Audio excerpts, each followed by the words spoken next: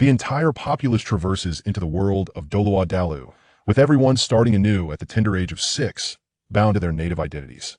Periodically, a national assessment is conducted, presenting a harrowing challenge of survival against the specter of death. No one is exempt from this fate. The strong endure while the weak are cast aside. To survive, to grow stronger, and to become a formidable soul master is the shared aspiration of all. Rongjun, haha, how exhilarating. Am I finally going to meet my third brother? Yuan Xiaojin, you mindless sycophant. Hurry and fawn over your third brother. Just don't end up with nothing to your name. Xiang Tianhua. The moment I laid eyes on Bibi Dong and Qian Renshua, I knew the Spirit Hall would emerge victorious. Long live the Spirit Hall. Bai Yujing. Defeat the antagonist Tang San. Victory for the Spirit Hall is assured. Lu Long. As long as you despise a certain someone named you, we shall be good friends, huh?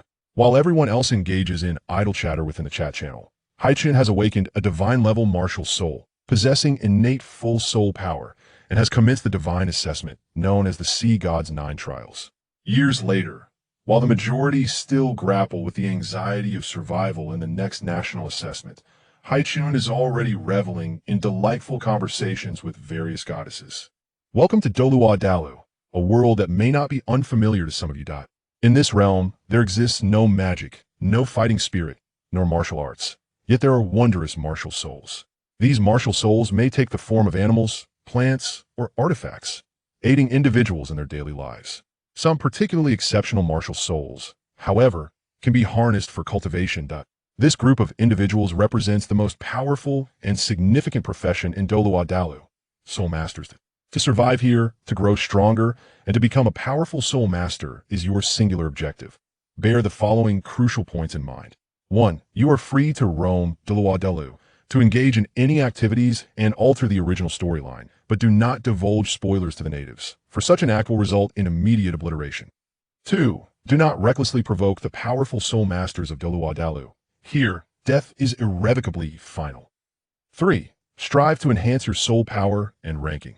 Soul power is the primary factor for the leaderboard, and higher rankings yield more generous rewards. 4.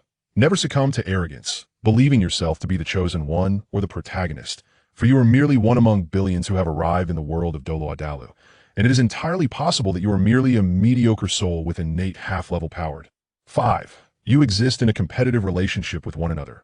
Should you inadvertently encounter a fellow traveler, alliances may be formed, leading to companionship and cultivation, where you may find yourselves adversaries, locked in lethal conflict. 6. Periodically, a national assessment will be conducted. Please endeavor to strengthen your abilities, for failure in the assessment results in death. The first assessment will commence in 1 month. Take heed of its significance. Now, embark upon your journey and adventures in Doluwa Dalu. Amidst the boundless sea, Haichun stands upon a wooden vessel, furrowing his brow at the information displayed on the virtual screen before him. Doluwa Dalu is it? Haichen has come to the realization that he has likely traversed into another realm, specifically into the familiar world of Doluwa Dalu. For one who delights in web literature, the concept of traversing is all too familiar, and he can swiftly acclimate to his new reality. His familiarity with Doluwa Dalu is profound. He has perused the original work and countless fanfictions, having read no fewer than 100 variations. I once harbored dreams of traversing the world of Doluwa continent, effortlessly wielding power, exuding charisma, and amassing a harem that includes Bibi Dong, Hulaina, Qian Renshua, Xiao Wu, Zhu Zhuqing, and Ning Rong Rong, gathering all the goddesses of Doluwa into my embrace. Not a single one shall escape. For this seemed not merely a personal journey, but rather a collective transcendence. Everyone here appears to be embroiled in competition, battling for survival, and must endure periodic assessments akin to a survival game. Confronted with such a predicament, Haichen's expression gradually grew grave. He gently tapped the virtual screen before him, accessing the main interface. Personal information, Doluwa Mall, World Channel, Friend List, Leaderboard, and so forth. Without hesitation, Haichen opened the World Channel, which was divided into world and regional channels. To his astonishment, he discovered that his regional channel coordinates were, in fact, on Sea God Island. I am on Sea God Island. At this moment, the regional channel held no messages, while the world channel was inundated with activity, skyrocketing to over 99,999. AOZ and hey, what is happening? I was in the middle of a bathroom break. How did I inexplicably traverse to Dolawa continent? Is this real? It can't be a prank, can it? Yu Ka Yang, what kind of prank could achieve this? It must be genuine. We have all transcended. Rongjian, haha, I'm so excited. Dolawa continent. Have I truly crossed into the world of Dolawa? Ah, will I be able to meet Sango? Yuan Xiaojin, brainless fan of Sango. Hurry and go fawn over your Sango, but be careful not to end up with nothing. Xiang Tianhua. The moment I laid eyes on Bibi Dong and Xianren Xue, I knew the Spirit Hall would prevail. Long live the Spirit Hall. Bai Yujing. Defeat the antagonist Tang San. The Spirit Hall shall triumph. Lu Long. As long as you harbor disdain for certain you, we shall be good friends. Pu Wenbin. You can have everything else, but Qianren Xue is mine. Qianren Xue is mine. Bei Xiangfei. Only children make choices. I desire all women, haha. Here I come, my wives. Yun Wei eyes. Those above, hurry up and pull yourselves together. Do you think you can just pursue these goddesses at will? The pressing concern now is to figure out how to pass the first national assessment. Failing the assessment means death, and you still have the audacity to think about women, a bunch of foolish dogs da. Gue Jiashu. Just stick with the main cast. Following Tang San will surely lead to rapid development da. Yu Ziming. Stop dreaming about being with the main cast. Tang San is quite unpleasant. If you lack talent, do you think it will take you along? Jiang Hushu. I believe choosing the Spirit Hall is the best option. At least they treat civilian spirit masters the best. Hong Xiuing. On what grounds do you criticize Tang San? What is so great about the Spirit Hall? Shi Jiming. Everyone, stop arguing. I want to apprentice under Dugabwa and secure the immortal herb first. Zhenlicheng. Wait, may I inquire what Dolawa continent is? Observing the stream of messages, it appeared that the situation was not as grave and despairing as Haichen had envisioned. Instead, there was a palpable excitement. Many had already begun discussing how to leverage their knowledge of the plot to choose the trajectory of their future development, though there were also those engulfed in various shades of despair, helplessness, and fear. Concurrently, two extreme factions emerged, one supporting the Spirit Hall and the other backing the main cast, with individuals from both sides exchanging harsh words. Haichen glanced for a while before losing interest, his mood growing somewhat heavy. A nationwide transmigration and a universal assessment were clearly reminiscent of a survival game, where the strong endure and the weak are eliminated, leaving one to ponder how many would ultimately survive. The notions of goddesses, the Spirit Hall, and the main cast were secondary. For Haichen, the critical task at hand was to escape this vast ocean and survive the first national assessment. Additionally, innate spirit power levels and spirit quality were vital determinants of one's potential to become a powerful spirit master in Dolawa continent. Thus, the initial step must undoubtedly be the awakening of one spirit. Haichen promptly opened his personal information panel. From the World Channel, he gleaned two crucial pieces of information. First, everyone had returned to the age of 6. Second, their identities. Name, Haichen. Age, 6 years old. Spirit power level, unknown. Spirit, unknown. Spirit master type, unknown. Identity, a denizen of Sea God Island, son of the Sea Dragon Dolawa, one of the 7 sacred pillars. Ranking, unknown, will be included in the rankings after the awakening of the martial soul. Soul coins, 0. One can sign in daily to acquire soul coins, obtaining between 1 to 999 at a time. The current ranking also generates soul coins automatically each month, with higher rankings yielding greater rewards. Soul coins can be exchanged for items in the Dolawa shop. Hammer 3, not for the faint of heart, likely features multiple female protagonists. Those who dislike such themes should proceed with caution. Chapter 2, the beginning at Sea God Island. Awakening of the martial soul. What a splendid start. To my astonishment, I am the son of the Sea Dragon Doluwa.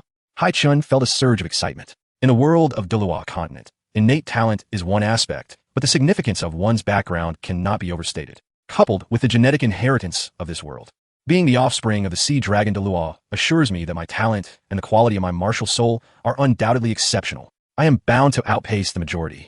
For the Sea Dragon Doluwa is a formidable tidal Doluwa of level 95. Aside from Poseidon, he is one of the most powerful among the 7 sacred pillars of Sea God Island. Regaining my composure, I felt the memories of my current identity gradually merging within my mind. I realized that I am quite popular on Sea God Island, with the 7 tidal Doluos of the sacred pillars vying to shower me with affection. The High Priestess Poseidon herself shows me great kindness, and I am even friends with the 100,000-year spirit beast, the Soul King Great White Shark. Such an identity and background are indeed formidable. My confidence soared as I swiftly grasped an oar and steered the wooden boat in the direction of Sea God Island, guided by my memories. Just then, I caught sight of a massive shark rapidly approaching from a distance. A sea soul beast? My heart raced, but I quickly recognized the creature. It was the 100,000-year spirit beast, the Soul King Great White Shark Xiaobai. A sense of relief washed over me. Xiaobai, Xiaobai. I waved and called out. Haichen, why are you wandering around again? Today is your martial soul awakening day. Don't you realize? Come back with me quickly. Xiaobai replied, visibly displeased. Though I had seen Xiaobai in the anime, witnessing him in reality was truly wondrous. I soon regained my composure and leaped onto Xiaobai's back. How remarkable it is to ride upon a 100,000-year spirit beast on my very first day of crossing over. A smile crept across my face. What are you grinning about, little rascal? All the 6-year-olds on Sea God Island have gathered at the Seahorse Sacred Pillar, waiting in line to awaken their martial souls. And here you are, the only one tardy and laughing. You better be careful. Your father might give you a good thrashing. Xiaobai remarked with exasperation. Embarrassed, I scratched my head, suppressing my smile as I began to anticipate the moment of martial soul awakening. It was certain that my martial soul would be the supreme sea dragon. Just like my father, the sea dragon Doloa. Besides this known advantage, there's also the sea god assessment on Sea God Island. This is the island's greatest boon. The optimal method for enhancing 1's strength, akin to a cheat in a game where clearing a level increases 1's soul power by rank. Even without the Sea God 9 trials, surely there must be a black level assessment? As long as I pass the black level assessment, my growth rate will undoubtedly keep pace with land-based soul masters born on the continent. Moments later, I finally arrived at Sea God Island. Under Xiao Bai's guidance, I reached the Seahorse Sacred Pillar. At this moment, several hundred individuals had gathered, including the 7 sacred guardians led by the formidable sea dragon Doloa. However, the high priestess Poseidon was nowhere to be seen. The adults were queuing with their 6-year-old children, each awaiting their turn to awaken their martial souls. With over 100 6-year-olds lined up, I activated the virtual screen to take a closer look and discovered that, like me, there were nearly 20 other transmigrators who started on Sea God Island. The virtual screen could identify kindred spirits, but no other information was displayed. Haichen, hurry up and get in line. The sea dragon bellowed from the front of the sacred pillar. All the other transmigrators turned their attention towards me, sensing that my identity might be unusual. Under the stern gaze of the sea dragon Doloa, I dared not delay and quickly took my place at the end of the line. Hai Ming, martial soul awakening. Stinging tail fish, innate soul power level 4. Assessment level white. Next, Hai Tian, martial soul awakening. Sea armor turtle, innate soul power level 3. Assessment level white. Next, Hai Ba Fei, martial soul awakening. Demon eye octopus. Innate soul power level 6. Assessment level yellow 1. Not bad. Next, the qualifications of the individuals from Sea God Island are impressive. An innate soul power of level 6 is already considered genius level on the continent. I estimated it would be a while before my turn, and out of boredom, I opened the world channel once more. At this moment, everyone seemed to have moved past their initial excitement and confusion, beginning to discuss the awakening of martial souls. Sun Yang, what the hell? ISNT the Spirit Hall, supposed to help people awaken their martial souls for free? I just went to a Spirit Hall sub-ranch, and they wanted me to pay. I was thrown out because I had no money. Chu Xiao Xiao, huh? The Spirit Hall, doesn't he offer free awakenings? How are we supposed to awaken our martial souls without money? I'm anxious, waiting online. Chunli, the original text only states that the Spirit Hall sends soul masters to remote villages periodically to awaken the children's martial souls for free. It never said it was entirely free. Going to a sub-branch would surely incur charges. Xiao Chong, for the martial soul awakening, we must seek Su Yun Tao. Brother Tao will awaken. Huang Wenwen, with my identity as a descendant of the Haichen sect, I can awaken my martial soul for free. It must be the Haichen hammer, unbeatable. Li Xiong, not bad, brother upstairs. I'm from the Blue Lightning Tyrant Dragon clan, and I can also awaken for free. My martial soul, the Blue Lightning Tyrant Dragon, is exhilarating. Shui Guangshan, oh no. My identity is the 3rd prince of the Tiando Empire. Damn it. Qian Rinxue is definitely going to kill me. Wang Jinjin, whoa, I'm so envious. How come all of you have such good luck? My identity is just that of a commoner-esque child. Xiao Wensher, everyone, hurry up and go awaken your martial souls. There are awakening rewards. I just received a soul power boost of 1 level. The world channel was filled with humorous exchanges as I chuckled to myself, observing the varied experiences of others. It seems that everyone's starting point varies, primarily due to their identities. A significant portion enjoys a free identity, which offers the advantage of not being constrained by background, but lacks the benefits associated with a defined identity. Those with identities experience both advantages and disadvantages. I noted that most were ordinary children of commoners. There were various backgrounds, including the offspring of wealthy merchants, direct descendants of soul master clans, and even individuals from the 7 major sects or princes. However, I had not yet encountered anyone with a background superior to mine, though there may be some who simply did not disclose it. Currently, the majority were preoccupied with strategizing how to awaken their martial souls, while I was already in line for my own awakening. As the queue in front of the sacred pillar dwindled, only a few remained. I closed the chat interface and waited a few more minutes until it was finally my turn. Next, Haichen. At last, it was my moment. I felt a surge of excitement as I steadied my breathing and ascended the steps to stand before the Seahorse Doloa, who would oversee my martial soul awakening. Xiao Chun, do not be nervous. Stand before me, relax, and feel deeply, the Seahorse Doloa said, his expression serene. Beside me, my father, the sea dragon Doa alongside Haichen. Hai Gui, Hai Huan, Hai Miao, and Hai Mo Nu all bore expressions of eager anticipation. Among this group of children, I was the one most closely watched and anticipated. Chapter 3. Divine Martial Soul. Innate Full Soul Power. The Sea God 9 Trials. All right, Uncle Seahorse, I nodded, taking my position for the awakening. The awakening ceremony on Sea God Island was considerably grander. There was no need for an awakening stone. Only the power of the sacred pillars was required to awaken the martial soul, conduct innate soul power detection, and test the assessment level simultaneously. In no time, the immense sacred pillar radiated a soft blue light, which intensified into a brilliant beam ascending towards the heavens, transforming into a golden glow that descended from the clouds, enveloping my body. I felt myself gently levitating, sensing a powerful force awakening within me. Suddenly, an unprecedented four-legged creature materialized behind me. It was entirely blue, adorned with a flowing white ribbon, emanating a divine aura. In that moment, everyone felt the oppressive force stemming from the bloodline of the martial soul. Even the 7 sacred pillars could not escape its influence. The ocean waves inexplicably grew tumultuous, and countless marine creatures surrounding Sea God Island began to tremble in fear. Even the apex predator, the Soul King Great White Shark, bowed its head in reverence upon sensing that formidable presence. What kind of martial soul is this? Little Chun should have inherited my sea dragon martial soul, shouldn't he? The sea dragon Delaw was momentarily stunned, equally astounded by this extraordinary phenomenon. Beside him, the sea spear Delaw expressed his disbelief. Dragon brother, how can Xiao Chen's martial soul be different from yours and sister's? The sea which interjected, Dragon brother, is it possible that hypothetically, if you were unfaithful to sister, Xiao Chen might not be your biological child? Get lost. I am 100% certain that Xiao Chun is indeed my own flesh and blood.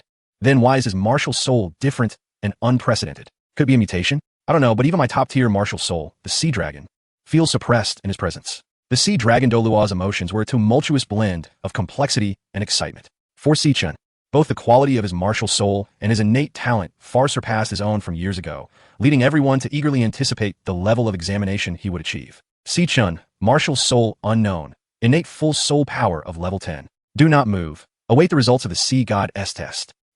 Sea Chun nodded, his heart racing with exhilaration. An innate, full soul power. This talent was unprecedented across the continent. Coupled with the knowledge of his martial soul's true nature, he understood that it was not from the Diluwa continent, but rather a divine beast from the world of Pokemon, known as Sukun, the embodiment of the North Wind, possessing the ability to purify water sources, truly a divine beast. Moreover, this martial soul transcended even the most exceptional of top-tier martial souls, marking him as invincible. Sichin realized that at this moment, he would undoubtedly stand out among the billions of transmigrators. Even if he wasn't the strongest, he would certainly belong to the most gifted cohort. He steadied his exhilarated heart, waiting for the assessment results to be revealed. Soon, the golden light morphed into an exceedingly domineering red glow, and at that moment, the crimson radiance seemed to envelop the entirety of Sea God Island. Countless dark clouds gathered above, the sky darkening in an instant, forming a swirling vortex as if to tear the heavens asunder, accompanied by a series of thunderous roars. Then, a colossal figure appeared in the sky. Upon seeing this figure, all on Sea God Island knelt in worship. Even the 7 sacred pillars bowed, calling out, Lord Sea God. Moments later, as the dark clouds dissipated, Sea Chen's floating body gently descended to the ground. Before anyone could recover from this extraordinary event, a stunningly beautiful woman appeared before them. She donned a flowing scarlet robe, her light blue hair cascading down her back, holding a 3-meter-long golden scepter in her hand. Her features were exquisitely delicate and graceful, her physique voluptuous, and she appeared to be no older than 30. She emanated a golden light, exuding an air of nobility, elegance, and divinity that inspired a desire to worship. This woman was none other than the high priestess of Sea God Island, Poseidon. She approached slowly, gently caressing Sea Chen's cheek, saying, Little Chun, from this moment on, no one on Sea God Island is worthy of receiving your courtesies, including myself. For the assessment you are about to undergo is the Sea God S9 Trials. You will become the heir of Lord Sea God, the next generation Sea God. Heavens, what the heck? The Sea God S9 Trials. This fellow S assessment level is actually the Sea God S9 Trials. With such a beginning, this guy is invincible. Damn it, why ISNT at me? All the other transmigrators, also from Sea God Island and undergoing their martial soul awakening, wore expressions of envy, jealousy, and hatred. This kind of start could undoubtedly be described as that of a chosen one. The others profoundly realized that Sea Chen's future was destined to be extraordinary, and he would surely stand out among billions of transmigrators. This glaring disparity left them with no malicious thoughts. Their only desire was to quickly latch onto Sea Chen's coattails and follow the future Sea God heir. They were certain it would be a wise move. Sea Chen himself was stunned by his divine level assessment. Divine martial soul, innate full soul power, Sea God S9 trials. Anyone who had watched Doloa Continent would understand just how remarkable his start was. As it stood, he had the top configuration available, but until he grew stronger, he remained a mere novice. Therefore, he needed to quickly enhance his strength, for who knows what kinds of monsters might appear among the billions of transmigrators. Poseidon spoke once more. Little Chun, you are now the heir of Lord Sea God, and by the grace of Lord Sea God, when you reach your bottleneck, you will receive a God-given soul ring without needing to hunt soul beasts. The God-given soul ring will directly bestow upon you the soul skills you require based on your own limits. Your innate soul power is at level 10. Now, I shall bestow upon you a God-given soul ring on behalf of Lord Sea God. Thank you, Sister Sissy. Sea Chun joyfully embraced the goddess Poseidon, his face radiating an innocent, brilliant smile, feeling utterly content. At merely 6 years of age, Sea Chun was not tall, and upon embracing Poseidon, his face barely reached her waist. As he inhaled the fragrance emanating from Poseidon, he couldn't help but exclaim, Sister Sissy, you smell so good. Hee you child. Poseidon chuckled indulgently, not thinking much of it. What could a 6-year-old child possibly understand at such a pure and innocent age? Yet Poseidon was unaware that, at this moment, Sea Chun's soul was that of a 20-year-old youth. All right, sit cross-legged and prepare to absorb the God-given soul ring. Sea Chun nodded, reluctantly releasing Poseidon before sitting down with his legs crossed, his heart filled with anticipation. I wonder how many years my first ring will be. Countless strands of power, resembling golden threads, began to swirl around Sea Chun's body, all of which then flowed into him. Chapter 4. Poseidon appears. The first ring is 5,000 years. After awakening the Suikun martial soul, Sea Chun realized he had acquired a unique ability known as purification power. This power originated from the divine beast Suikun in the Pokemon world, which could purify water sources and cleanse polluted water quality. However, to his delight, Sea Chun discovered that his purification power extended beyond that. It could actually purify the power of the God-given soul ring, making it more suitable for him to absorb. Sea Chun was exhilarated because the age of the God-given soul ring depended on his own limits. Thus, he understood that the configuration of the first soul ring would likely not exceed 1,000 years. But now, under the influence of his purification power, he could surpass his limits in absorption. Calming his excitement, he closed his eyes and concentrated, feeling the soul power within him rapidly growing. The process was devoid of any pain and felt quite comfortable. He recalled watching anime where the protagonists suffered immensely while absorbing God-given soul rings. Perhaps it was due to the purification power? Sea Chun didn't dwell on it and simply enjoyed the experience. Soon, the power coalesced into a circle of white soul rings that surrounded his body. Then, the soul ring transformed from white to yellow, and from yellow to purple, finally merging completely with Sea Chun. Very well, little Chun, your first ring has astonishingly reached 5,000 years. Poseidon exclaimed in surprise. Only 5,000 for the first ring? I thought it could reach 10,000. Gazing at the purple soul ring beneath him, Sea Chun felt both excitement and disappointment. He had anticipated that his purification power would allow him to bear an even more formidable soul ring. Hey, what kind of expression is that? Why do you look so unhappy? 5,000 years. Are you not satisfied with that? The maximum limit for a human Soul Master S first ring is around 400 years. Our protagonist Tang San only had a 400-year first ring. The other inheritors, witnessing this scene, were internally howling. Comparing themselves to Sea Chun felt utterly painful. All right, the martial soul awakening ceremony concludes here for today. Now, I shall announce an important matter. So children, listen closely. The voice of Poseidon resonated in the ears of all present as she continued. As denizens of the Sea God Island, each of you must undertake the trials set forth by the Sea God. Today, you have all assessed your respective examination levels. And upon reaching the age of 18, you will be subjected to the Sea God's test. Only those who succeed in this trial are permitted to remain on the Sea God Island. Hence, every child must diligently cultivate their abilities, understand? She emphasized the teachings of the high priest. Very well, you may return now, children. Yes, the children gradually departed under the guidance of their parents. Yet Haichen remained behind. He stood in contemplation for a moment before resolutely calling out to the departing Poseidon, Sister Cece. I wish to commence the Sea God's 9 trials tomorrow. What? You foolish boy. You are merely 6 years old. How can you wish to undertake the trials so soon? The sea dragon Doloa, upon hearing this, was immediately alarmed and hurried to Haichen's side. Haichen explained, Father, my first trial is to traverse the Sea God's light. It poses no life-threatening danger, and the assessment period lasts for 10 years. There is ample time. Absolutely not. Do you believe the Sea God's trials are so easily surmountable?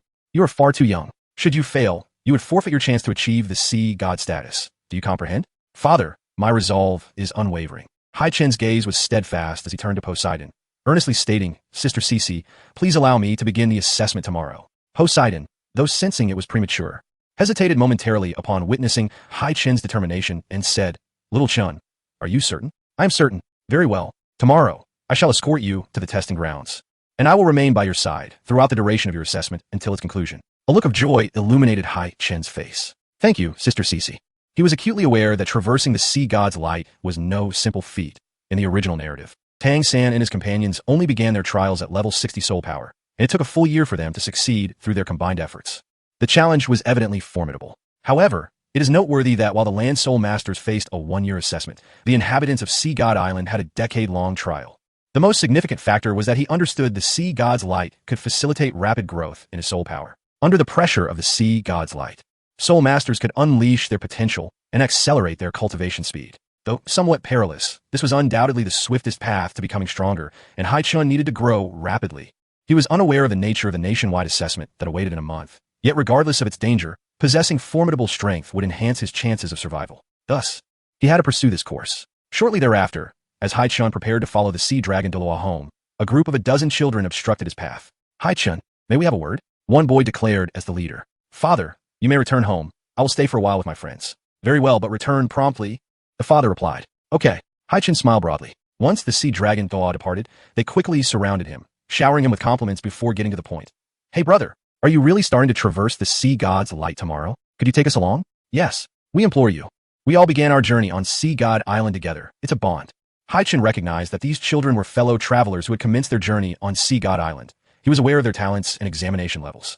Half of them had the lowest white level assessment, nearly half were yellow level assessors, and 3 had commendable purple level talents. Not a single black level candidate was present, as only those at the black level were qualified to enter the forbidden domain of the Sea Goddess light. However, if the air of the Sea God permitted, they could also practice in the Sea Goddess light. I'm sorry, but I cannot take you with me at this time. Haichen shook his head in refusal. Why not? Don't be like that, brother. We all hail from the same place. Shouldn't we look out for one another? Just let us accompany you. It won't be an issue.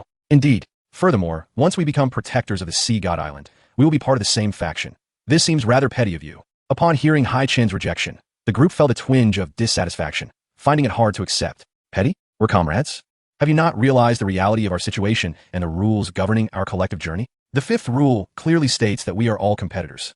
Why should I assist you? Have you considered what the nationwide assessment entails? It could very well resemble a survival of the fittest scenario, where we might be compelled to battle one another.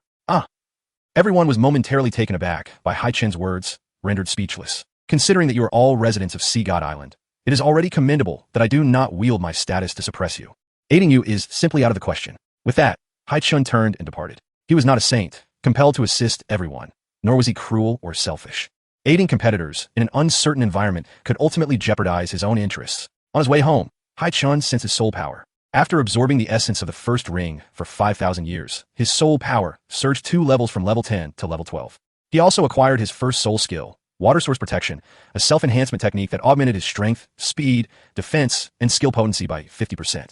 This effect was already quite formidable, equivalent to the 3rd or 4th enhancement skills of others. By the way, my martial soul has awakened and is now listed on the rankings. I wonder where I stand with my current soul power.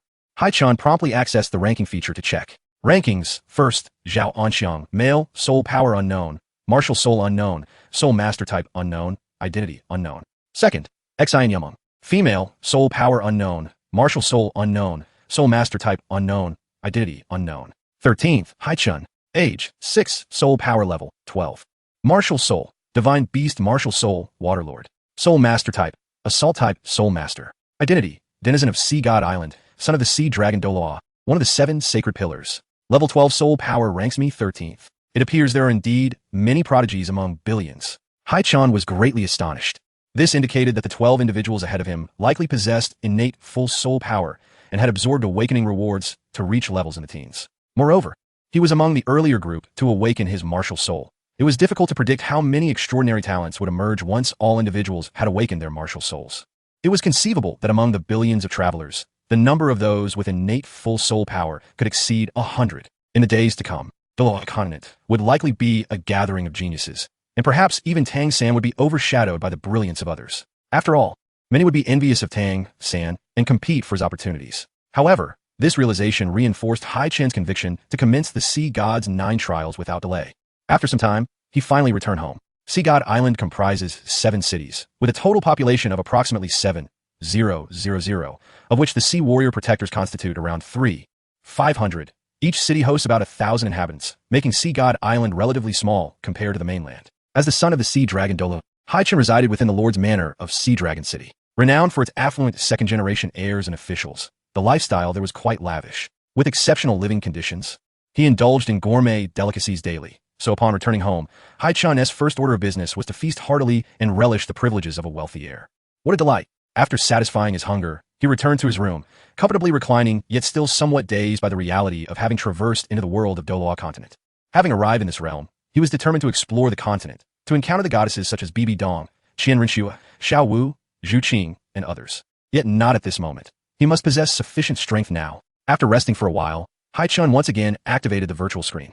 Following the awakening of his martial soul, he was entitled to a reward, and he was eager to discover what it was. He clicked on the gift package displayed on the screen, and it promptly opened. Ding! Congratulations, you have obtained a mysterious shop and a permanent discount card. A mysterious shop? A permanent discount card? Such things exist? Haichen had previously observed the chat channel, noting that most rewards were merely soul coins or enhancements of half or one level in soul power. He had never encountered such rewards before. Upon exploring the mysterious shop, he was taken aback by what he found. Divine level martial soul, star god sword, price, 999, 999, 999. Million year soul ring, price, 100,000,000. Million year soul bone, price, 100,000,000. Exquisite immortal herb.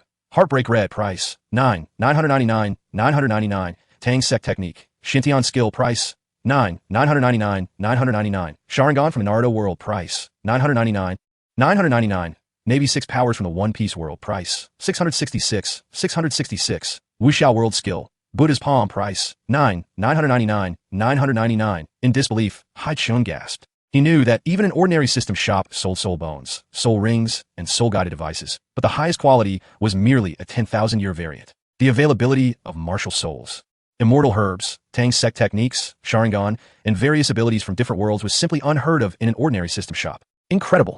If I were to acquire everything from a mysterious shop, wouldn't I become invincible? I could easily overpower Tang-san. Haichen was consumed with excitement. Oh right, he also had a discount card. He immediately utilized the permanent discount card, watching as the numbers from 1 to 9 began to rapidly fluctuate. Shout with me. 10 off. 10 off. 10 off. Ding. Congratulations, you have obtained a permanent 10 discount card. Nice. What splendid luck. Haichen was nearly propelled off the bed with exhilaration. However, upon further contemplation, he realized that even with a 10 discount, purchasing the comparatively inexpensive Navy 6 powers would still require 100,000 soul coins. Given that daily sign-ins yield 999 soul coins, and even with the best of luck, he would still need to sign in for 100 days to afford a Navy 6 powers. If only the currency from Doloa continent could be used to purchase items from the mysterious shop. Haichen sighed inwardly, then clicked to sign in for the day. Ding. Congratulations, you have received 88 soul coins. As expected, one could not always be so fortunate with daily sign-ins. As he pondered, a voice echoed in his mind once more. Mysterious shop will randomly launch a super discount item after a certain period. We now recommend a super discount item. 6 powers 0, 03 off, price, 333 soul coins. Super discount item available for a limited time of 30 days. Wow, the 6 powers are only a little over 3,000? How delightful. This means that as long as I earn over 111 coins daily through sign-ins, I might master the 6 powers before the first national assessment arrives. That would significantly bolster my chances of surviving the first national assessment. Ecstatic, Haichen now awaited his luck with the daily sign-ins. On the following day, as the sun rose in the east, Haichen awoke early and, under Poseidon's guidance, arrived at the forbidden area of Sea God Island, the site of his first test in the Sea God 9 trials, the holy land of Sea God Light. Haichen lifted his gaze to behold the lengthy staircase before him, illuminated by the radiance cascading down from the summit. Even before entering the Sea God Light, he could feel a sense of majesty and the overwhelming power of the divine weighing upon his heart, making him acutely aware of the god's might and his own insignificance. Chapter 6. Commencement of the first test. Crossing the Sea God Light. Xiaochun, your first test is to traverse the Sea God Light, requiring you to ascend to the 333rd step. You may withdraw at any time, and you have a time limit of 10 years. Are you prepared? Poseidon inquired. I'm ready. Haichen nodded earnestly. Excellent. Begin your assessment. I will be watching over you and accompanying you throughout your trials until you complete them all. Sister Poseidon, you are so kind to me. When I grow up, I wish to marry you and have you as my wife. A pure and innocent smile spread across Haichen's youthful face. Haha, you little rascal. Do you even understand what marriage entails? You mustn't speak so carelessly. Poseidon replied with a graceful smile. Gazing at Poseidon's captivating beauty, he couldn't help but think how fortunate it would be to have such a wife. Haichen swallowed hard, exclaiming, How enchanting! He refocused his thoughts, began to stretch his limbs, and warmed up before advancing toward the steps of sea god light. He wondered how many steps he could conquer at this moment. With a slow breath, Haichen placed his left foot upon the first step. Instantly, a wave of pressure engulfed him, as if iron chains bound his body, rendering him immobile. One intense sense of oppression. He struggled valiantly, feeling his soul power and stamina rapidly deplete. With a final burst of effort, he finally managed to stand on the first step, only to be violently ejected by the sea god light, crashing to the ground. To expend 12 levels of soul power just to ascend the first step. I am destined to conquer the 333rd step. Haichen gasped for breath. Experiencing the first test firsthand, he deeply understood its difficulty. Once more, after a brief respite, Haichen approached the steps again, this time intending to utilize all his available abilities to discern his limits. First soul skill, water source shield. With this, his strength, speed, and physique received a significant enhancement. This time, he felt considerably lighter as he stepped forward to the second step. A greater pressure bore down upon him, yet he managed to successfully stand upon the second step. Wait, will my purification power be effective within the sea god light? Suddenly recalling this, he activated the innate abilities of the water Lord Martial Soul. As anticipated, the pressure exerted by the sea god light diminished significantly under the influence of his purification power. It seemed that his purification power could cleanse all, allowing him to endure reduced pressure and damage. In no time, he ascended to the third and fourth steps, and finally, upon reaching the fifth step, boom, in an instant, Haichen was once again thrown back. Xiao Chun, you are truly the one chosen by Lord Sea God to reach the fifth step with merely 12 levels of soul power. Poseidon exclaimed with delight, fully aware that the fifth step typically required around 30 levels of soul power.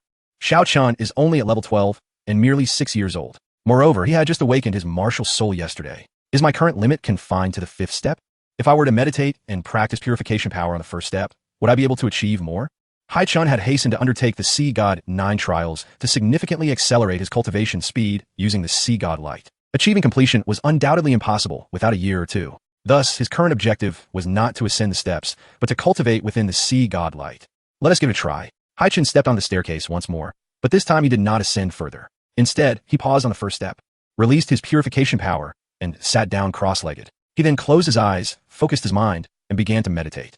Soul masters cultivate and enhance their soul power by absorbing the soul power from the heavens and the earth, which subsequently integrates into their being, elevating their realm. Haichen discovered that he could indeed do this. Within the Sea God Light, he noticeably felt the speed of soul power absorption accelerate exponentially. Unfortunately, he could not maintain this for long, as the pressure from the Sea God Light continuously drained his soul power. Though he could recover some during meditation, the depletion outpaced his recovery. However, Haichen quickly devised a plan. He could emerge to restore his soul power whenever he reached his limit, then return to continue cultivating. Though it was a bit troublesome, it would still allow him to double his progress. Thus, the journey of cultivation commenced. From that moment forth, aside from the basic necessities of life, all of Haichen's time was devoted to rigorous training, occasionally attempting to ascend the steps. Time flew by, and before he realized it, the daylight faded into the embrace of night, yet he persevered in his efforts. Although the days passed swiftly, they were filled with purpose, and Haichen relished the gradual enhancement of his strength. Eventually, exhaustion overcame him, and he succumbed to slumber upon the ground. The following day, he awoke in a daze. Sensing that his body and head were resting against a warm and soft object, the air around him suffused with a captivating fragrance. As he opened his eyes, his blurred vision gradually cleared, revealing that he was lying on Poseidon's lap, a blissful smile gracing his face. It was Sister Ceci. To cultivate under the divine radiance of the sea god, with the goddess Poseidon accompanying him for 24 hours, and to awaken each morning to the sight of such beauty. What a divine existence this was, if only he could abandon his efforts. However, he was acutely aware of the impending universal assessment. He could not afford to be complacent with his current strength. Little Chun, you're awake? Hurry up. My leg is almost numb from your weight, Poseidon remarked, having maintained her position throughout the night to avoid waking him. Seeing this, Haichen quickly rose, expressing his gratitude. Thank you, Sister Ceci, for allowing me to rest on your lap throughout the night. Yet, he understood that only a child like him could receive such treatment. The propriety of gender would render such intimacy inappropriate in a few years. After sharing breakfast with Poseidon, Haichen resumed his training, and soon 3 days had elapsed. During this time, he was aware that people were dying every day. As the virtual screen announced the causes of death for every fallen traveler, he witnessed a plethora of bizarre, nonsensical, and foolish demises. The most common was suicide. He could understand that some might succumb to despair or find themselves in dire circumstances, such as falling into the clutches of a sinister soul master, seeking release through death. For this world was indeed perilous. Another frequent cause of death stemmed from individuals venturing into the sunset forest to pilfer the immortal herbs of the poison Doloa, Dugabo. Haichen found this utterly baffling. While he acknowledged the immense value of the immortal herbs, the Sunset Forest was Dugu Bo's domain. Although the poison Dalois was considered weaker among the titled Dalois ranks, he was still a titled Dalois. Furthermore, the Sunset Forest was a gathering place for soul beasts, teeming with creatures that had lived for centuries or even millennia.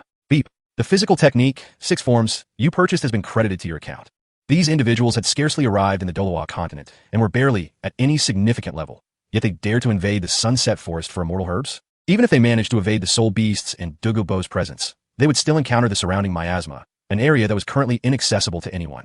Those who ventured and were slaughtered by soul masters, while some fortunate souls who avoided the beasts succumbed to the poison within the miasma. A number of deaths were also attributed to the Dolois goddesses. One individual, a descendant of a foreign sect of the Seven Treasure Glazed Tile School, attempted to sneak a peek at Ning Rongrong while she bathed, only to be discovered by the ancient Banyanbone Dalois, who broke his legs and cast him out of the sect, leading to his starvation just days later. Another, a core disciple of the Pope S. Hall, was part of the same cohort as Hulaina and spent his days fawning over her, thinking of her as a future wife. This behavior elicited Hulaina's disdain, resulting in him being targeted by her numerous suitors, including Yin, one of the future Golden Generation, ultimately leading to his accidental demise at the hands of a more ruthless core disciple. Some were audacious enough to flirt with the Pope of the Wuhuan Temple, Bibi Dong. Additionally, a group from Nodding City fixated on competing with Tang San for Xiao Wu, provoking Tang San to the point where he resorted to using a hidden weapon to eliminate them. Tang San hailed from the Tang sect, a school renowned for its use of hidden weapons, which were often regarded as underhanded and despicable tactics. Thus, if someone like Tang San perceived another as an enemy, he would not hold back if he had the means to eliminate them. This was also a principle outlined in the overarching tenets of the Shantian treasure record. Haichen recognized that many who had watched the continent harbored disdain for Tang San, yet he was the protagonist. How could one expect him to refrain from confronting challenges without strength? In summary, the myriad peculiarities of death left Haichen speechless. However, it must be said that among the billions of travelers, there existed an astonishing array of characters, yet the majority remained quite rational. Some awakened with worthless martial souls and abysmal innate soul power, languishing through life, while others began to strive earnestly to grow stronger, seeking to curry favor with Tang San, join the Wuhuan Temple, or enroll in a junior soul master academy. Everyone was preparing for the upcoming universal assessment, working diligently. Haichen was not alone in his cultivation. Many had found their paths. Refocusing his thoughts, Haichen gazed at the towering steps before him and stepped forward once more. On the 26th day, atop the first step, Haichen closed his eyes and sat cross-legged, sensing the shattering of what felt like shackles within him. Suddenly, his soul power surged, permeating his entire being. He slowly opened his eyes and exhaled. I have broken through. Cultivating under the divine light of the sea god for a month had propelled his soul power from level 12 to level 13. At this rate, might he not reach the great soul master rank within a year? Throughout this month, Haichen primarily engaged in meditation, but he also attempted to ascend the steps, feeling himself gradually acclimating to the pressure of the sea god's light. By the 5th step, he found it much easier, yet he could not break through to the 6th step. Now that his soul power had reached level 13, he resolved to make another attempt. Come on. Haichen prepared himself, stepping onto the first step, then the 2nd, 3rd, 4th, and 5th. Ugh! He gritted his teeth, lowly growling, exerting every ounce of strength until he finally reached the 6th step. Success! He had ascended another step. A smile spread across Haichen's face, but his body was immediately propelled backward. If only the universal assessment could be delayed a few more months. With his current level 13 soul power, he was uncertain if he could survive. His smile faded, and a serious expression took its place. He refrained from further attempts at climbing. For the time for the first universal assessment was drawing near. He opened a virtual screen to check the time. Countdown to the first universal assessment. 1 hour, 59 minutes. Only 2 hours remained. What kind of assessment awaited him? What challenges would he soon face? Haichen's expression turned grave. Although he had ranked 10th globally after breaking through to level 13, which should be a considerable achievement, his unease regarding the assessment content gnawed at him. Sighing, he decided to claim his daily soul coin reward before anything else. Whether he could purchase the 6 forms of body technique before the universal assessment hinged on today's sign-in. Mysterious Shop's limited time offer. 6 forms of body technique. Discount price, 333 soul coins. Over the past month, Haichen had accumulated soul coins through daily sign-ins, now totaling 253. Just 81 coins shy of his target. Each daily sign-in yielded 999 soul coins, but he had never exceeded 300 coins at any point. Sometimes he received just a few coins, other times over 100, entirely dependent on luck, with significant fluctuations. Thus, whether he could purchase the 6 forms of body technique today remained uncertain. Taking a deep breath, he clicked on the sign-in button. Beep. Congratulations. You have received 188 soul coins. Wonderful. Haichen felt a surge of excitement. It's settled. With the 6 forms of body technique, his chances of surviving the first universal assessment had significantly increased. He hurriedly accessed the mysterious shop and purchased the discounted 6 forms of body technique. Beep. You have spent 333 soul coins. Remaining balance, 10,767. Beep. The item, 6 forms of body technique, has been credited to your account. Alas, he was out of money. The exact time for the next super discounted product release remains uncertain. Please stay tuned. Haichen paid little attention to it, for even if it were released now, he would have no money to purchase it. Would you like to learn the 6 styles of body techniques? Yes. Please select the technique you wish to master first. Shave, an explosive speed technique that allows one to instantaneously unleash their maximum velocity. Iron block, a defensive technique that fortifies the body, rendering it as resilient as iron against attacks. Finger gun, a single-target offensive technique with formidable penetrating power. Storm leg, a ranged assault technique that channels soul energy into a crescent strike, sharp as a blade. Moonwalk, a speed-based technique that enables rapid alteration of movement trajectories and allows for a second jump in midair. What? I can't learn them all at once? Haichen was quite exasperated. You may only proceed to learn the next technique once you have mastered the current one. Please choose wisely. Then I shall select iron block. Haichen made his choice, and soon the method of employing iron block flooded into his mind. Although he had never practiced it before, he found himself able to execute it. Iron block. Haichen felt his blood begin to surge, accelerating the movement of his muscles and thereby reinforcing his physique. He could distinctly sense his body hardening. What a marvel! Iron block is reputed to withstand bullets and blades, yet he was acutely aware that he had not yet reached that level of prowess. It would require considerable practice to attain such strength. As the time dwindled to the final hour, billions of transmigrators across the Doloa continent set aside their tasks, awaiting the commencement of the first nationwide assessment. Chapter 8. Apologies, but women only diminish my odds of survival. At this moment, some were elated, others terrified, some anxious, while others awaited with bated breath. The world chat channel erupted, inundated with messages. Wah, I'm only at level 3 soul power. Am I going to die? I don't want to take the assessment. I don't want to die. Does anyone know what the assessment entails? I'm so scared. Could someone please tell me? Whether one lives or dies is left to fate. I haven't even met the goddess Zhu yet. I cannot die. I must survive. My life is my own to command, not dictated by destiny. Bring it on. I refuse to yield. The nationwide assessment is about to commence. 10 seconds remaining in the countdown. 10, 9, 8, 3, 2, 1. As the timer hit 0, Haichen was oblivious to what transpired. In the blink of an eye, darkness enveloped him, and he found himself in an entirely different location.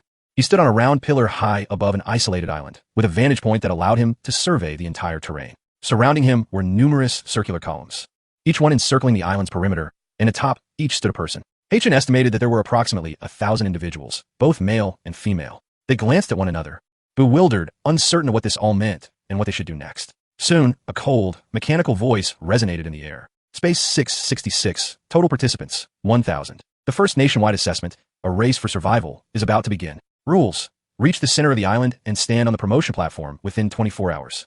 There are 500 promotion platforms available, 1 per person. Once all 500 are occupied, those unable to secure a place will engage in one-on-one combat.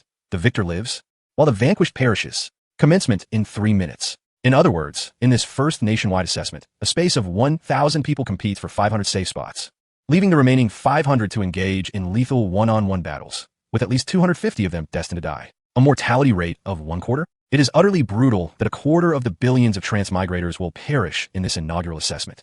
Haichen, ranked among the top 10 on the leaderboard, could not have been so fortunate as to have all top 10 ranked individuals placed in the same room. Therefore, even if he did not manage to secure one of the 500 promotion platforms, he had a high probability of defeating his opponents in the remaining one-on-one battles and surviving. Yet he could not find joy in the thought, knowing that many would meet their end. At this moment, the expressions of all present turned grave, particularly those with low soul power and some timid girls, whose weak psychological resilience crumbled under the pressure, began to weep openly atop the pillars. But no amount of crying would avail them now. No one could assist them, regardless of whether they were wealthy heirs, corporate magnates, or top-tier celebrities. All were now on the same starting line. To survive, they must exert every ounce of effort to race toward the center of the island and ascend the promotion platform. Cursed be this fate. Take me back. Wah, help, help. Ha ha, how thrilling. This rule is exhilarating. Some shouted profanities, others wept loudly, some maintained silence, while others were filled with excitement, already plotting their strategies and routes to reach the island center. Amidst the cacophony, Haichen focused intently on the island before him. From their lofty perch, all could see the entire island, much like a map. Perhaps this was the reason for their elevation, to allow everyone to view the terrain and contemplate their routes in advance. The 1,000 individuals were scattered along the island's eastern, southern, western, and northern edges, and regardless of the direction from which they began, the distance was the same. The island's center was encircled by towering cliffs, with only 2 canyon entrances leading to it. These canyons would be traversed by all starting from the 4 cardinal points. However, they would also likely become hotspots for conflict, as this assessment could easily be manipulated through the elimination of others to diminish competition. This situation echoed the tactics of bridge blocking in competitive scenarios, where one could easily encounter bloodthirsty individuals. Master Haichen, you are the esteemed Haichen, ranked 10th on the leaderboard, are you not? Huh? Upon hearing his name called, Haichen turned his attention to the source of the voice, only to discover that everyone around him was scrutinizing him. He was astonished to find that above each individual's head were 3 pieces of information: name, soul power, and rank. Tao Hao Si, soul power level 4, ranking 32, 600. 000, Zhang Qiaolan, soul power level 5, ranking 28, 200, 000. Qin Mingxiu, soul power level 1, ranking 39, 900, 000. Tang Tian, soul power level 10, ranking 3, 576. There was even one soul master at level 10. Is it possible to attain such a rank with only 3,000 others?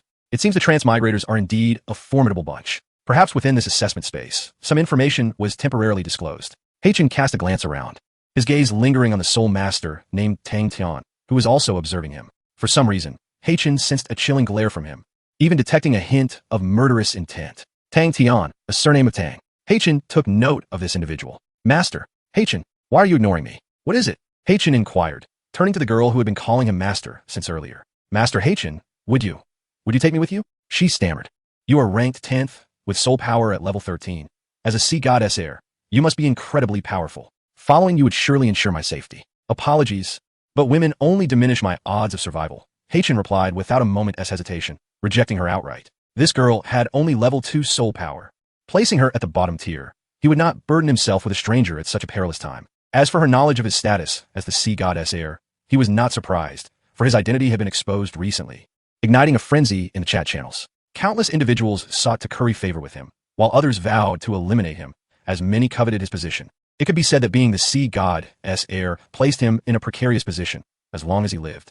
Others were denied the opportunity to inherit the sea god's legacy, and even Tang San would not be qualified. As for the individual who exposed their identity, although he remains unaware of who it is certain that they belong to the initial batch of individuals from Sea God Island, for only they possess such knowledge. Upon witnessing Haichen's refusal, the girl, undeterred, pleaded earnestly, I implore you, esteemed Haichen, please take me with you. If you allow me to survive, I would do anything for you. I am yours. When I reach adulthood at 18, everything I possess will belong to you. Haichen comprehended the underlying implication of her words. What if, by the time she matures, she becomes unattractive? Chapter 9. The national assessment commences. Lurking for the heir of the sea god. What if, by the time you mature, you become unattractive? The girl was taken aback. Haichen, dispelling the jest from his expression, shook his head and said, I shall not take you with me. Rely on your own abilities. Only by striving forward with all your might will you have a chance to survive. He ceased further communication with her, glancing at the time. Only 20 seconds remained. He awaited in silence, and, at last, the assessment began. Boom, boom, boom. 1,000 towering, circular pillars plummeted simultaneously, and at the moment they leveled with the ground. Everyone sprang into action, dashing madly towards the island center. Charge! Ah! I must secure one of the 500 advancement spots. Ha ha ha! You all take your time. I shall lead the way. How infuriating! These individuals with avian spirit souls are exceedingly cunning. Some figures unfurled their wings and soared through the air, their speed far surpassing that of the crowd. How splendid it is to fly! Haichen gazed enviously at those soaring above. Some individuals with awakened avian spirit souls possessed innate flying abilities. Their lack of physical prowess mattered little, for flying was undoubtedly swifter than running. They held an absolute advantage, though fortunately, those capable of flight were not numerous. Following them were the beast spirit users, as their spirit abilities could manifest in physical enhancements, augmenting their strength through the fusion of human and beast. Thus, in the early stages, their physical prowess was indeed formidable compared to those with tool spirits. In this context, the least advantageous were the tool spirit users, particularly those specializing in support or sustenance. As for Haichen, he was a beast spirit user who had attained the rank of Soul Master, apart from not being able to outrun the flyers. His speed positioned him among the front ranks of the crowd. However, having surveyed the terrain earlier, he recognized that the entire island was riddled with mountains of various sizes, necessitating a relentless trek. Even without rest, it would likely take at least 12 hours to reach the destination. If he maintained full speed running, his stamina would quickly deplete. Excessive speed could lead to overheating and dehydration, resulting in a poor condition later on, which would only slow him further. Much like running a marathon, It was essential to conserve energy and regulate speed. Hence, Haichen refrained from sprinting immediately and instead maintained a balanced pace. Gradually, the crowd dispersed, and within a mere 10 minutes, there were few individuals left nearby. Only that Tang Tian maintained a distance of approximately 50 meters, closely trailing Haichen. What was his intention? Haichen sensed something amiss. The earlier cold glint in Tang Tian's eyes had already captured his attention, and now it seemed as if he was persistently following him, prompting doubts regarding this person's motives. At this moment, Tang Tian concealed a hidden weapon within his sleeve, his gaze imbued with murderous intent. He noticed Haichen's indifferent stare, realizing that the latter had likely begun to suspect him. After a moment's hesitation, Tang Tian quickened his pace, surpassing Haichen and gradually vanishing from sight. As Haichen observed Tang Tian's receding figure, a strong feeling surged within him. This individual likely harbored ill intentions. Although his adversary had departed, Haichen felt compelled to remain vigilant. He was of the disposition that if one did not provoke him, he would not retaliate. However, if Tang Tian truly sought trouble, Haichen would show no mercy. Maintaining his steady pace, 3 hours slipped by unnoticed. Occasionally, he cast his gaze upwards, where a display indicated the number of individuals who had completed the challenge and the remaining time. Number of advancement spots, 27,500. Remaining time, 20 hours, 46 minutes. This indicated that 27 individuals had already secured their safety, and undoubtedly, these were the ones possessing flying abilities. Otherwise, such swift completion would be impossible.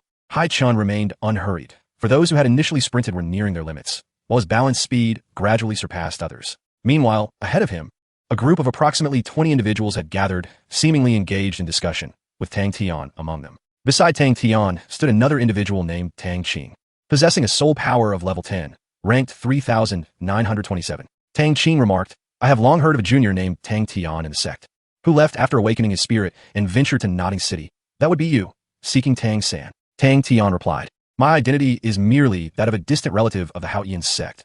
My parents are long gone. Remaining in the sect is less appealing than mingling with Tang San." Tang Qing chuckled. We are at least fellow transmigrators. Why should we serve as subordinates to Tang San?" Tang Tian shot a glance. "Do you believe yourself to be the protagonist of a Doluo fanfiction? Can you expect to seize all opportunities? Brother San's talent is beyond what you or I can compare. Establishing good relations now is crucial for our future standing in this continent." "Very well. Then let us discuss the sea god heir. Haichen, is he truly here?" "Indeed, he and I share the same starting point. I would not mistake him." "Excellent. Then let us act." The two exchanged knowing glances, a hint of malevolence gracing their faces. Subsequently, Tang Tian addressed the assembled individuals. "Everyone, the heir of the sea god is among us. Now is the opportune moment to eliminate him before he can fully mature. If we do not act now, there may never be another chance. If he survives, none of us will have the opportunity to attain the sea god's 9 trials." "Yes, Haichen is merely at level 13. With over 20 of us, along with Tang Qing and myself as soul masters, and given that our spirit is the Haichen hammer, you all should recognize its formidable power. If we all attack together, killing him will be an effortless task. The decision lies with you all. Do we proceed or not?" The individuals gathered here were all innate soul power level 6 or higher, with soul powers ranging from levels 7 to 9. Although their talents were not the pinnacle, each harbored a flicker of belief that they were extraordinary, that they were the protagonists. What does it matter if they're not fully innate? Perhaps they too could attain the sea god's 9 trials. Moreover, with so many present, eliminating Haichen would also remove a potent rival. "I am in. We are in. Excellent. Let us lay an ambush here and strike directly when Haichen arrives." All right. Everyone concealed themselves within the dense thicket. After a considerable time, Haichen approached the location, at which point Tang Tian raised his hand, signaling the command. Now, instantly, over 20 individuals emerged from the woods, launching a coordinated assault from all directions. "Kill Haichen. Ambush." Haichen's expression darkened as he surveyed the approaching foes. "Have you considered the consequences of attacking me? Ha ha ha. With over 20 of us, do you think we fear a mere single individual? Today, you shall die here, Haichen. Blame yourself for obtaining the sea god's 9 trials." Many eyes covet that position. Haichen had long anticipated that the identity of the sea god heir would attract many who wished to eliminate him. Yet he did not expect such a large group to act in concert during the assessment. Chapter 10, The Bloodbath, Carving a Path Through Carnage. Seeking Death. First soul skill. Water source protection. A circle of purple soul rings materialized beneath Haichen's feet, enveloping his body in a layer of seawater, enhancing his speed, strength, and defense. A Millennium Soul Ring. The first ring is a millennium. How is that possible? Is he some sort of monster? Upon witnessing Haichen's Millennium Soul Ring, all present stood dumbfounded, frozen in disbelief and astonishment. Even Tang Tian, who remained hidden, was taken aback. As they remained in shock, Haichen had already taken action. He sprinted forward, leaped vigorously, and delivered a powerful punch directly to the face of the individual standing at the forefront. Bang! The man let out a wretched scream, collapsing to the ground as Haichen's fist struck him, his head crashing violently against the earth, blood gushing forth in torrents. His eyes turned white, teetering on the brink of life and death. Even if he survived, such a brutal blow to the head would render him incapable of walking away from the first national assessment. A level 8 Soul Master had been dispatched with a single strike. This scene instilled a profound sense of dread, terror, and fear in the hearts of all present. They hailed from an era characterized by rapid technological advancement and strict legal codes. How many among them had ever taken a life? Witnessing Haichen's ruthless strike, they instinctively recoiled. Most had only contemplated killing Haichen, never considering the possibility of being countered, nor had they truly grasped the consequences and risks of confronting him. In that moment, they were acutely aware of one thing. They could die. They understood that only when faced with death did they realize the depths of their fear of it. Since you all come with the intent to kill me, be prepared to face the prospect of being slain by me. The first to strike will be the first to fall. It is either to attack or retreat. I grant you a single opportunity. Haichen's expression was fierce as he regarded the surrounding crowd with indifference. His voice resonated deep within each person's heart. To be precise, the Doluwa continent could be regarded as a low martial world, where the physical strength of the body was a significant limitation. Even a soul master of over 10 levels would not possess much greater physical prowess than someone below level 10. As the saying goes, 2 fists cannot contend with 4 hands. If a brawl were to ensue, Haichen might not be able to take on over 20 individuals. Even if he emerged victorious, it would likely compound the difficulty of passing the initial national assessment. Thus he intended only to intimidate them. As long as one person faltered, the others would follow suit. Just as they contemplated retreating, 3 concealed arrows were suddenly shot towards Haichen from a distance of 20 meters. Haichen's expression shifted abruptly as he narrowly evaded the dark projectiles. At that moment, Tang Tian and Tang Qing appeared from the direction the arrows had come. Dan Tian! Haichen's gaze sharpened as he noticed the concealed weapon in Tang Tian's right hand. He could not mistake it for anything other than the silent sleeve arrow, a rather ordinary type of concealed weapon from the Tang sex arsenal, yet one that could prove fatal even to a great soul master if it struck a vital point. How did he come to possess the silent sleeve arrow that Tang San had given him? Haichen cast a glance at the group surrounding him and turned to Tang Tian. You intended to strike at me from the outset, didn't you? This ambush was orchestrated by you? Indeed, if you do not die, we will have no chance of obtaining the Sea God's 9 trials, Tang Tian replied with a smile. He toyed with the concealed weapon in his hand before adding maliciously, the concealed weapon I hold is the silent sleeve arrow given to me by Tang San. Should any of you dare to flee, I will use it to eliminate you. I implore you all not to doubt my accuracy. Now, you have but one choice. Join me in slaying Haichen. Afterward, I can assure you of your successful passage through the initial national assessment. This guy. Tang Qing glanced at Tang Tian and thought to himself that this fellow was quite ruthless. Tang Tianyu. The others were caught off guard, feeling as though they had stumbled into a quagmire. With over 3,000 ranked individuals ahead of you, do you believe that even if I perish, Yulak could inherit the Sea Goddess position? Seeing this, Haichen silently drew the dagger from his waist. Since avoidance was no longer an option, he would carve a bloody path today. You need not concern yourself with that. Charge! Tang Tian bellowed. Damn it, let's kill Haichen. Everyone launched their assault once more. Seeking death, gritting his teeth, Haichen swiftly slashed his dagger across one person's throat. The individual's neck gushed blood, his eyes wide with disbelief as he fell lifelessly to the ground. Bang! Haichen then delivered a fierce kick that sent another flying. The man rolled several meters along the ground, crying out in agony. As Haichen fought, he maneuvered, for it was the only way to prevent being overwhelmed by the crowd. Cries of despair echoed one after another. In less than a minute, Haichen had taken down 5, yet he bore several wounds himself. However, his combat prowess remained unscathed. In fact, he fought with increasing ferocity, resembling a madman. Amidst the onslaught of 20 or so attackers, his vision turned crimson with rage. Haichen was tense and frightened, yet there was an inexplicable thrill coursing through him. His blood seemed to boil, and he was unaware that within his veins flowed an obsession for battle. In the face of despair, on the brink of death, he had awakened a fervent madness for combat. Haichen's hands trembled, not from exhaustion, but from the taint of blood. The coldness of the crimson liquid, the horror of the scene affecting his psyche. This was his first experience of killing. Grabbing one individual, he plunged his dagger mercilessly into their abdomen multiple times before violently throwing them aside. Haichen's clothing was already drenched in blood, his own and that of others. As he breathed heavily, his icy gaze fixed upon the crowd. In that moment, he resembled a god of slaughter. A madman. He truly is a madman. I will not fight any longer. I do not wish to die. Run. At that moment, the remaining survivors lacked the courage to continue fighting. Their fear of Haichen had entirely overtaken their hearts, and they fled in disarray. Even in his near despair, they still ran. You bunch of cowards, return here. Tang Tian roared, but none heeded his call. He longed to shoot down the fleeing individuals with his concealed weapons. Yet he refrained. His prior threats had merely been for intimidation, and he had a limited supply of arrows, unwilling to waste them on such useless individuals. Very well. Without these incompetent fools, Haichen, you shall still meet your demise today. Tang Qing, let us advance together. Tang Tian spoke with a venomous tone. Now, only Tang Tian and Tang Qing remained, both disciples of the Haichen sect, wielding the Haichen hammer as level 10 soul masters, entirely different from the previous rabble. During the earlier battle, both had deliberately conserved their strength, allowing others to expend Haichen's soul power and stamina. Thus, they were both in prime condition. Chapter 11. So you are Tang San's loyal lackey after all. Haichen had, after the previous skirmish, expended over half of his soul power and stamina. And his situation was still dire. Tang Tian, do you wish to kill me merely for the chance to obtain the Sea God S9 trials? Why do I sense such intense animosity from you? Haichen suddenly inquired. Firstly, he sought to buy some time to recover, and secondly, he genuinely felt that Tang Tian bore a unique enmity towards him. Unlike the others, despite having no grievances or enmities, he displayed overt hostility, which perplexed Haichen. Tan Tian's need. To be honest, it matters not. I have no desire for the Sea God S9 trials. I wish to kill you for my third brother. So that is it. You are merely Tang San's lackey, Haichen thought, shaking his head in bitter understanding. He comprehended that those wishing to kill him were not solely those desiring the Sea God S9 trials. There were also Tang San's sycophants. The Sea God S9 trials originally belonged to Tang San's divine position, his opportunity. It is indeed no easy feat to be the successor to the Sea God. Haichen lamented. Tang Tian, willing to risk everything to eliminate Haichen, was evidently a fervent admirer, fiercely protective of his idol. Tang Tian retorted angrily, I am not a lackey. My third brother is my idol, and as a fan, I should assist him. The Sea God S9 trials are his opportunity. Do not presume to seize it. Ha, ha, ha. An idol? Haichen laughed, a loud, boisterous laugh, but quickly stifled it. You truly are the epitome of a sycophant.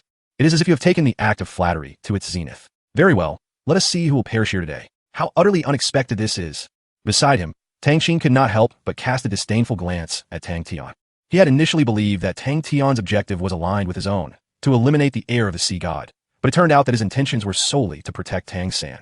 I told you, I am not a sycophant. Tang Tian roared, gripping the Haichen hammer as he charged towards Haichen. Observing this, Tang Qing also sprang into action.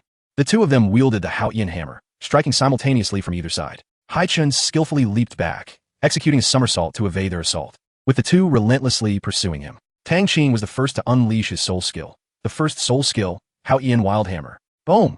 With a tremendous force, Tang Qing's hammer struck the ground, unleashing a powerful shockwave that radiated outward, a widespread area attack capable of severely injuring ordinary soul masters or even killing them outright. Iron block. Bang! The soul power impact struck Haichen, propelling his body back several meters. Yet he remained unscathed due to the iron block's protection. Swish, swish, swish. Tang Tian once again employed the silent arrow, releasing 3 dark arrows that accurately struck Haichen's form. Ha! Got you! Tang Tian exclaimed with excitement. But his laughter soon faded as his expression soured. How could this be possible? The silent arrow should have pierced your body. With a flick of his wrist, Haichen pulled out the 3 arrows, which had merely torn his clothing, and casually discarded them to the ground. Thankfully, he had the iron block. Otherwise, relying solely on his water source for protection would have proved insufficient against the silent arrow. This is impossible. Although the silent arrow is merely a basic mechanism type hidden weapon from the Tang sect, it is not something an ordinary soul master's body should withstand. Tang Tian, unable to accept this reality, launched another trio of dark arrows.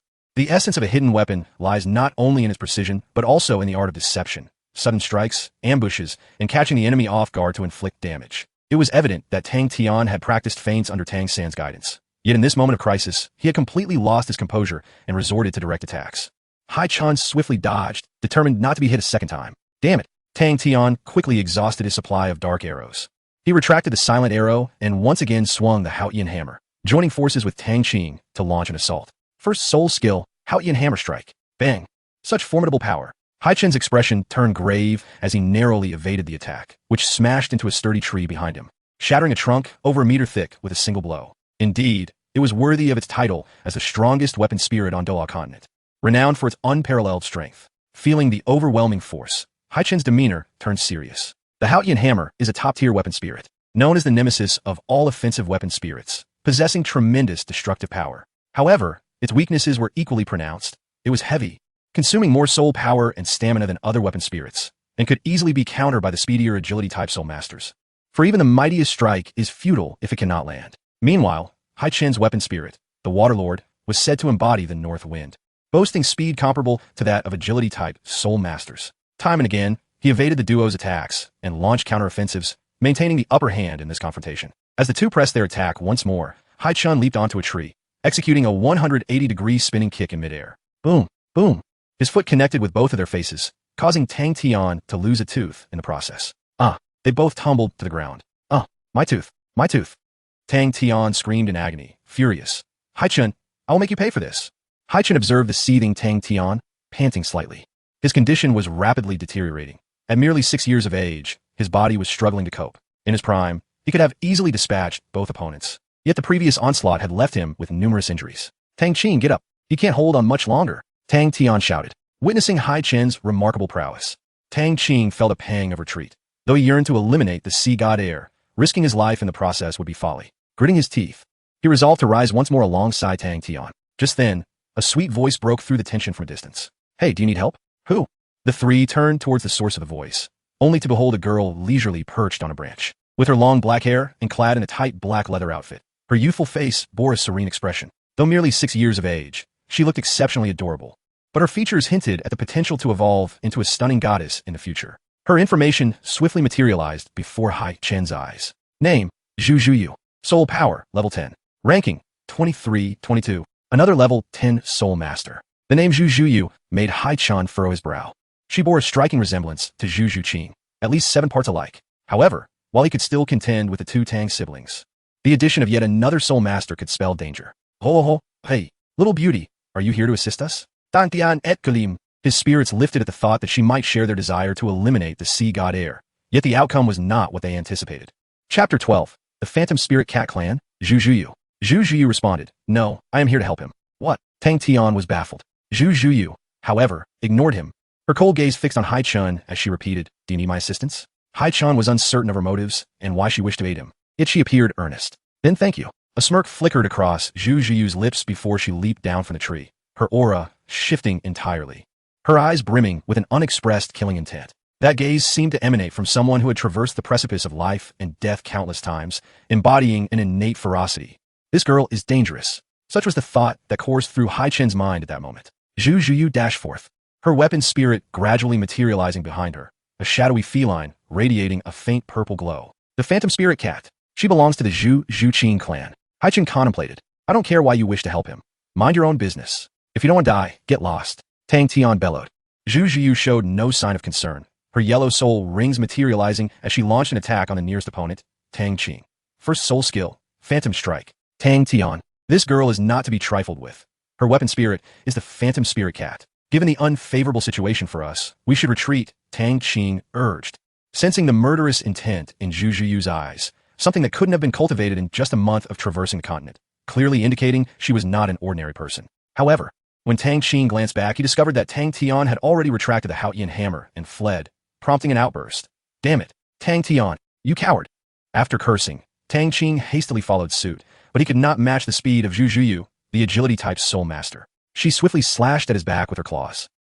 Tang Qing swung the Haichen hammer in retaliation. Haichen charged in, brandishing his dagger, but Zhu Zhuyu adeptly dodged the hammer, her sharp claws targeting Tang Qing's throat. Sizzle, sizzle. Haichen's dagger pierced through Tang Qing's neck, while Zhu Zhuyu's claws simultaneously tore into his throat, claiming his life in a near-simultaneous execution. Ugh. Tang Qing's eyes widened in despair, fear, and unwillingness as he collapsed, life slipping away. Today, consider yourself lucky. I'm leaving now. Tang Tian's voice echoed distantly. Watching his retreating figure, Haichen realized he could not pursue in his current state, and the girl beside him clearly had no intention of aiding him in the hunt. Yet, the events of this day would not be easily forgotten. Sycophant, you're in Nodding City, aren't you? I will come for you. Haichen's words pierced Tang Tian's heart, instilling a sense of dread for the future. Haichen withdrew his gaze, quietly assessing the child beside him. He could sense that this girl was formidable, one who could kill without a flicker of an eye. Was this something an ordinary girl who had just traversed the continent for a month could accomplish? Surely, you were not an ordinary person before, were you? Zhu Zhuyu wiped the blood from her hands and replied with a hint of cold indifference. I was an elite international assassin. An assassin. No wonder Haichen was taken aback. Yet, upon reflection, it made perfect sense. Her agility, her swift and decisive movements, all aimed at eliminating her opponents. Such traits were indeed characteristic of a killer. But why would you assist me? Haichen inquired once more. There is no particular reason. I simply abhor the sight of many bullying the few. Zhu Zhiyu maintained her frosty demeanor and, having spoken, turned away without a second glance. This girl was icy, ruthless, and undeniably striking. Her personality was pronounced. Haichen could sense that she was a person of few words, destined to bloom into a thorny rose. Regardless, today I owe you a favor. Should fate allow, I shall repay you in the future. No need. My actions are driven purely by whim and are unrelated to you. Zhu Zhiyu waved her hand dismissively, continuing on her path without pausing. Observing this, Haichen shook his head and smiled, yet a question lingered in his mind. After a moment of contemplation, he asked, "Wait, you belong to the Yuming Spirit Cat clan, don't you? Are you sisters with Zhu Zhuqing?" He recalled that among Zhu Zhuqing's generation in the Yuming Spirit Cat clan, there were 4 sisters. The eldest, Zhu Zhiyun, was the fiancée of Prince Davis of the Xinhua Empire. The second daughter had died young, with no mention in the original text. The third daughter had appeared but was scarcely described, her name and prowess unknown. And then there was the youngest, Zhu Zhuqing. Where did this Zhu Zhuyu emerge from? Was she perhaps the reincarnation of the second or third daughter? Haha, I'm not a direct descendant. I merely share some blood ties. Zhu Zhuyu's final words echoed before she vanished from Haitian's sight. Ah, now I understand. Haitian grasped the situation. However, before Zhu Zhuyu departed, he swiftly sent a friend request. The virtual screen displayed a friend list feature that allowed the addition of other traversers, facilitating text-based communication from afar. This was his first attempt to add someone as a friend, and he wondered if Zhu Zhuyu would accept. When no response arrived, Haitian dismissed the thought, closing the virtual screen to tend to his wounds, seeking a safe place to recover his soul power and stamina. After this ambush, Haitian profoundly comprehended the dangers associated with his identity as the sea god's heir. It was clear that countless individuals would seek to end his life on the Doluo continent.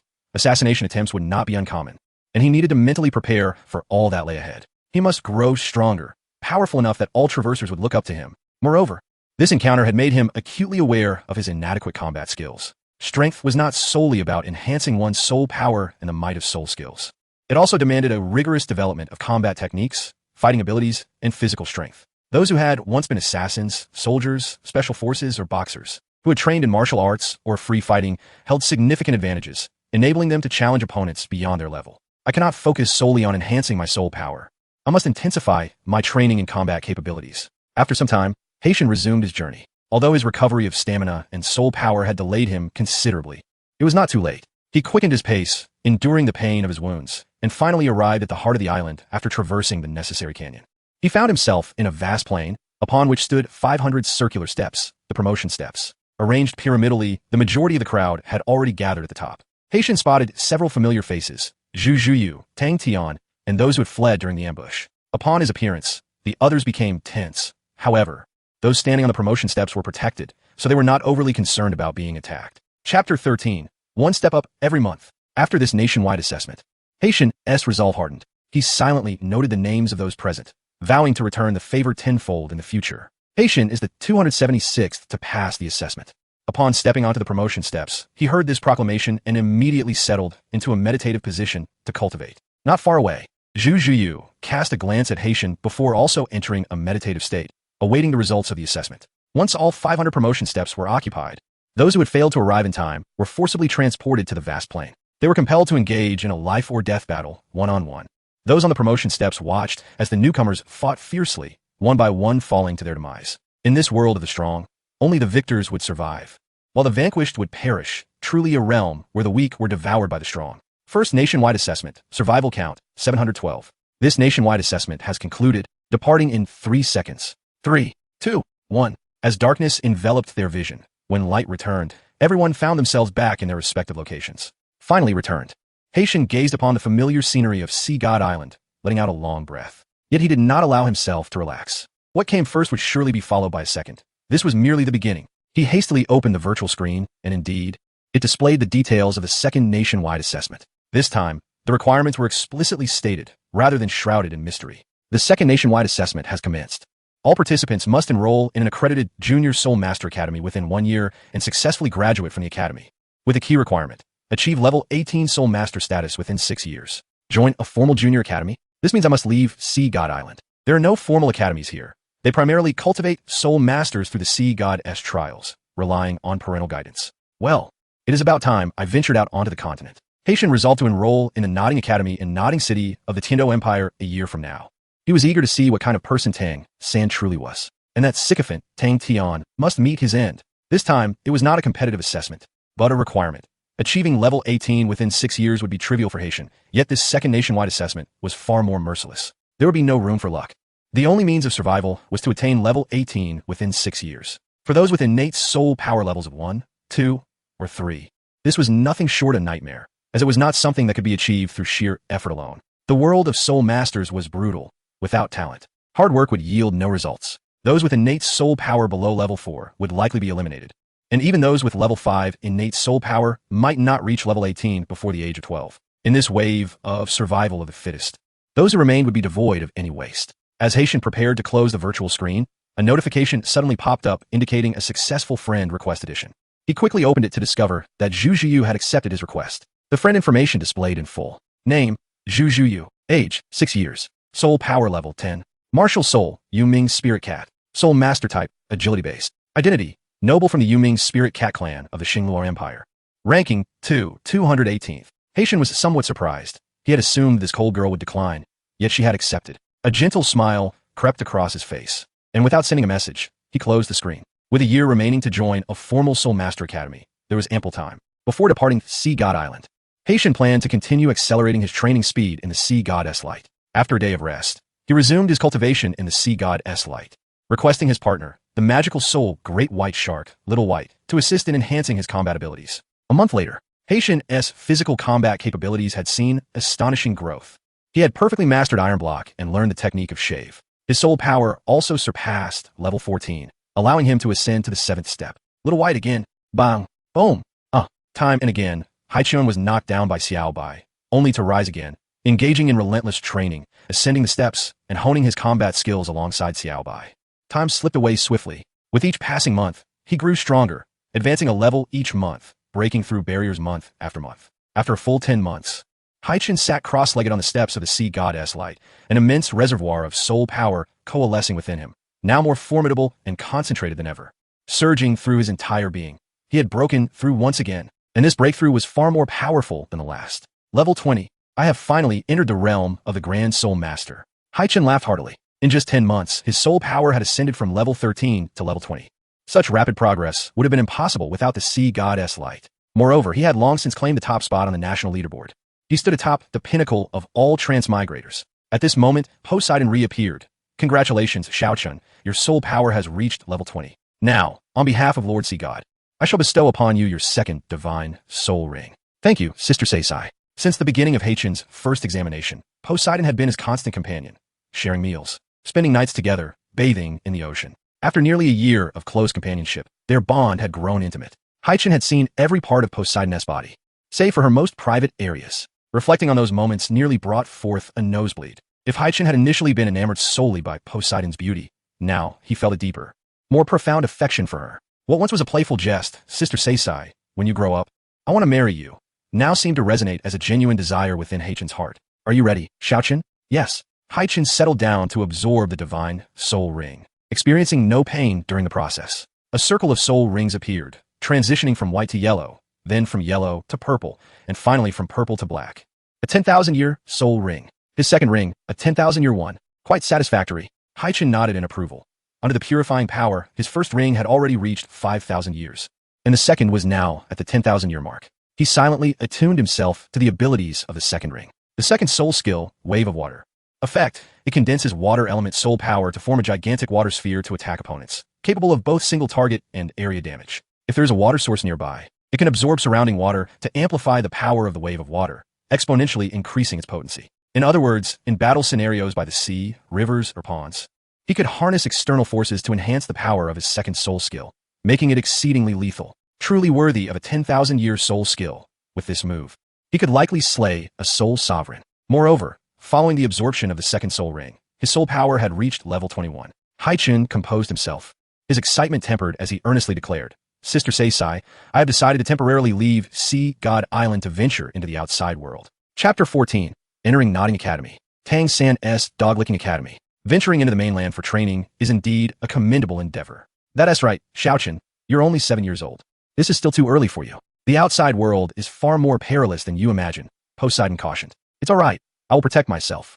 Just help me gain my father's consent to go out, Haichen replied with a smile. The national mission required him to enroll in a primary academy within a year, and with only 2 months remaining, It was time for him to settle accounts with that Tang Tian in Notting Academy. Very well, since you wish to go, I will handle matters with your father. However, for your safety, I will ensure that someone is assigned to protect you around the clock during your absence. Thank you.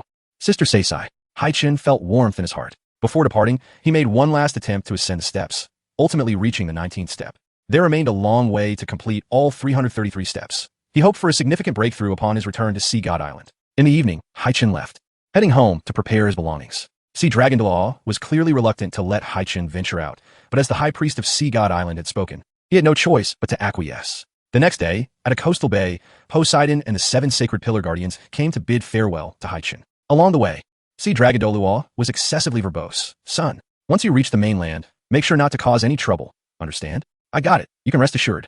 I will take care of myself. Haichen replied with exasperation. Then he turned to Poseidon and asked, Sister Seisai, who will be accompanying me? Uya. Poseidon murmured softly. Uya. A sweet voice chimed from above. Haichen looked up to see an extraordinarily beautiful woman, gracefully descending from a flying jellyfish. No way. Is Sister Uya really accompanying me? Haichen was taken aback by the stunning beauty. Uya was a demure and charming beauty, adorned with black-framed glasses and flowing black hair, clad in a gauzy dress.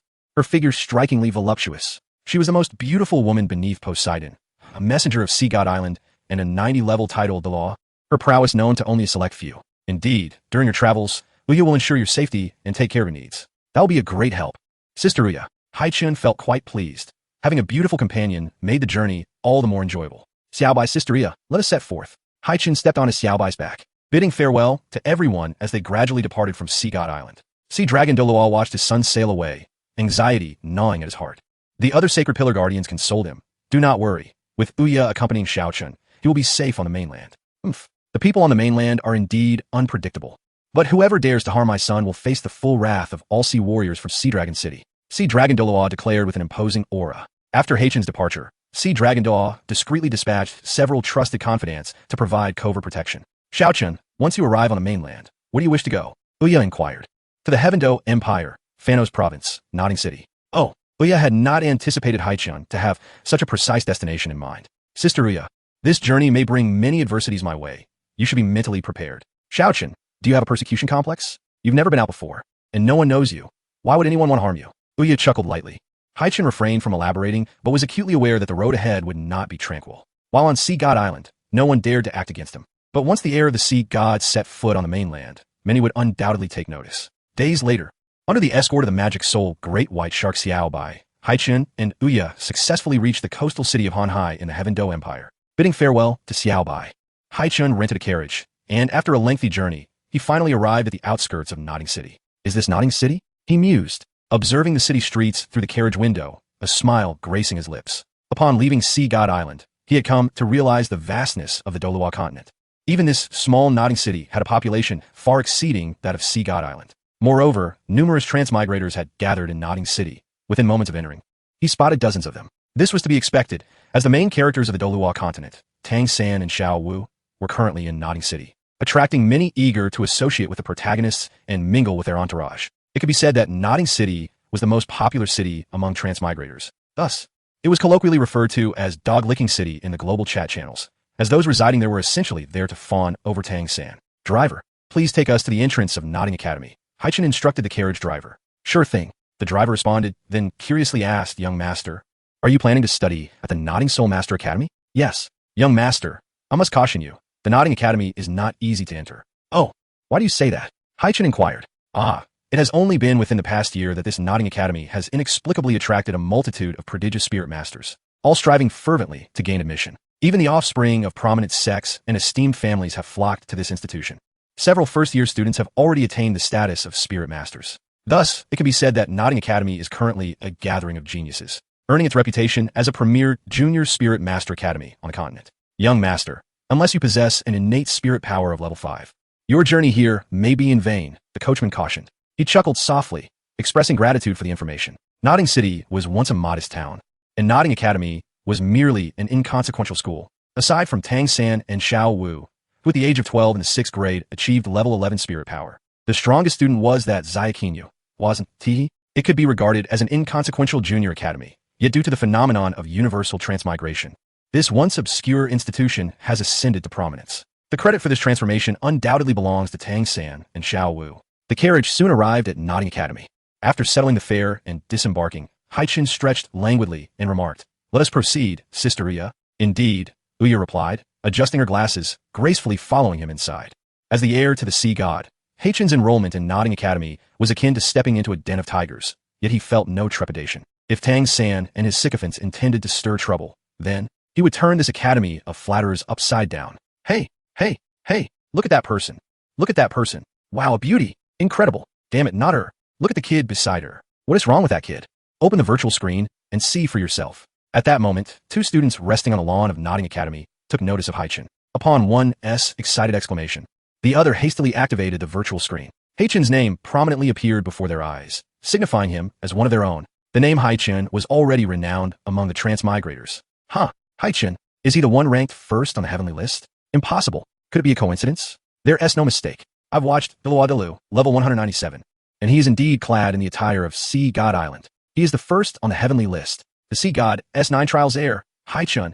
Goodness, how could he be at our Notting Academy? How should I know? However, Haichen's arrival may not bode well. Quickly, inform everyone. Word spread rapidly, igniting excitement among the transmigrators at Notting Academy. Haichen has arrived. In less than 10 minutes, news of Haichen's entrance had circulated throughout the entire academy, creating a whirlwind of commotion and chaos. The local students, bewildered by the sudden uproar, speculated that a significant figure had arrived. As Haichen made his way toward the teaching building, students instinctively cleared the path, retreating to the sidelines, unwilling to obstruct his passage. They regarded him with a mixture of apprehension, reverence, fear, and overt hostility. Haichen paid them no mind, maintaining his gaze ahead, while Uya pondered aloud, Xiaochun, "The students here are quite peculiar. They seem very intrigued by you. Is that so? Perhaps it's due to my strikingly handsome visage." Haichen replied with a gentle smile. He then added, "Sister Uya, while I am here to learn, you need not feel obliged to apply for a teaching position. But I cannot allow that. The high priest has entrusted me to look after you, and by becoming a teacher here, I can ensure your well-being." "Very well. I appreciate your dedication, Sister Uya." As they conversed, Haichen suddenly spotted two familiar figures approaching, a tall one and a shorter one, the duo being Tang San and his mentor, Yu Xiaojiang.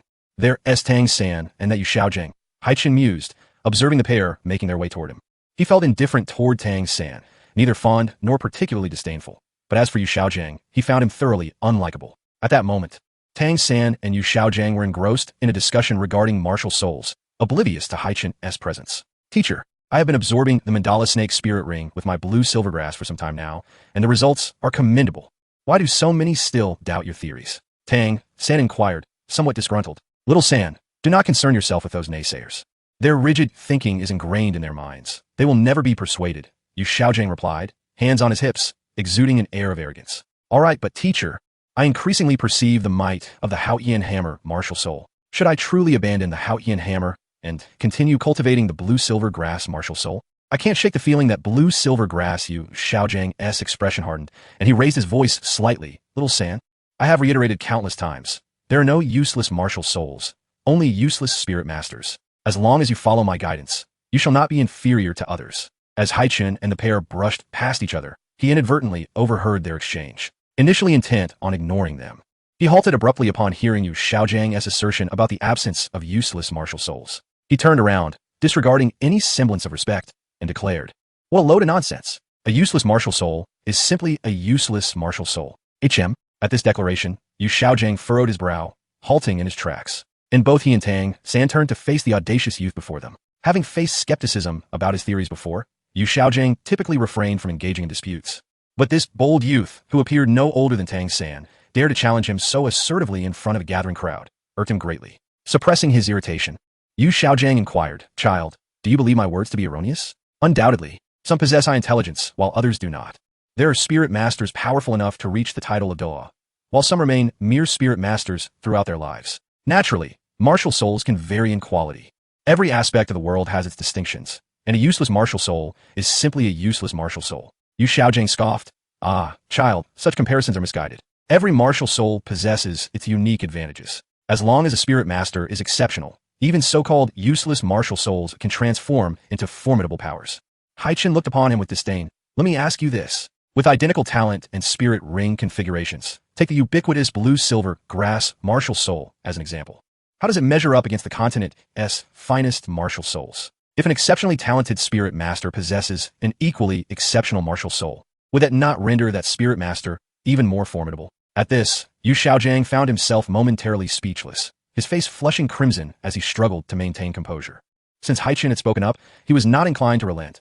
If I am not mistaken, you are the infamous Yu Xiaojiang, whose theories are lauded as invincible yet are in practice utterly deficient, correct? You, what are you? What right do you have to address Master Yu so familiarly? What gives you the authority to speak to Master Yu in such a manner? Before Yu Xiaojiang and Tang San could respond, a throng of Tang San's adoring followers surged forth. While the majority of transmigrators at Notting Academy were sycophants of Tang San, few could boast a close relationship with him, and this was their moment to demonstrate loyalty, seizing the opportunity to speak up. Indeed, what do you know? How dare you question Master Yu? Master Yu? Ha! Haichen laughed heartily a few times, too apathetic to engage with those sycophants, and sarcastically remarked, whether or not martial souls are useless is beside the point. I perused your so-called theory of the top 10 core competencies, and to me, some of those theories are nothing short of nonsense. The theory of the top 10 core competencies was the prideful creation of Yu Xiaojiang. Witnessing a child of less than 10 years old so brazenly insult his theory, he could no longer remain seated and retorted loudly. What do you, a mere boy, understand? Can you prove my theory is flawed? Chapter 16. Yu Xiaojiang, who was driven to the brink of fury. Haichen. I am merely speaking the truth. Haichen took a few steps forward. In your theory, one of the tenets concerns the limits of soul rings that a human soul master can endure. The first ring's limit is 423 years, and the second ring is 764 years, correct? Indeed, Yu Xiaojiang affirmed, his hands firmly clasped behind his back, exuding unwavering confidence. Very well, then let me ask you, is it possible for a soul master to enhance their physical capabilities through training or some external substance, thereby surpassing the limits you theorized? Under no circumstances can any form of training exceed the limits I described, nor is there any such external substance, Yu Xiaojiang declared emphatically. Tang San, witnessing this, lowered his head in silence, knowing that such possibilities did exist. However, as Yu Xiaojiang's disciple, he could not reveal the truth at that moment, so he kept it buried in his heart. How ignorant you are! Haichen chuckled and continued. Allow me to ask again. Is it conceivable for a soul master to exceed 1,000 years for the first ring and reach 10,000 years for the second? Absolutely impossible, Yu Xiaojiang shouted. Haichen shook his head with a smile.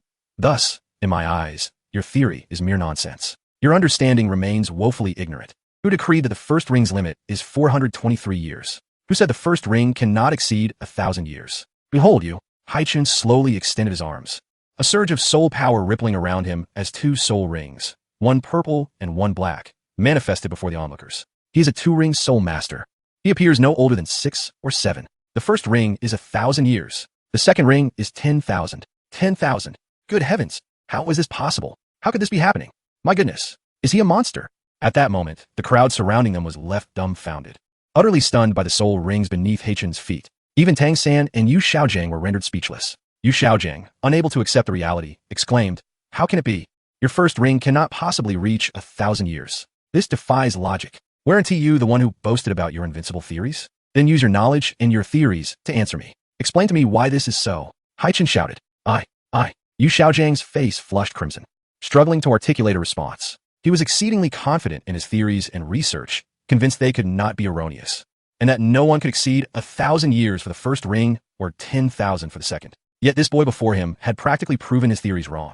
Moreover, Yu Xiaojiang could not even fathom how the other could absorb such extraordinarily high years, which struck at the very core of his pride. As the debate between Yu Xiaojiang and Haichen intensified, the crowd around them had swelled, comprising not only travelers but also local students and instructors who were drawn to the spectacle. Many were eager to witness the downfall of Yu Xiaojiang, relishing the moment when he was rendered speechless by a child, which brought them immense satisfaction, even eliciting derisive laughter. Despite his lack of talent in cultivation, Yu Xiaojiang was inherently competitive, and the jeers from the crowd gnawed at him, causing him great distress. He wished fervently to retreat into a shell. Unable to respond? Is this the so-called invincible master of theory? You? How utterly ridiculous! Yu Xiaojiang clenched his fists against his chest, feeling his heart strain against the pressure. Even so, Master Yu's theories are unparalleled. At that moment, another sycophant interjected. His words only served to provoke Haichen further, who smirked and said, Indeed, there are some contributions.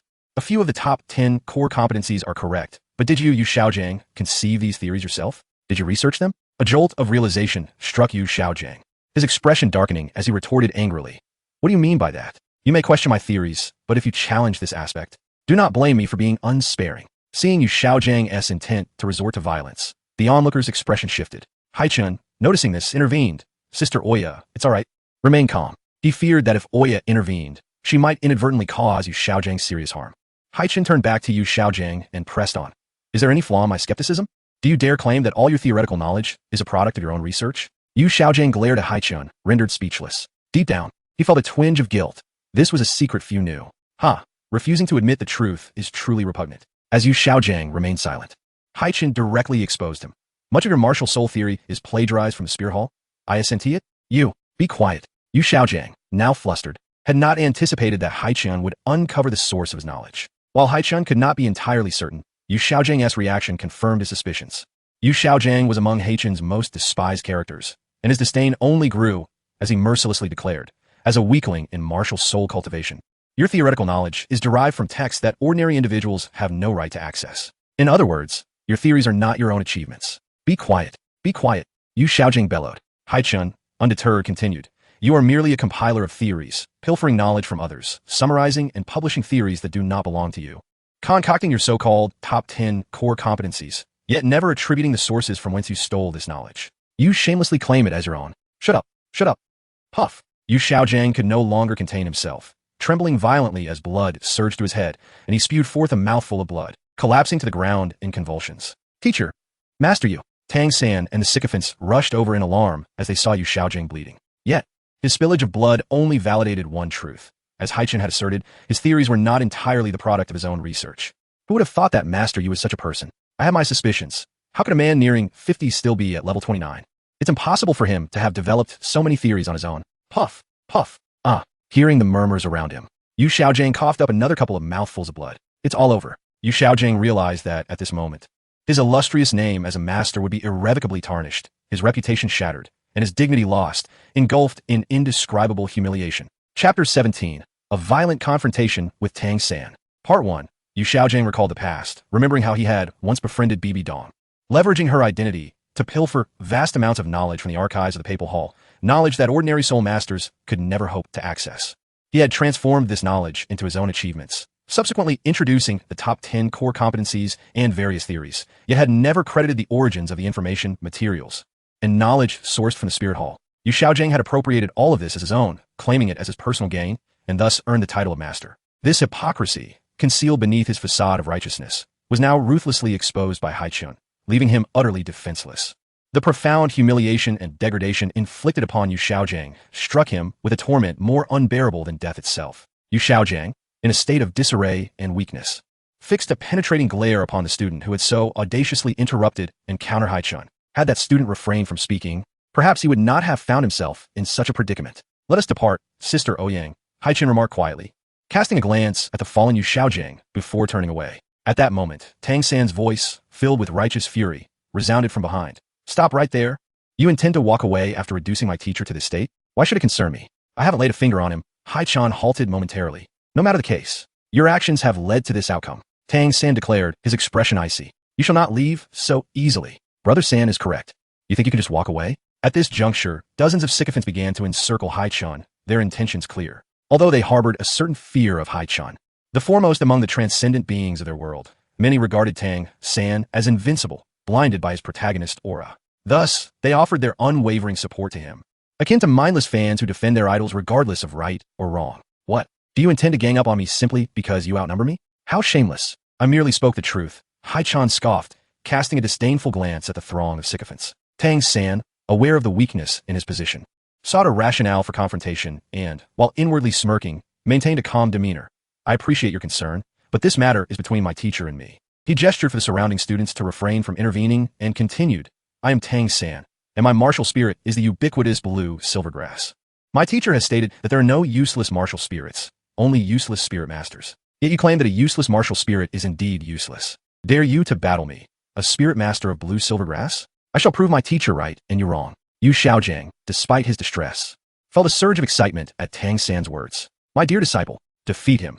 It is through you that I may regain a modicum of dignity and respect. Tang San, why must you invite suffering upon yourself? Haichen chuckled lightly. What delusions are you entertaining? Do you believe that just because you are a great spirit master, you can surpass Brother San? My brother is a genius who challenges opponents of higher rank. Indeed, do not presume that your status as a great spirit master makes you exceptional. Before Brother San, you are nothing. Do you understand? You cannot even touch a hair on his head. Brother San could knock you down effortlessly. The sycophants, with their excessively brazen demeanor, directed their vitriol towards Haichen. Tang San had grown accustomed to such displays. Initially bewildered by the fervent defense of his character, he eventually embraced the flattery and the accompanying benefits. A faint smile played upon his lips. As the incessant clamor of voices filled the air, Haichen, standing amidst the crowd, grew irritated. He slowly raised his gaze to the heavens and let out a soft sigh. At that moment, he acknowledged that he was indeed repulsed by the sycophants. If he had not previously harbored any animosity towards Tang San, the actions of this entourage had now seeded a measure of disdain within him. He began to comprehend how fans' behavior could lead to a general dislike for a public figure, a sentiment akin to the feeling of turning against an idol. Silence. Haichen suddenly bellowed, causing the crowd to freeze in astonishment. Glaring at the encircling transcendent beings, he asserted with unwavering resolve, "Very well. I shall witness the extent of this boy's prowess. Before you, sycophants, I shall unleash a torrent of blows upon your master. Clear the way."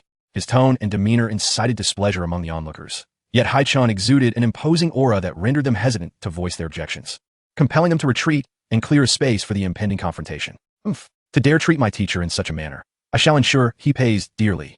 Tang San seethed internally, maintaining an outward facade of calm as he summoned his martial spirit. A sprout of blue-silver grass emerged in his palm, encircled by a ring of yellow soul rings as he proclaimed, "I am Tang San, a second-year student with the martial spirit of blue-silver grass, a level 14.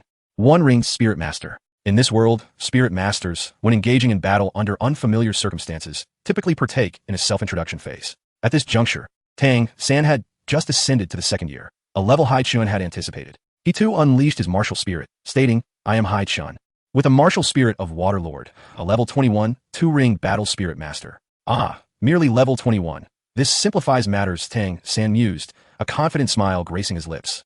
Observing this, a subtle smile appeared on Haichen's face as well. Tang San possessed various Tang sect techniques, including Shen Tian Gong, Ghostly Shadow, Misty Steps, and Purple Extreme Demon Eyes, along with the capability to employ surprise attacks. Haichen was well aware of Tang San's formidable arsenal, which could rival a great spirit master. In his former state, even with a 7-level advantage in soul power, he may have struggled against Tang San. However, the current Haichen was no longer the inexperienced newcomer who had first arrived in the Doloa continent. After nearly a year of honing his combat skills against the 10,000-year-soul beast, the Great White Shark, he had undergone a significant transformation. Mastering the 6 techniques of Iron Block and Shave, as well as leveraging the advantages of a beast martial spirit. What could Tang San do?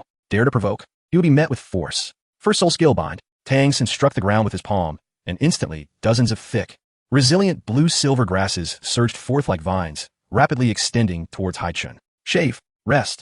Haichen vanished from his position in an instant. Chapter 18. The Ruthless Beating of Tang San. Part 2. What? Such astonishing speed. Tang San gasped inwardly, startled as his opponent seemingly vanished in the blink of an eye. By the time he gathered his wits, Haichen had already closed the distance between them. Curse you! Haichen delivered a powerful kick squarely to Tang San's face. Bang! Ah! Tang San yelped, sent sprawling and rolling several meters across the ground, ultimately kneeling on both knees. The imprint of a shoe adorned his face, and blood trickled from his nostrils. Is this more to your liking, everyone? Haichen tilted his head back slightly, indifferent to the gathered crowd. In that moment, an eerie silence enveloped the scene, as if time and space had come to a standstill. All present were rendered speechless, utterly dumbfounded. Impossible. This cannot be happening. Brother San was kicked in the face and sent flying? The throngs of Tang San's admirers could scarcely believe their eyes. To them, Tang San was the protagonist. How could the protagonist be struck down? They had anticipated yet another scene where the antagonist would be swiftly vanquished by Tang San's righteous might. Yet the outcome had diverged sharply from their expectations, shattering their preconceived notions. Why was this happening? They found it unfathomable and unacceptable. After all, a blow to Tang San's face fell akin to a blow to their own. Brother San, what has happened? Get up. Defeat him. Someone shouted in a frenzy. Curse it. Tang San wiped away the blood that threatened to spill over his lips and quickly regained his footing. Ghostly Shadow, Misty Steps. He began to move, his steps becoming erratic and elusive, weaving in and out of reality. To combat Tang San, Haichen would need to summon every ounce of focus and seriousness. For the Ghostly Shadow Misty Steps significantly enhanced a Spirit Master's combat capabilities, serving as one of Tang San's key skills for overcoming formidable opponents. Moreover, he had to remain vigilant for any surprise attacks that Tang San might employ. In the current moment, it is evident that Haichen is unable to match the elusive speed of Tang San, compelling him to activate his first soul skill, Water Source Protection. His strength, speed, reflexes, and physical form receive a remarkable enhancement. Bang! Haichen intercepts a punch aimed at his flank by Tang San, swiftly countering with a reverse grab that ensnares Tang San's elbow, subsequently hurling him away with great force. Haichen advances zapd. Launching a punch at Tang, San who narrowly dodges, employing his bizarre footwork to swiftly maneuver behind Haichen. Yeah, Tang San strikes, and Haichen, in a desperate turn, decides against evasion, bracing himself to withstand the hit while simultaneously counterattacking. A self-destructive tactic, foolish. You brought this upon yourself. Tang San scoffs, recognizing that in this scenario, he lacks the time to deploy soul skills or swiftly gather soul power for a punch. Thus, his ordinary strike would not inflict any substantial damage on Haichen. Moreover, with his Shintian skill and internal energy, he can instantly amass a formidable amount of soul power to strike his adversary with devastating force. Haichen's reckless approach of enduring hits to retaliate is sheer folly in the eyes of Tang San. This ends now. Tang San's expression hardens, and he unleashes a full-force punch without mercy. Bang! Tang San's fist collides with Haichen's chest, yet he feels as though he has struck an impenetrable iron block, as if his bones are fracturing with excruciating pain. Haichen's retaliatory punch crashes into Tang San's face like a sledgehammer. Ugh! Bow! Tang San is sent flying once more, crashing violently against a tree in the academy, sprawled on the ground, unable to rise. How can this be? His combat prowess and strategy are on an entirely different level than mine. Is it truly possible for a child of my age to possess such capability? Tang San lies there, powerless. Tang San, you have underestimated me gravely. Haichen smirks coldly, sprinting forward without granting his opponent a moment's respite. Aware that he could not evade Tang San's assault, Haichen immediately turned to activate his iron block technique. The sole drawback of his stance is its immobility, leading him to prepare for a counterattack, unleashing his fist the moment he absorbs the impact. This way, his punch retains a fraction of the iron block strength, thereby augmenting its power. How infuriating! No one has ever left me, Tang San, in such a pitiful state. You have thoroughly incited my wrath. Prepare to suffer. Tang San's expression darkens as a silver needle is swiftly launched from between his fingers. Fortunately, Haichen had anticipated Tang San's underhanded tactics and remained vigilant, spinning away just in time to evade the needle. What? He actually dodged it. Tang San's face pales in disbelief. Oomph. A glimmer of ferocity appears on Haichen's face as he delivers another fierce punch directly to Tang San's forehead. Wow. This blow leaves Tang San dazed, his head buzzing. The head houses the most vital nerves, and a heavy strike to this area can instantly incapacitate, rendering him in a state of disarray, while blows to other parts would only inflict minor discomfort, failing to fully subdue him. In this moment, Tang San finds himself devoid of any resistance. Bang! Haichen delivers another crushing blow to Tang San's face, pinning him firmly to the ground. Through external means, through these despicable, underhanded tactics. Is this how you intend to prove me wrong and validate your teacher's theories? Slap! If you truly possess the skill, you should defeat me using your own abilities and the power of your blue-silver grass martial soul. Then I would concede. Such actions prove nothing. Slap! To ambush me with these external objects, even if you ultimately triumph over me, you cannot substantiate your teacher's theories. Useless martial soul is indeed a worthless martial soul. Slap! With each utterance, Haichen lands another punch on Tang San, his fists continuing their relentless assault, while at this moment, Tang San can only endure Haichen's merciless blows. Haichen understands that after today, Tang San will undoubtedly harbor a grudge against him. Thus, he resolves to deliver a thorough beating. This will also demonstrate to those who traverse worlds that Tang San can no longer be deemed the protagonist. They said you are a genius capable of challenging those beyond your level. They claimed I am nothing before you. They asserted you could leave me searching for my teeth. Now, I shall show them whether you truly can. Slap, slap, slap. The cries of Tang San resonate, each one a testament to his suffering. Witnessing Tang San being ruthlessly subdued by Haichen, many are left in disbelief, as if the very heavens were collapsing.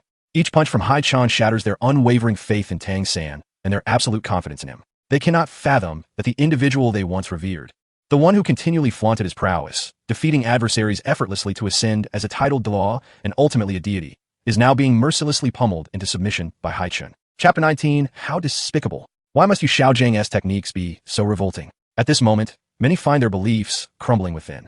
A significant number even experience a shift in their admiration for Tang San. Among the few who oppose him, some are fervently cheering, exclaiming, "Yes, beat this hypocritical dog.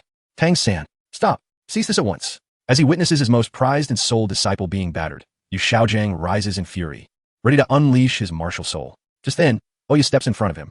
Upon seeing the martial soul resembling both a dog and a pig manifest before Yu Xiaojang, Haichen feels a twinge of panic and urgently calls out, "Sister Oya, be careful." "What do you mean?" Oya queries, puzzled, as she believes her title as a title Daw would easily overpower a great soul master. What is there to be cautious about? Is there something particularly special about this Yu Xiaojang? She turns back to glance, noticing that Haichen has, unbeknownst to her, pulled out a towel to cover his mouth and nose. Haichen quickly adds, Sister Oya, he isn't a fart. It stinks terribly. What? At that moment, Yu Xiaojing begins to unleash his soul skill, bellowing, farts like thunder, crashing through heaven and earth. Ro-san. How disgusting. Why must this technique be so repugnant? Oya scoffs, refusing to delay as Yu Xiaojing prepares to unleash his soul skill. She swiftly kicks Ro-san in the stomach. Ro-san is sent flying, colliding with Yu Xiaojing and toppling him to the ground, leaving him incapacitated. Stop. Everyone cease this fighting. At that moment, the principal of Nodding Academy, along with several teachers and all the security personnel, arrives at the scene. Thus, this farce comes to an end.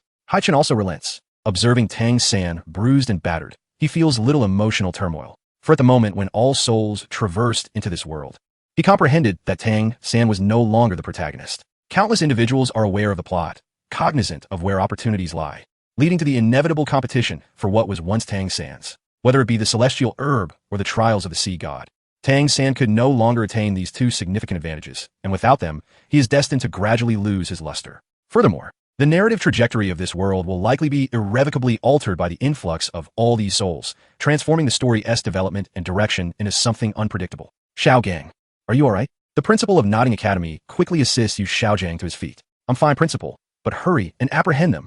Wait a moment, Xiao Gang.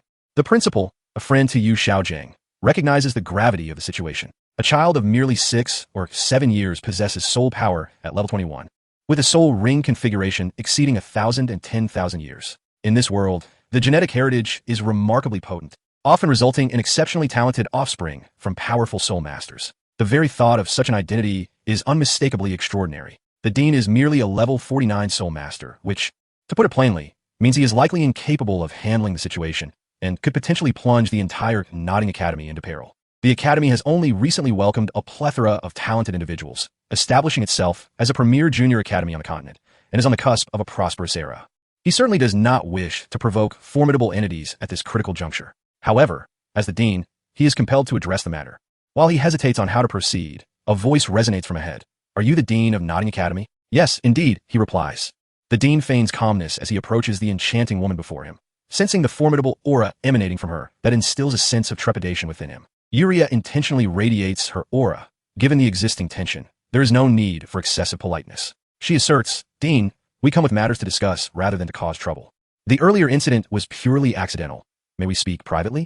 A private conversation is precisely what the Dean desires, as he feels somewhat trapped in the current setting, regardless of whether it pertains to the discussion or the earlier conflict. Follow me, he states after a moment's hesitation. Thus, the figures of Haichen and Yuria vanish alongside the Dean. Tang San gazes at Haichen's retreating silhouette, his eyes ablaze with fury. This marks the first time in his life he has been so brutally beaten, and he is resolute in reclaiming his dignity. Yu Xiaojing, feeling utterly humiliated, has already harbored resentment towards Haichen, yet upon reflection, he realizes that Haichen's background is likely formidable.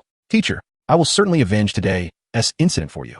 Little San, my dear disciple, the disheveled master and apprentice embrace, with Yu Xiaojing gently patting Tang San's shoulder. I understand your feelings, but the opponent's status is undoubtedly complicated, and not something we can easily provoke right now. We must endure. Teacher, I cannot swallow this humiliation. Moreover, I underestimated him earlier. If I can comprehend his abilities, I can make him pay dearly. Tang San grits his teeth. Do not rush, little San. As long as you focus on your cultivation, the humiliation we endure today will be repaid. Yu Xiaojing quietly observes his talented disciple. Such a genius, in truth, requires no special guidance from Yu Xiaojing to become a powerful soul master. His role in the mentorship will not be exceptionally remarkable. Yet, once Tang San rises to prominence, the world will naturally attribute significant credit to Yu Xiaojing's teachings. Thus, he will gain the respect of the masses, gradually securing both fame and fortune. Good disciple, my future relies upon you. Yu Xiaojing is filled with hope for Tang San. Meanwhile, Haichen and Yuria have arrived at the Dean's office, where Haichen comfortably settles onto a plush sofa, while Yuria stands demurely at his right side. Observing this scene, the Dean cannot help but speculate. It undeniably illustrates the disparity in status between the woman and the boy. Sister Yuria, why stand? Come sit beside me. Haichen beckons, taking her delicate, fair hand and encouraging her to sit. The Dean, witnessing this, interjects regarding the earlier incident. I believe before he can finish, Haichen interrupts. I think there is nothing further to discuss about that matter. The Dean may learn the reasons behind it shortly. If you deem us at fault, then you may retract anything we discuss thereafter. What matters do you wish to discuss with me? The Dean addresses Haichen directly, acutely aware that, at this moment, the balance of power seems to lie with the child. Chapter 20. Enrolling at Nodding Academy. The three major factions among universal transcenders. I wish to enroll in Nodding Academy to study here, Haichen states candidly, then gestures to Yuria, adding she intends to apply for a tutoring position, preferably as a nominal instructor who occasionally covers classes. To think that this child wishes to join our nodding academy at such a young age. He is already a grand soul master and is likely to become a renowned figure in the soul master community. The dean's heart begins to flutter. Who would refuse a prodigious student? However, Yu Xiaojiang is his friend, and considering that this friend has just been assaulted, it would be rather difficult to justify admitting the assailant. At that moment, a teacher dispatched to gather details enters, and upon learning the specifics, the dean sighs inwardly, realizing that the other party indeed bears no fault. Contemplating the benefits of Haichen's admission to the academy, the dean hesitates briefly before deciding. It would be an honor for your esteemed academy to have you join us, but since you are entering, I hope you will adhere to the academy's rules. Haichen comprehends the dean's intent, which is essentially a request to avoid further conflict with Yu Xiaojiang and his group. Then, regarding this young lady, it is acceptable for her to serve as a nominal instructor, but I need to ascertain your soul power level. Yuria promptly unleashes her soul rings, revealing 1, 2, 3, up to 9 rings. Yellow, yellow, purple, purple, black, black, black, black, black. 9 rings sealed. Titled Dolu by the heavens. The dean is utterly taken aback. Collapsing to the ground in shock, his eyes wide with disbelief, filled with awe and an undeniable fear of the strong. Cold sweat beads upon his brow. He had thought Yuria would merely be a soul emperor or soul sage, but she is in fact a titled Dole-level powerhouse. How could such a formidable titled Doloa be positioned as a mere attendant beside Haichen? What could this child's background possibly be? The dean dares not ponder further, but he understands that this child must be revered like a great Buddha in the future. I hope you can keep my matters confidential for the time being. Yuria smiles, retracting her soul rings. Rest assured, esteemed one. The dean nods vigorously, then exclaims, quickly, have someone arrange a classroom and dormitory for teacher Yuria and immediately facilitate Haichen's enrollment. Before long, Yuria becomes a nominal instructor at Nodding Academy, and Haichen is enrolled as a second-year student, a transfer student. In the afternoon, after receiving his bedding and pillow, Haichen heads to the assigned student dormitory, room 6. Concurrently, news of Haichen's overwhelming defeat of Tang San, which left Yu Xiaojing seething, has spread throughout the chat channels, igniting a fervor. The chat channels are abuzz. Hu Zheng, the top of the heavenly rankings, Haichen, today thrashed Tang San at Nodding Academy, leaving Yu Xiaojiang furious. Yang Wan, wow, Haichen is incredible. 66,666. Wei Yangzhou, well done. For this act alone, Wei Yangzhou, rank 98th, respect him. He is my big brother. Bai Yuanjia, I respect him too. He accomplished what I dare not do. Shun Feiping, so satisfying, haha. Finally, someone has pummeled that loathsome, hypocritical, and double-standard little rat. Chu Yoli, indeed. He is subservient to the Haichen sect, claiming, it's my father's fault. I'll bear it alone, but when he grows strong, he strikes back, saying my father is innocent. It's all your fault. Huh. Yang Qing. It gets even more despicable. Tang Sin used the Sea God Trident to sneak attack, and instantly defeated Ghost Doloa, only to claim in the next breath that he dislikes sneak attacks. Can you believe how shameless this person is? In reality, the hidden weapon he employed was inherently a treacherous means of ambush. Tang San is nothing but a hypocrite, a pretender, a backstabber, saying one thing while doing another. What is this? In the first law, Tang San was merely hypocritical and unpleasant, but in the second, he is simply inhumane, practically a beast. In the endless fire domain, there is Yao Lao. In the divine realm, there is no sign of Yu Xiaojiang. Regardless, Haichen's actions today are truly gratifying and resonate with my sentiments. If he were to establish a force on this continent in the future, I would be the first to follow him. At this moment, within the World Chat channel, members of the Anti-Threes faction vehemently expose the duplicitous and hypocritical misdeeds of Tang San. Although the Licking Threes faction echoed with dissenting voices, they were entirely suppressed by the Anti-Threes faction. Presently, the community of Traversers is broadly divided into 3 major factions: the Anti-Threes, the Licking Threes, and the Spear Hall faction. Support for sects such as the Tindo faction, the Xinglua faction, or the Seven Treasures glazed tile school pales in comparison to these 3 factions.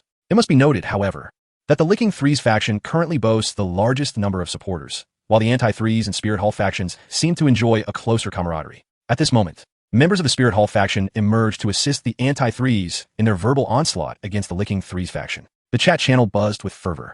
Yet Haichen remained blissfully unaware, having no inkling that he had become a pivotal figure within the Anti-Threes faction, one of the 3 major factions. As Haichen entered the dormitory building in search of his room, he soon spotted the doorplate of Dormitory 6. Passing by Dormitory 7, which he recalled housed the likes of Tang San, Xiao Wu, and the supporting character Wang Sheng, he noticed the door was ajar. A cursory glance revealed only unfamiliar students and traversers within. Retrieving his gaze, he opened the door to Dormitory 6, which was spacious and well-equipped, housing only 8 beds.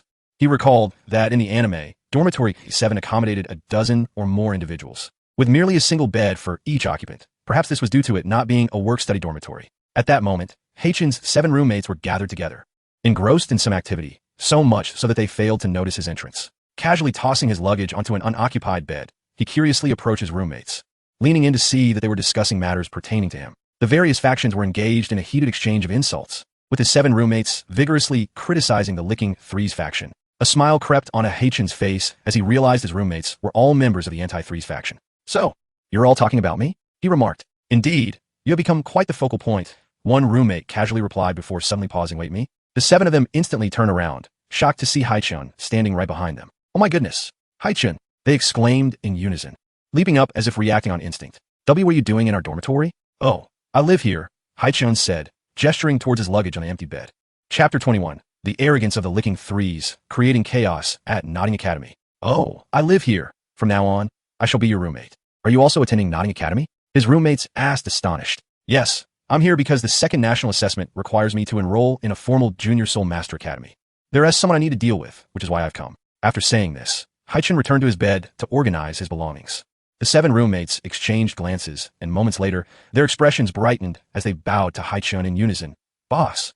Haichen turned to look at them. "What is this? Is there a rule in Dormitory 6 that the strongest becomes the dorm leader?" "No, but we're willing to recognize you as our leader. Please accept us as your underlings, Boss Haichen." Haichen set down his sheets and replied earnestly, "From now on, we are all roommates in the same dormitory. I'll take care of you where needed. There is no need for this leader-underling dynamic. Regardless, in my heart, you are already the boss. All right, let's leave it at that." Haichen waved his hand dismissively and continued arranging his bed. The 7 crowded closer. "Boss, now that you're here, the situation at Notting Academy is bound to change. Our circumstances may improve significantly." "How so? What kind of situation could a small place like Notting Academy possess?" Haichen inquired. "Boss, you should be aware that the current community of Traversers is divided into various factions and camps, among which the most prominent are the Anti-Threes, Licking Threes, and Spirit Hall factions. However, within Notting City and Notting Academy, it is virtually the realm of the Licking Threes." Haichen was certainly aware of these factions and their ideologies, but ultimately, it was merely a matter of perspective. It did not signify allegiance to a single power. As long as one did not favor Tang San, one could be considered part of the Anti-Threes. A person could belong to multiple factions. However, if a faction's members congregated in one location, they could potentially unite to form a power or organization. Please continue. The Licking Threes faction is numerous and powerful. They oppress and bully anyone who does not align with them, creating an environment where many are beaten to a pulp or coerced into joining them, while others are expelled from the academy in fear. Indeed, initially, there were quite a few brave souls who resisted the Licking Threes, but the outcomes were dire, and now no one dares to oppose them. They can only endure under their tyranny to survive. It's truly despicable. Some individuals, who harbor no ill will towards Tang San, still find themselves bullied by them. The 7 roommates grew increasingly agitated as they spoke, clearly having experienced their own share of bullying. "But things are different now, Boss Haichen.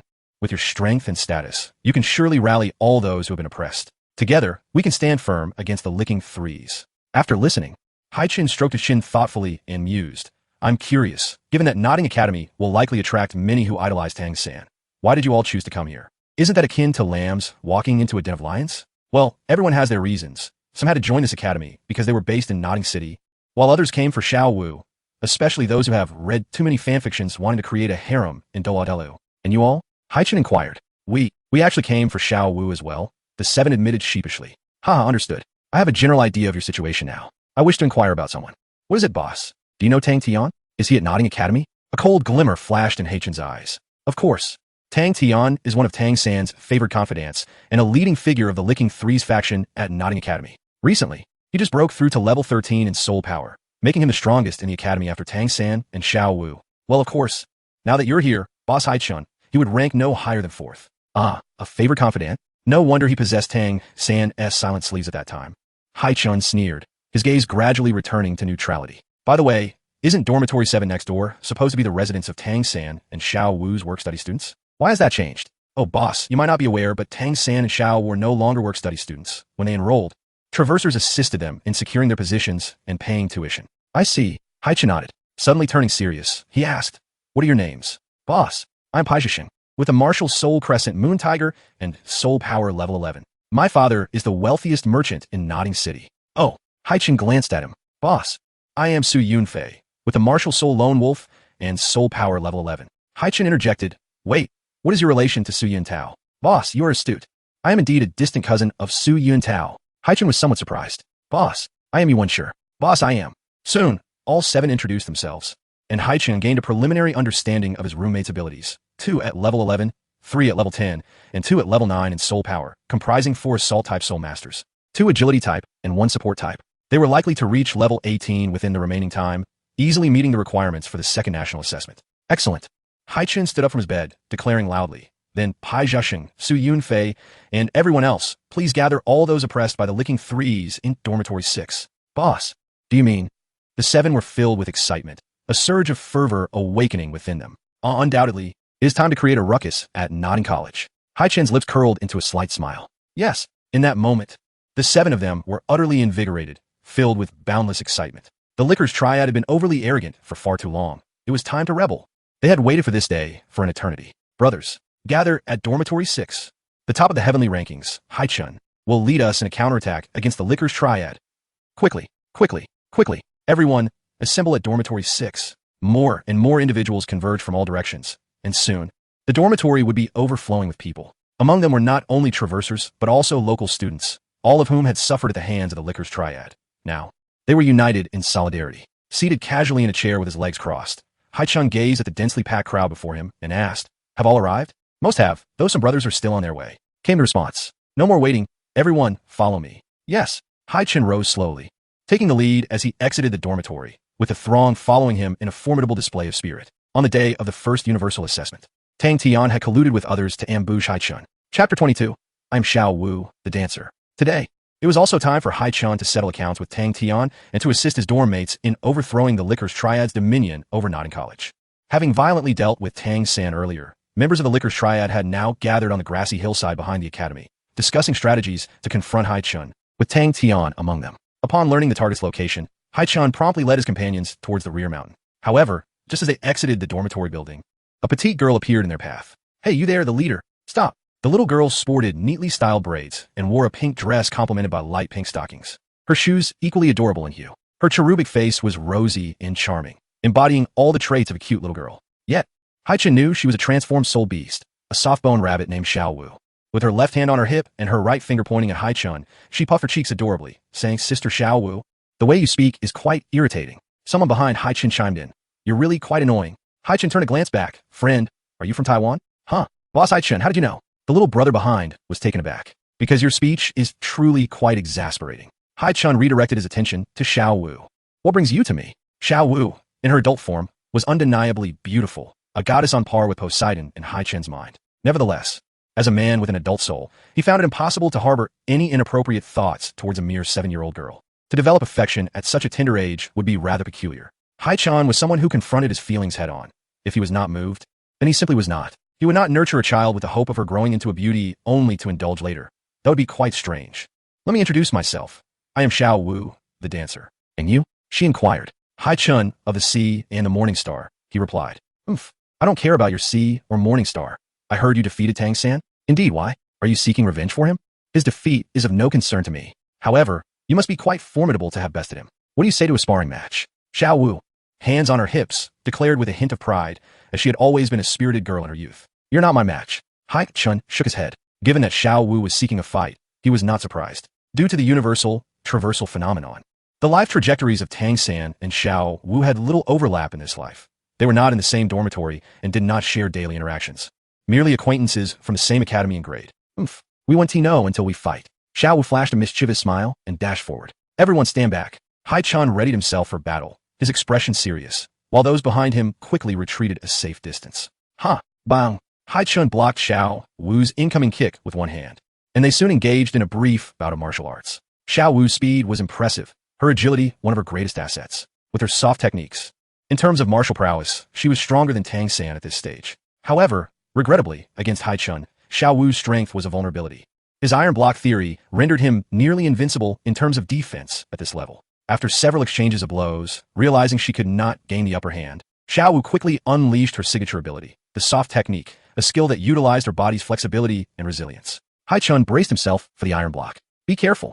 Xiao Wu deftly executed the preliminary maneuvers of her soft technique, wrapping around Haichen's body, darting around him with incredible speed. It must be said, even Haichen found it challenging to shake her off in such a scenario. Yet, he remained unperturbed. Xiao Wu soon initiated her ultimate soft technique, swiftly capturing Haichen's hands and delivering a kick to his abdomen. Iron block. Bang. Haichen was pushed back 2 meters, unharmed, while Xiao Wu's foot, having struck him, throbbed with pain. That hurts terribly.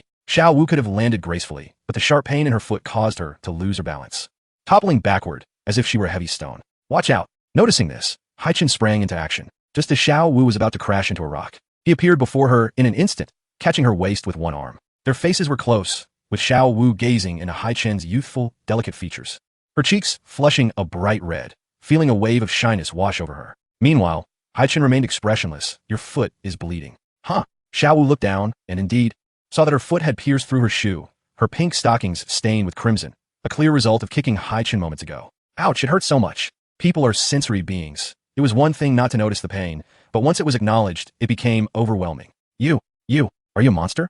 Is your body made of iron? Why is that so hard? Xiao Wu complained, tears welling in her eyes. Haichen, unable to endure a girl crying, especially one as young as Xiao Wu, sighed, sit on that rock. What are you planning to do? Xiao Wu asked, puzzled.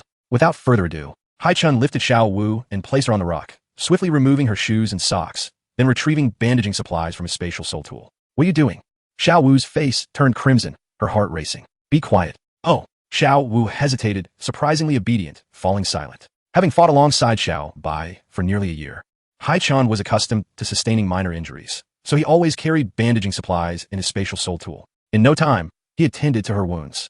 I have important matters to attend to today and cannot play with you. If you truly wish to spar with me, let us save it for another day. Let us go. Yes, boss. Haichen turned and departed, with everyone following closely behind.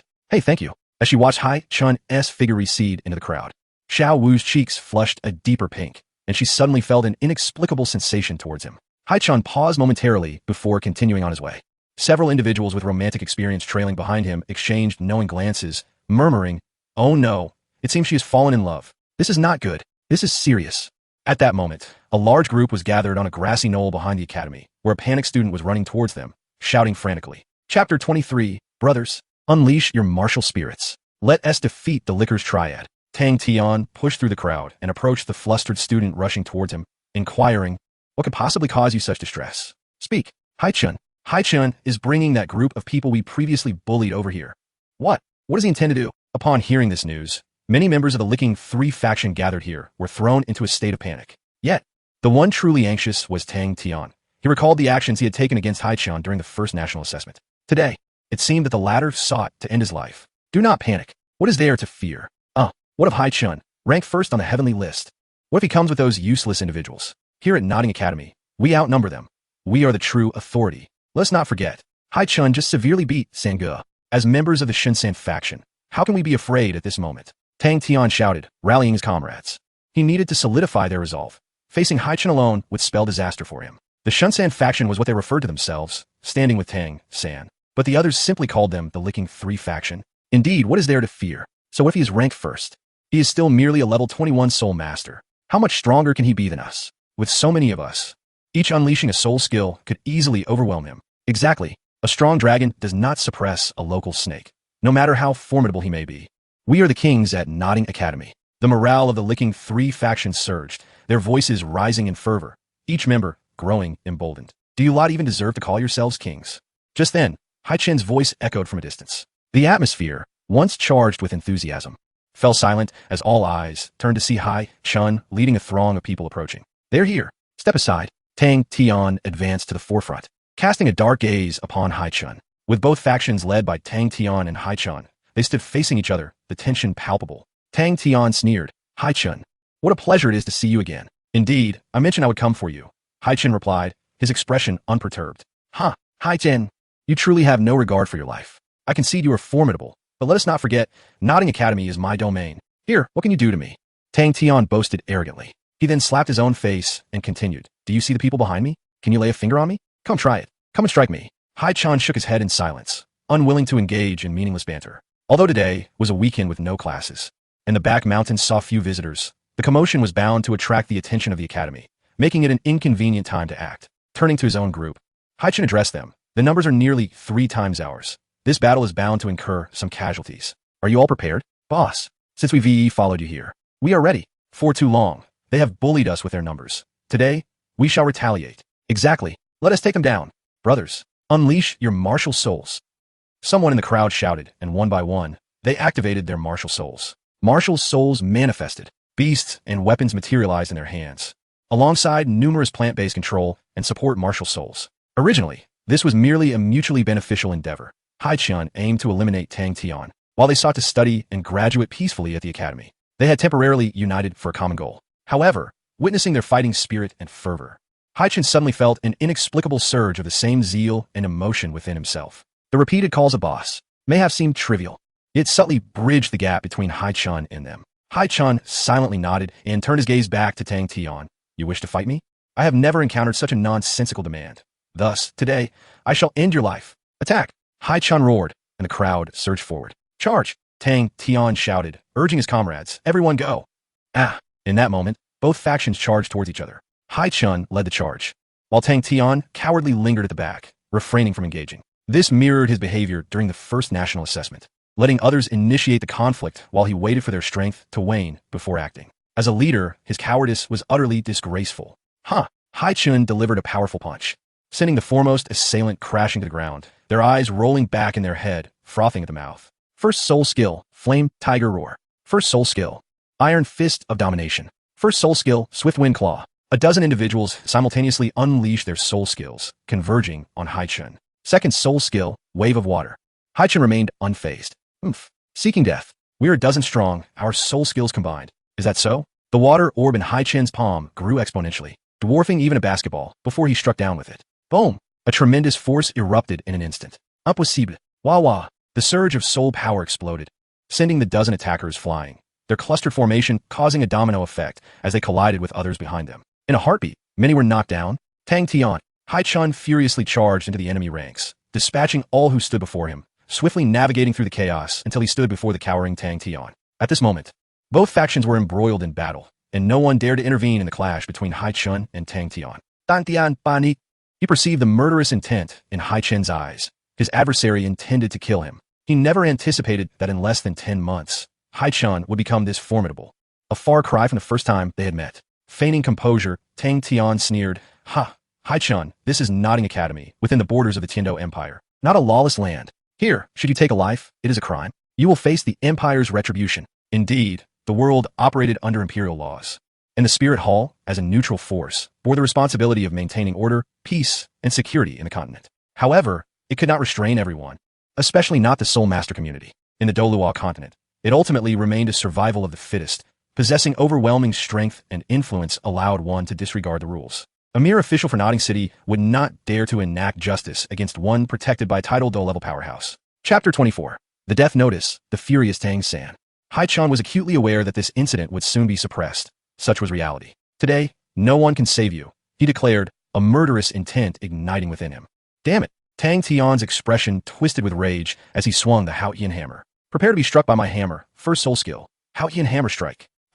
Tang Tian bellowed, lifting the Haichen hammer and violently swinging it towards Haichen. Too slow. Shave. Rest. Bang. Haichen dodged the Haichen hammer, delivering a punch to Tang Tian's abdomen, then grasped his back and kneed him sharply in the groin. Ow! Tang Tian clutched his groin, howling in agony as the Haichen hammer clattered to the ground. Boom! Haichen then kicked Tang Tian, sending him flying 10 meters before gradually squatting down to pick up the Haichen hammer. As he toyed with the hammer in his hand, he approached Tang Tian. The creeping dread of death filled Tang Tian's heart, causing a foul liquid to stain his pants, trickling down to the ground. He was terrified. He did not wish for his life to end. I was wrong. Haichen, I was wrong. Please spare my life. Tang Tian pleaded desperately. Did not anticipate your capitulation to be so swift, Haichen retorted. Haichen gazed coldly at Tang Tian and inquired, if I were to falter before you back then, would you spare my life? He continued, I know. I shall never provoke you again. I implore you, do not take my life. I swear, I shall never trouble you again. Please spare me, for I do not wish to die. It is too late. Haichen shook his head and approached Tang Tian, raising Haichen above his head to strike down with a mighty blow. Do not. No. Tang Tian's anguished cries resonated in the ears of all present. With a thunderous crash, as Haichen's hammer descended, the ground was left with a gaping crater. Tang Tian lay bloodied within, convulsing briefly before meeting his tragic end. In that moment, both Haichen's allies and the members of the third faction ceased their fighting, all eyes fixated on the gruesome scene before them. No one had anticipated that such a confrontation would culminate in death. While conflicts can be fierce, The intent to kill transforms the skirmish into something far more grave.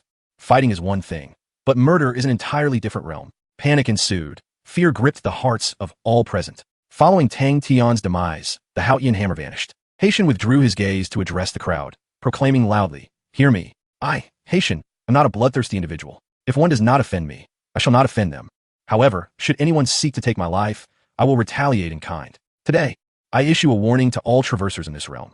Any who dare to provoke me will meet the same fate as Tang Tian." Haichen understood that as the foremost existence among all traversers, possessing the revered title of Sea God, he would inevitably attract attention. Every action, every word would be scrutinized, known throughout the land. His proclamation was not merely directed at the congregation from the third faction gathered at Notting Academy, but rather to all traversers scattered across the continent. At this moment, his voice echoed in the minds of every listener, lingering long after it had been spoken. Suddenly, a terrified voice broke through the stillness. "Hey, Tang Tian has been killed." The members of the third faction were jolted back to reality, and in their terror, they fled in disarray. They may have been fierce fighters, but no one was willing to pay the ultimate price of life. The third faction's fighting spirit was utterly shattered. Their dominion over Notting Academy was irrevocably dismantled, allowing Haitian's followers to pursue their studies in peace. Though his companions felt a tinge of fear towards Haichen, they were relieved they had not made an enemy of such a formidable being. At that moment, the principal arrived on the scene with a cadre of security personnel, his expression pale as he surveyed the lifeless body of Tang Tian. "Haichen, oh Haichen, you rascal, you have yet to even start your classes. And already you've stirred up such chaos." The principal lamented, his frustration palpable. Yet, recalling Haitian's mysterious identity and the formidable title of the Soul, Delua Beauty, that accompanied him, he ultimately smacked the air in exasperation. Haichen approached slowly, genuinely apologetic. "My apologies, principal, for the trouble I have caused." The principal sighed heavily, shaking his head in resignation. Haichen gently placed a hand on the principal's shoulder, his demeanor earnest. What transpired today was merely a verbal altercation that escalated when the other party struck first. In self-defense, I had no choice but to retaliate, resulting in an unfortunate loss of life. "Principal, I believe you know how to proceed from here." The principal, watching Haitian's retreating figure, felt a shiver run down his spine. Not only had this young boy reached the status of a Grand Soul Master at such a tender age, boasting a first ring 1,000-year and second ring 10,000-year configuration, but his demeanor and resolve also belied his years, having already planned for the aftermath of his actions. The principal was not inclined to accept Haitian's account of events, yet he had no choice but to acquiesce. Following this incident, some members of the third faction hastened to report the matter to the authorities, seeking to leverage local power to eliminate Haichen. However, he continued to thrive at Notting Academy, the incident seemingly buried and forgotten. The next day, Tang Sen received the news of Tang Tian's death with great fury. Although his relationship with Tang Tian was not particularly close, he counted him among the few friends within the academy. They had both come from Holy Spirit Village to Notting Academy together. How infuriating. "Teacher, do not stop me. I must confront that Haichen." "Xiao San, stay calm. There is no need to provoke Haichen over someone who is not worth your ire." Yuxia urgently grasped Tang San. The fates of others were of no concern to him. He merely wished for his prodigious disciple to flourish, to prove his theories and etch his name in history. Therefore, he had to protect him carefully. "Teacher, how can you say that? Tang Tian was my friend from Holy Spirit Village." Yuxia quickly recognized his misstep and amended his words. "No, that is not what I meant. Xiao San, please listen to me. Haichen dared to kill Tang Tian within the academy, and yet remains unharmed afterward. At such a young age, having attained the status of a Grand Soul Master, his background must be formidable. You are not in a position to provoke him." Yuxia understood that Tang Sen wielded the Haichen hammer martial soul, signifying his lineage from the Haichen sect. Yet he was unaware that Tang San's father was the Haichen Delua Tang Hao. "What should I do then, teacher?" Realizing the severity of provoking Haichen, Tang Sen restrained his fury. The price of vengeance for Tang Tian seemed excessive. Chapter 25. Tang Sen pondered, "Must I be a timid turtle? Focus on your studies." "Xiao San, in the future, if you encounter Haichen, do your utmost to avoid him and refrain from provoking him," Yuxia advised. Tang Sen clenched his fists, struggling with his defiance. "Am I to be a timid turtle? Right now, you must be cautious." Though he refrained from voicing it, Yuxia maintained a facade of calm. "Xiao San, it is not cowardice but rather patience. A gentleman takes his time to exact revenge. One must have the fortitude to endure." "I understand, teacher." Tang Sen gritted his teeth, bowing his head in silence. Meanwhile, in Dormitory 6, Haichen donned the blue uniform of Notting Academy, embarking on his student life. The second round of the national examination required enrollment in a Junior Soul Master Academy and successful graduation, with the goal of reaching level 18 soul power by age 12. Having met all requirements except graduation, Haichen felt no urgency or anxiety over the national examination.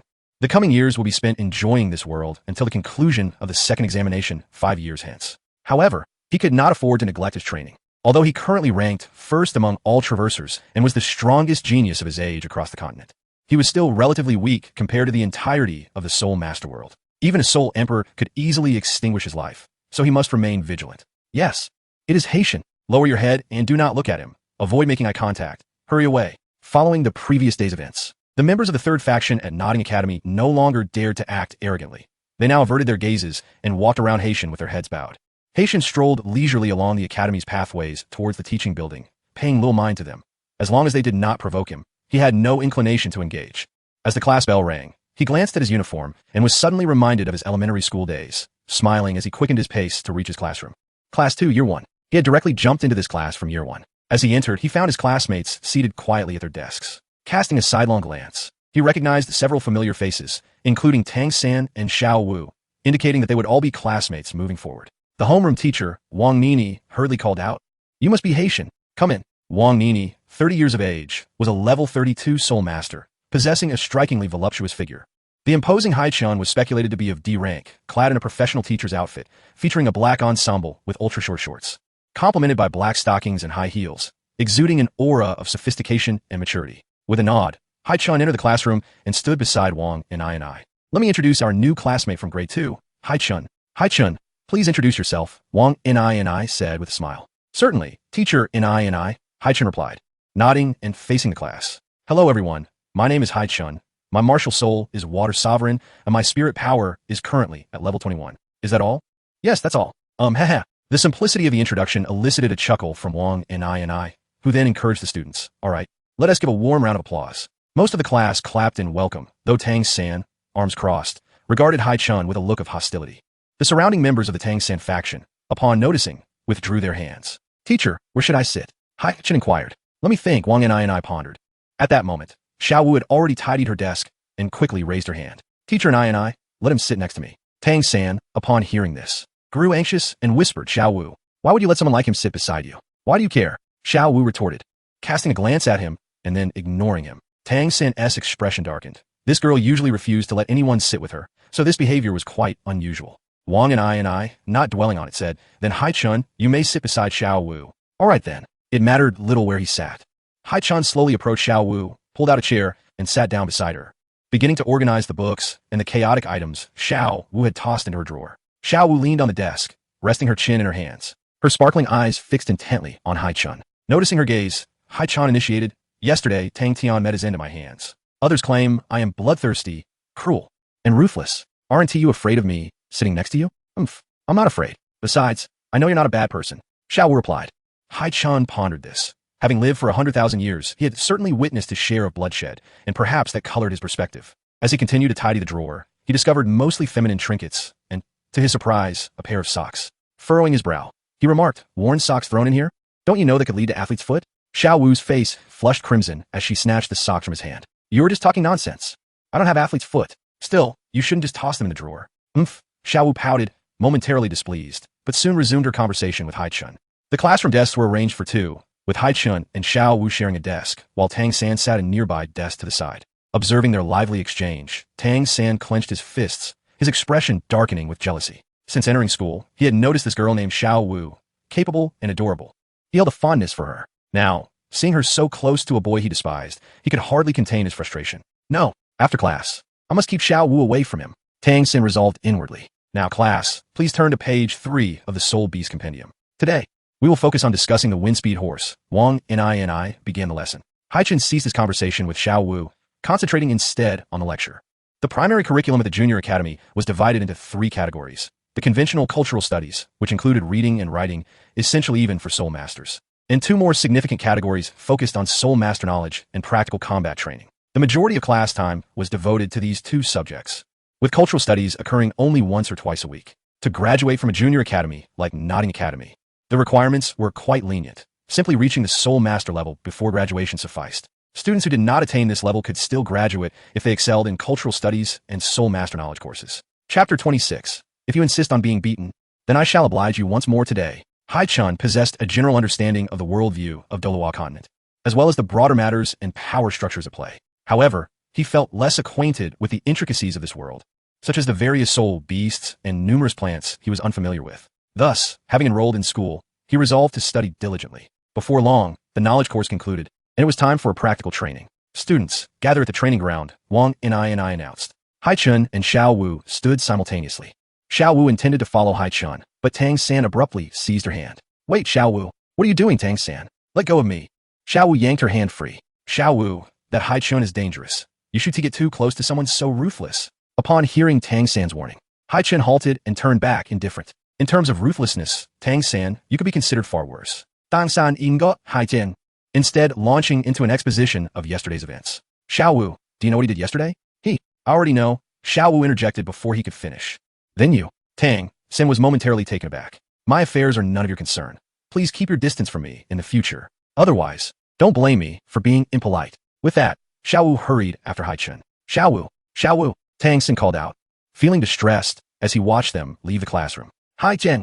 Tang San's expression darkened further, his resentment toward Haichen intensifying. In battles between soul masters, the application of soul skills and spirit power was crucial, but close combat ability was equally significant. Hence, today's practical course would focus on close combat exercises. Students, pair up for combat without activating your martial souls, nor using soul skills or spirit power.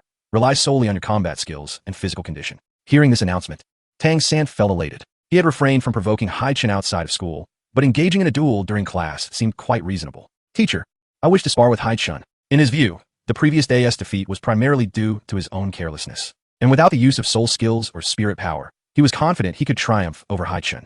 Haichen silently chuckled, aware of Tang San's ulterior motives. Wang and I was also aware of their past conflict and did not immediately consent. Tang San pressed on, rest assured, teacher, I harbor no personal grievances. I simply wish to rectify my previous defeat to Haichen. It is that simple, and I won't violate any rules.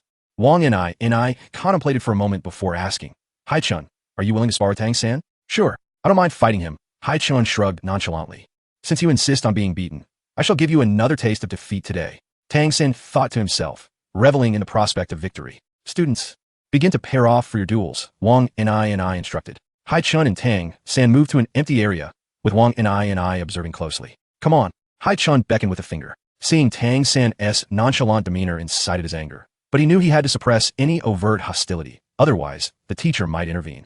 Instead, he warned, be careful, Haichen. Tang San swiftly charged toward Haichen, feigning politeness while actually delivering heavy blows.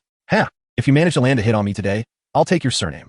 Haichen scoffed, then activated his iron block. Without the mobilization of soul power, the strength of one's fists and feet would remain feeble, incapable of shaking the defenses of iron. With a fierce countenance, Tang San unleashed a heavy blow upon Haichen's chest. Yet Haichen stood resolutely unmoved, his brow unfurrowed. In contrast, it was Tang San's own hand that felt the sting of pain. How could this be? How could his body be so unyielding? I did not sense any fluctuation of soul power emanating from him. Tang San found it hard to believe that this could be the body of a human. Hey, are you just here to tickle me? Haichen regarded Tang San with indifference. You. The disdain in Haichen's voice struck a severe blow to Tang San's pride, leaving him feeling deeply insulted, as if his genius was under heavy attack. The usually composed Tang San was suddenly overwhelmed by emotion, losing his cool. Tang San unleashed a flurry of punches against Haichen's chest, his fists turning red and almost breaking the skin, yet his opponent remained unfazed. In his iron block state, Haichen simply allowed the blows to rain down upon him. The force of Tang San's fists felt akin to a girlfriend playfully tapping you on the chest. After 10 seconds of relentless strikes, Haichen decided he had indulged enough. He casually flicked an earwax from his ear, followed by a sudden kick to Tang San's abdomen. Playtime. Boom. Tang San was ruthlessly propelled backward by Haichen's kick, landing on the ground in a disheveled heap. I refuse to believe this. Tang San's expression twisted into one of rage as feelings of frustration surged within him, transforming him into a madman as he charged once more at Haichen. He had never faced such humiliation in his 2 lifetimes. Since a direct assault could not harm Haichen, Tang San began to attack from various angles, seeking any potential weaknesses in Haichen's defenses. Utilizing his ghostly shadow technique, he executed swift and agile maneuvers to bombard Haichen from all sides. However, unfortunately, the iron block state provided complete defense with no vulnerabilities. Tang San hurled a punch towards Haichen's face. Don't you know that one shouldn't strike the face? Haichen's expression hardened. This was an affront he could not tolerate. Regardless of the pain, his head and the areas crucial for lineage were not to be violated. Smack! Haichen seized Tang San's fist with one hand while delivering a sharp slap to the back of his head with the other. Smack! The resounding slap sent Tang San crashing to the ground, inadvertently tasting dirt. Haichen, I will ruin you. This profoundly wounded Tang San's confidence. He could no longer endure it. Rising from the ground, he summoned his soul power and swung a punch. Noticing the intense wave of soul power emanating from Tang San, Haichen realized that he had violated the rules by mobilizing his soul power. So, you can't play anymore, huh? I've been too lenient with you. Second soul skill. Wave of water. Haichen expended a significant amount of soul power to unleash his soul skill in an instant, launching a devastating attack. Boom! Tang San cried out once more as he was sent flying over 10 meters, landing with a bruised and battered visage. Haichen snorted coldly, adjusting his attire. Teacher Nini, it was you who broke the rules first. Chapter 27, Journey to the Star-Doe Forest. Teacher knows, you all must cease fighting. Wang Nini regarded Haichen with a gaze one might reserve for a monster. This fellow was indeed as monstrous as the rumors in the academy suggested. She was acutely aware that Tang San was the strongest genius and the most formidable student at Notting Academy. Quick, someone assist in carrying Tang San to the infirmary. The rest may practice freely. Wang Nini hurriedly called for help to transport Tang San to the infirmary. Haichen, you wait for me. I, Tang San, shall not let today's event go unavenged. Lying on the stretcher, Tang San glared fiercely at Haichen, vowing that one day he would reclaim all the humiliation. From that day forth, Tang San dared not challenge Haichen recklessly again, yet it ignited within him an insatiable desire to train fiercely, striving for the day he could bring Haichen to his knees. However, every few months, after feeling significant improvements in strength, he would once again challenge Haichen. Yet, Haichen continued to grow stronger, and each time, Tang San was left with a bruised face. Time and again, he would muster his confidence, only to be defeated once more. Haichen forever loomed over Tang San, becoming a shadow and a demon in his heart, a figure he was determined to surpass. Thus, Haichen spent 3 years at Notting Academy, balancing his training, studies, and the relentless beatings of Tang San. 3 years later, within the Notting Academy library, now 10 years old, Haichen had shed some of his youthful naivety, gradually developing a masculine charm. His features had become increasingly handsome, radiating a sunlit vigor. Standing at a height of 1.50 meters, he was still in his growth phase, destined to reach a height of 1.80 meters in the future. At this moment, Haichen leaned against the bookshelf, engrossed in the book he held. Having just advanced to 5th grade, he had already completed the 6th grade curriculum. He was preparing to return to Sea God Island, eager to ascertain how many levels he could ascend with his current strength. Joining Notting Academy did not imply he had to remain there indefinitely. As an academic prodigy, skipping classes was perfectly reasonable, as long as he returned before the graduation ceremony. Not far away, several younger female students were gathered, secretly observing Haichen from a distance, occasionally uttering infatuated exclamations. So handsome. Even while reading, Senior Haichen is so captivating. Haichen had long noticed his admirers, but chose to ignore them until their chatter grew too loud, disrupting his reading. He turned to them, gesturing for silence. The group of girls immediately quieted down, their cheeks flushing with shyness. However, Xiao Wu soon appeared in the library, prompting the younger students to scamper away in fear. Xiao Wu approached Haichen, hands on her hips, saying, "Hey, Haichen, Sister Oya has finished her class. She asked me to let you know that you can set off for the Star-Doe Forest." "All right, I'll head over right away." Haichen closed his book and returned it to the shelf. "Haichen, take me with you." Xiao Wu pouted, playfully tugging at Haichen's arm. "You're only at level 23 soul power. You're not yet at the level to obtain a soul ring. Why would you go? You keep skipping classes. Do you think you're a top student like me? Stay in the academy and catch up on what you missed first." Xiao Wu pouted, stamping her foot in displeasure. Now, Haichen had mastered the 6 forms of body technique: iron block, shave, gale foot, finger gun, moon step, with only the final paper drawing remaining. His soul power had also broken through from level 21 to level 30, and he was ready to acquire his 3rd soul ring. Thus, Oya planned to take Haichen to the continent's largest gathering of soul beasts, the Star-Doe Forest, to obtain a soul ring. While he could return to Sea God Island to acquire the most suitable divine soul ring for himself, choosing from a wider variety was more enticing. Moreover, after 3 years of sitting next to Xiao Wu, their relationship had evolved from unfamiliarity to deep familiarity. Xiao Wu had become like a little shadow, constantly clinging to Haichen. But this time, she wouldn't accompany him. Leaving the library, Haichen made his way toward the academy gate, opening his virtual panel along the route to check in. Ding! Congratulations, you have received 123 soul coins. Your current total of soul coins, 562060. Sigh, over 560,000 soul coins already. When will the mysterious shop release those super discounted items? Haichen sighed in exasperation. The rewards for the national leaderboard are settled annually. As the first place on the Sky list, he received a reward of 100,000 soul coins. Coupled with daily check-ins over 3 years, he now had enough money, along with a discount card, to purchase several 10,000-year soul bones and soul rings at an ordinary shop. However, the mysterious shop offered 10,000-year, even million-year soul rings and soul bones, which he no longer found appealing. He didn't want to waste his money and thought it best to wait for super discounted items to emerge from the mysterious shop for a bargain. Yet since mastering the 6 forms of body technique, the mysterious shop hadn't released any super discounted items. Sigh, better save up for now. Haichen cast a covetous glance at the divine weapon, the Star God Sword, valued at 1 billion, within the mysterious shop, before closing the virtual panel. After waiting at the academy gate for a while, Oya arrived. Today, Oya was dressed in a captivatingly alluring manner. Adorned in a light purple gauze dress that revealed her snow-white, elongated legs, and the mysterious curves of her form could be subtly discerned. Sister Oya, you look absolutely stunning today, Haichen praised. Has this young lad matured? Or am I merely overthinking?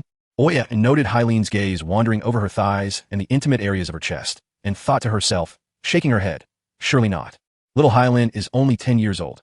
How could he understand such things? You cheeky boy, enough with the flattery. Get in the carriage, please.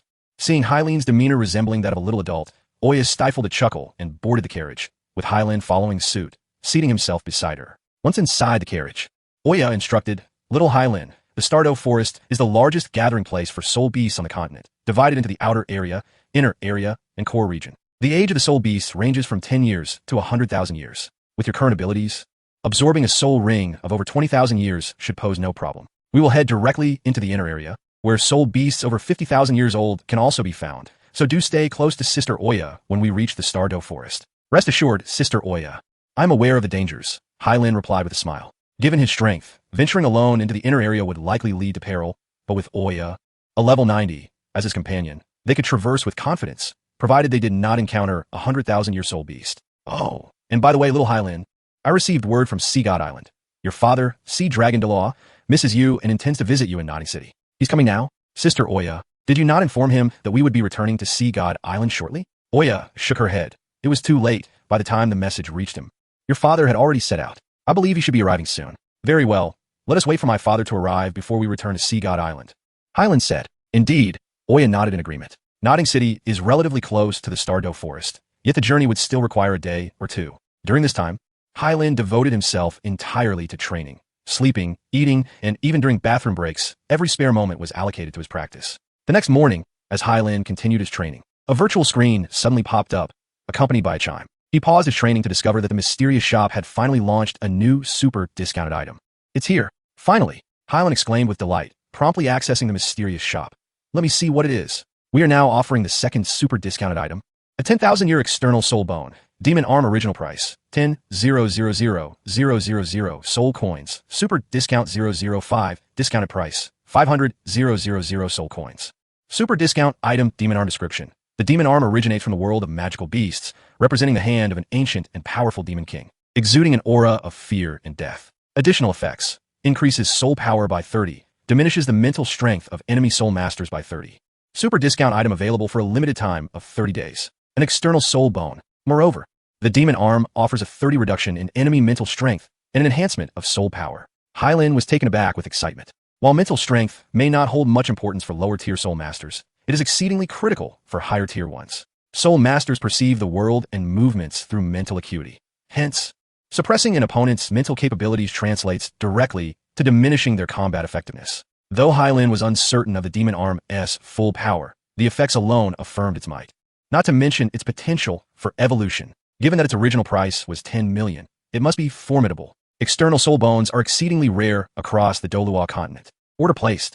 Chime. You've spent 500,000 soul coins. Remaining balance, 62,060. Chime. The super discounted item, external soul bone demon arm, has been credited to your account. Alas, I'm out of money again. Haichen felt a pang of regret. This was the result of nearly 4 years of accumulated soul coins, now reduced to just over 60,000. It seems not every purchase offers a 003 discount. After acquiring the demon arm, Haichen distinctly sensed a certain fearsome power stirring within him, as the external soul bone seamlessly melded with his essence. He pondered how to harness the power of the demon arm. With his current strength, defeating an ordinary soul master of over 40 levels would be trivial. But with the demon arm, how much stronger could he become? Haichen began to anticipate the forthcoming experiment in the Stardew Forest. Hours later, Haichen finally arrived at the outskirts of the vast forest. After instructing the coachman to wait in a nearby town, he promptly entered the outer region alongside Oya.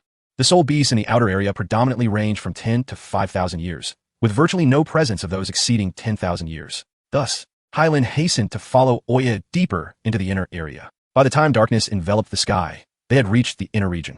As it was imprudent to search for soul beasts at night, the two found a suitable spot, ignited a fire, and decided to rest for the night. The night sky above the Stardow forest was extraordinarily beautiful, with a silvery moon illuminating the woods and bright stars embellishing the celestial canvas, creating a delightful ambience. However, the mosquitoes were quite bothersome. Haichen, exasperated, scratched at his skin, his enjoyment of the night seemed thoroughly disrupted by the incessant pests. Little Haichen, the tent is ready. Come in and sleep, Oya called out. I'm coming, Sister Oya. Haichen's face broke into a smile. In order to be ready to protect Haichen at the first sign of danger, Oya had only brought a single tent, so they would be sleeping together that night. Upon entering the tent, Haichen noticed Oya had changed into a super thin, alluring nightgown, causing a sudden warmth to wash over him. Little Haichen, quickly change into your sleeping clothes, she urged. All right. Haichen swiftly donned his sleepwear and laid down beside Oya. Instantly, a captivating scent emanating from Oya's body enveloped the air, and Haichen, lying flat, couldn't help but steal glances at her. The delicate nightgown clung to her form, rising and falling with each breath. As his gaze traveled downward, he noticed her snow-white, supple thighs exposed, glistening with fine beads of sweat due to the summer heat. Haichen swallowed hard. With an adult soul, this scene was quite overwhelming. Calm down, he thought, taking a deep breath, striving to dispel the thoughts swirling in his mind and settle into sleep. However, despite his attempts, slumber eluded him, and he ultimately surrendered to his curiosity. Sister Oya, may I hold you while I sleep? He ventured hesitantly. Sure, go ahead, but no funny business, Oya replied, momentarily taken aback but not overthinking it. As at her age, she simply perceived it as a comforting embrace for sleep. All right. With her consent, Haichen turned and wrapped his arms around Oya from behind, intending to hold her snugly, but his hands began to wander restlessly. Oya, oblivious, assumed Haichen was merely adjusting himself for comfort, but suddenly, her face flushed crimson, and she whispered, Little Haichen, what are you doing? What is wrong, Sister Oya? Seeing Haichen's reaction, Oya shook her head. Indeed, what could little Haichen possibly understand? If she pondered, should she yield to him like this? Just as Oya hesitated, she sensed movement nearby and quickly sat up, unleashing her mental prowess to investigate. Haichen understood that something was approaching, as a title Delawa's mental strength could sense disturbances from afar. Sister Oya, what is happening? Haichen asked with a serious demeanor. Oya furrowed her brows tightly. There are 5 soul beasts pursuing 2 girls, approximately your age, heading in our direction. Strange, at such a tender age. How dare they venture into the inner district unprotected? Haichen pondered. Regardless, Xiao Chun, let us first venture outside to assess the situation. Do not stray from my side. Understood. The two emerged from the tent, swiftly leaping onto a tree to gain a vantage point ahead. Indeed, they spotted several colossal soul beasts relentlessly pursuing 2 diminutive human figures. As the silhouettes drew nearer, Haichen began to discern the appearances of the 2 little girls in the darkness of night. It was them. Haichen's expression shifted dramatically as he exclaimed urgently, Oh no, Sister Uya, hurry and save them. Seeing Haichen's distress, Uya did not hesitate and rushed forward, with Haichen closely following. Chapter 29. First encounter with the cat girl, Zhu Zhuqing. The 2 little girls were none other than Zhu Zhuyu, who had aided Haichen during the first national assessment, and Zhu Zhuqing, a member of the cat spirit family from the original storyline. They were being pursued by 5 mandala serpents, 2 of which were immensely large, likely over 20,000 years old, while 2 others approached the age of 10,000, with the smallest being around 5,000 years, presumably a nest of serpents. Zhuqing, hurry, quickly. At this moment, both Zhu Zhuyu and Zhu Zhuqing appeared quite disheveled, bearing wounds and drenched in sweat, as Zhu Zhuyu grasped Zhu Zhuqing's hand, leading her forward. However, Zhu Zhuqing was clearly in a weakened state, struggling to keep pace. She did not wish to burden her sister. Zhuyu, I can hardly run anymore. You should leave me behind and go on ahead. What nonsense! We came together, and we shall return together. I will not abandon you. Zhu Zhuyu clutched Zhu Zhuqing's hand tightly. The 2 raced through the woods, but the 5 mandala serpents were closing in rapidly. Suddenly, Uya's voice resonated ahead. 5th soul skill, raging ocean waves. Boom! A colossal wave surged forward, and the 2 girls beheld Uya riding atop it, her 9 soul rings glowing beneath her feet. Yes! A title Dolua, Zhuqing and Zhuyu simultaneously rejoiced. It seems we are saved. Beasts, get away from me! Uya's voice thundered through the forest. Yet the 5 mandala serpents showed no fear as they advanced, bearing their massive jaws. The smallest among them, the 5,000-year-old mandala serpent, swiftly circumvented to attack Zhuyu and Zhuqing once more. With a piercing hiss, the mandala serpent lunged forward, and Zhu Zhuyu and Zhu Zhuqing, utterly exhausted, found themselves unable to evade. Just as the serpent was about to strike, a boy suddenly interposed himself before them, confronting the 5,000-year-old beast. In the dim light, the 2 helpless girls gazed at the boy who stood protectively before them, facing the serpent alone. At that moment, this scene was etched deeply into their minds. Be careful. The boy was of similar age. How could he possibly confront a 5,000-year-old soul beast? 2nd soul skill, wave of water. Haichen faced the mandala serpent head-on. devoid of fear, unleashing his full strength. Boom! The tremendous force erupted, sending Haichen crashing into a large tree and the mandala serpent reeling back. However, the serpent quickly regained its composure and redirected its attack toward Zhu. Curse it! What have these two girls done to provoke this pack of beasts? They are hell-bent on annihilating them. As a mere 30-level soul master, Haichen was no match for the mandala serpent, which required at least a peak soul master or soul king level 5 years prior to contend with. Gritting his teeth, Haichen swiftly darted forward, wrapping his arms around Zhu and Zhu Yu's waist to evade the attack. Let us go. We need to find a place to hide. He once again stood in front of them. Hearing Haichen's voice and seeing his silhouette, Zhu Yu suddenly felt a sense of familiarity, as if she had known him before. Yet, after nearly 4 years apart, they had all grown, and she could not immediately recognize him. Confused, they wondered why this boy would risk his life to save two strangers. Why are you saving us? Zhu Yu inquired, gazing at Haichen's back. Because, once upon a time, I owed you a favor. With that, Haichen sprang into action. Zhu Yu, do you recognize him? Observing Haichen's figure, Zhu Yu contemplated closely. He looks familiar. Moon steps. Bang, bang. Haichen altered his trajectory mid-air, launching himself atop the mandala serpent's head, his expression fierce. Spear strike. Thud, thud, thud. He relentlessly assaulted the serpent's head. The mandala serpent writhed in agony, soon shaking him off as it lunged at him once more. Haichen gripped the serpent's jaws, one hand pushing against the upper and the other against the lower, his head perilously close to being engulfed. The serpent's moist, slimy tongue constricted around his neck, gradually dragging him inward. The stench emanating from its mouth was unbearable. Haichen strained with all his might, feeling the tightening grip constricting his throat, a sense of suffocation enveloping him. Just as he was about to unleash his external soul bone, the demonic arm, to break free, the pressure from the tongue suddenly diminished, allowing him to escape and leap backward. Once more, he glanced back to find Ouya had dispatched the other 4 mandala serpents and arrived just in time to sever the serpent's head he faced. Phew, Sister Ouya. Had you been a moment later, I might have been consumed. With the crisis averted, Haichen exhaled in relief.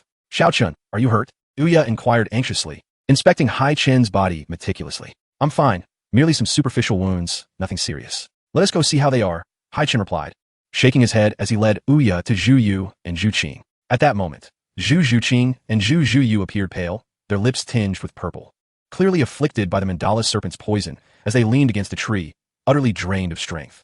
Haichen knelt slowly before them, scrutinizing the two young beauties. The girls of the cat spirit family had indeed matured quickly, despite being of similar age to him.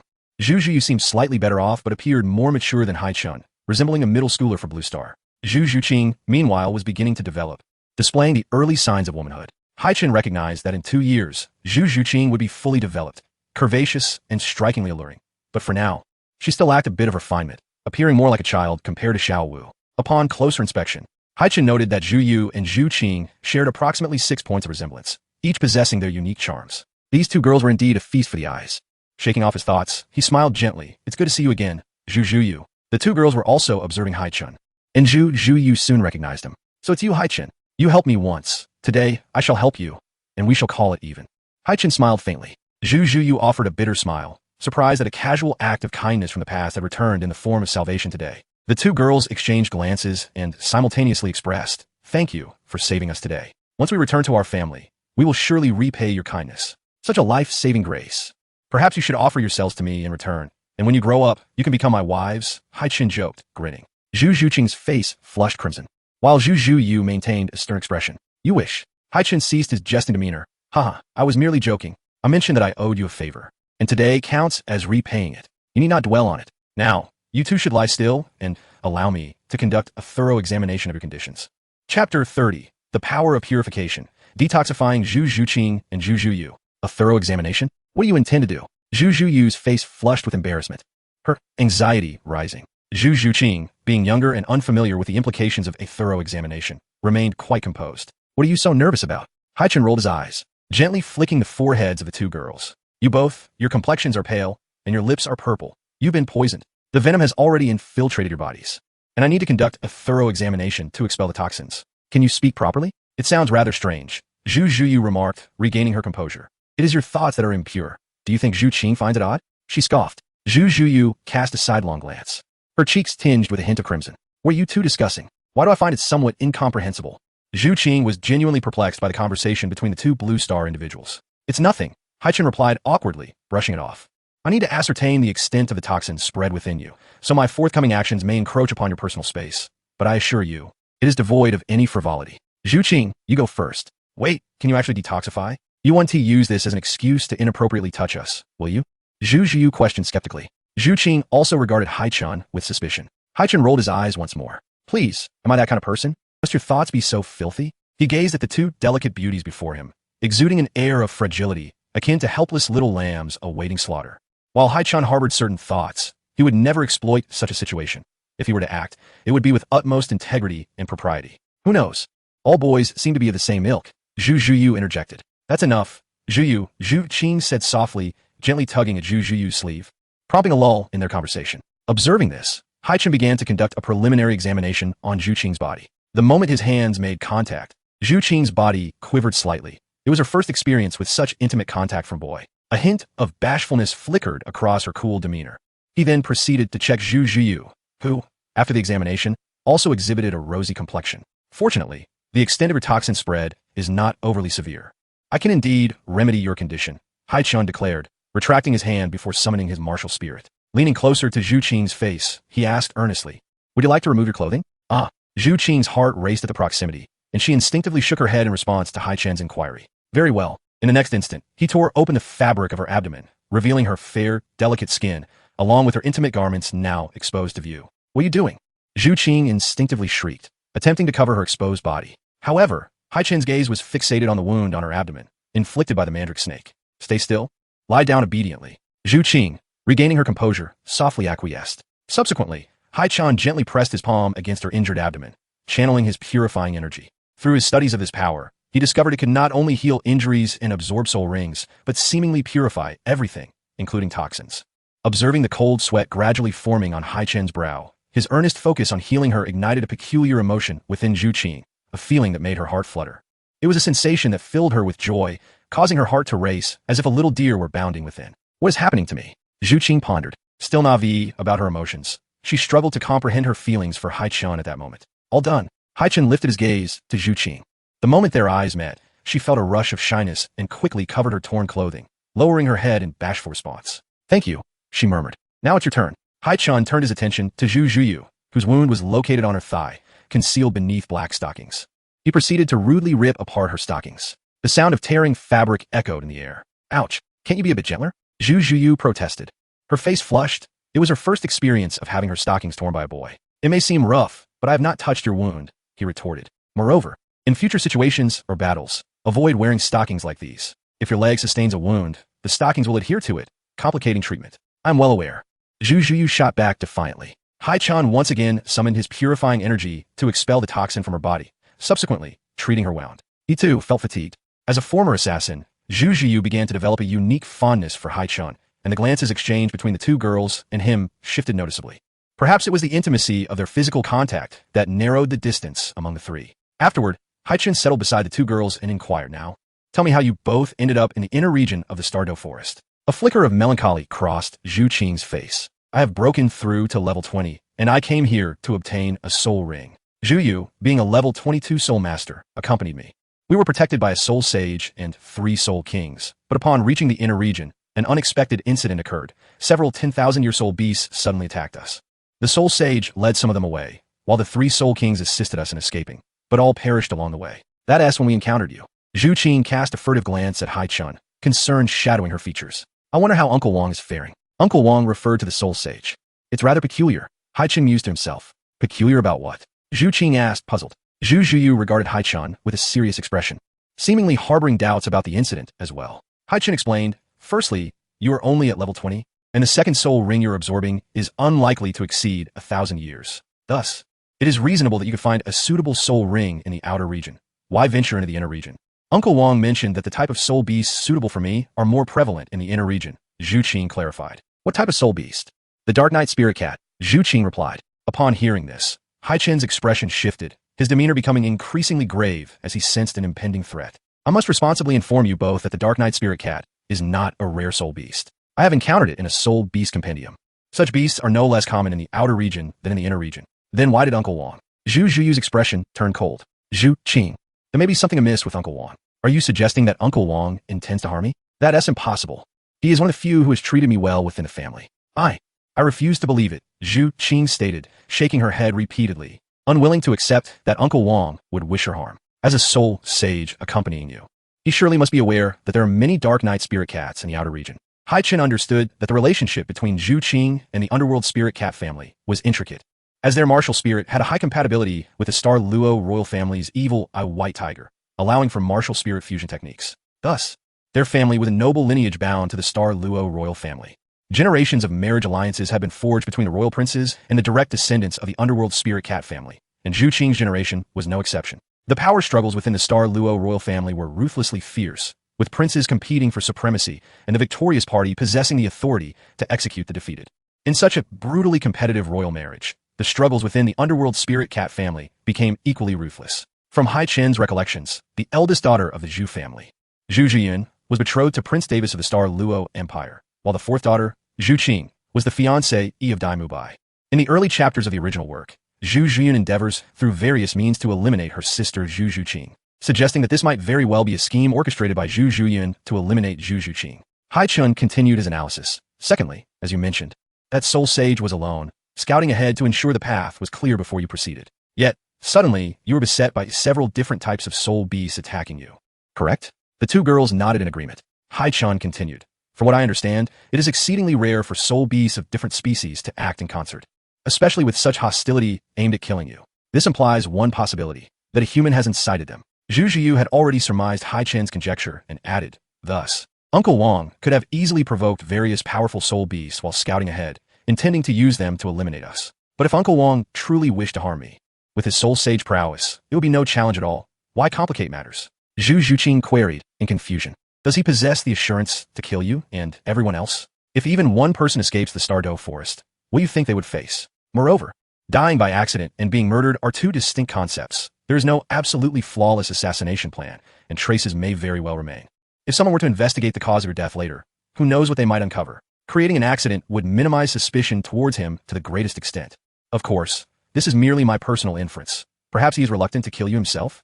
Zhu Zhuqing, a clever girl, had indeed considered this but was disinclined to dwell on it. Zhuyan, do you think all of this could be orchestrated by my elder sister? Zhu Zhuqing clenched her fists, a fleeting chill crossing her face, but her eyes betrayed a hint of desolation and sorrow. Currently, the only one who wishes to harm you is Zhu Zhuyan. Zhuyan, at times, I find myself quite envious of you, as you do not have to confront such brutal struggles. Zhu Zhiyu was merely a collateral descendant of the Yumming Spirit Cat clan, with only the direct lineage being eligible to marry the Star Luo prince. As the two girls conversed, Haichen observed quietly, understanding that Zhu Zhuqing's future demeanor would be profoundly influenced by the harsh familial environment in which she was raised. Yet, this very environment would also cultivate her diligence, resilience, and fervent desire for strength, rendering her a girl of inner warmth despite an outwardly cold disposition. Sensitive and rich in emotion, Haichen gradually stood and walked over to the two girls, extending his hands to gently press down on their heads, a smile illuminating his face. All right, you two, cease your morose expressions. What is there to be so troubled about? As long as you grow strong enough, everything will be manageable. The girls simultaneously raised their heads to gaze at Haichen's smile, akin to a ray of sunshine piercing through their inner gloom. It is said that a person's smile can be infectious. In that moment, the negative emotions within both girls seemed to dissipate substantially. Furthermore, Zhu Zhuqing regarded this gesture of affection as quite intimate, feeling a blush rise within her. Strangely, she found no aversion to it. Rather, the warmth of Haichen's palm enveloped her heart, bringing a sense of comfort. Retrieving his hands, Haichen continued, given your current situation, it is impossible for you to depart the Stardow forest safely. For the next few days, you should stick with us. Once I acquire my third soul ring, I will escort you out. The two girls exchanged glances and obediently replied, all right. As dusk approached, Haichen beckoned them, come now, it is getting late. Let us all sleep in the tent together. You need to rest well to be spirited for tomorrow. The two girls hesitated, uncertain about the propriety of sharing a tent. There is only one tent, unless you wish to be bitten by mosquitoes. With that, Haichen entered the tent with Ouyang, leaving the girls to deliberate before ultimately following suit. Thus, Haichen, Ouyang, Zhu Zhuyu, and Zhu Zhuqing spent the night together in one tent. When dawn broke the following day, the four set forth in search of suitable soul beasts for their soul rings. While many soul beasts matched the required age, finding one that was both suitable and of the correct age proved to be a formidable task, taking them 3 days to accomplish. During these 3 days, Haichen and the girls shared meals and rest, and he would occasionally joke with them, fostering a rapid camaraderie. The girls' fondness for Haichen grew each day, and unbeknownst to them, Zhu Zhuqing had begun to hold a significant place in her heart for him. With Haichen's and Ouyang's assistance, Zhu Zhuqing successfully acquired her second soul ring. What kind of soul skill did you obtain? Haichen inquired. Feeling the power of her new soul ring, Zhu Zhuqing beamed. My second soul skill is called Phantom Claws of the Underworld, a close-range, single-target attack technique that utilizes rapid body rotations and the penetrating sharpness of my claws to unleash a flurry of attacks on my enemies in a remarkably short time. With a piercing effect. Chapter 32. A reunion with acquaintances, Hulaina, Yin, and their interception. Indeed, it is the Phantom Claws of the Underworld. A smile flickered in Haichen's heart, for he recalled that Zhu Zhuqing's second soul skill was precisely this. The ability to articulate the detailed effects of one's soul skill to another signifies a profound trust in that individual, and Haichen nodded silently in approval. Excellent. A formidable soul skill. Now, I'm only left to acquire my own soul ring. Let us proceed. The two girls nodded. Following Haichen as they continued their search for soul beasts, with Ouyang leading the way. After 2 hours, they finally discovered the target for Haichen's hunt. Xiaochun. Look, is that it? Ouyang exclaimed. Haichen immediately turned his gaze, his expression lighting up. It bears the crescent moon marking on its head. It cannot be mistaken. Sister Ouyang, this is the crescent moon magic wolf I have been seeking, and by its size, it appears to be around 30,000 years old. Well within my capacity to handle. Then leave it to me. Ouyang responded eagerly. I'm counting on you.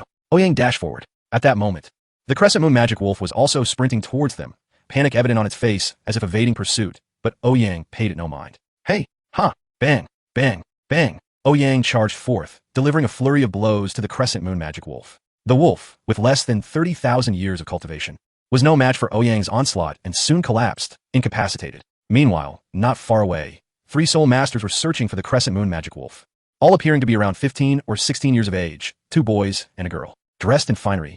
Their achievement of the soul master rank at such a young age marked them as some of the continent's top talents. Strange, where has this crescent moon magic wolf gone? It should be in this direction. The girl pointed ahead, urging her companions to hurry. Soon, the trio heard the wolf's anguished cries. Oh no!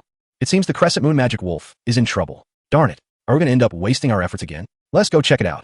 They rushed towards the direction of the wolf's cries, just as Haichen was preparing to examine the unconscious crescent moon magic wolf. The 3 arrived in time. Stop! They shouted, one after another. Haichen was taken aback, recognizing the 3 individuals before him. What a lively outing to the Stardoe Forest this had turned out to be, encountering so many familiar faces at once. The trio before him were indeed the top prodigies of the Spirit Hall, the Golden Generation, future mainstays of the Spirit Hall team in the Soul Master competition. Xiaoyu, Yin, and Hulaina, the youth with silver hair, split down the middle, wielding the Moon Blade martial spirit, was Xiaoyu, Hulaina's elder brother, a 16-year-old Soul Master of the 42nd rank. The other red-haired youth was Yin, known as the Lord of Flames, a Soul Master of the 40th rank at the age of 16. The Soul Girl, Hulaina, possessed the Fox Spirit martial spirit, boasting a rank of 41 at the tender age of 15. At the tender age of 15, Hulaina possessed an almost flawless figure, adorned in a golden white gown that subtly revealed her decolletage thighs, exuding an alluring sensuality. At first glance, her exquisite visage might not seem as stunning as that of divine beauties like Zhu Zhuqing, Bibi Dong, or Poseidon. However, upon closer inspection, one could discern a unique charm within her, a beguiling allure that no other woman could replicate, imbued with an enchanting demeanor. The trio hastily checked on the crescent moon demon wolf, and upon learning that it had been knocked unconscious, their expressions darkened. Yin, in a fit of rage, turned to Haichen and bellowed, "How infuriating! Do you even comprehend what you've done?" Haichen, unfazed by Yan's tirade, gazed intently at Hulaina's beauty, silently admiring. TSK, it appears that Hulaina is the most captivating among us. Zhu Zhuqing and Xiao Wu are still too young. Noticing Haichen's unwavering gaze on his goddess, Yan's irritation escalated. Hey, where do you think you're looking? Do you wish for your demise? Do you believe I won't gouge your eyes out? Are you addressing me? Do you have something to say? Haichen replied with growing impatience. Is there an issue with us engaging the crescent moon demon wolf? It is our opponent in this trial, and only by defeating it can we conclude our endeavor. Yet, you have disrupted our progress. Hulaina, equally displeased, approached. Is that so? I apologize, but the situation has unfolded as it has, and there's little I can do, Haichen responded coolly. An apology is hardly sufficient. Do you have any idea how much effort we expended to confront this crescent moon demon wolf? Hulaina retorted angrily. While I am unaware of the time and energy you devoted to this creature, it is not your exclusive resource, is it? Moreover, what do you propose we do now that it has come to this? Huh, what do you propose? Hulaina sneered, her face swiftly transforming into a seductive smile as she beckoned Haichen with a finger. Come here, little brother. Let me enlighten you. A faint pink glow flickered in her eyes, her second soul skill, Fox Charm, having been trained under Bibi Dong from a young age to enhance her seductive abilities. Anyone with wavering resolve and impure thoughts would quickly succumb to her enchantment. Haichen suddenly found himself enveloped in an illusion, where Hulaina swayed her alluring figure, pressing herself against him, caressing his body. His self-awareness began to fade, and his body seemed to move toward her of its own accord. Is this seduction? Just as Haichen was on the brink of being entirely ensnared by Hulaina's charm, he swiftly activated his purifying power, regaining control of his mind as the illusion dissipated. Come closer. I will cherish you well. Hulaina continued to seduce him. Haichen, now fully awake, chuckled internally. At this moment, Hulaina remained oblivious to the fact that he had resisted her charm. He played along, stepping closer to Hulaina. In the next instant, her expression shifted, and she unexpectedly kicked toward Haichen's groin. However, at that moment, he swiftly pivoted and stood behind her. What? How could he have resisted my charm? This is impossible. Hulaina was taken aback. Her charm typically ensnared all, unless one's mental fortitude surpassed hers. Is this how you show me affection? Well then, I shall not hold back. With a resounding slap, Haichen struck Hulaina's pert backside, which was surprisingly firm. The sound echoed loudly. Hulaina gasped, overwhelmed by an indescribable sensation of pain and an inexplicable tumult of emotions coursing through her body, leaving her both embarrassed and furious. You little rascal. How dare you strike my... Chapter 33. Hulaina's face flushed with indignation and embarrassment. You kicked me. I merely returned the favor. Is that unreasonable? Haichen regarded the stunning young woman before him with indifference. Initially, he had harbored a fondness for Hulaina, for who could dislike a beauty? However, her recent behavior had provoked him. Such a place is not to be trifled with. If you ruin it, isn't your life effectively over? Haichen glared at his hand, which had just struck Hulaina's backside, a cold smile creeping across his face. Quite a delightful feel indeed. You dare to toy with me. I will ruin you. Yen, you attack. Hulaina's countenance turned crimson with rage. As the cherished disciple of Bibi Dong, the Pope of the Spirit Hall, she had always held the highest status and had never been treated in such a manner. Yen was equally furious. He had not even touched Hulaina's delicate hands, yet someone else had dared to lay hands on such a significant part of her body. You brat, are you courting death? The trio summoned their martial spirits, charging at Haichen. Stop. At that moment, Oya timely interposed herself in front of Haichen, her 9 spirit rings prominently displayed. What? This woman is a titled Doluo. Haichen's identity was now in question. Xiaoyu, Yin, and Hulaina simultaneously halted their advance, their expressions darkening. Title Doluo-level soul masters were a rarity across the continent, and those of such stature undoubtedly held significant influence. Despite their standing within the spirit hall, they were not foolish enough to provoke a titled Doluo. Oya, it's fine. I will handle this. Haichen gestured for Oya to retreat, wishing to avoid escalating the situation. Furthermore, it was likely that Hulaina, Yin, and Xiaoyu, being prodigies nurtured by the Spirit Hall, had titled Do-level protectors, such as Ju Doluo Yuguan or Ghost Doluo Gui Mei, guarding them in this perilous place. As Haichen was about to speak and de-escalate the situation, a sharp voice pierced through the forest. Titled Doluo, how unexpected. Upon hearing the androgynous tone, Haichen surmised who it was, thinking to himself, so you're indeed here. Yet another titled Doluo, I wonder which faction they belong to. A hoarse, deep voice chimed in. Before long, the owners of the 2 voices appeared beside Hulaina. Both of them are present. Upon seeing them, Haichen's brow furrowed slightly as he recognized the gravity of the situation. These 2 were elders of the spirit hall at the titled Doluo level, Yuguan and Gui Mei. Elder Yuguan, Grandpa Ghost, Hulaina exclaimed joyfully, though a hint of displeasure colored her words. Has the teacher sent you to protect us in secret again? Gui Doluo chuckled awkwardly. Nana, as the Pope's cherished disciple, you must have someone to protect you during your trials. Enough. Grandpa Ghost, that brat dared to bully me. Hulaina fumed. Oh, then I shall teach him a lesson on your behalf. Gui Doluo fixed a stern gaze on Haichen. No need, Grandpa Ghost. You and Elder Yuguan need only to deal with that titled Doluo. I wish to personally teach him a lesson, Hulaina declared with indignation. It seemed that things had escalated, and Haichen shook his head with a wry smile. However, the situation remained within his control, and he calmly stated, if neither of you titled Doluo wish to intervene, then she alone is no match for me. What did you say? Hulaina chuckled with disbelief, having never encountered a boy 5 or 6 years her junior who exuded such confidence. At her level, she was already a soul master of rank 41. What audacity! Very well. If you can defeat me, then we shall consider this matter settled. If you lose, you will kneel and apologize. Xiaochun, while I may not be able to defeat these 2 titled Doluos, ensuring your safe departure is not an issue, Oya assured. Haichen glanced at the nearby Zhu Zhuqing and Zhu Zhuya, shaking his head. While he could leave with them, what about the 2? Moreover, he had no intention of relinquishing the Moon Crescent Demon Wolf he had so painstakingly sought. It's all right, Sister Yasha, you may watch from the sidelines, he asserted as he advanced a few steps, adding, however, I can't help but question whether you'll be able to accept defeat should you lose later on. Will you rely on your titled Doluo to seek retribution for you? Yu Eguan chuckled, shaking his head in amusement. Young man, first, you cannot possibly match Nana. Second, as for the rivalry among the younger generation, provided your titled Doluo remains compliant, we shall not interfere. I, Yu Eguan, have no inclination to bully children. Satisfied with this response, Haichen turned his gaze towards Hulaina. Then, let us proceed. Overestimating yourself. Hulaina scoffed, summoning her martial soul, and a golden fox materialized behind her. Martial sous manifestation. Haichen slowly spread his arms, his water lord martial soul emerging behind him, adorned with a violet 1,000-year soul ring and a black 10,000-year soul ring beneath his feet. In that moment of underestimation, he astonished everyone. What? A 1,000-year first ring? A 10,000-year second ring? This boy. Both Jukaw and Gaekaw exchanged glances, their eyes wide with disbelief, having never encountered such a configuration before. Is this truly real? Old Ghost, it seems this lad is anything but ordinary. Indeed, he is quite the anomaly.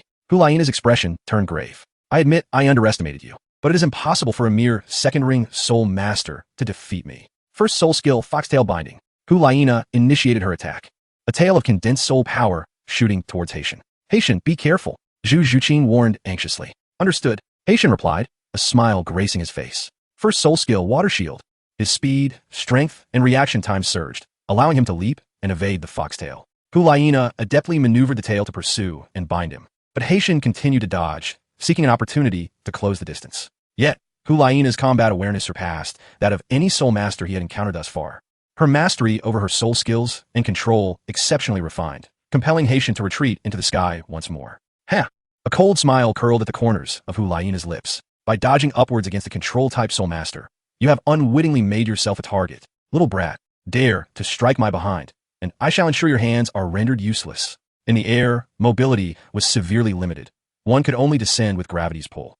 A proficient control-type soul master would excel in calculating this aspect and manipulating their soul skills accordingly. For Hulaina, Haichen was now nothing more than a moving target, easily ensnared. Now, the foxtail surged forth once more. Chapter 34. Hulaina, how dare you employ such shameless tactics against me? Yet at that moment, Haichen altered his trajectory mid-air as though he had stepped on a solid ground, defying expectations. Moonstep, bang, what? How can he move at such speed while airborne?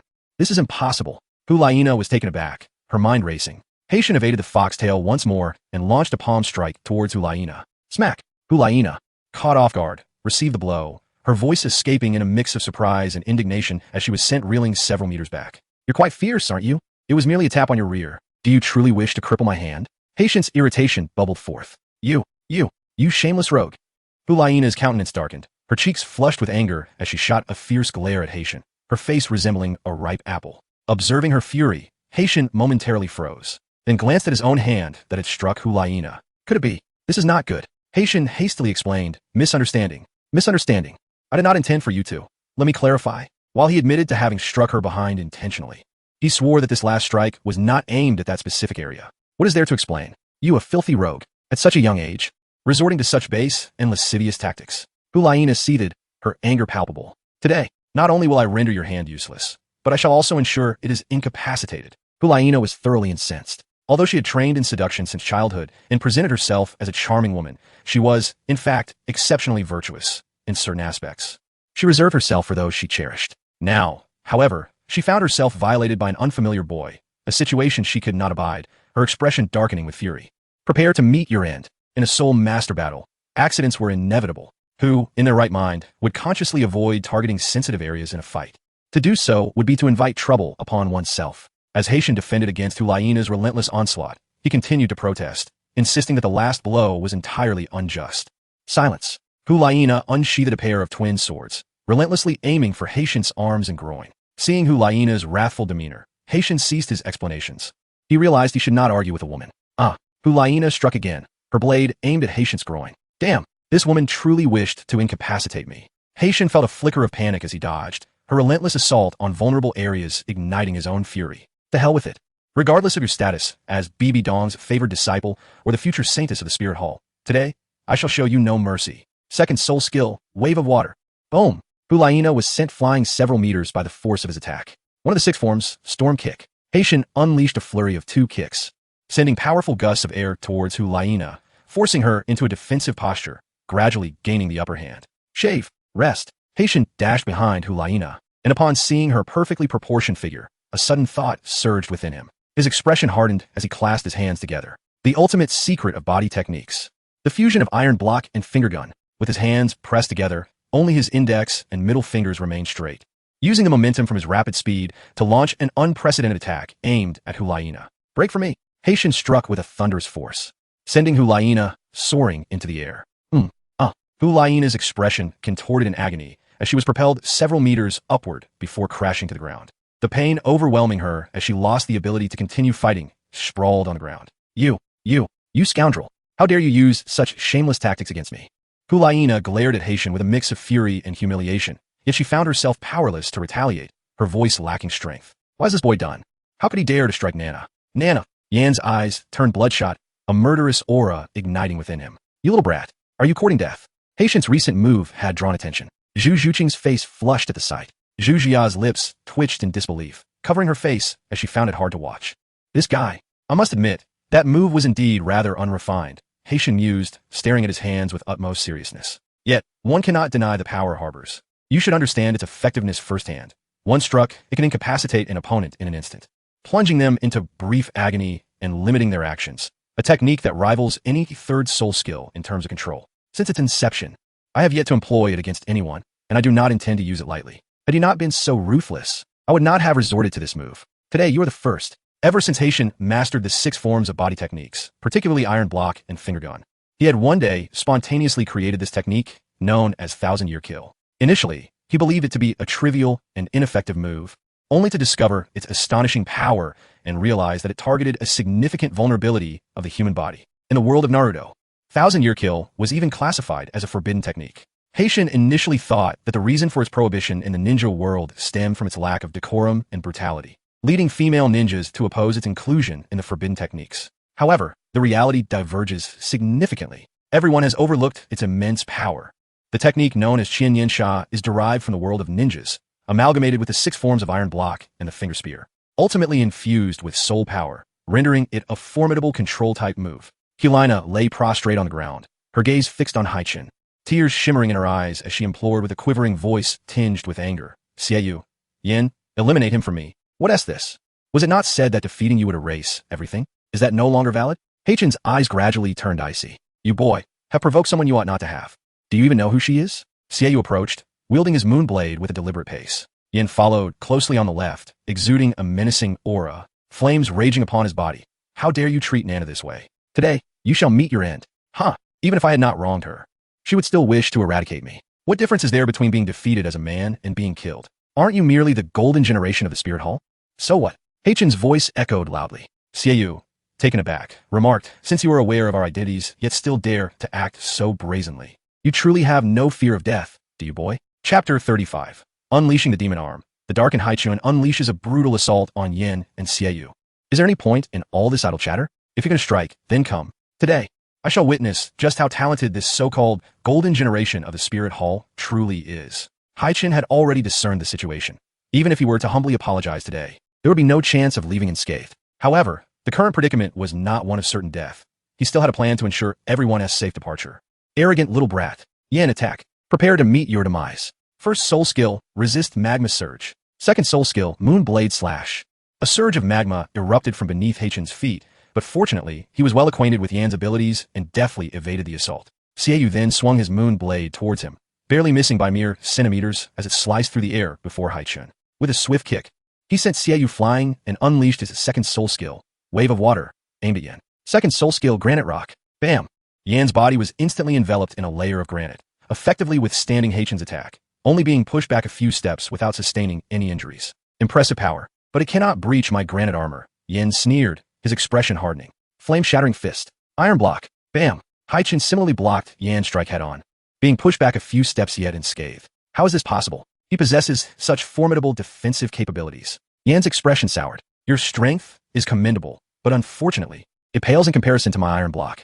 Haichen dispelled his iron block state, narrowly avoiding a blade strike from Xiaoyu. The iron block could withstand some powerful attacks. It was not sufficient to endure weaponized skills with lethal penetration, especially from a genius like Xiaoyu. Bam! Bam! Bam!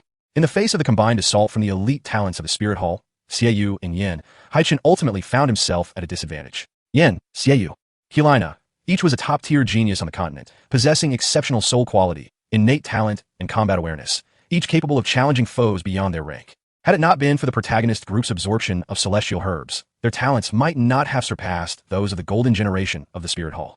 Haichen had easily bested Helena due to her being a control-type soul master, who, in theory, excelled in one-on-one combat, capable of surpassing limits once she ensnared her opponent. However, her limitations were stark, devoid of powerful offensive skills. Should her control falter or be countered, her effectiveness would diminish significantly. Helena primarily relied on charm for control, and with Haichen's purifying power, her enchantment became utterly ineffective, allowing him to easily defeat her. However, Yin and Xie were not so easily subdued, and the nearly 10-level disparity in their soul ranks made Haichen's struggle palpable. The Golden Generation indeed possessed some prowess. It seemed he would have to resort to that power. Haichen breathed heavily. Ha ha ha. Is this all the strength you possess, boy? I expected far more from you. Yin laughed heartily.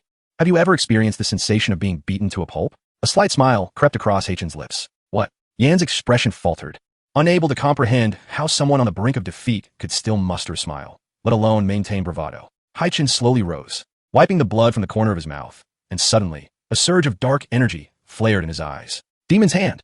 In an instant, a chilling aura radiated from Haichen, enveloping him in a swirling mass of black, demonic energy. His flesh on the back surged violently, as though something within sought to burst forth, causing him considerable pain as he let out a low growl. Ugh! The next moment, two enormous black demonic arms erupted from his back, tearing through flesh and fabric, each limb larger than a human arm by 6 or 7 times. So, this is the demonic arm? It seems quite powerful, Haichen thought, exhilaration coursing through him as his body trembled with anticipation, sensing the terrifying demonic force within him. He lifted his head to gaze at Yin and Xie, a malevolent grin spreading across his face, displaying a demeanor and expression unlike anything human. His eyes, now consumed by darkness, revealed a pair of vertically slit crimson irises. At that moment, Haichen's aura underwent a complete transformation, imbued with malevolence, death, and a thirst for slaughter. Like a demon emerging from the depths of hell, Yin and Xie, facing Haichen, were suddenly engulfed by a wave of fear that gripped their hearts. Is this guy a monster? Both of them instinctively began to retreat, unnerved by Haichen's overwhelming presence. Since a few days prior, when Haichen acquired the external spirit bone, the demonic arm, from the mysterious shop, he had yet to unleash its power. Now, he could hardly contain his eagerness to test its might. Boom! In the blink of an eye, Haichen vanished from his previous spot, his strength and speed magnified several-fold. Once at a disadvantage, he now overwhelmed Yin and Xie with relentless assaults. Bang! Bang! Bang! Haichen unleashed a flurry of attacks upon them. The demonic arm seemed to have altered Haichen's mentality, rendering his fighting style exceedingly violent and frenzied, as if he had transformed into an entirely different person. Granite rock. Ugh. With a swing of the massive demonic arm, he shattered the granite that enveloped Yin, terror etched across Yan's face.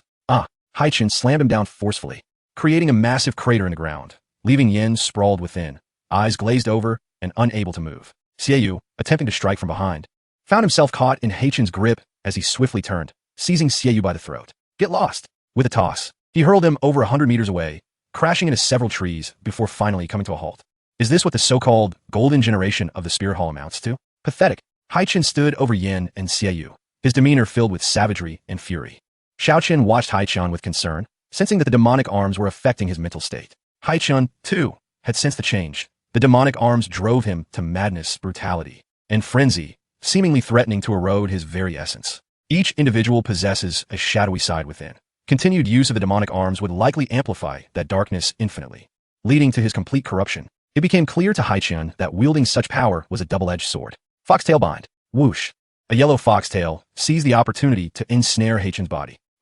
Chapter 36. The Arrival of the 7 Sacred Pillars of the Sea God Island. The panic of Ju Dolua and Ghost Doluon? Haichen slowly turned his head and discovered that Hu Lai Na had already risen to her feet.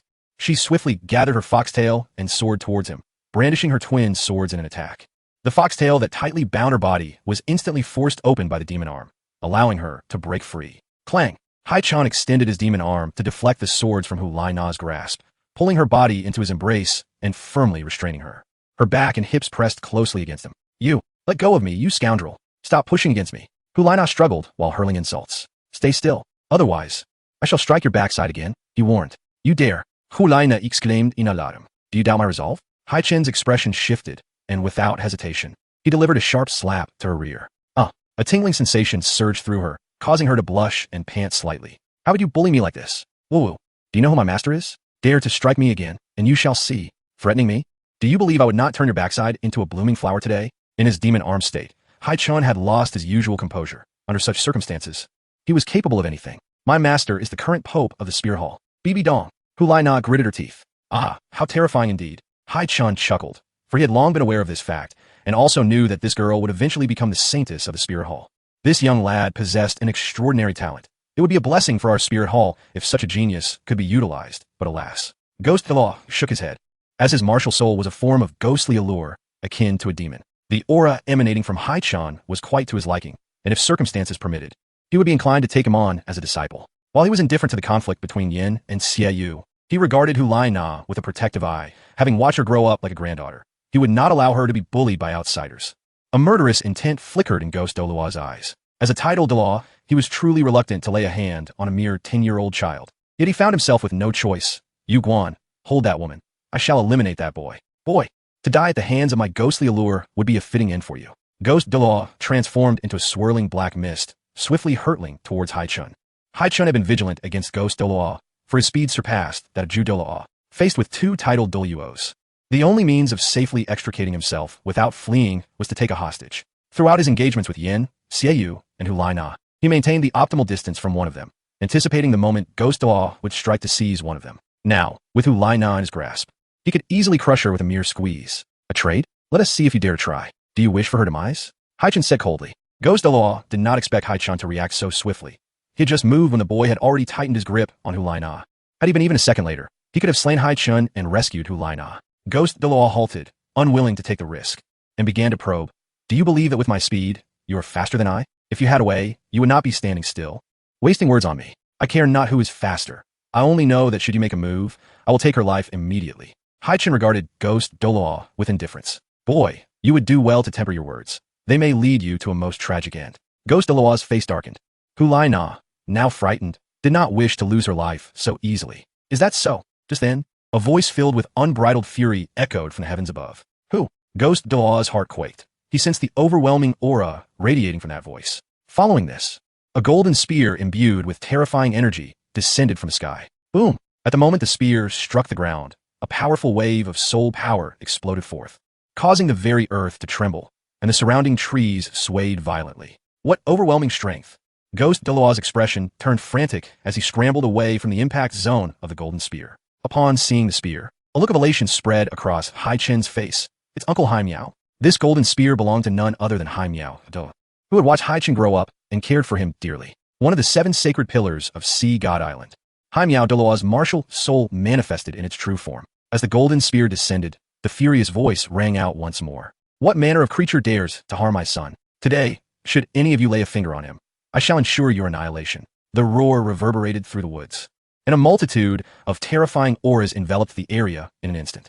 Ghost Delaw and Jutho simultaneously raised their heads towards the sky, where they beheld 6 figures adorned with 9 soul rings, their faces ablaze with murderous intent, glaring at the two of them. 6 titled Duluos. Both Ju Dolaw and Ghost Dolaw panicked, their eyes betraying their mounting fear. Yin and Xiaoyu were rendered speechless. It was their first encounter with the wrath of 6 titled Duluos, and the aura was nothing short of terrifying. Who on earth is this lad? Where did these titled Duluos emerge from? I have never seen them before. The Spirit Hall faction turned pale, realizing the gravity of their predicament. It was they who had provoked forces they should not have. Old Ghost. Both Ghost Dolaw and Jude Dolaw felt a chill run down their spines. They had lost control of the situation. If things went awry today, the talents of the golden generation of the Spirit Hall might perish here. The golden spear on the ground gradually transformed into a human form, revealing the true visage of Hai Miao Dolaw, with 9 soul rings at his feet. 7 titled Duluos.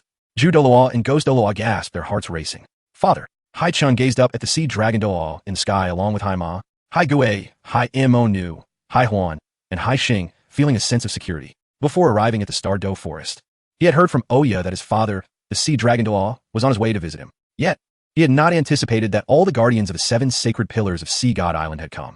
With their arrival, who would protect Sea God Island now? Swish, swish, swish. The 7 titled Doluos from Sea God Island positioned themselves at each corner, encircling Ghost Dolaw and Jude Dolaw, adding to Oya's 8 titled Doluos. Jude Dolaw and Ghost Dolaw were now in a state of utter panic. They dared not confront 8 opponents. Misunderstanding. It's a misunderstanding. Please, esteemed ones, do not strike. Jude Dolaw shouted anxiously. At the level of title Dolaw, life was held in high regard. Moreover, no casualties had yet occurred. Since there was no enmity between them, he did not wish to lose his life over a mere conflict sparked by a crescent moon demonic wolf. Chapter 37. You are Haichen, right? Shall remember you. Misunderstanding. Do you presume we have not witnessed your actions?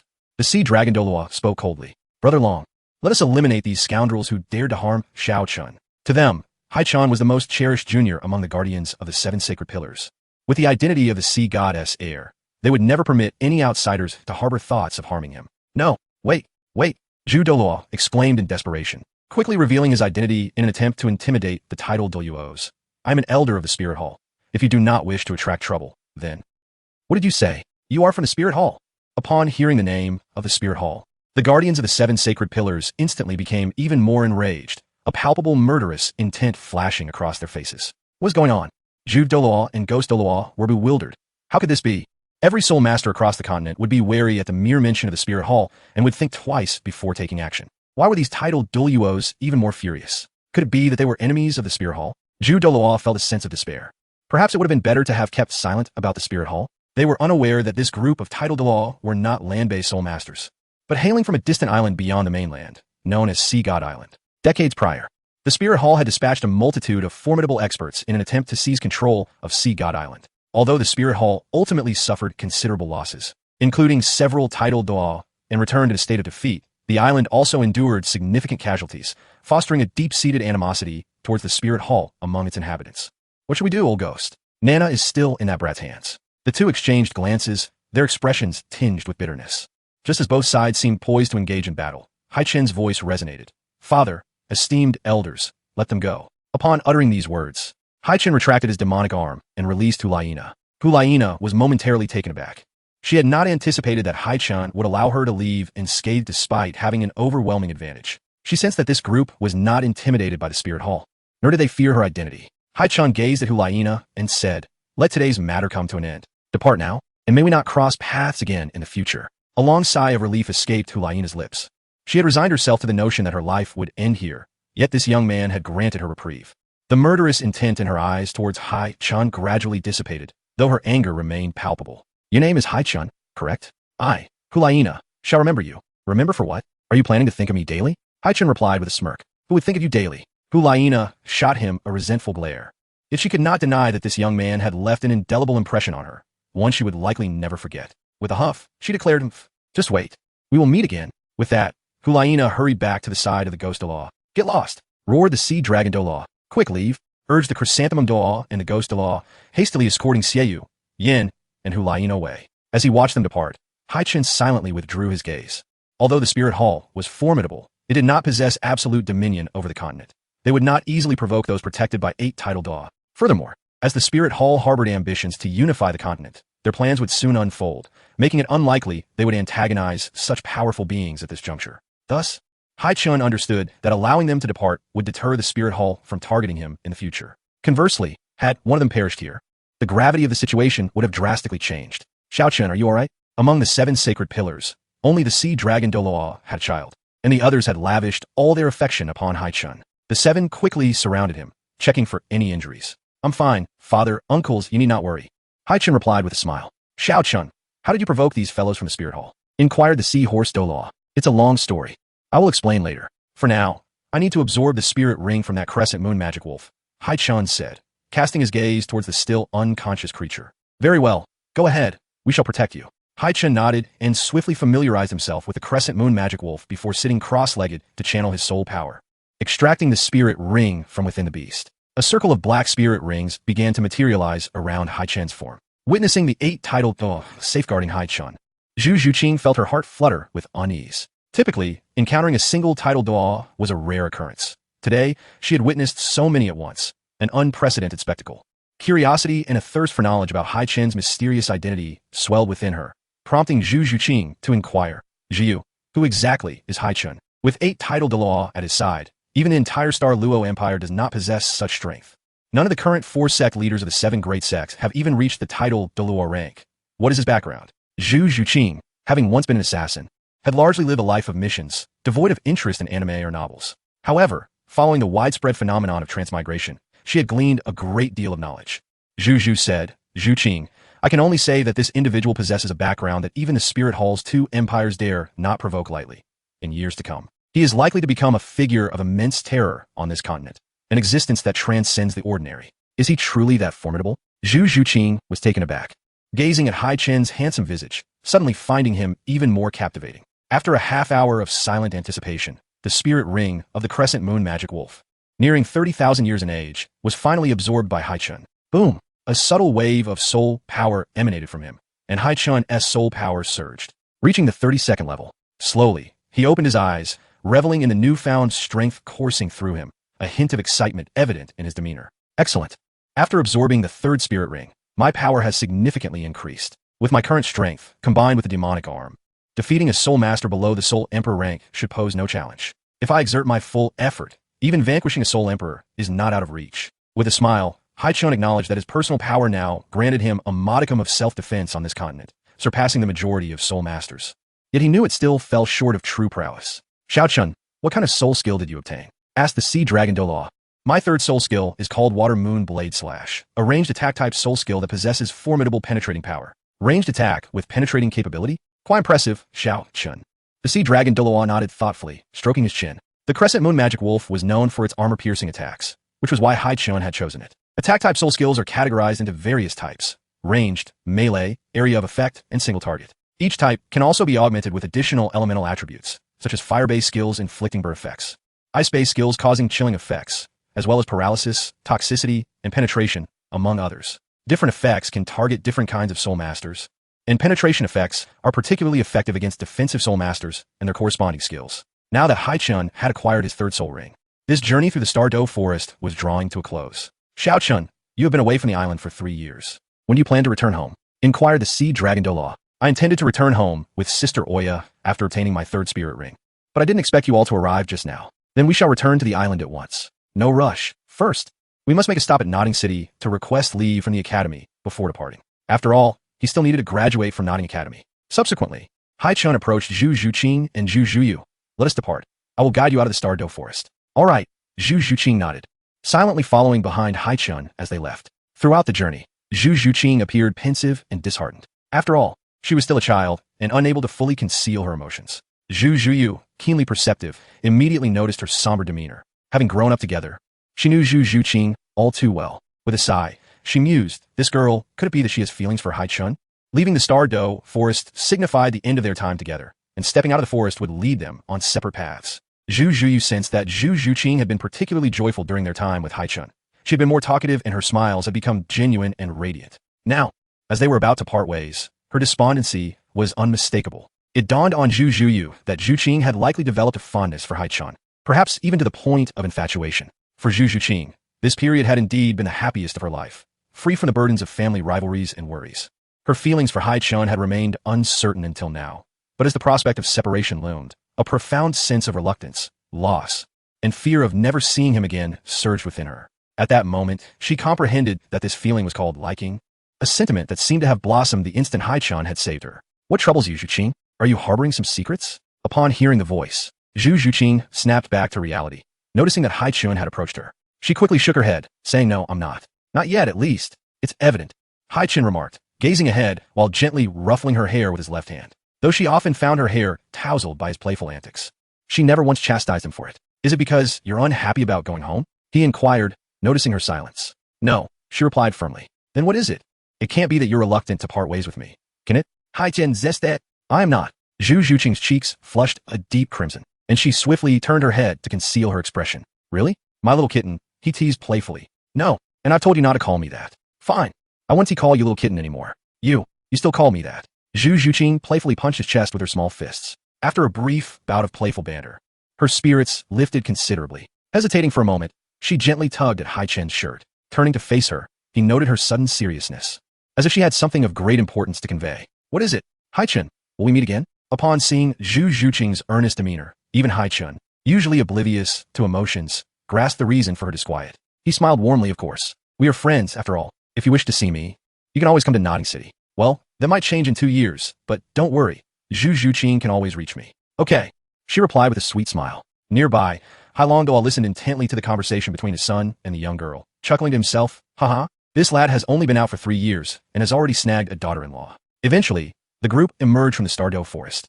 Marking the moment of parting for Zhu Zhuqing and Zhu Zhuya, Haichen produced 2 small items and presented them to the sisters. Here, this is for you both.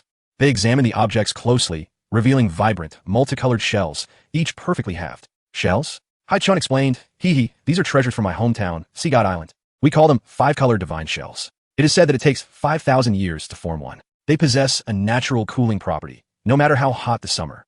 Carrying one will ensure you sleep comfortably at night, providing the perfect temperature for you. Although their utility is modest, their rarity makes them quite precious. Thank you. I love it, Zhu Zhuqing exclaimed, happily accepting the five-color divine shell, while Zhu Jia tucked hers in her pocket, cradling it protectively. Father, please send some people to escort them safely back to Xinglua City. Xiao Chun, we didn't bring anyone with us on this trip, Hailong Delor replied, somewhat sheepishly. Stop pretending, father. You dispatched a host of people to protect me the moment I left Sea God Island. Did you think I wouldn't notice? Embarrassed. Hailong Delor chuckled awkwardly, waving his hand to summon 4 soul, sage-level spirit masters. You 4, escort my 2 daughters-in-law home safely. Yes, sir.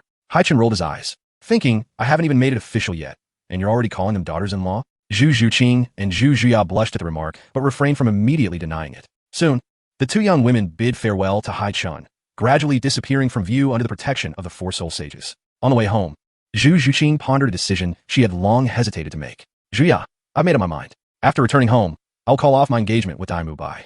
Though she did not harbor strong feelings for Dai Mubai, she had been trying to accept him due to their childhood engagement. However, after the emergence of the transmigrators, numerous individuals exposed Dai Mubai's misdeeds in pursuit of Zhu Zhuqing. Dai Mubai, lacking in virtue, often indulged in debauchery, frequently seen with various women, earning him the reputation of a playboy and a scoundrel. Exasperated, Dai Mubai found himself constantly caught in compromising situations while socializing, leading to Zhu Zhuqing's growing disdain for him.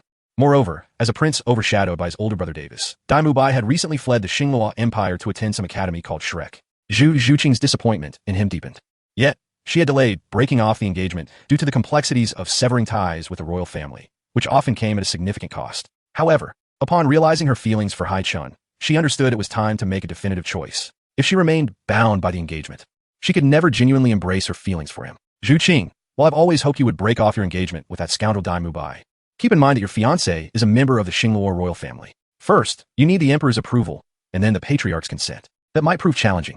Even if you manage it, your standing within the clan could plummet. I do not care about such matters. Besides, if I call off the engagement, my sister should have no reason to target me anymore. Resolute, Zhu Zhuqing expressed her indifference to status, power, and wealth. Very well, if you've made your decision, I will stand by you. However, to annul the engagement, you must first confront Dai Mubai and secure his agreement.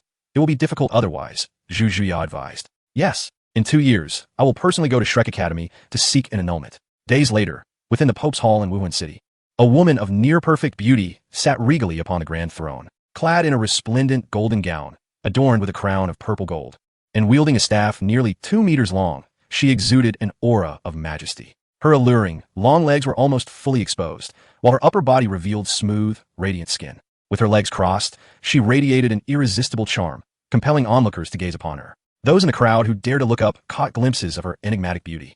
Yet none would risk staring too long, for she emanated an aura of sanctity and nobility that demanded respect and deference. This woman was Bibi Dong, the current pope of the Spirit Hall, who, despite being in her 40s, bore no marks of age, appearing as youthful and striking as ever. Speak. What transpired in the Stardow Forest? Provide me with the details, Bibi Dong commanded, her gaze fixed coolly upon those below. Gathered before her were Ju Doa, Gui Doa, Hu Lina, and Yin, among others. They had returned to report directly to Bibi Dong, recounting the events that unfolded in the Stardow Forest involving Haichen. Oh, Bibi Dong's expression shifted slightly upon hearing the details. Rather than erupting in anger, she remained composed, adept at concealing her emotions.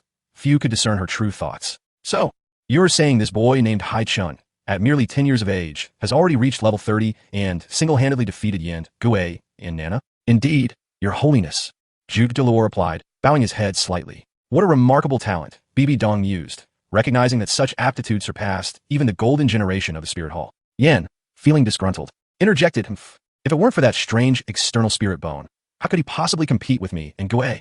External spirit bones are merely another manifestation of a soul master strength. Your defeat is your defeat.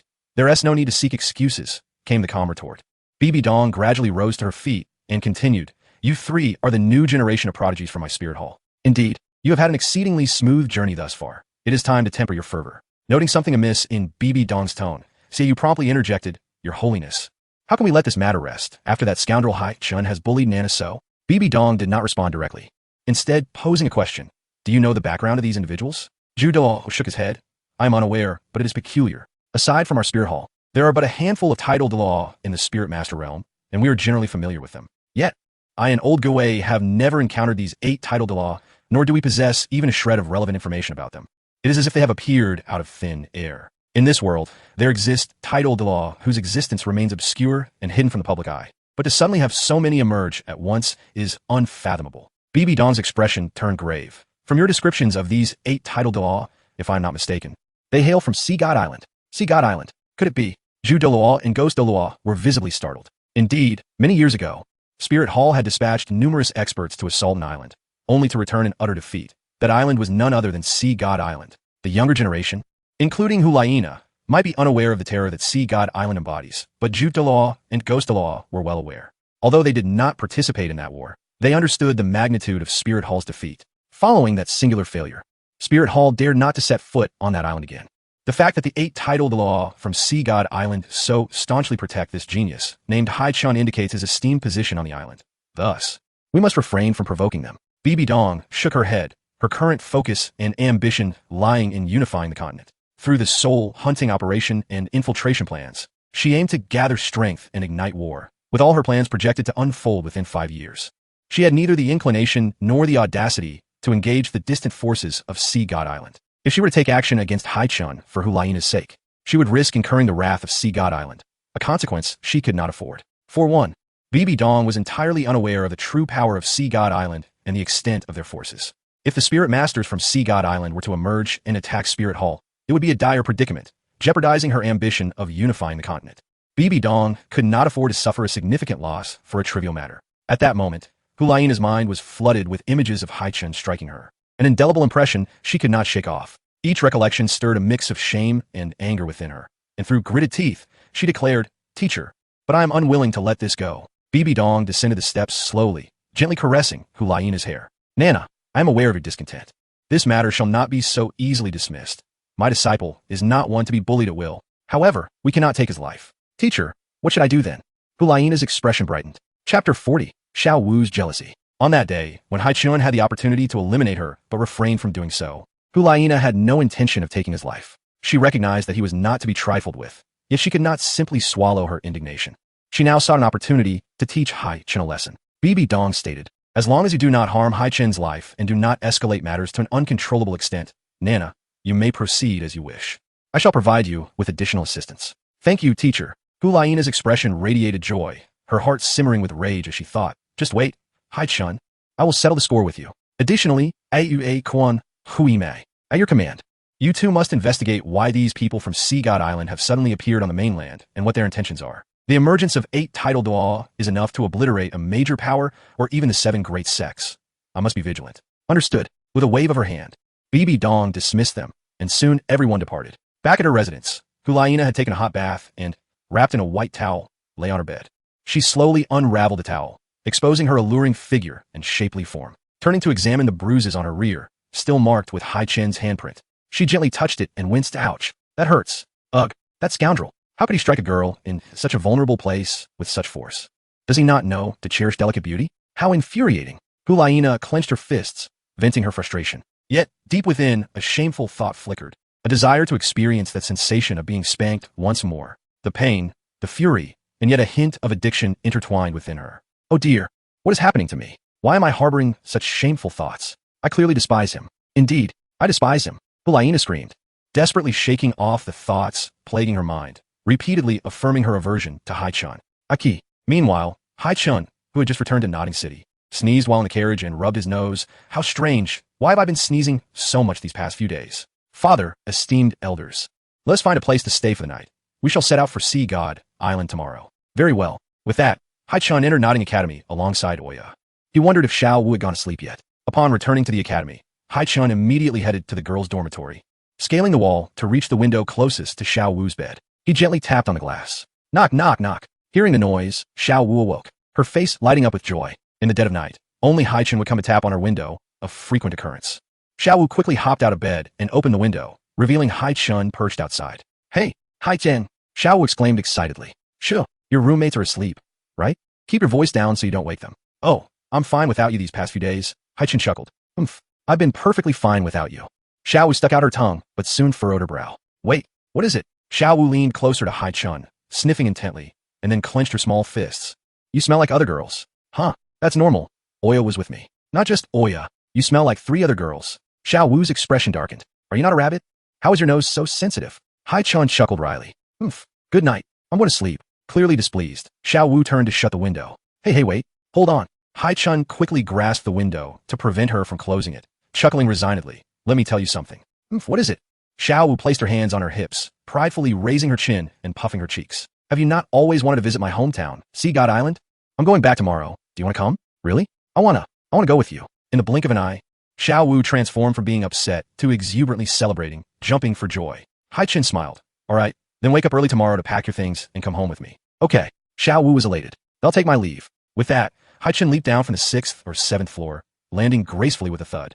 He glanced back at Xiao Wu's window as he gradually walked away. Over the years, many traversers had set their sights on Xiao Wu, primarily because she was a 100,000-year spirit beast, and few could resist the allure of a 100,000-year spirit ring. As those familiar with the Doluo continent, many traversers sought to acquire Xiao Wu's coveted spirit ring. For many years, both overtly and covertly, there have been individuals who sought to capture Xiao Wu, either to offer her as a sacrifice or to keep her confined until the moment they could absorb a 10,000-year soul ring, subsequently erasing her existence. However, those who attempted such deeds over the years have been discreetly dealt with by Haichen, Oya, and the sea spirit masters who protect her in the shadows. Upon learning that Haichen was safeguarding Xiao Wu, many have since refrained from making hasty move against her. Yet, should he be absent for an extended period, she may once again find herself in peril. This girl faces not only the spirit hall in this lifetime, countless eyes are fixated upon her. Thus, upon returning to Sea God Island, Haichen resolved to take her along, for 2 reasons. First, to ensure her safety by keeping her close, and second, to accelerate her growth through the trials of the Sea God's light. The following day, Haichen, accompanied by Xiao Wu, requested a 2-year leave from the dean, intending to return for the graduation ceremony. The dean was momentarily taken aback. After all, the junior college program spanned merely 6 years, and Haichen, having transferred in during his 2nd year, was now seeking a 2-year hiatus, effectively attending just 3 years of classes. Nevertheless, the dean willingly acquiesced, recognizing that while Xiao Wu was still manageable, Haichen had surpassed what the academy could teach him. As long as he maintained his enrollment and graduated successfully, it was essential for everyone to know that Haichen originated from Notting Academy. Upon discovering that Xiao Wu would accompany Haichen for 2 years, Tang Xin was thrown into a panic, abruptly halting his training and racing towards the academy's entrance. He caught up just as Haichen and Xiao Wu were exiting the gates. Xiao Wu, Tang Xin called out. Turning at the sound, Xiao Wu frowned. What does he want now? Tang Xin approached Xiao Wu, his expression troubled. Xiao Wu, are you really leaving with him? What business is it of yours, Tang Xin? Can't you just leave me alone? Xiao Wu replied, visibly displeased. Xiao Wu, I like you, Tang Xin declared, pouring forth his feelings. Despite the divergence of their paths in this life, it did not diminish his affection for her. He awaited her response, yet was met with a reply that was far from what he desired. But I truly dislike you. With that, Xiao Wu turned and walked away. No, Xiao Wu. Tang Xin's heart ached as he chased after her, attempting to grasp her hand. Xiao Wu, please don't go. Enough already. Get lost. Haichen interjected, delivering a swift kick that sent Tang Xin sprawling. Ugh, Tang Xin cried out in pain as he fell to the ground. Haichen regarded him with indifference. You little brat, still itching for a fight? Do you want me to give you another lesson before I leave? Tang Xin's persistence was truly distasteful, despite Xiao Wu's clear disinterest. He continued to pester her time and again. Tang Xin glowered at Haichen, his fists clenched in resentment, yet he dared not utter a word. He was indeed intimidated by Haichen and knew he could not defeat him at present, but he held on to the hope of one day surpassing him. Let us depart. With Tang Xin cowed, Haichen turned away, boarding the carriage. Haichen, this is all your fault, Tang Xin vowed, his expression darkening. One day, I will reclaim everything I have lost. Once renowned among countless admirers at the academy, Tang Xin's prestige had waned since Haichen's arrival, leading many to abandon the fabled figure they once idolized. The ranks of those who still supported him had dwindled significantly. Meanwhile, Xiao Wu's feelings towards Tang Xin only grew more unfavorable. He had once felt confident in his ability to charm the innocent and harmless Xiao Wu, but Haichen's emergence had altered everything. In the carriage, Haichen smirked dismissively at Tang Xin's hateful glare. Were it not for Tang Xin's father, a titled law, the boy might have already found himself buried deep in the earth. Let us go. The carriage began to pull away from Notting Academy. The journey from Notting Academy to Sea God Island would take at least a month or 2, with extensive time spent on the water. Fortunately, Haichen possessed a unique means to contact the great white shark, Little Bai, ensuring that with her assistance, they would arrive in just over a month. Approximately a month later, Haichen and his companions approached an uninhabited coastal area near Hanhai City, where he produced a whistle shaped like a dolphin and blew into it. Far off in the water surrounding Sea God Island, Little Bai swiftly sensed the call and swam towards them with great speed. As Haichen reached the shore, Little Bai appeared in the distance, accompanied by a group of great white sharks. Little Bai, Haichen called out cheerfully. Xiao Wu, upon seeing Little Bai, was taken aback. She could sense that this was a soul beast of 10,000-year caliber. Haichen, you finally decided to return. Little Bai transformed into her human form and rushed ashore, embracing Haichen tightly. Ugh, Little Bai, let go of me. Haichen struggled. Though he admitted her embrace was soft and comforting, he was in dire need of breath. Realizing her mistake, Little Bai blushed and quickly released him. Sorry, but you've grown taller, she exclaimed, her eyes sparkling with joy. When she had last held him, he barely reached her abdomen, but now he was at her chest. Haichen rolled his eyes. What do you expect? It's been over 3 years. Little Bai soon noticed Xiao Wu standing behind Haichen, her expression shifting to one of concern. She rushed over to scrutinize Xiao Wu closely. Why you? Xiao Wu stammered, apprehensive. Soul beasts could easily discern each other's identities, and she was reluctant to reveal her status as a 10,000-year soul beast. Yet Little Bai had already recognized her and was about to speak, but Haichen interjected, stop staring. Xiao Wu is a 10,000-year soft-bone rabbit. Xiao Wu was momentarily stunned, her emotions swirling as she asked, Haichen, how did you know? Those who reached the tidal Doa level could detect the soul beast aura around Xiao Wu. Yet possessing a heartbroken red could help her remain undetected. However, it was challenging to escape the eyes of top-tier tidal Doyuos. Haichen smiled gently. That's not important. Regardless of whether you are a soul beast or a human, to me, you are simply Xiao Wu. Xiao Wu beamed sweetly. She had been worried about Haichen's reaction upon discovering her true nature, but now she felt completely at ease. Let us return to the island. Okay. Haichen and Xiao Wu climbed onto Little Bai's back, while the 7 sacred pillar guardians and Oya rode alongside on great white sharks, entering the vast ocean. Finally, they were headed home, and Haichen felt a wave of joy. He would soon reunite with Poseidon, and he was eager to see how far he could ascend in the 3 years since their last meeting. This was, after all, one of his paramount objectives for returning. The first test of the Sea God S9 trials required traversing the 330 steps of the Sea God S Light to be completed within 10 years. Though it seemed ample time, for years had already slipped away. He now had to finish within 6 years, where the Sea God position would remain forever out of reach. Before he had left, he had reached a maximum of 19 steps, and this time, he aimed to exceed 100 steps. After what felt like an eternity, Haichen and his companions finally returned to Sea God Island. Haichen, is this truly your homeland, Sea God Island? It looks like such a delightful place. Xiao Wu exclaimed, her excitement palpable as she gazed at the enchanting scenery. Sea God Island was indeed a dreamlike haven, where humans coexisted harmoniously with the natural world and marine creatures. Under the influence of the Sea God, the creatures of the ocean are able to soar freely through the skies above the island. One can witness a myriad of marine life, from jellyfish and fish to turtles, and even whales, all gliding gracefully in the air. Such a sight is utterly impossible on the mainland, and can only be described as miraculous and fantastical. Haichen smiled. Indeed, after we reach the island, I will take you to explore for a couple of days. Great, Xiao Wu exclaimed with uncontainable excitement. Xiaochun, you're back. Poseidon appeared promptly, her face adorned with a gentle smile. Chapter 42. 3 years later, a second attempt at crossing the Sea God S Light. What will be the limit? Sister Ceci, I missed you. Haichen rushed forward and embraced Poseidon tightly. Xiaochun, be gentle. Poseidon trembled slightly, a blush creeping across her exquisite cheeks. She hesitated to push him away, contemplating that despite having grown considerably, he was still a young and innocent boy at heart. Thus, she allowed Haichen to act as he pleased. Sister Ceci, it's been ages since we bathed together. Let us go take a bath. Haichen grinned, his face radiating innocent joy. Poseidon paused, taken aback by his suggestion. Why do you want to bathe right after returning? She chuckled, shaking her head. Xiaochun, you're growing up now. You shouldn't bathe casually with girls anymore. Why not? Haichen Inguit. Poseidon wanted to explain, but seeing his pure smile, eventually relented, saying, all right, Xiaochun, when I have some free time, I'll invite you to my room. Okay?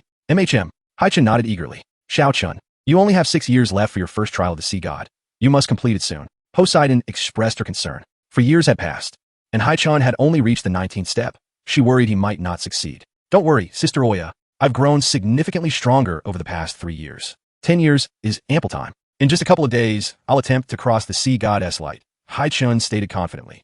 Although he couldn't complete the first trial on this return, he felt assured that he had enough time to do so. In the following days, Haichen took Xiao Wu on a delightful tour around Sea God Island, visiting all the notable places and sites. Afterward, he returned to the sacred site of the Sea God S Light. Haichen, is this the Sea God S Light you mentioned that can accelerate our soul power enhancement? Yes, cultivating here can exponentially increase the speed of our soul power growth. We will spend the next 1.5 years here. Great.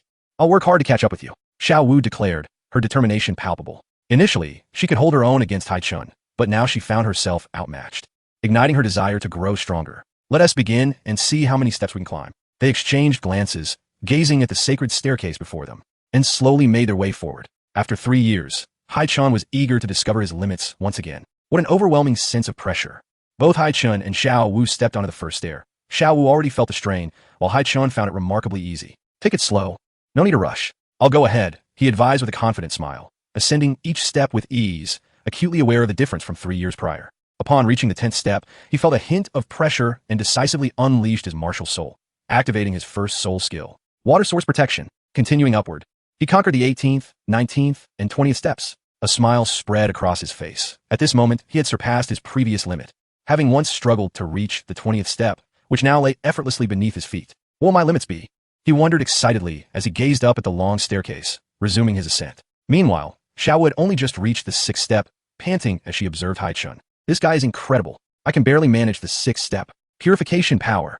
Haichen pressed on, reaching the 40th step, the 50th, the 60th, the 70th. He did not relent, continuing his relentless climb. The 80th step, Haichen gasped for breath, drenched in sweat.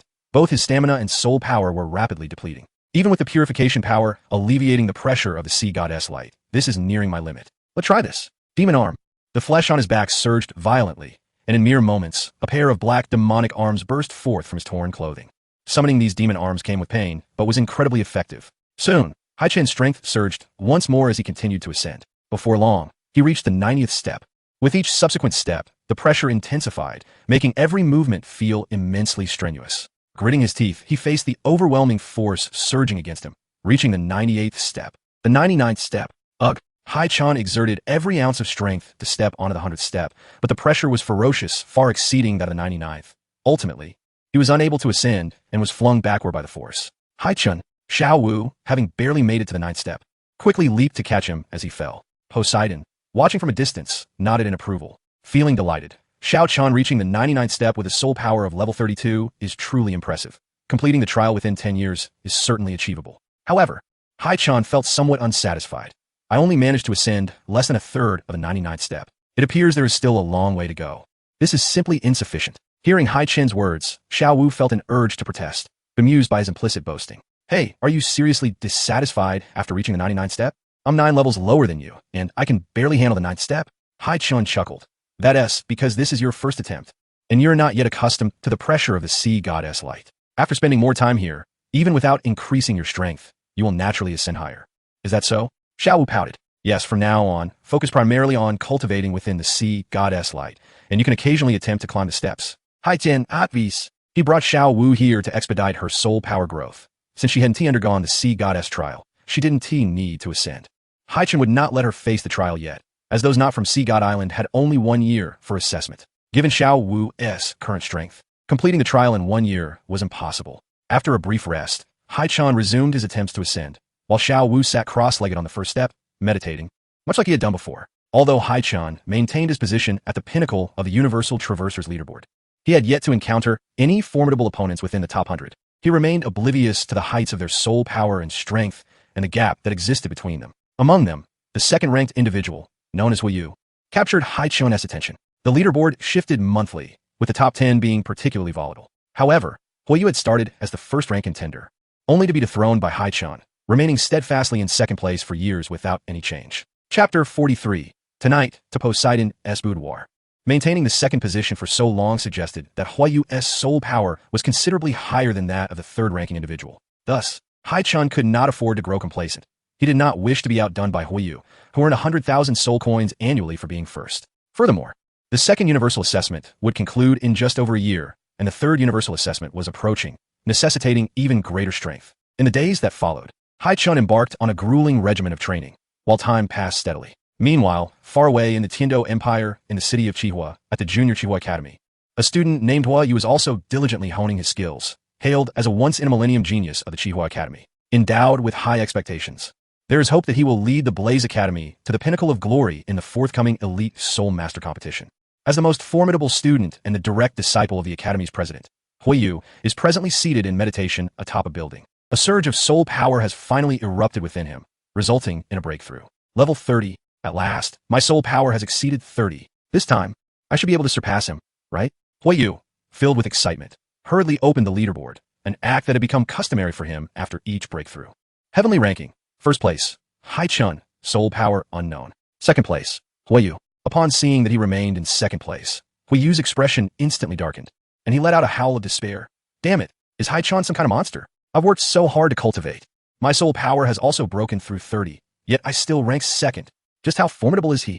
What level is his soul power? Do you have any idea how hard I've worked? Must I remain this perennial second place forever?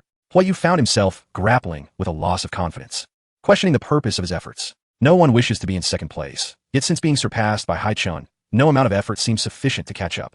The inability to see detailed information about other soul powers on the leaderboard made the gap feel insurmountable, akin to an eternal ascent to an unseen summit.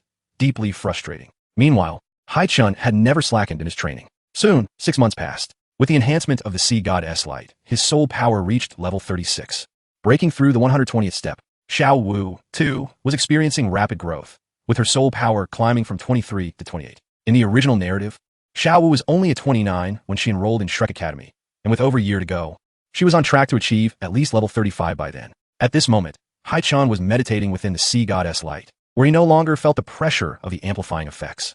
This indicated that he had adapted to the pressure and could no longer accelerate his soul power growth through the sea goddess light. As expected, I can no longer hasten my soul power enhancement. Has my body acclimated to this pressure? Haichen pondered. However, he quickly came to terms with it. If the sea goddess light could consistently expedite soul power growth, it would allow every soul master on the island to train there daily, potentially producing a cadre of titled law. Thus, it was likely that after spending a year or two in the sea goddess light, individuals would adapt to the power, halting the accelerated growth. With a year until the next national examination concluded and a year before he would attend Nodding Academy, Haichen resolved to strive for greater heights during this period. He gathered his thoughts and continued his ascent. Time flowed steadily, month by month, as he gradually matured, both in stature and features. A year later, 12-year-old Haichen stood at a height of 175 centimeters, with his features having shed the innocence of childhood, now exuding a masculine charm that was strikingly handsome. Xiao Wu had undergone the most noticeable transformation, reaching 160 centimeters, her figure elongated and graceful, her features becoming increasingly delicate. As she matured, Haichen speculated that she had at least reached a B cup, no longer the adorable little girl she once was. Xiao Wu retained her cute charm, but now carried a hint of femininity. After losing the enhancing effects of the sea goddess light, Haichen's soul power progressed from 36 to 39 over the year, just a step away from the soul master realm. Xiao Wu, whose soul power could still be amplified, accelerated her growth to level 36, gradually closing the gap with Haichen. In just a year and a half, Xiao Wu had advanced from level 23 to 36, an astonishing 13-level increase, an achievement she had never dared to imagine before. This time spent with Haichen had been invaluable. Xiao Wu realized she had completely fallen for this young man. Xiao Wu, in 2 months, we will be graduating from Nodding Academy. Tomorrow, we should prepare to leave Sea God Island, Haichen remarked. Yes, Xiao Wu replied with anticipation, having spent a considerable time here. She was eager to return and see her home again. Under the sea goddess light, Poseidon reappeared, emanating a gentle glow. She gazed at Haichen and softly said, Xiaochun, come to my room tonight. Sister Cici has something to discuss with you. Visit Sister Cici's room? Haichen thought, his mind racing, but he smiled and replied, of course, Sister Cici. Later that evening, after dinner, Haichen made his way to Poseidon's quarters alone. I wonder what Sister Cici wants to talk about tonight. He mused. Poseidon resided in the grandest structure on Sea God Island, the Sea God's Holy Hall, which housed only Poseidon and Europa, aside from the guards. Lord Haichen, the guard at the entrance, knelt before him. Please rise. There is no need for such formalities, Haichen said, extending a hand to assist him. The guards were taken aback by his kindness and opened the door for him without further inquiry. Familiar with the interior, Haichen soon reached Poseidon's chamber. Knock, knock, knock. He rapped on the door. Come in, Xiaochun, Poseidon's gentle voice called from within. All right, Haichen replied as he opened the door, only to find Poseidon absent from the main room. Sister Cici, where are you? He called out. Over here, Xiaochun. Poseidon's voice echoed from the bathroom, where the sound of running water reached his ears. As he approached, a pink, semi-transparent veil came into view, and behind it, he glimpsed Poseidon's alluring silhouette, reclining elegantly in the bathtub. The water gradually filled the tub, inching closer to obscuring her enchanting form. Could it be that Sister Cici wishes to? Haichen felt his composure slip, standing frozen as he swallowed hard. Sister Cici, you come in, Xiaochun, came Poseidon's soft voice from behind the veil. Okay, Haichen nodded, slowly parting the pink veil and stepping inside, where he was met by Poseidon's captivating presence. She donned an exceedingly snug outfit that, while exposing only her arms and thighs, clung tightly to her body, accentuating her voluptuous S-curve magnificently. Haichen, tomorrow you will embark on your journey to the mainland once more. Who knows when you will return? Tonight, Sister Cece will ensure you have a relaxing bath and change of clothes. Be sure to leave the island with a clear mind. Of course.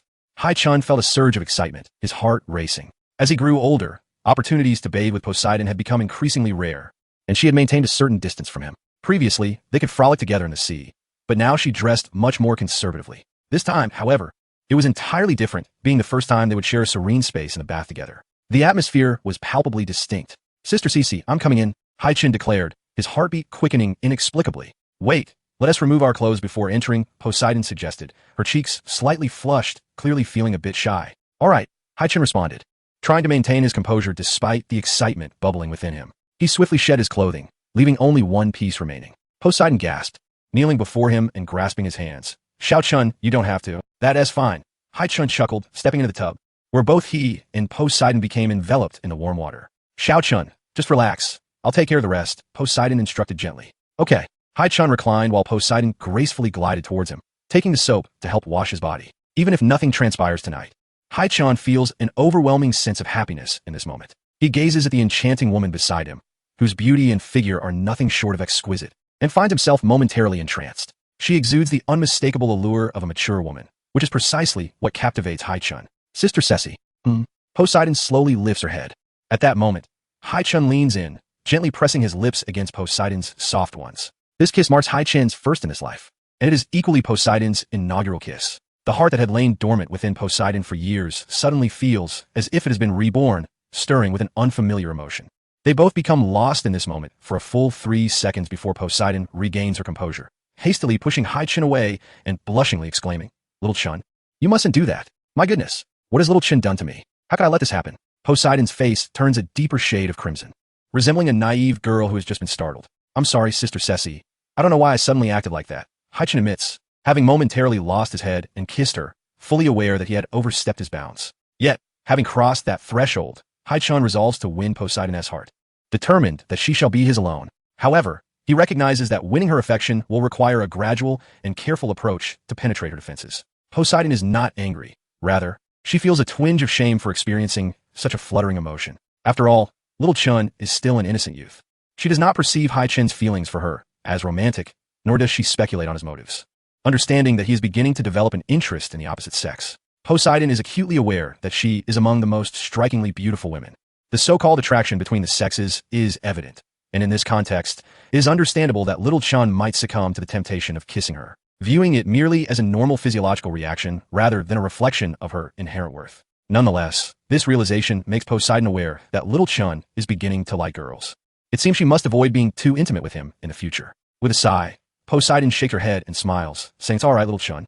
I don't blame you. However, you are becoming a man now, and there are some things Sister Cece must teach you. You cannot just kiss any girl indiscriminately. You should only kiss the girl you truly like, and only with her consent. Poseidon understands the necessity of guiding Haichen correctly, ensuring he does not come to believe that kissing girls is a trivial matter. All right, I understand. Haichen replies earnestly, though he cannot help but smile inwardly, finding it amusing that Poseidon, who has never been in a relationship herself, is instructing him. He does not agree with her perspective. After all, isn't it the boy's role to take the initiative? Sometimes, a bold kiss might just ignite a girl's heart. Poseidon nods appreciatively and then solemnly advises, You must keep what happened today a secret. Do not let anyone else know, all right? Sure, I won't tell anyone. Don't worry, Sister Cece, Haichen assures, patting his chest. Seeing this, Poseidon feels a sense of relief, but quickly adopts a serious demeanor, stating, Little Chun, there's actually something important I need to tell you tonight. What is it? It's about the heart of the ocean. Oh, Haichen perks up, somewhat surprised that Poseidon would suddenly bring this up. He is aware of the heart of the ocean, also known as the vast sea shield. The heart of the ocean is a treasure left behind by the sea god, imbued with a portion of the vast sea's power and a hint of the sea god's consciousness. For some reason, this artifact, originally belonging to the sea god, is not present on our sea god island, but is instead lost on the continent. After centuries, its whereabouts have become a mystery. It should still be on the continent. Therefore, as you journey to the mainland, Sister Cece hopes you can find the heart of the ocean, as it will play a crucial role in your destiny. Poseidon speaks with utmost seriousness, reiterating, I cannot yet disclose how the heart of the ocean will assist you. But I can tell you that with it, your path to inheriting the sea god's position will face far fewer obstacles. Understood. Don't worry, Sister Cece. I will definitely find the heart of the ocean, Haichen replies, a confident smile gracing his face. In truth, Poseidon does not need to explain, for Haichen has long been aware of the heart of the ocean and its significance to him. On Sea God Island, there exists a legendary artifact known as the Sea God's Trident. The Sea God's Trident weighs an astonishing 100,800 pounds, yet can be wielded by only those deemed worthy at a mere 108 pounds. Undoubtedly, one of the trials in the Sea God S9 tests will involve extracting this very trident. The heart of the ocean is the key to activating the Sea God's Trident. Chapter 45, Astonishment. The Seven Treasures Glazed Tile School and various factions converge in Notting City. Without the heart of the ocean, it would be impossible to wield this artifact, let alone extract it to complete the Sea God trials. Thus, Haichen has coveted the heart of the ocean for quite some time. Even if Poseidon had not mentioned it today, he would have sought it by any means necessary. He is also acutely aware that the heart of the ocean currently resides within the imperial palace of the Tindo Empire, where it is treasured as a national relic by the Snow Knight Emperor. Acquiring it will not be easy, and obtaining the heart of the ocean will require careful planning. Sister Oya, when the day comes that I complete the Sea God S9 tests and inherit the divine position, will anyone suffer a cost because of me? Or lose something? Haichen suddenly asks, a somber expression crossing his face. Poseidon is taken aback, her heart questioning. Could it be that Little Chin knows something? This is a secret known only to a select few. When the heir inherits the Sea God S position, the High Priestess of Sea God Island must sacrifice her life, offering herself to allow the heir to ascend to the Sea God S throne. Surely, I am overthinking this. How could Little Chin possibly know? Poseidon shakes her head, concealing the painful truth, and replies, don't think too much, Little Chun. How could that be? Is that so? Haichen does not pursue the matter further. He is indeed aware that the inheritance of the divine position requires Poseidon's sacrifice, although her spirit may achieve immortality. Nevertheless, even the physical death of Poseidon is something he cannot bear to witness. Poseidon's kind lie further strengthens his resolve to find a way to achieve the divine position without requiring her sacrifice. If Poseidon's life must be sacrificed, then he would rather forego the Sea God S title altogether. After their conversation, Poseidon assists Haichen in donning his attire before sending him on his way. She dares not keep him in her room for the night. If Haichen were to act inappropriately again, she would be at a loss for how to handle it or what to say. Surely, she cannot pretend to be asleep and feign ignorance. Allowing Haichen to take liberties with her? Reluctantly, Haichen returns home. The following day, Haichen and Xiao Wu ride on Little White, accompanied by Oya. Poseidon silently watches as Haichen gradually disappears into the distance, feeling an unexpected pang of longing. Meanwhile, during Haichen's journey back to the mainland, Tang Sen has just returned to Notting Academy from the Stardow Forest. Desperate to surpass Haichen, Tang Sen has been training harder than ever over the past 2 years, nearly day and night, resulting in a faster increase in his soul power than in the original story. He has now broken through to level 30 and, while acquiring the third soul ring from the man-faced demon spider, has fortuitously obtained the external soul bone, the 8 spider lances. The widespread crossing has altered many events and stories in this world, yet has not affected Tang San's acquisition of the 8 spider lances. Now armed with the 8 spider lances, Tang San feels an overwhelming surge of confidence, secretly reveling the power of the external soul bone, the 8 spider lances, is truly formidable. With this, my strength has greatly increased. Haichen, this time, I will surely trample you underfoot. When you return, I will repay all the humiliation I have endured over the years. Ha ha. Tang San's expression grew increasingly ferocious as he laughed maniacally. The years of being suppressed by Haichen had warped his psyche. He was certain that Haichen would return before the graduation ceremony, and, at that moment, he would challenge him once more. Soon, a month had passed. 3 days before the graduation ceremony of the Notting Junior Soul Master Academy, a small city, where encountering a Soul Emperor was a rare occurrence, suddenly became inundated with numerous powerful Soul Masters, alongside various influential families and sects, as well as representatives from several renowned advanced Soul Master Academies across the continent. Among them were the 7 Treasure Glazed Tile School, one of the 3 upper sects, as well as the Windsword Sect, the Sacred Dragon Sect, and institutions like the Shindao Academy and the Tianshui Academy. Astonishingly, all these esteemed forces converged on the humble Notting City for the same reason, the graduation ceremony of Notting Academy. This unprecedented spectacle left the entire city in awe. The reason behind this phenomenon lay in the emergence of countless talented youths on the Doloa continent in recent years, with the peculiar fact that these prodigies were all at the junior college level and of the same age. This bizarre occurrence captured the attention of major powers in the 2 empires, being dubbed a year of gathering geniuses. Consequently, various factions seized the opportunity to scout and cultivate talent from this graduating class across junior academies throughout the continent. Now, all factions were fervently vying to recruit these exceptional talents, with some even dispatching multiple teams to various academies in search of outstanding individuals. Notting Academy stood out among the junior Soul Master Academies, particularly due to the presence of a peerless genius named Haichen. Upon entering the city, Haichen noticed an abundance of Soul Masters and factions on the streets, leaving him perplexed. He inquired of a passerby, "Excuse me, brother. Is there some grand event happening in Notting City? Why are there so many soul masters and factions?" The kind-hearted passerby replied, "Ah, young brother, you must have just returned. It's because of Notting Academy's graduation ceremony. All these factions are waiting to recruit talent on that day. I've heard even the Seven Treasure Glazed Tile School is here, along with many prestigious sects and universities. How enviable.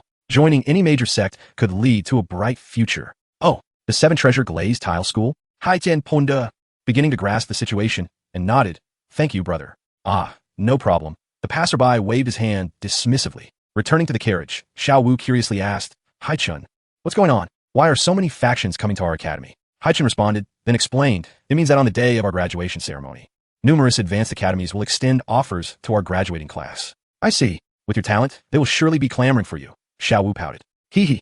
Haichen chuckled gently and asked, "Xiao Wu, do you have any plans after graduation? Where do you want to go?" Embarrassed, Xiao Wu blushed and shyly replied, "Wherever you go, I will follow." "Is that so?" Haichen looked at her. Under his gaze, Xiao Wu felt flustered and quickly changed the subject. "What about you? After graduation, what are your plans? If these factions want to recruit you, which one will you choose?"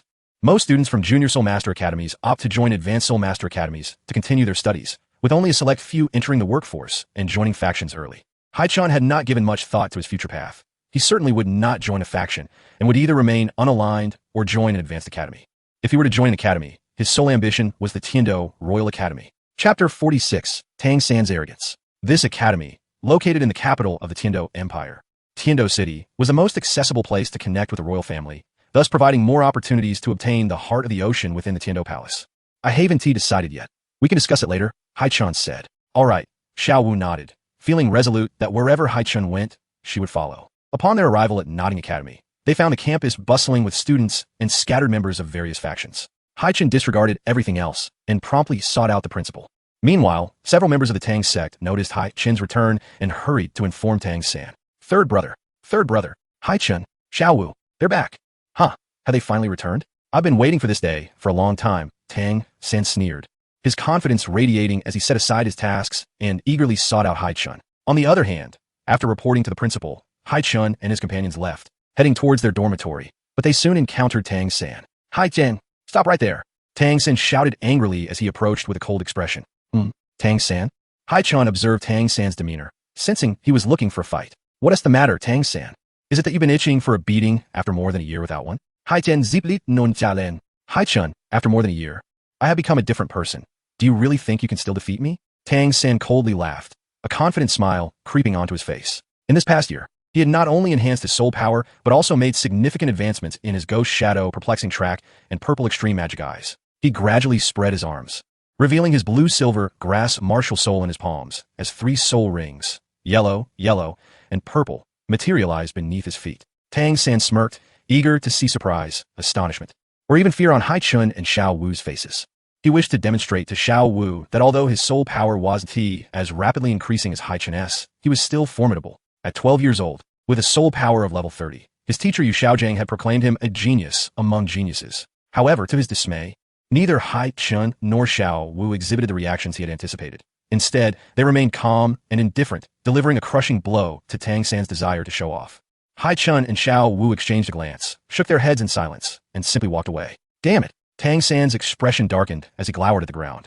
Fists clenched in hostility. "Haichen, do you dare to face me in a duel?" He had no desire for idle chatter. He urgently needed to defeat Haichen to prove himself. "Forget it. I'll beat you another day. I really am not in the mood today." Haichen waved his hand dismissively and continued walking. "Since you're too afraid to fight me, I suppose I'll just have to take action here," Tang San declared darkly, finally compelling Haichen to stop in his tracks, a hint of respect in his tone. "Tang San, it's been over a year since I last fought you. You've really grown arrogant. Before I left, I'd already reached the spirit ancestor realm. Do you think I would stand still for more than a year? Since you're so eager for a beating today, very well, I shall oblige. Let's head to the training ground."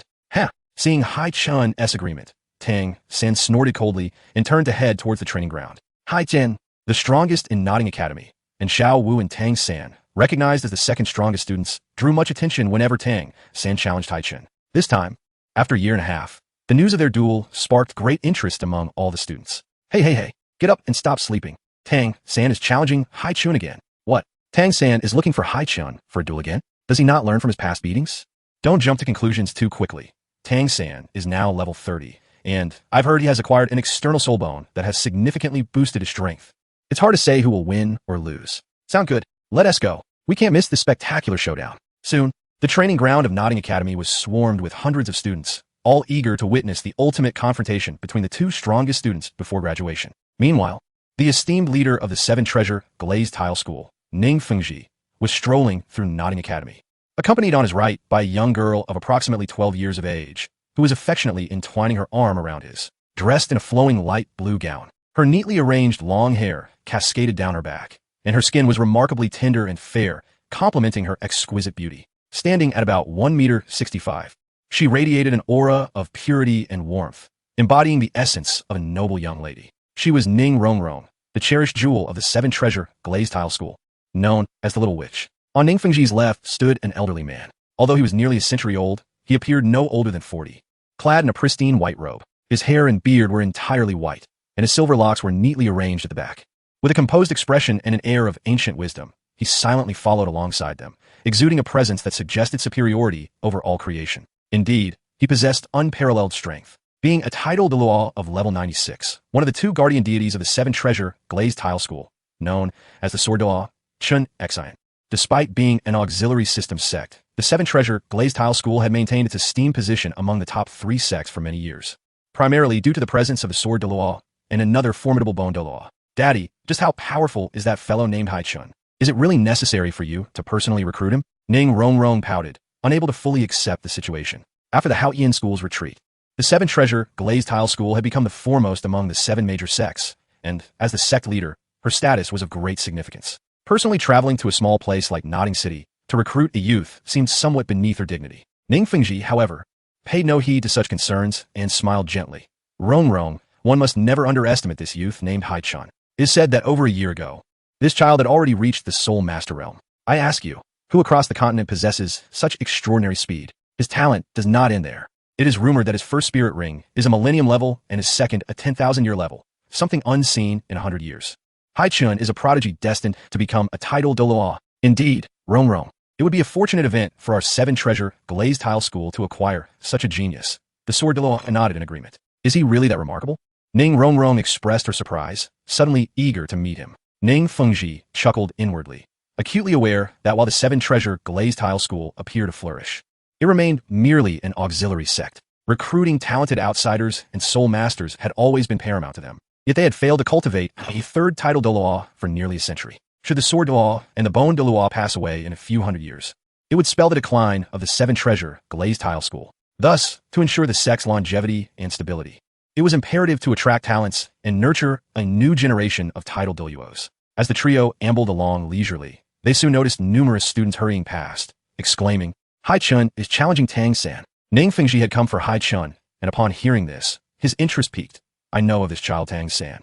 He appears to be the second-ranked student at Notting Academy, and he is to battle Haichen? How intriguing. Rongrong, Uncle Jian, let us go and witness this. Absolutely. I shall see for myself whether this Haichen is indeed as formidable as my father claims. Ning Rongrong thought, hastening to follow. The three soon arrived at the training grounds, finding an optimal vantage point to observe. The area was already crowded with spectators, and at the center, Haichen and Tang-san faced each other, locked in a fierce gaze. Daddy, which one is Haichen? Ning Rongrong inquired. Ning Fengji replied, the one on the left. Ning Rongrong scrutinized Haichen closely, her cheeks flushing slightly as she thought, he is rather handsome. Haichen, today I, Tang-san, shall redeem my past humiliation and ensure that all know who the true genius of Notting Academy is. The humiliation I endured shall be felt by you as well. Tang-san's demeanor was icy and filled with arrogance, bolstered by the confidence granted by his external spirit bone, the 8 spider lances. Rarely did Tang-san boast in such a manner, for the more one bragged, the harsher the slap of reality could be. Yet today, he was unusually emboldened.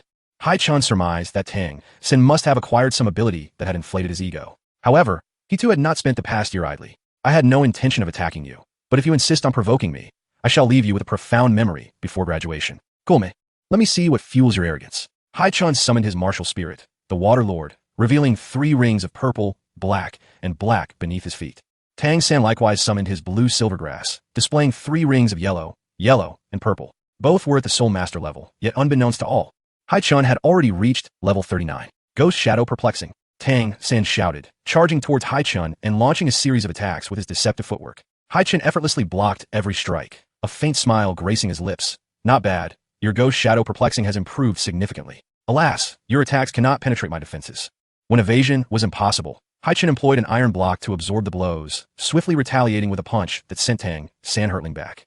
Tang San quickly activated his soul skill, Entanglement. Have I not stated numerous times that your soul skills are ineffective against me? Haichen Vito. Wind step. He swiftly delivered 2 kicks, severing the encroaching blue-silver grass. Third soul skill, web binding.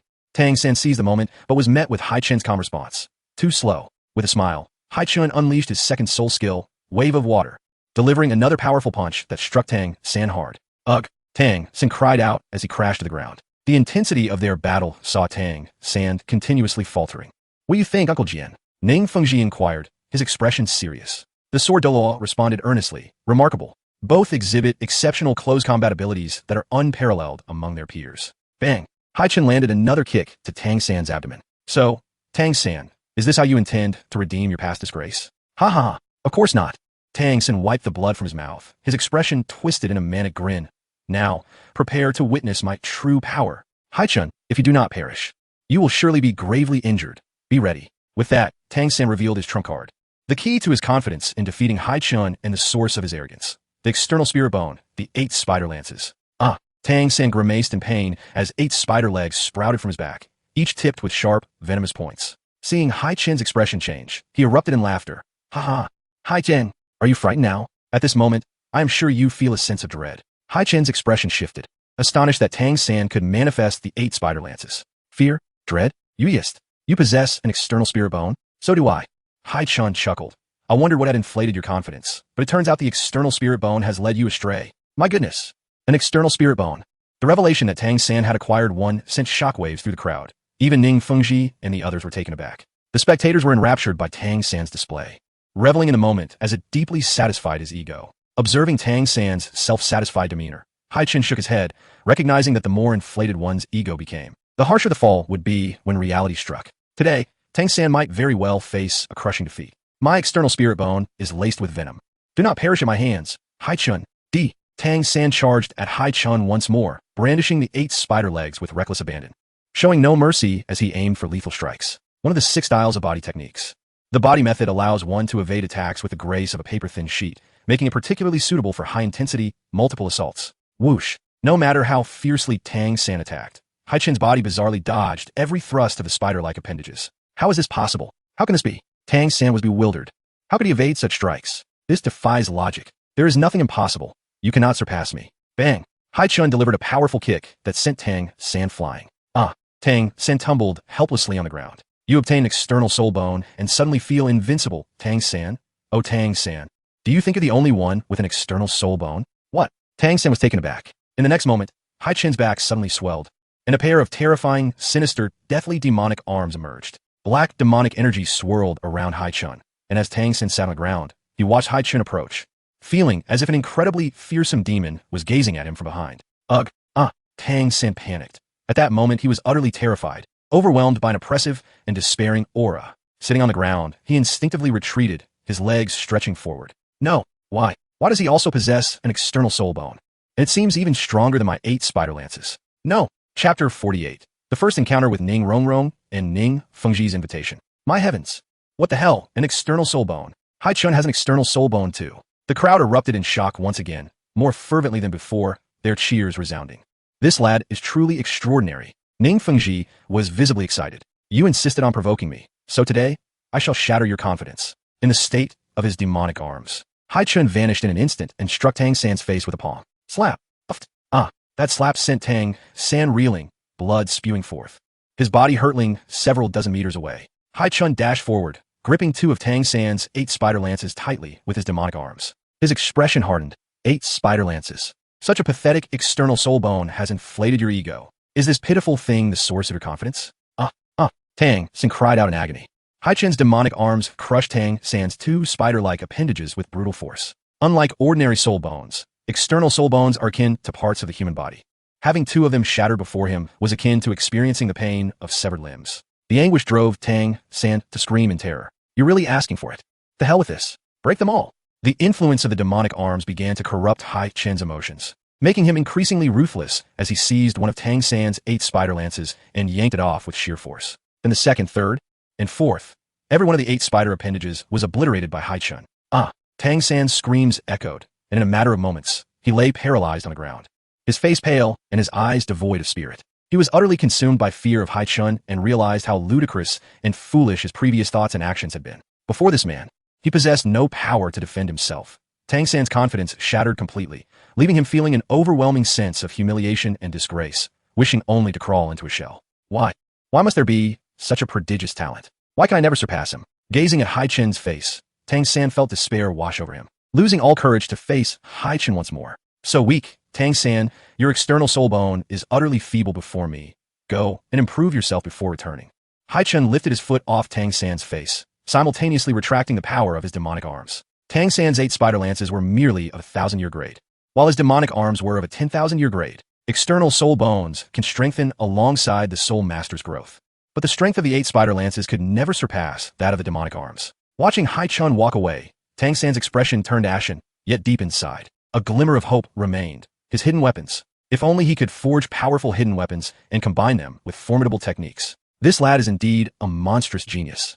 Though his temperament appears quite brutal, Sword de Law maintained a calm demeanor, suspecting that such a character might be difficult to manage within the sect. Ning Fengji smiled gently. Perhaps it's the influence of his external soul bone. After the manifestation of those arms, Haichen's temperament seems to embody 2 extremes. Let us go. Sword Uncle, we shall meet that lad. Indeed. Sword Doloa nodded. Ning Rongrong, observing the scene, hurriedly followed, filled with curiosity about Haichen. Before he used the demonic arms, he was a sunny, handsome young man, but after their appearance, he felt like a dangerous bad boy, exuding an ominous aura reminiscent of her grandfather Gurong. The 2 contrasting sides intrigued Ning Rongrong. Young brother, wait. The 3 quickly caught up to Haichen and Xiao Wu, with Ning Fengji calling from behind.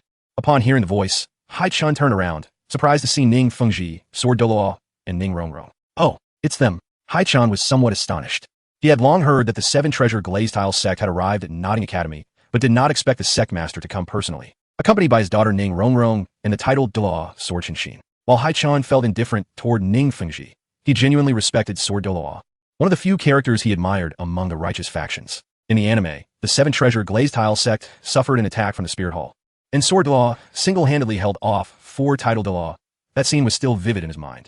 I have long admired the illustrious name of Sword Doloa. I did not expect to meet you here. Haichen clasped his hands in a gesture of respect, and then turned to Ning Fengji. You must be Sect Master Ning. The 3 were astonished that Haichen could recognize their identities at a glance, and his unpretentious demeanor earned Ning Fengji's appreciation. Regardless of strength, Ning Fengji held a pinnacle status on the continent.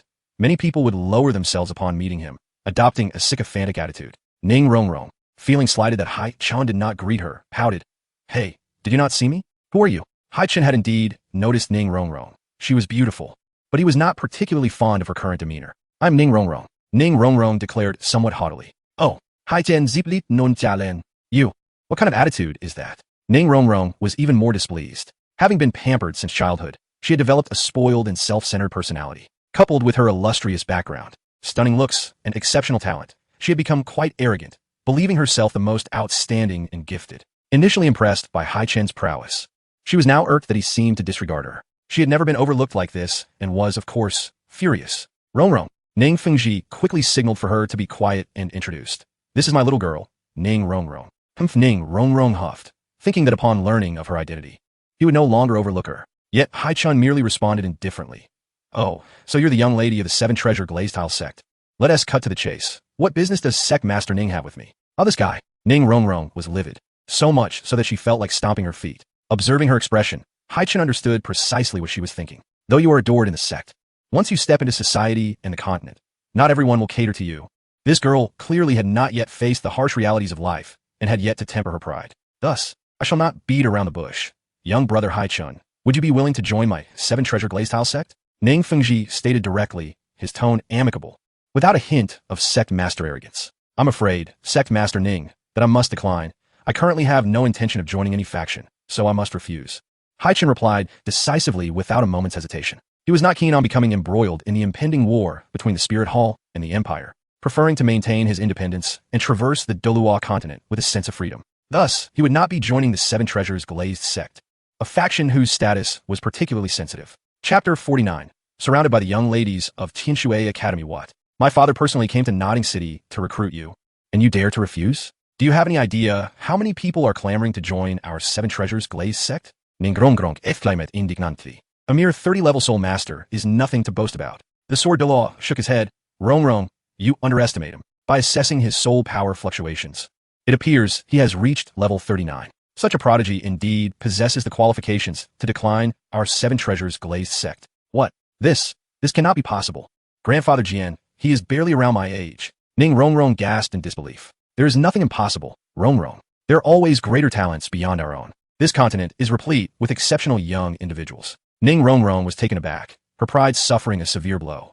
She had assumed Haichen would be at most a bit over level 30. How could there be such a vast difference? She was only at level 26, a full 13 levels behind. The foundations of her worldview felt as if they were crumbling. She believed herself to be a top-tier genius soul master. Yet it seemed she was not so extraordinary after all. Ning Fengji offered no consolation to his daughter, believing it was time for her to recognize the realities of the world outside. It is truly a pity for our young brother Haichen. Nevertheless, our doors at the Seven Treasures Glaze sect will always be open for you, Ning Fengji remarked as he produced a token. This is our sect's emblem. With this token, you may enter and exit the Seven Treasures Glaze sect at will. Should you require assistance in the future, do not hesitate to seek our aid. Though unable to recruit him at present, it was wise to establish a good rapport for the future. Who could predict what might transpire? He was certain that Haichen would achieve great things in time. Thank you, Sect Master Ning, Haichen replied, accepting the token. The Seven Treasures Glaze sect maintained a close relationship with the Tiando Empire, and Ning Fengji, posing as the teacher of the Crown Prince Shuqinghe, had aspirations of utilizing the Ocean Heart in the future. Let's depart, Xiao Wu, Haichen said, and with that, he took his leave with Xiao Wu. Although Ning Fengji had come for Haichen, there were also numerous other talented individuals within the Nodding Academy worth recruiting. 3 days later, the graduation ceremony finally commenced. What was initially intended to be an ordinary graduation event morphed into a selection competition. The venue was filled with representatives from various factions, soul master families, sects, and prestigious academies. As each 6th grade student took the stage to receive their diplomas, those with exceptional talents would soon find themselves courted by the surrounding factions, who would present enticing offers in a bid to attract these promising individuals. It resembled an auction, given that many of the graduates from Nodding Academy had reached level 25. A remarkable feat for a 12-year-old. As the graduation ceremony kicked off, all factions extended their invitations. Yet Tianshui Academy remained conspicuously silent. Tianshui Academy, one of the 5 elemental academies, was renowned for its strength, consistently reaching the top 8 in every Soul Master competition. The entire academy comprised female students, including teachers, with not a single male in sight. Naturally, the institution was teeming with stunning beauties, among whom Shui Binger and Shui Werer stood out with their breathtaking appearances. These 2 enchanting young ladies were present solely to recruit Haichen. Haichen's mastery of water element powers aligned perfectly with Tianshui Academy's requirements for new students. Given his extraordinary talent, they were prepared to make an exception and accept a male student, making Haichen the sole male in Tianshui Academy. However, Tianshui Academy was acutely aware that their allure could not compete with the other major sects and influential families, and they recognized Haichen's desirability. Therefore, prior to the graduation ceremony, they discreetly sought him out. At that moment, Haichen was waiting in the wings when a group of girls clad in alluring light blue uniforms approached him with youthful exuberance. Sisters, come quickly. Where is Haichen? Each girl was tall, supple, and strikingly beautiful, with Shui Binger leading the pack, exuding an enchanting aura, her smile embodying an ethereal charm. The girls approached, chatting and laughing, their cheerful voices echoing around them, while several young women cast lingering glances at Haichen.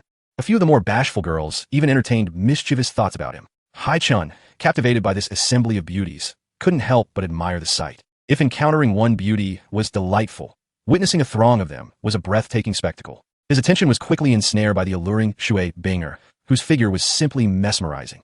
The contrast of her long, fair legs clad in icy stockings made it difficult for someone like him, who had a penchant for legs, to look away. Hello, you must be Haichen. You're quite handsome, one girl remarked. Indeed, handsome younger brother. I find myself quite fond of you, another chimed in with a playful giggle. Before long, 7 or 8 girls had encircled Haichen against the wall, greeting him with warmth and enthusiasm. Their sweet laughter filled the air, creating a melodious ambience that surrounded him. What brings you lovely ladies to me? Haichen pondered internally, admiring the stunning figures before him. Each one was a high-level Soul Master Academy student, most of them several years his senior. Even the youngest among them, Shui Binger and Shui Yuer, were still 2 years older than him. Given this age gap, it was not unreasonable for them to refer to him as younger brother. Would you like to join our academy, little brother? One of the girls boldly leaned against Haichen, playfully teasing him. This was Haichen's first encounter with such audacious young ladies, and he felt a twinge of nervousness. But I recall that Tianshui Academy does not accept male students. In contrast, Shui Bing'er stood composed and dignified, slightly blushing at her friend's antics. You are a water element soul master, which aligns perfectly with our Tianshui Academy. Given your exceptional talent, the principal would make an exception. If you wish to join, you are welcome to study at our academy. Indeed, little brother. Would you like to come? With your good looks, you'll surely be popular at Tianshui Academy. The elder sisters will take care of you. Take care of me?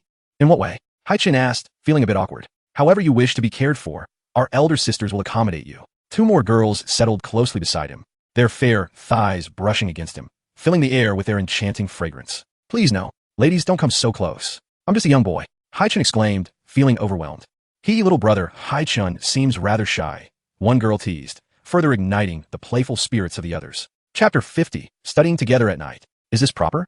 To his left, Shui Yuer, a mischievous sprite, entwined her arm with Haichen's. She feigned a sultry expression, leaning closer, her soft lips near his ear as she gently placed her hand on his thigh, cooing, as long as you agree to join our Tianshui Academy.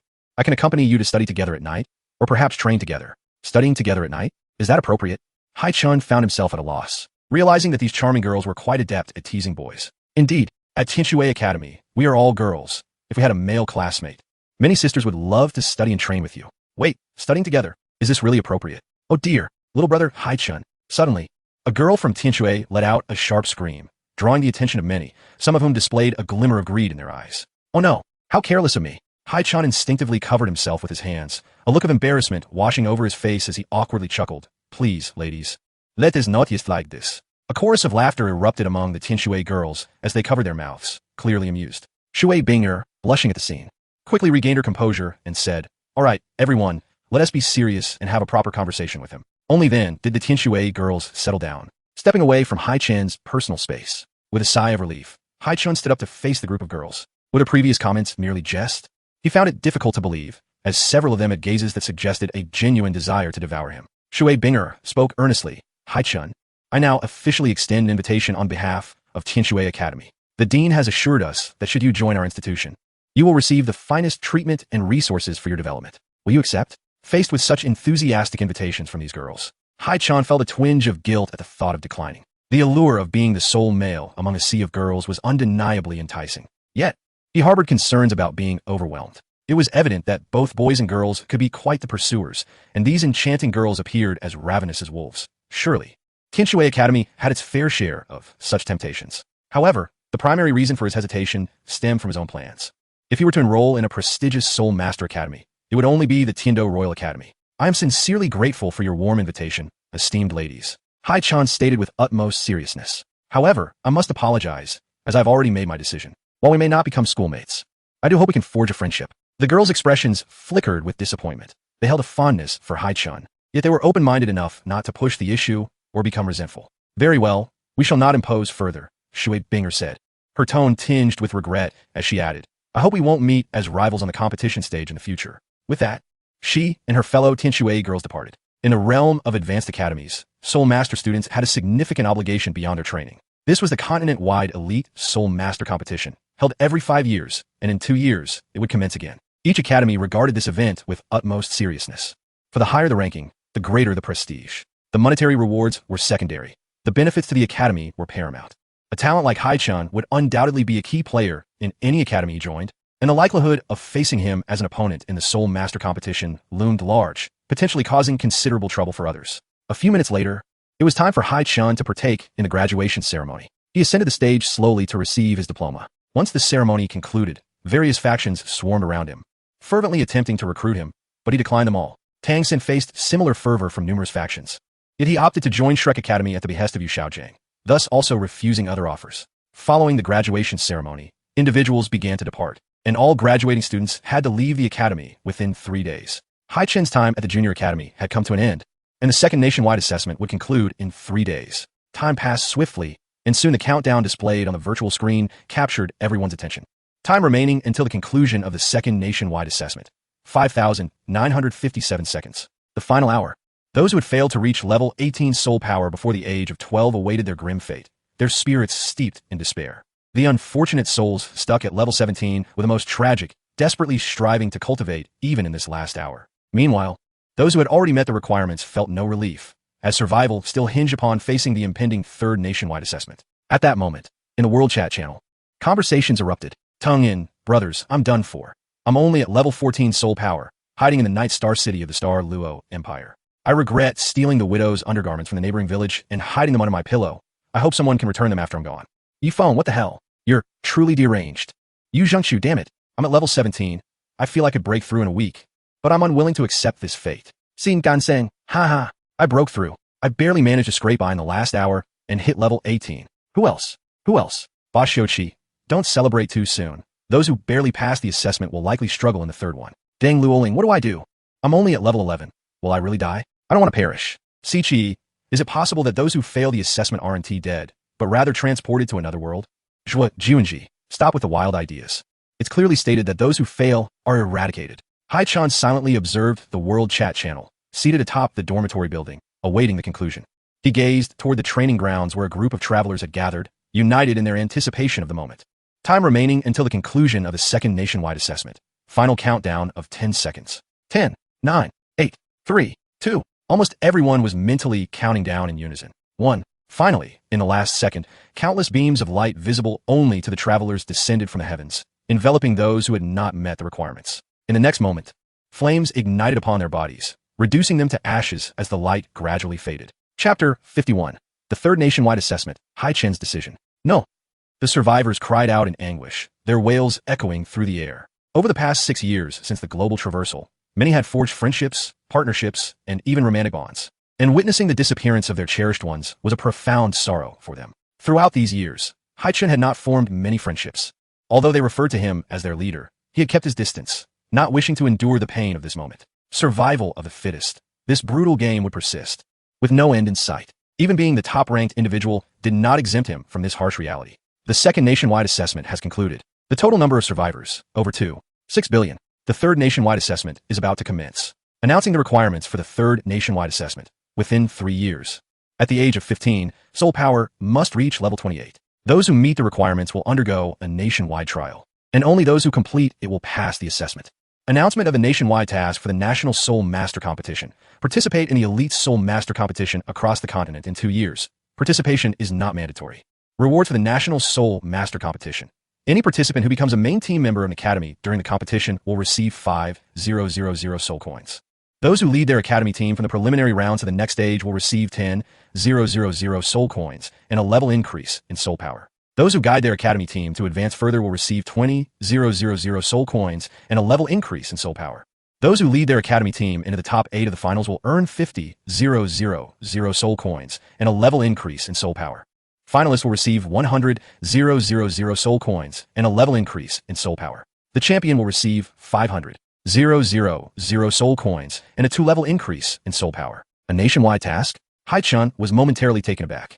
This was the first time a non-mandatory nationwide task had been announced since the initiation of the assessments. He quickly scrutinized the rewards, astonished to find that the champion team would receive a staggering 500,000 soul coins and a 2-level increase, 500,000 soul coins. For those lacking a super discount card, is nearly sufficient to procure a soul bone of 50,000 years. If one were to seize the championship as a traveler, it would be tantamount to swiftly acquiring a piece of 50,000 years soul bone. Moreover, Haichen recollects that the champion of the Soul Master competition is traditionally awarded 3 pieces of 10,000 year soul bones by the Spirit Hall. Thus, securing 2 pieces of 10,000 year soul bone is a given. It appears that participating in this Soul Master competition is indeed necessary. Initially, Haichen held little interest in the competition, as the ultimate rewards merely amounted to soul bones of the 10,000 year caliber. With access to a mysterious shop, he had little desire for anything below the 100,000 year grade. However, with the emergence of a national task, his participation became imperative. His ultimate ambition is to save enough money to purchase the most exquisite item from the mysterious shop, the divine martial soul, the Star God Sword. Such a rare opportunity to earn should not be squandered. Given his prowess, joining a formidable team to clinch the championship should not pose a challenge. Haichen then cast a glance at the current number of surviving national travelers, his mood shifting to one of solemnity. Only 2.6 billion remain. His focus subsequently shifted to the third national assessment. This iteration is also a targeted assessment, yet unlike the second, it incorporates a national trial, the specifics of which remain unknown. Judging by the circumstances, the third assessment seems to amalgamate elements from both the first and second evaluations. Achieving level 28 within 3 years is not particularly daunting. The real difficulty of the third national assessment likely lies within a national trial, he speculates. At present, the surviving travelers are all at least level 18 soul masters, Individuals who can cultivate to level 18 by the age of 12 are not lacking in talent. While reaching level 18 might be quite a challenge, those who have attained level 20 as great soul masters can feasibly strive to elevate their rank by 8 levels within 3 years. Consequently, Haichen finds little reason for concern regarding the national assessment. His current objective is to focus on the prestigious Advanced Elite Soul Master competition set to occur in 2 years across the continent. Just then, a petite and slender figure swiftly leaped on a rooftop and approached Haichen, lightly tapping his shoulder. Have you made up your mind, Haichen? Where shall we head next? Xiao Wu, please notify Sister Oya. We shall set off for Heavendo City immediately, Haichen declared. The capital of the Heavendo Empire? Xiao Wu hesitated for a moment. Indeed, we are to attend the Heavendo Royal Academy. The Heavendo Royal Academy is a prestigious institution. However, I seem to have heard that admission requires connections. Xiao Wu contemplated. As long as our talents are sufficient, any academy would be eager to accept us. Haichen smiled reassuringly. All right, I'll inform Sister Oya. Xiao Wu nodded and then swiftly vanished. Haichen continued to ponder his future plans, without a doubt. The optimal choice at present is the Heavendo Royal Academy. Firstly, the heart of the ocean resides within the Heavendo Imperial Palace, and secondly, the Sunset Forest, home to Dugabo's celestial herbs, is also located in the vicinity of Heavendo City. Securing those celestial herbs is imperative, as several exquisite celestial herbs within serve as the foundation for achieving divinity. This cannot be bestowed upon others, especially not Tang San. Even a sliver of opportunity must not fall into his hands. Additionally, the Heavendo Royal Academy is a formidable institution. Haichen recalls that in the original narrative, its first team was a seed team, directly qualifying for the finals. Ultimately, they secured a top 4 position, featuring Yu Tianheng of the Blue Lightning Tyrant Dragon Clan and Dugabo's granddaughter, Duga Yin. There is also a healing-type soul master, Yi Lingling, whose prowess rivals that of the 7 Treasure Glaze Tile School. While national travelers must possess extraordinary talents to surpass these local prodigies, their youth presents a significant hurdle. Competing against the likes of Feng Xiaotian, Xie Yu, Yin, Shui Binger, Huo Wu Shuang, Yu Tianheng and Davis within a mere 2 years remains a formidable challenge. Choosing a strong team is crucial, so upon reviewing his 3 objectives, it becomes evident that the Heavendo Royal Academy is the most suitable choice. Xiaochun, below. Oya waved, with Xiao Wu beside her. I'm here. Haichen stood and gracefully leapt from the rooftop, landing perfectly beside them.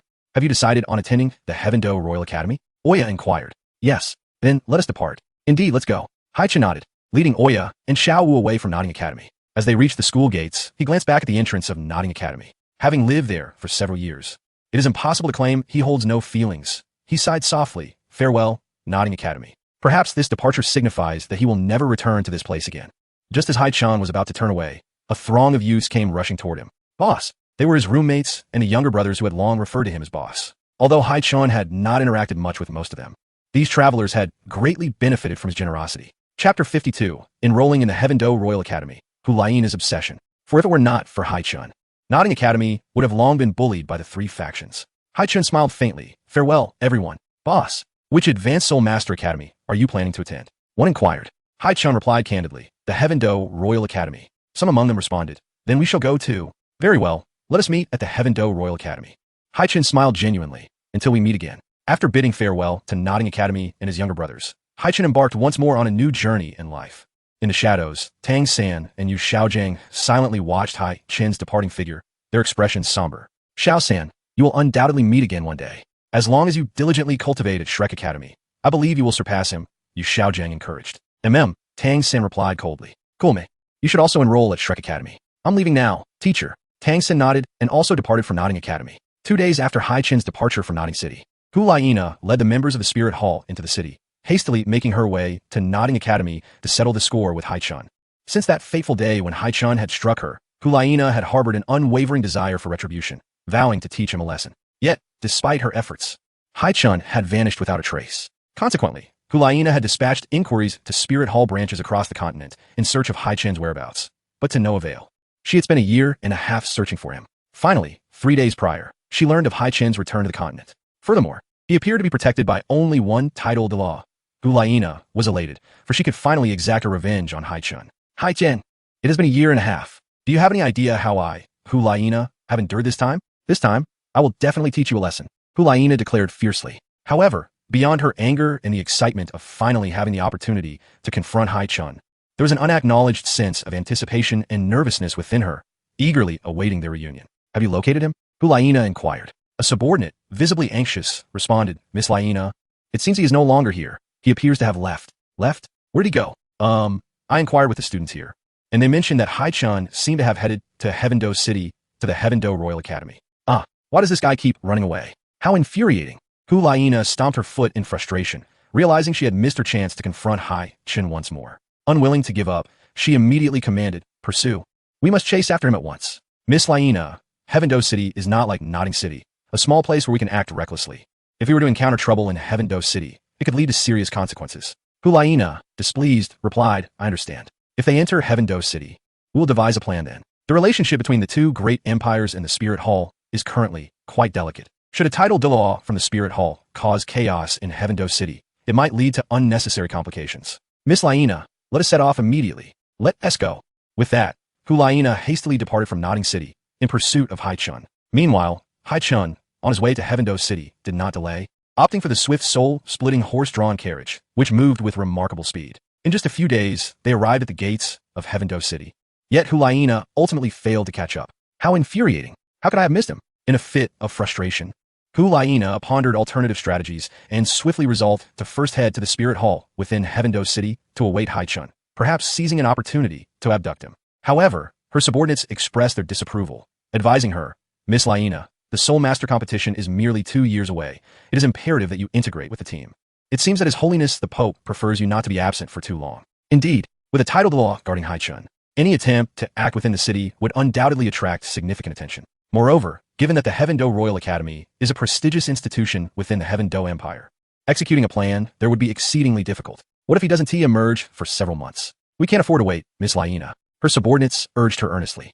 The Spirit Hall places great emphasis on this upcoming Soul Master competition, offering 3 pieces of 10,000-year-old soul bones as rewards, which are essentially predetermined for their Spirit Hall team. Thus, they must not lose. As a core member of the younger generation within the Spirit Hall, Hulaina truly needed to bond with her teammates at this juncture.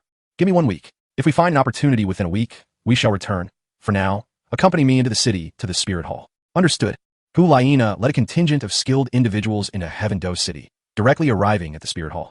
The Spirit Hall is one of the highest-ranking branches among all its divisions, presided over by a platinum bishop of considerable standing named Salus. At this moment, Haichen and his companions had reached the gates of the Heaven-Do Royal Academy. The area was teeming with people. A glance revealed a sea of traversers, all, like Haichen, there to register for admission to the academy. Moreover, across the continent, numerous high-level Soul Master academies were overflowing with applicants, with many newly established institutions emerging in recent years, some still under construction. Sensing the current atmosphere, Haichen anticipated that the upcoming Soul Master competition would be markedly different from previous ones. He recalled that formidable academies might undergo a significant reshuffle, with various previously unheard of schools shining brightly in the competition. All individuals registering for our Heaven-Do Royal Academy, listen closely. Regardless of your background or whether you are of noble descent, this year, our selection criteria will focus solely on talent. Those who meet the admission requirements will be considered, announced a Soul Emperor instructor at the registration desk. What? Is a level 23 requirement necessary to join?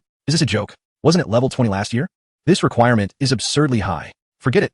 Let us check out other academies. Yes, let us see what Lu Erlong's academy has to offer. Soon, a significant portion of the queue, numbering nearly 100, begrudgingly departed, murmuring their discontent as they left. Haichen, however, remained unfazed with the surge of traversers. It was only natural for the standards to elevate, not only at the Heaven-Do Royal Academy, but across all Soul Master academies on the continent. It was likely that admission requirements would rise. Before graduation, Haichen had reviewed the admission standards across various schools. Traditionally, the most basic requirement was merely to be a level 10 Soul Master, with slightly better institutions demanding level 14. Renowned academies like the Shui Academy and the Shinfeng required a minimum of level 18. Even the notoriously underperforming Shrek Academy previously had a high entry requirement of level 21, which was rather laughable. At least the Heaven-Do Royal Academy was decent enough to inform applicants who didn't meet the criteria to leave without wasting their tuition fees. Unlike the impoverished Shrek Academy, which unceremoniously accepted fees before revealing that applicants were not qualified, with no refunds provided. "Let us go. Xiao Wu, we need a queue." All right. Haichen and Xiao Wu took their place at the end of the line. In the interim, to alleviate the boredom of waiting, he activated a virtual screen to check the rankings of the traversers. He noted that many were within the top 1,000, and surprisingly, a few even made it into the top 100. To Haichen's astonishment, he discovered a traverser ranked within the top 10, 9th on the heaven ranking. Name, Yiqian, gender, male, all other information was unknown. This was the first time Haichen encountered someone from the top 10, piquing his curiosity about the strength of those at such heights. Soon, other traversers recognized Haichen. "Hey, look, it's Haichen." "No way. He truly is the first on the heaven ranking. Wait, does this mean we might see the power level of the top-ranked Soul Master? Indeed, I can't wait to witness the prowess of the top-ranked Soul Master. As a figure of prominence among the Traversers, everyone was eager to uncover the extent of his abilities. Various rumors and speculations had circulated, with some claiming he was in his 30s, while others suggested he had already surpassed 40, and some even asserted he might have reached level 50. Haichen's level had become a hot topic of discussion among the Traversers. As Haichen became more visible, Yiqian also took notice. His gaze fixed on Haichen with keen interest. So this is the renowned Haichen. A smirk crept onto his lips. Today, I shall ascertain just how formidable the top-ranked individual truly is. Haichen, too, sensed Yiqian's scrutiny, and their eyes met, each harboring a spark of intrigue. Next, moments later, it was Yiqian's turn for the first assessment. Please place your hands on the soul power testing sphere, the instructor guided. Understood. Yiqian nodded and positioned his hands accordingly. The soul power sphere soon emitted a brilliant light, revealing a string of numbers. 34. Heavens. 34. So the ninth on the heaven ranking only has a level of 34? Then we're the first. The other Traversers were astonished. 34, that is still quite impressive. Haichen was not overly surprised. Those who could exploit such abilities were unlikely to be limited to just himself, and now he understood the caliber of the top-tier Traversers. The instructor was equally taken aback, visibly excited. To him, such a level signified an extraordinary genius. Surely, there could be no one more talented than Yiqian. Very well. Yiqian, you may skip the second assessment and proceed to the third. Understood, instructor. Yiqian nodded, opting to wait for a moment rather than rushing in. Eager to observe Haichen's level. After a considerable wait, it was finally time for the highly anticipated Haichen and Xiao Wu. Xiao Wu stepped forward first for her assessment, and the soul power sphere displayed a reading of 36. 36. Is this for real? How is this possible? I recall that in the original story, Xiao Wu was merely at level 29 when she entered Shrek Academy. The instructor was left speechless, astonishingly. There was someone even more remarkable. Shortly thereafter, it was Haichen's turn. At this moment, all the Traversers held their breath in anticipation as the soul power sphere soon revealed a reading of 39. Instantly, the venue fell into silence, and 2 seconds later, it erupted into a cacophony of excitement. No way. 39. The top-ranked individual is at level 39. Is this even real? The instructor was nearly rendered breathless. In previous years, a level of 25 at the age of 12 was considered an unparalleled genius, and this was simply monstrous. Noticing the instructor's slight difficulty in breathing, Haichen furrowed his brow. Instructor, are you alright? And no, I'm fine. Just a bit overwhelmed with excitement. The instructor exhaled, relieved, having nearly choked in his fervor.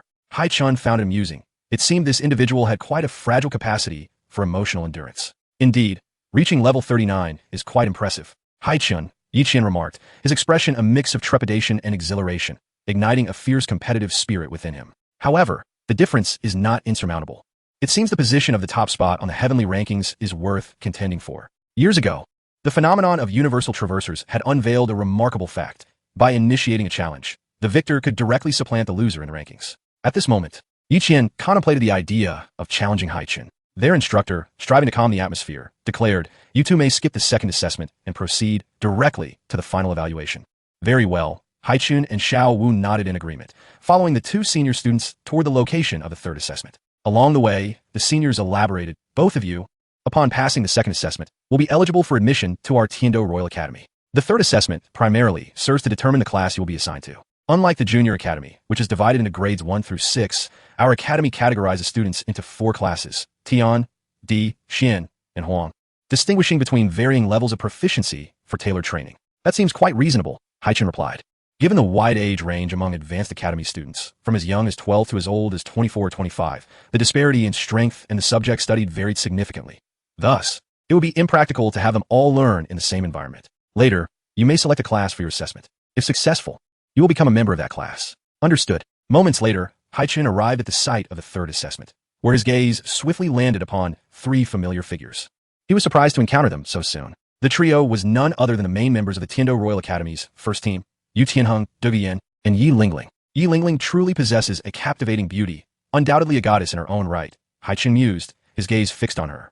Although her appearances in the original narrative were limited, he held a vivid impression of her, slender and graceful, with flowing silver blue hair and deep blue eyes that conveyed a sense of solitude and melancholy. Her features rivaled those of the most popular goddesses, yet her demeanor was aloof, often leading others to refer to her as the mute sister. Besides her striking beauty, what left a lasting impression on Haichen was her martial soul, the 9 hearts Sitang. Chapter 54. The Tiando Royal Academy Admission Assessment, Classes Tian, Di, Xian, and Huang. The Nine-Heart Sea Tang is the most unique martial soul on the Doloa continent, for regardless of how many soul rings it possesses, it wields only a single soul skill. Many would argue that a fighter with 9 skills, as seen in a titled Doloa, would undoubtedly be superior to one with merely 1. Yet, the uniqueness of the Nine Hearts Sea Tang lies in its terrifying potential, the ability to cultivate one skill to its utmost limit. Achieving mastery in any discipline is commendable. The Nine Hearts Sea Tang's primary function is comprehensive healing for the entire team. It is a formidable healer. The extent and effectiveness of the healing are determined by the Soul Master's intent, with higher levels and more soul rings enhancing the range and potency of the healing. When it comes to healing, none can rival the Nine Hearts Sea Tang. In terms of support type Soul Masters, it remains supreme. A team boasting the strongest healing Soul Master can recover from even the gravest injuries at astonishing speeds. In large-scale battles or military conflicts, a comprehensive healing capability can bolster hundreds or even thousands of individuals, an extraordinary advantage. Regrettably, the Nine Hearts Sea Tang is a lineage with a solitary successor. Only one inheritor can exist per generation, resulting in a scarcity that makes the throne of the world's foremost support martial soul not necessarily belong to the 7-treasure glazed tower. At this moment, Yi Lingling noticed Haichen's unwavering gaze upon her. Although her face betrayed no emotion, she felt a tinge of shyness within. Why is he staring at me? Is there something on my face? She pondered, deliberately averting her eyes, feeling that this boy was quite handsome and fearing that direct eye contact would be embarrassing. Now, which class do you wish to select for your assessment, Class Tian or Class D? Yu Qianheng inquired, addressing the approaching Yi Qian. He, along with Duge Yin and Yi Lingling, was one of the evaluators for the newcomers in Class Tian. I choose Class Tian, Yi Qian declared with utmost confidence. Those who ranked within the top 100 among universal traversers were, in essence, self-assured individuals with justifiable confidence, especially given that he was ranked 9th in the heavenly standings. Yu Qianheng chuckled, a hint of condescension in his voice. Ah, the newcomer is quite confident. Although our Tiando Royal Academy is divided into 4 classes. Class Tian is the strongest. Yet there are fewer than 30 individuals in the entire academy who qualify for Class Tian, each a focus of intensive training. Do you truly possess the capability to join their ranks? How can one know without attempting? Yi Qian replied with a wry smile. Overestimating oneself, are we? Tianheng, I shall entertain this lad. A highly arrogant youth named Osro interjected, a smug expression adorning his face. Very well, Osro. Allow these newcomers to witness the caliber of Class Tian. Yu Qianheng responded with a smile, as both he and Osro clearly regarded Yi Qian with disdain, considering that the lowest level of Class Tian's members was a level 33 Soul Master. What level of soul power could a newcomer possess? Osro, that name sounds familiar. It's him. Haichen recognized Osro, recalling that he was also one of the main members of Team Tiando, a sensitive attack-type Soul Master with the martial Soul Shadow Leopard. His strength and talent were commendable. In the original narrative, he had a noteworthy exchange with Zhu Zhuqing during the Soto City tournament. As the assessments for Haichen and Xiao Wu had yet to commence, he could only wait for Yi Qian's evaluation to conclude, while also observing the true strength of this 9th-ranked competitor. With an air of arrogance, Osro approached Yi Qian. Kid, I am Osro, a member of Class Tian, a level 35, 3-ring Soul Master with a martial Soul Shadow Leopard. I am Yi Qian, a level 34, 3-ring Soul Master with a martial Soul Fast Dragon. What?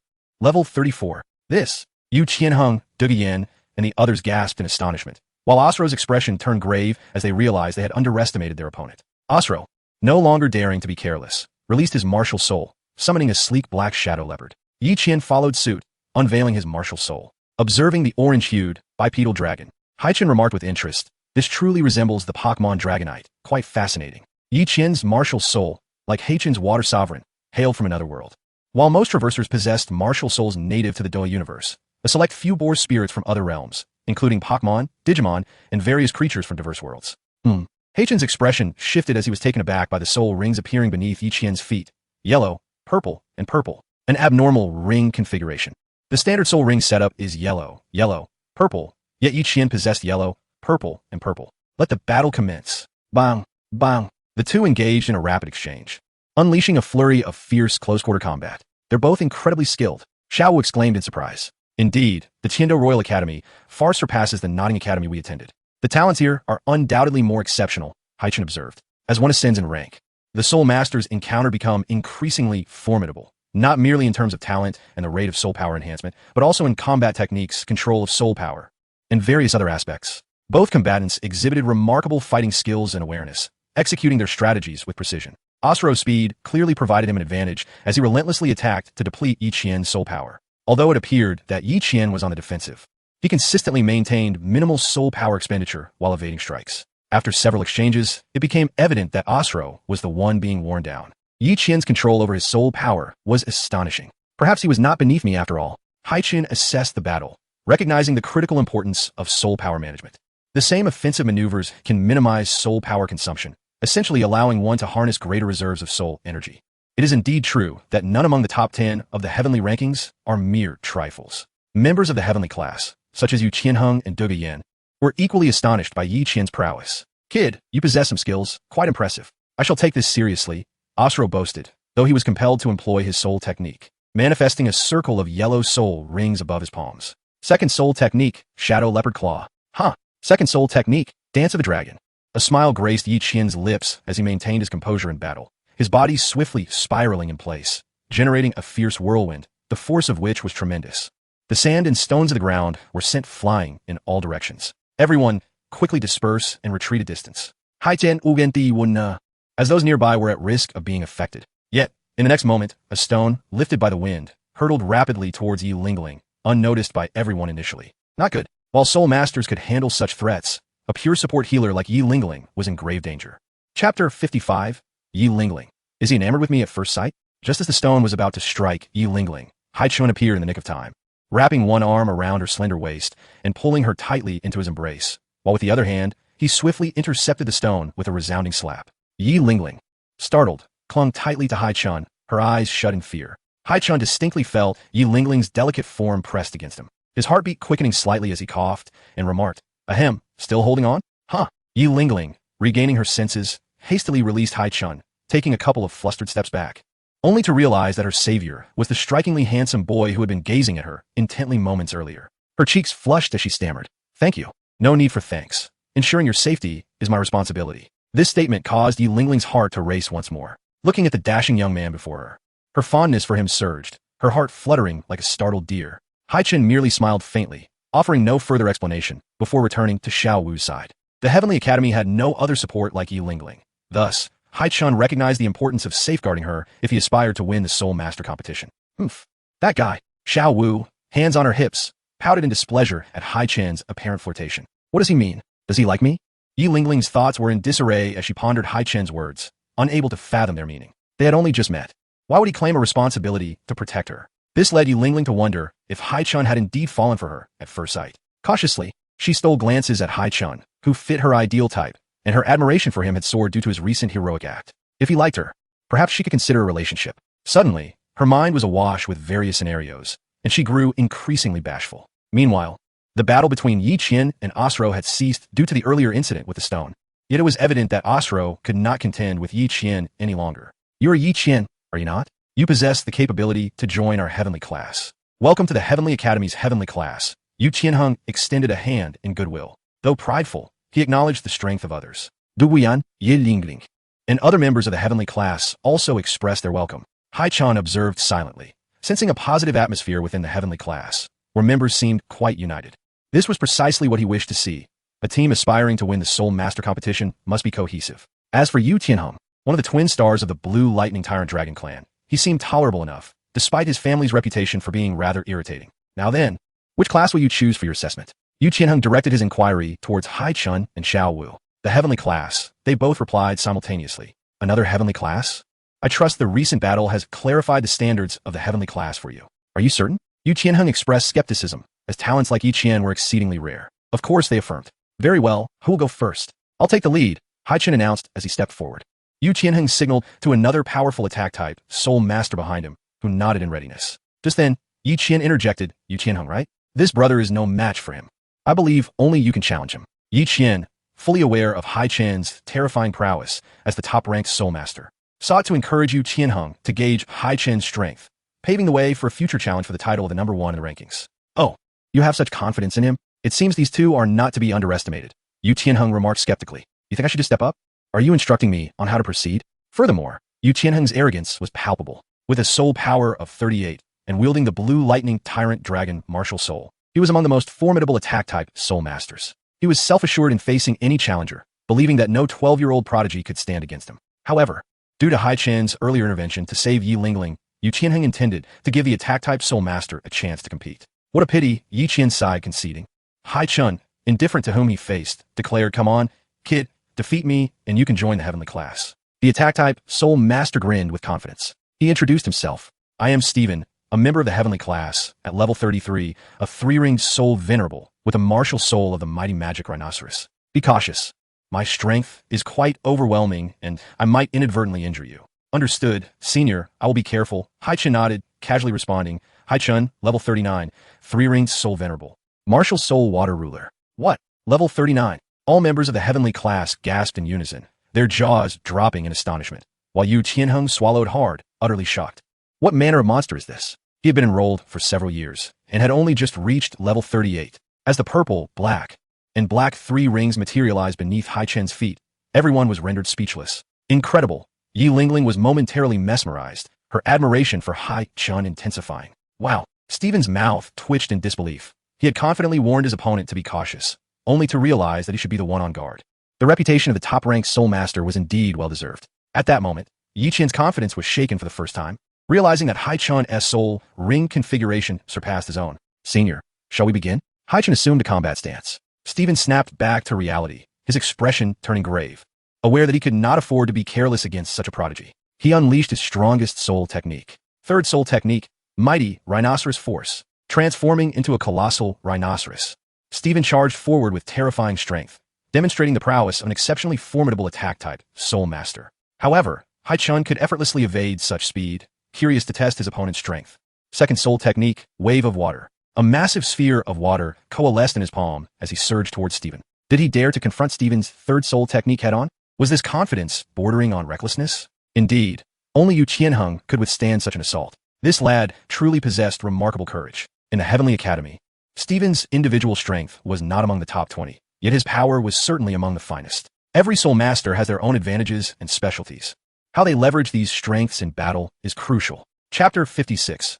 Haichen bound to the grand circular bed by Hulaina. To them, Haichen appeared somewhat reckless. Yet, in the next moment, a resounding crash echoed through the air. Ugh! Two forces collided with tremendous impact, causing Stephen to let out a piercing scream as he was sent sprawling to the ground. A single strike had vanquished him. Meanwhile, Haichen had merely taken 2 steps back. How could this be? To be defeated in direct confrontation by Stephen with just one blow. My goodness, is his strength truly that fearsome? The arena fell into silence for a few seconds before the surrounding students erupted into astonished gasps. Is this surprising? After all, my second soul ring is a 10,000-year-old one. Haichen calmly retracted his power. Although his soul skill strength may not match that of Stephen, the fluctuations of water could indeed be at the 10,000-year level. While the opponent's was at most only 1,000 years, the disparity in potency is evident. With a bitter expression, Stephen rose from the ground and conceded, "You are formidable.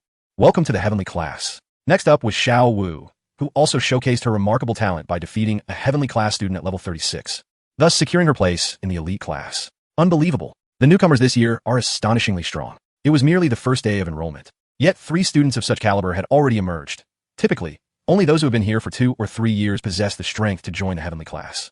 The observing dean and teachers were filled with excitement, realizing that today, as Soul Master Tournament could very well allow the Tiando Royal Academy to triumph over the reigning champions. The Spirit Hall team. You 3, follow me. I will assist you with your enrollment procedures and related matters. Haichen, Xiao Wu, and Yi Qian's talents had caught the attention of Yu Qianheng, who took the initiative to lead them, as Haichen and his companions followed him through the academy. They marveled at its vastness, which far surpassed that of Nodding Academy, truly befitting a royal institution. Yu Qianheng explained, "The Heavenly Class is the primary focus of the Tiando Royal Academy's training, serving as a preparatory group for the Soul Master Tournament that will occur in 2 years. Therefore, our curriculum and training are distinct from other classes and will be significantly more rigorous. The trials you will undergo may even pose life-threatening risks, so be prepared." Haichen smiled. Indeed, a Soul Master must continually flirt with the edges of life and death to achieve rapid growth. I relish such perilous training. Under Yu Tianheng's guidance, Haichen and Xiao Wu completed their enrollment procedures and were assigned dormitories, officially becoming students of the Tiando Royal Academy. Currently, they were still in the vacation phase, as the enrollment period for newcomers would last a month, meaning classes wouldn't commence for another month. During this time, Haichen contemplated how to acquire the Heart of the Ocean and the Celestial Herb from Dugubo. In the evening, Haichen arrived at his new dormitory. As a priority training class, the Heavenly Class enjoyed exceptional accommodations. Each student had their own suite, a luxurious 3-bedroom apartment, allowing for comfort and privacy, even permitting his girlfriend to stay over without the worry of a disruptive roommate, despite Haichen's current abstinence. He reclined on his large bed, pondering that while he currently had no means to obtain the Heart of the Ocean, he had formulated a plan for the Celestial Herb. He would first pursue Duguyen, Of course, this pursuit referred to a strategy, not the other kind. After a while, as darkness enveloped the sky, Haichen was preparing to shower and rest when a sudden knock echoed through the door. "Who is it?" he called out. "Is this Haichen's room? I'm a student from a Xian class, and someone at the school gate is looking for you. I'm here to relay the message." It was nearly 10 o'clock. Who could possibly be seeking him at this hour? Haichen opened the door, puzzled, to find a student he had never seen before, yet confirmed to be from the Xian class. "Who is looking for me at the gate?" he inquired. "Oh, it's Yi Lingling. She said you saved her today, and she wanted to express her gratitude to you personally. As for the details, I'm not privy to that," the student said with a mischievous grin before departing. Yi Lingling. Haichen felt something was amiss. Why would she choose such a time, especially at the school gate? Yet, he couldn't pinpoint what felt wrong. After deliberation, he decided to dress and head towards the school gate. Soon, Haichen arrived at the entrance, where he spotted a girl resembling Yi Lingling in hairstyle, physique, and attire. "Yi Lingling, are you looking for me?" Haichen stepped outside the gate. At that moment, the girl turned around, revealing a face that, while somewhat similar to Yi Lingling's, belonged to a stranger. Haichen's expression changed, realizing something was off, but before he could react, a dark mist surged from the shadows, transforming into a human form that seized him from behind, restraining his body. "Kid, don't move," the figure rasped. The aura and voice allowed Haichen to identify who it was. He maintained his composure. "No way, Senior Ghost Dolaw. Must you resort to such underhanded tactics against a junior? Enough with the pleasantries. Come along without resistance," the Ghost Dolaw ordered. "And if I refuse, you have no choice. Just look over there." The Ghost Dolaw gestured. Haichen turned to see the chrysanthemum Daw perched atop a roof, holding two unconscious sea warrior soul masters by their arms. Even though he sensed something was amiss, he had confidently stepped out because he knew his father had sent sea warrior soul masters to protect him. However, he hadn't anticipated that the trouble would come from the spirit hall. Confronted with two titled Doloa, he had no viable options. "Very well. Where does Senior Ghost intend to take me?" Haichen conceded, ceasing his struggles. Nonetheless, he felt assured, knowing that the spirit hall would not endanger his life, unless they dared provoke the wrath of Sea God Island. "You will find out upon arrival. Rest assured, I won't kill you, but just in case you attempt any tricks along the way, I will have to render you unconscious first." "Hey, that's unnecessary. With two titled Doloa on your side, how could I possibly escape?" The Ghost Doloa wasted no time, delivering a swift strike to the back of Haichen's neck, causing him to lose consciousness. An hour later, Haichen regained his senses, slowly opening his blurred eyes, feeling dizzy and physically weak. As his vision cleared, he discovered himself in a confined bedroom, lying on a soft, large circular bed, with his limbs spread wide and restrained by special metal cuffs. He was left in nothing but a pair of underwear. Haichen stared at his predicament, utterly speechless. What kind of twisted preference is this? What on earth does she intend to do? It didn't take a genius to deduce that the spirit hall was after him, due to Hulaina. Soon, the stone door of the room swung open, and Hulaina's voice echoed. "You all remain outside. Do not enter without my command." Chapter 57. "So, you've been thinking about me all along." "Yes." The stone door closed once more, and the sound of high heels clicking echoed in the enclosed space. Moments later, Hulaina appeared within Haichen's line of sight, her face adorned with a seductive smile as she sashayed closer, her alluring figure captivating him. It had been nearly 2 years since they last met, and Hulaina's physique had only become more exquisite. Her upper body was voluptuous, and her perfectly rounded posterior accentuated her graceful curves. She wore a silver gown with a drastically short skirt, complemented by creamy white stockings and high heels, radiating immense allure. "Haichen, we finally meet again," Hulaina purred, slowly approaching the bedside with a long whip in hand. "Indeed. However, I did not expect our reunion to unfold in such a manner," Haichen replied coldly, a smirk forming on his lips. Bound on the bed with a beautiful woman wielding a whip in a secluded room, it wasn't that Haichen had a lewd mind. Rather, the environment and circumstances inevitably reminded him of certain role-playing scenes from the island he had watched previously. I still remember what you did back in the Stardow Forest. Now that you're in my grasp, tonight I shall ensure your utmost enjoyment," Hulaina said with a sultry smile, her delicate tongue teasingly licking her lips. She settled on the edge of the bed, her slender fingers caressing Haichen's cheek, trailing down his neck and onto his chest. Such behavior profoundly tantalizes the hidden desires of men. However, in truth, this is merely a ploy by Hulaina to enchant Haichen. Every fleeting expression, every subtle movement, every carefully chosen word designed to stir a man's heart conceals a sharp bar beneath the guise of temptation. He cannot help but believe that Hulaina has ensnared him here to engage in a game, to tease him. "Oh, how do you intend to bring me pleasure?"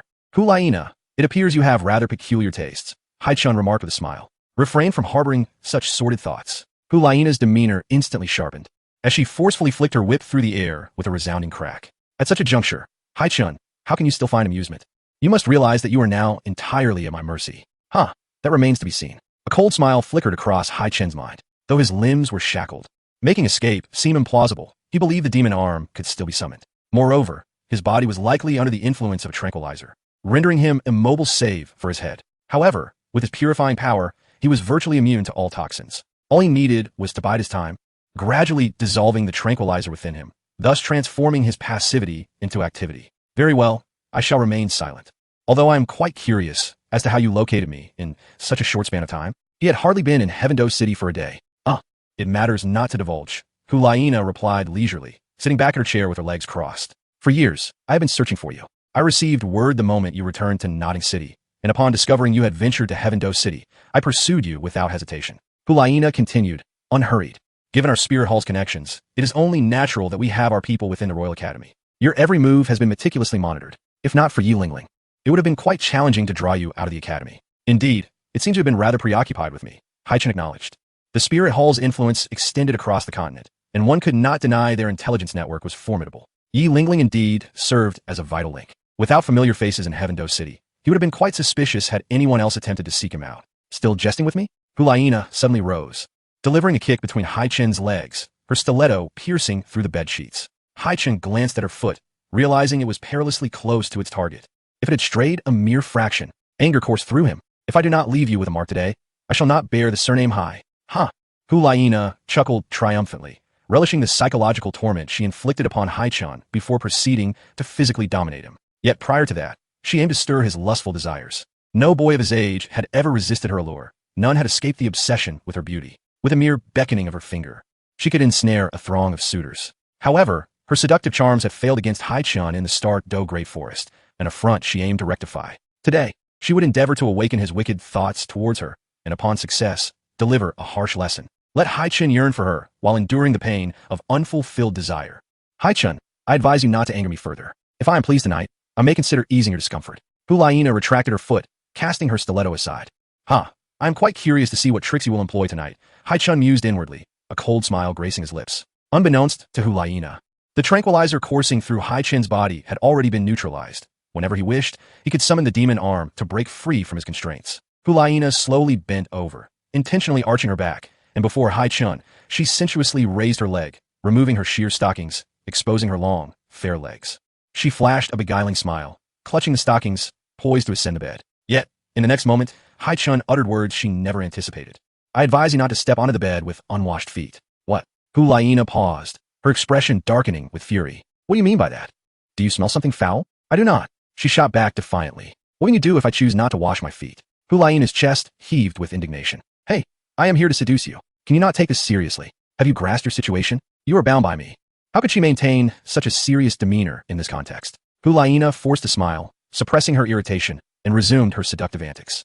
Her delicate feet gently pressed against the bed, and she tossed her stockings aside. Haichen, do you find me beautiful? Hulaina purred, playfully adjusting her collar, her tongue tantalizingly rolling within her mouth as she slowly lifted her foot to brush against Haichen's. Do you wish to possess me? She breathed, her foot gliding delicately up Haichen's calf, inching toward his knee, and continuing its ascent. At this juncture, her eyes gleamed with a pinkish hue, signaling the activation of her seductive abilities. Hulaina could not fathom that any man could withstand her allure under such circumstances. However, Haichen discreetly summoned his purifying power, resisting Hulaina's enchantment. He then spoke earnestly, Hulaina, I strongly advise against this course of action. Chapter 59, The True Strength of the Ninth on the Heaven Ranking. Yi Qian, since you have done this to me, you must be accountable for life. I can take responsibility, but I shall not become a concubine. Are you jesting? Not becoming a concubine is acceptable, but you must join the Spirit Hall. Hulaina asserted. I shall not join the Spirit Hall. If you are willing, a few years hence, I can come to you in a grand procession to marry you. Think it over, Haichen concluded. He cast one last glance at the hint of crimson, his emotions a tangle, before he opened the stone door and stepped outside. This enclosed space was evidently soundproof, as the happenings within were unknown to the outside world. Upon the opening of the stone door, the guards in the distance swiftly released their martial spirits as Haichen emerged. Let him pass. Hulaina's voice echoed within, and the guards immediately retracted their powers, watching as Haichen slipped from their sight. Once outside the building, Haichen realized he was within the Spirit Hall's main premises. He stepped out onto the street, where the cold wind swept through the deserted night of Heaven City, leaving him to wander the quiet avenues, reflecting on the events that had transpired. This life's first encounter concluded in such a hasty manner. He scarcely had the chance to experience or savor it before it vanished. Shaking his head, he returned to the dormitory of the Royal Academy of Heaven Do, lying in bed, unable to sleep for a long while. his mind filled with the image of Hulaina. This woman seemed indelibly etched into his consciousness. The following day, Haichen awoke early, washing his face and brushing his teeth. Despite having slept for only a few hours, the mental fortitude of a spirit master was different. He then made his way to the training grounds of the Royal Academy of Heaven Do, although classes would not commence for another month. He was ever diligent in his training. Upon arriving at the training grounds, he spotted Yi Qian, who seemed to have been waiting specifically for him. As soon as he appeared, Yi Qian hastened towards him. "Are you here to practice?" he inquired. "Ha, you aspire to claim the top spot on the heaven ranking, do you not?"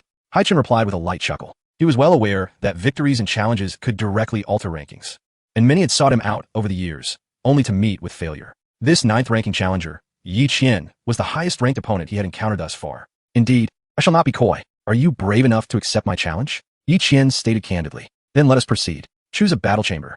The previous day's class assessment had been prematurely halted due to the potential ramifications for Yi Lingling, leaving Haichen without a clear understanding of Yi Qian's true capabilities. Attaining such a ranking surely indicated he possessed hidden strengths. Thus, he too was eager to gauge the true power of this ranked contender. The two, in unison, selected a battle chamber, spacious enough for both to showcase their skills. The intensity of the battle was palpable as both opponents locked eyes.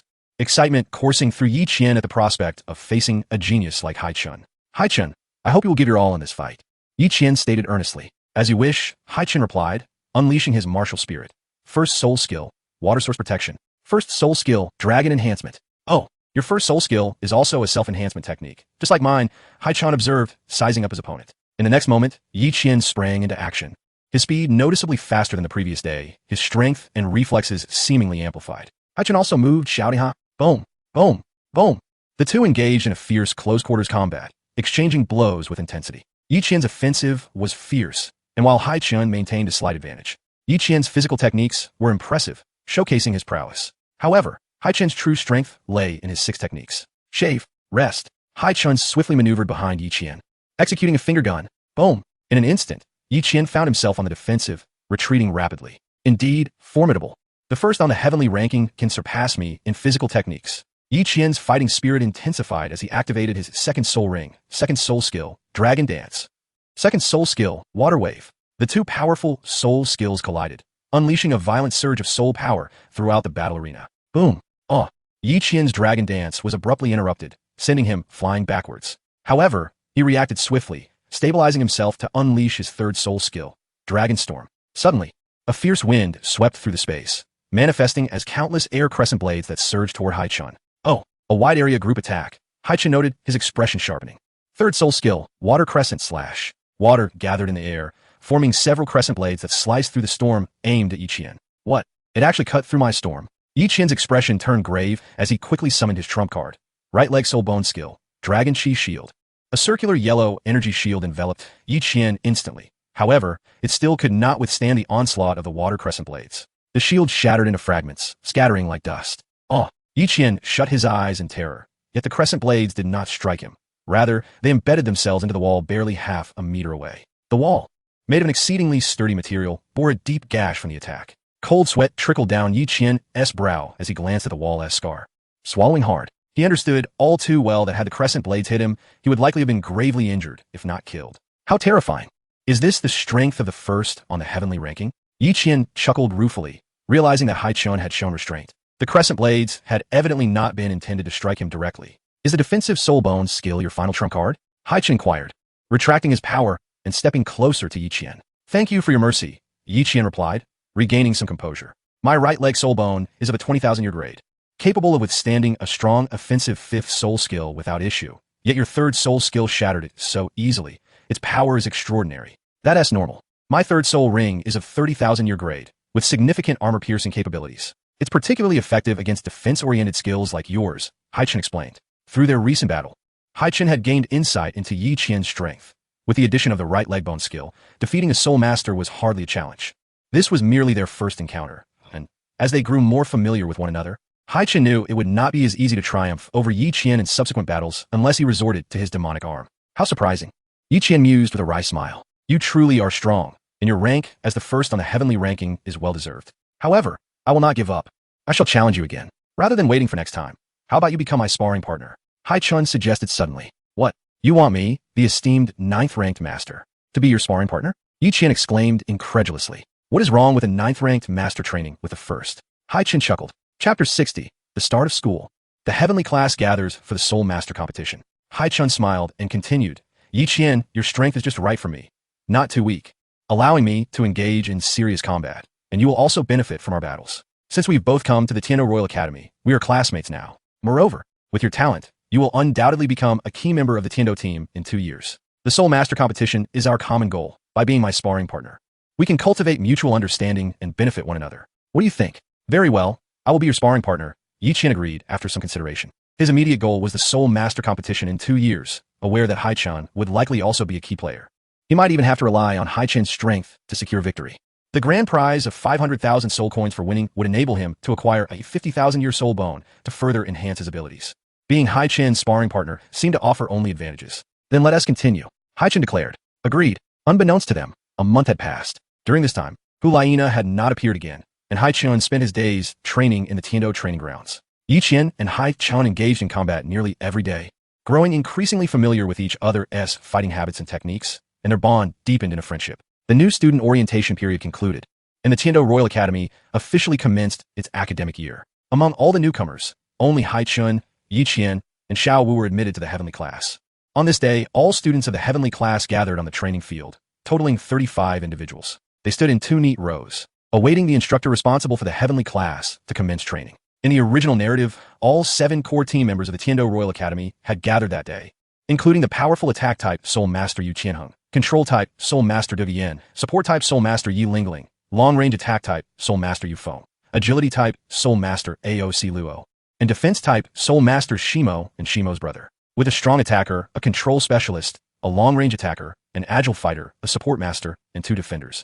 These 7 constituted the original core team composition of the Tiando Royal Academy. The primary output core of this formation was Yu Tianheng, with the team control core being De Guiyan, who primarily utilized poisonous gas for control and restriction.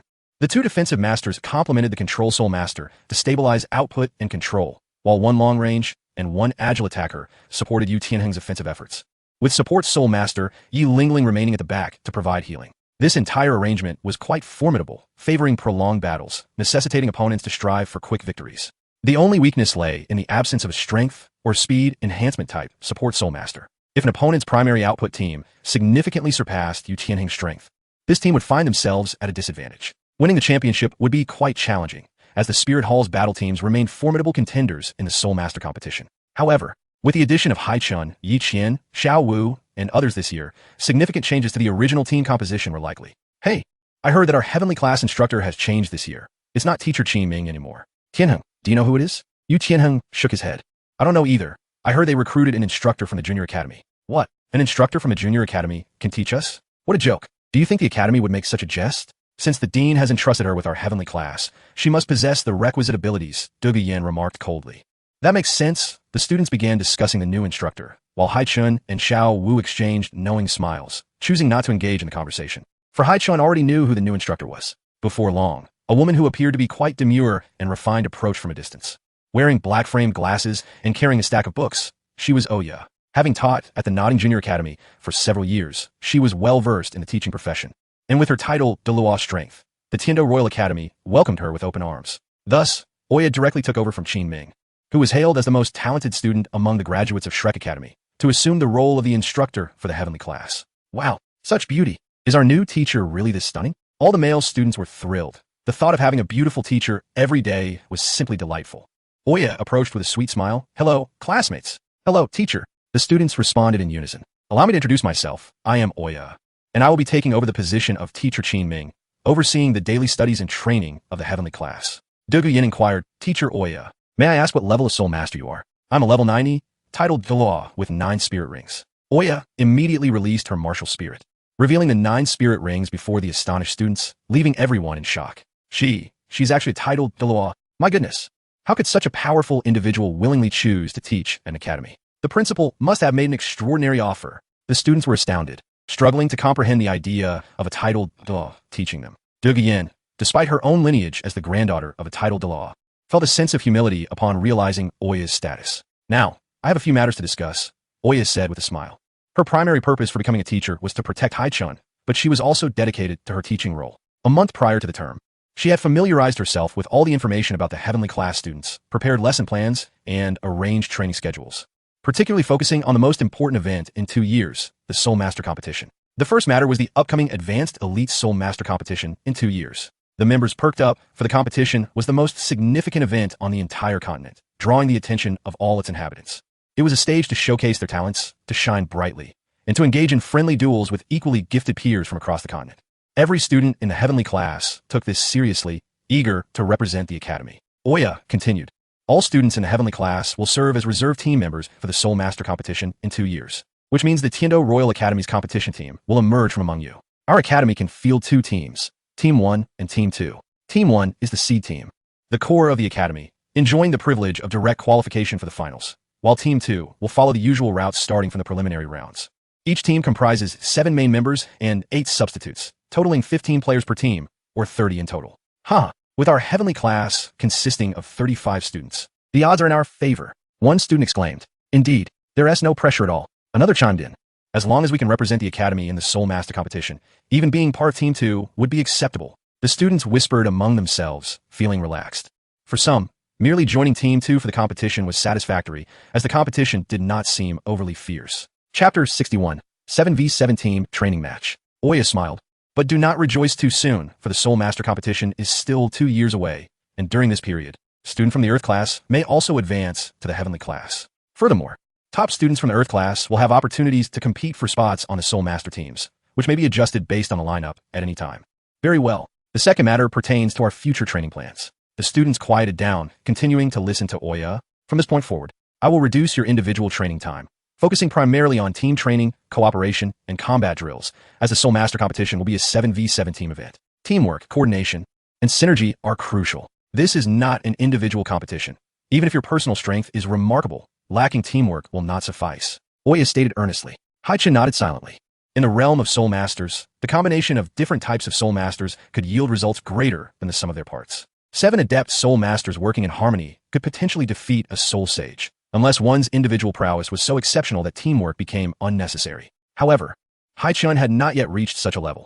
Having strong teammates was essential for winning. Therefore, I will assign you several 7v7 internal combat training sessions daily, which will directly influence your chances of earning a competition spot. So everyone must take this seriously. I will now divide you 35 students into teams of 7, forming 5 groups for alternating combat training. Oya glanced at her notes before starting the assignments. Yu Qianheng, Duyin, Shi Imo, Yu Feng, Chu Fei, Wang Tian, and Li Yin formed one group. Haichen, Xiao Wu, Yi Qian, Yi Lingling, Shi Imo, Feng Zhixing, and Song Hongyi formed another. Oroslo. Soon, Oya had divided the 35 students into 5 teams for their rotating battles. 10 minutes later, the combat training would commence. And now you may discuss your battle strategies among yourselves. Yes, Teacher Oya. The 5 groups of students dispersed, gathering to strategize their tactics.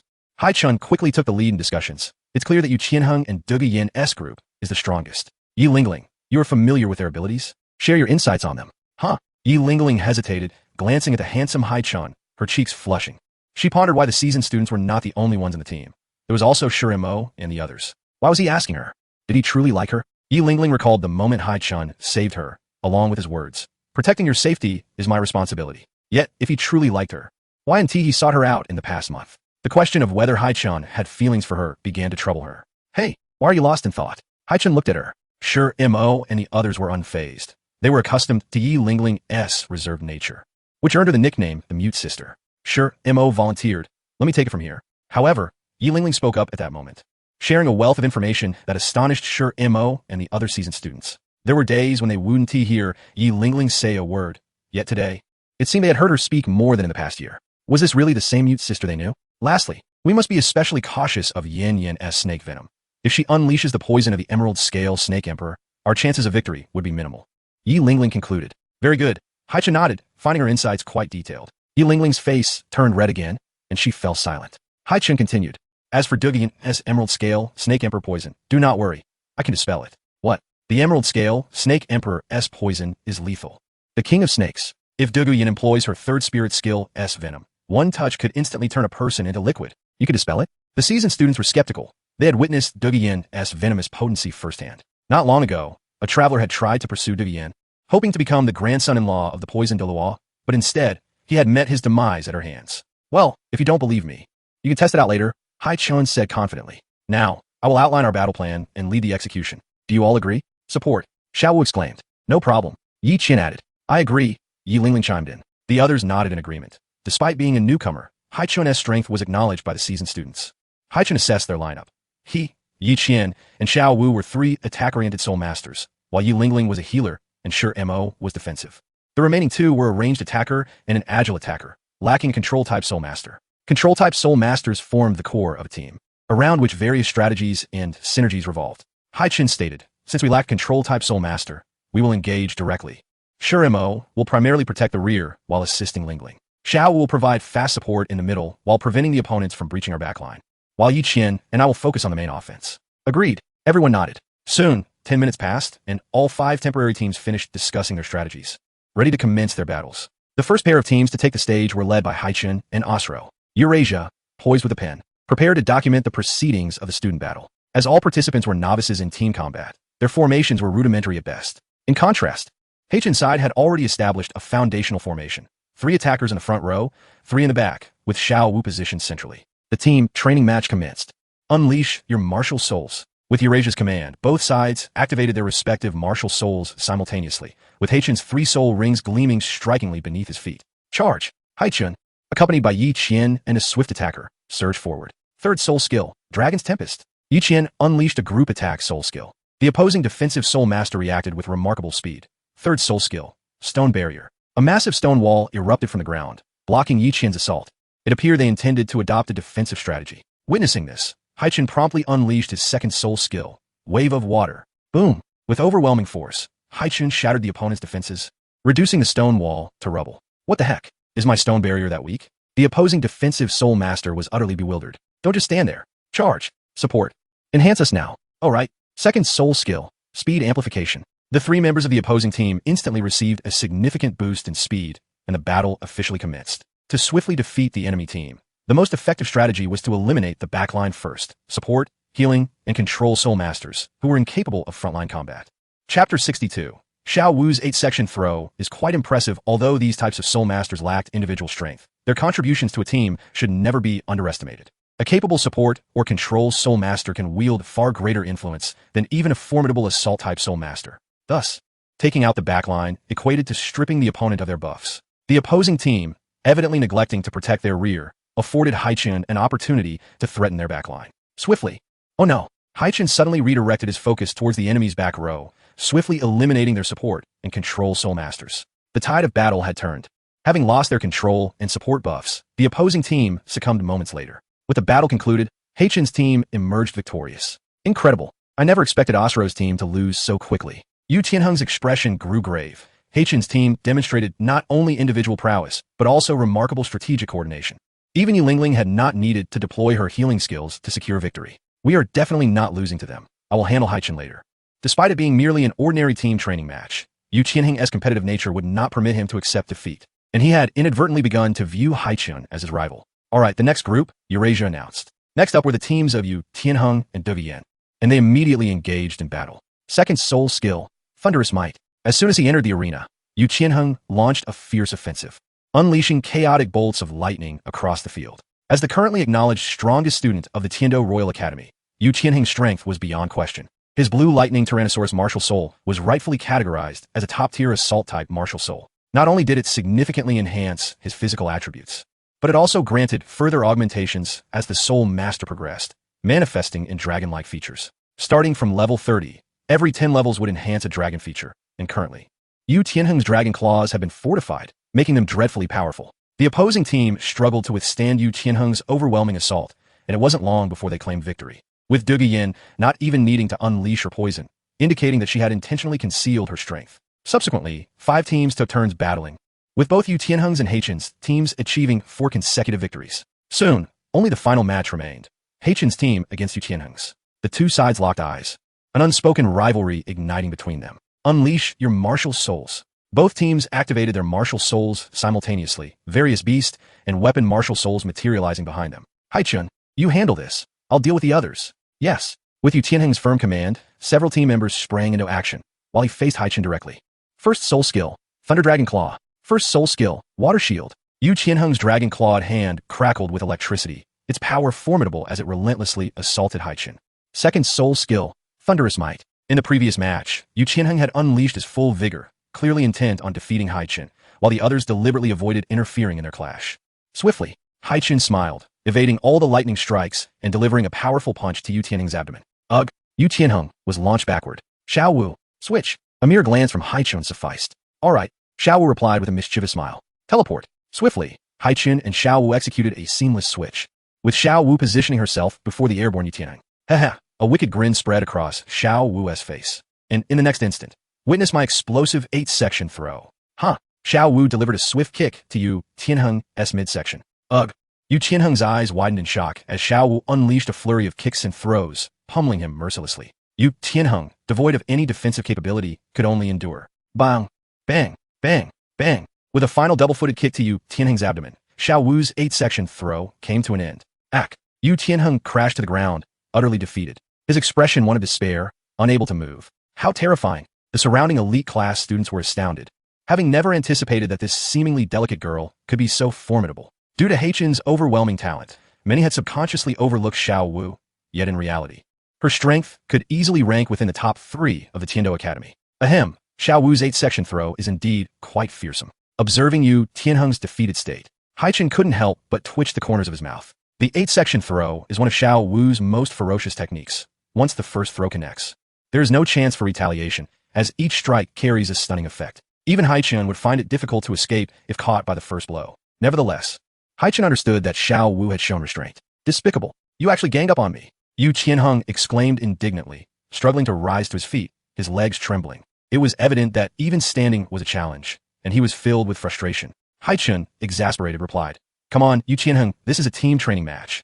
Teamwork is essential, not a one-on-one duel. Yu Tianheng was at a loss for words, realizing that his outburst had been rather thoughtless. How infuriating!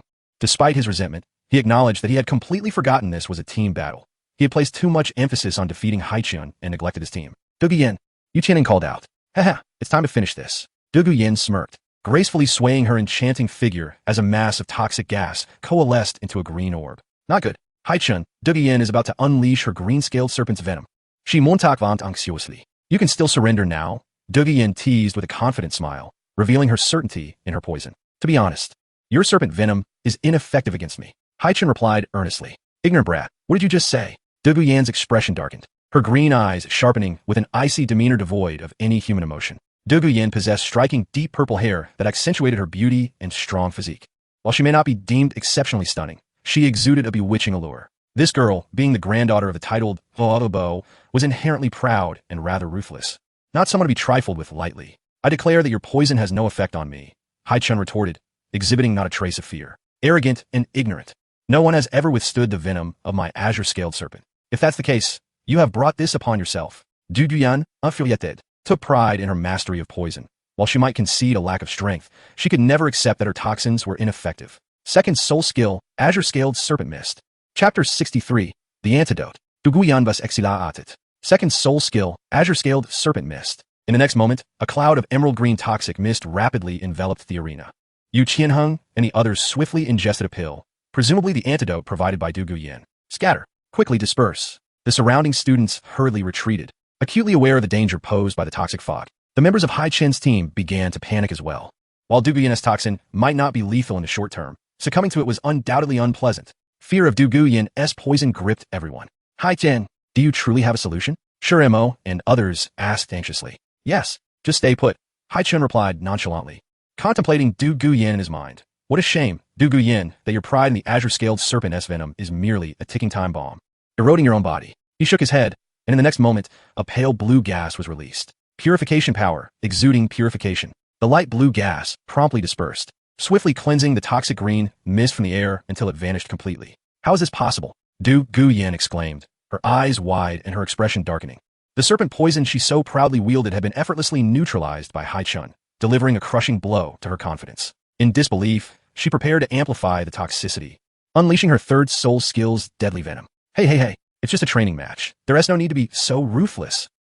Rest assured, I want to let you die from my poison. Dugu Yan retorted coldly, her massive azure-scaled serpent opening its mouth wide, unleashing a stream of toxic mist directed at Haichen. Once more, Haichen summoned his purification power, forming a protective shield to ward off the incessantly approaching toxins.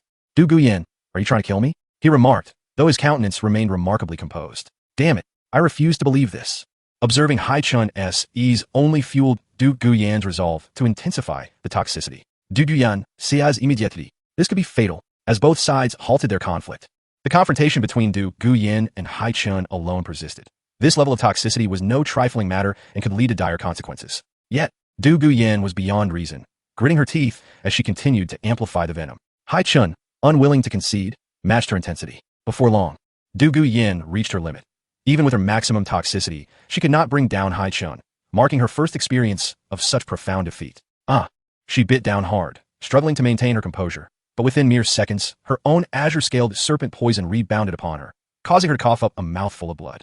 Her strength evaporated instantaneously, and Du Guyan collapsed, her legs numb and her body pierced with sharp pains akin to needles at her extremities, plunging her into a depth of suffering she had never known. Could it be the poison is rebounding? Haichen furrowed his brow, retracting his power. Du Guyan, Yin Yan, what has happened to you? The training match was immediately halted as the surrounding students rushed to her side. We arrived promptly to examine Du Guyan. Her expression grave. She discerned that Du Guyan seemed to be suffering from her own poison's backlash, yet she was at a loss on how to remedy it.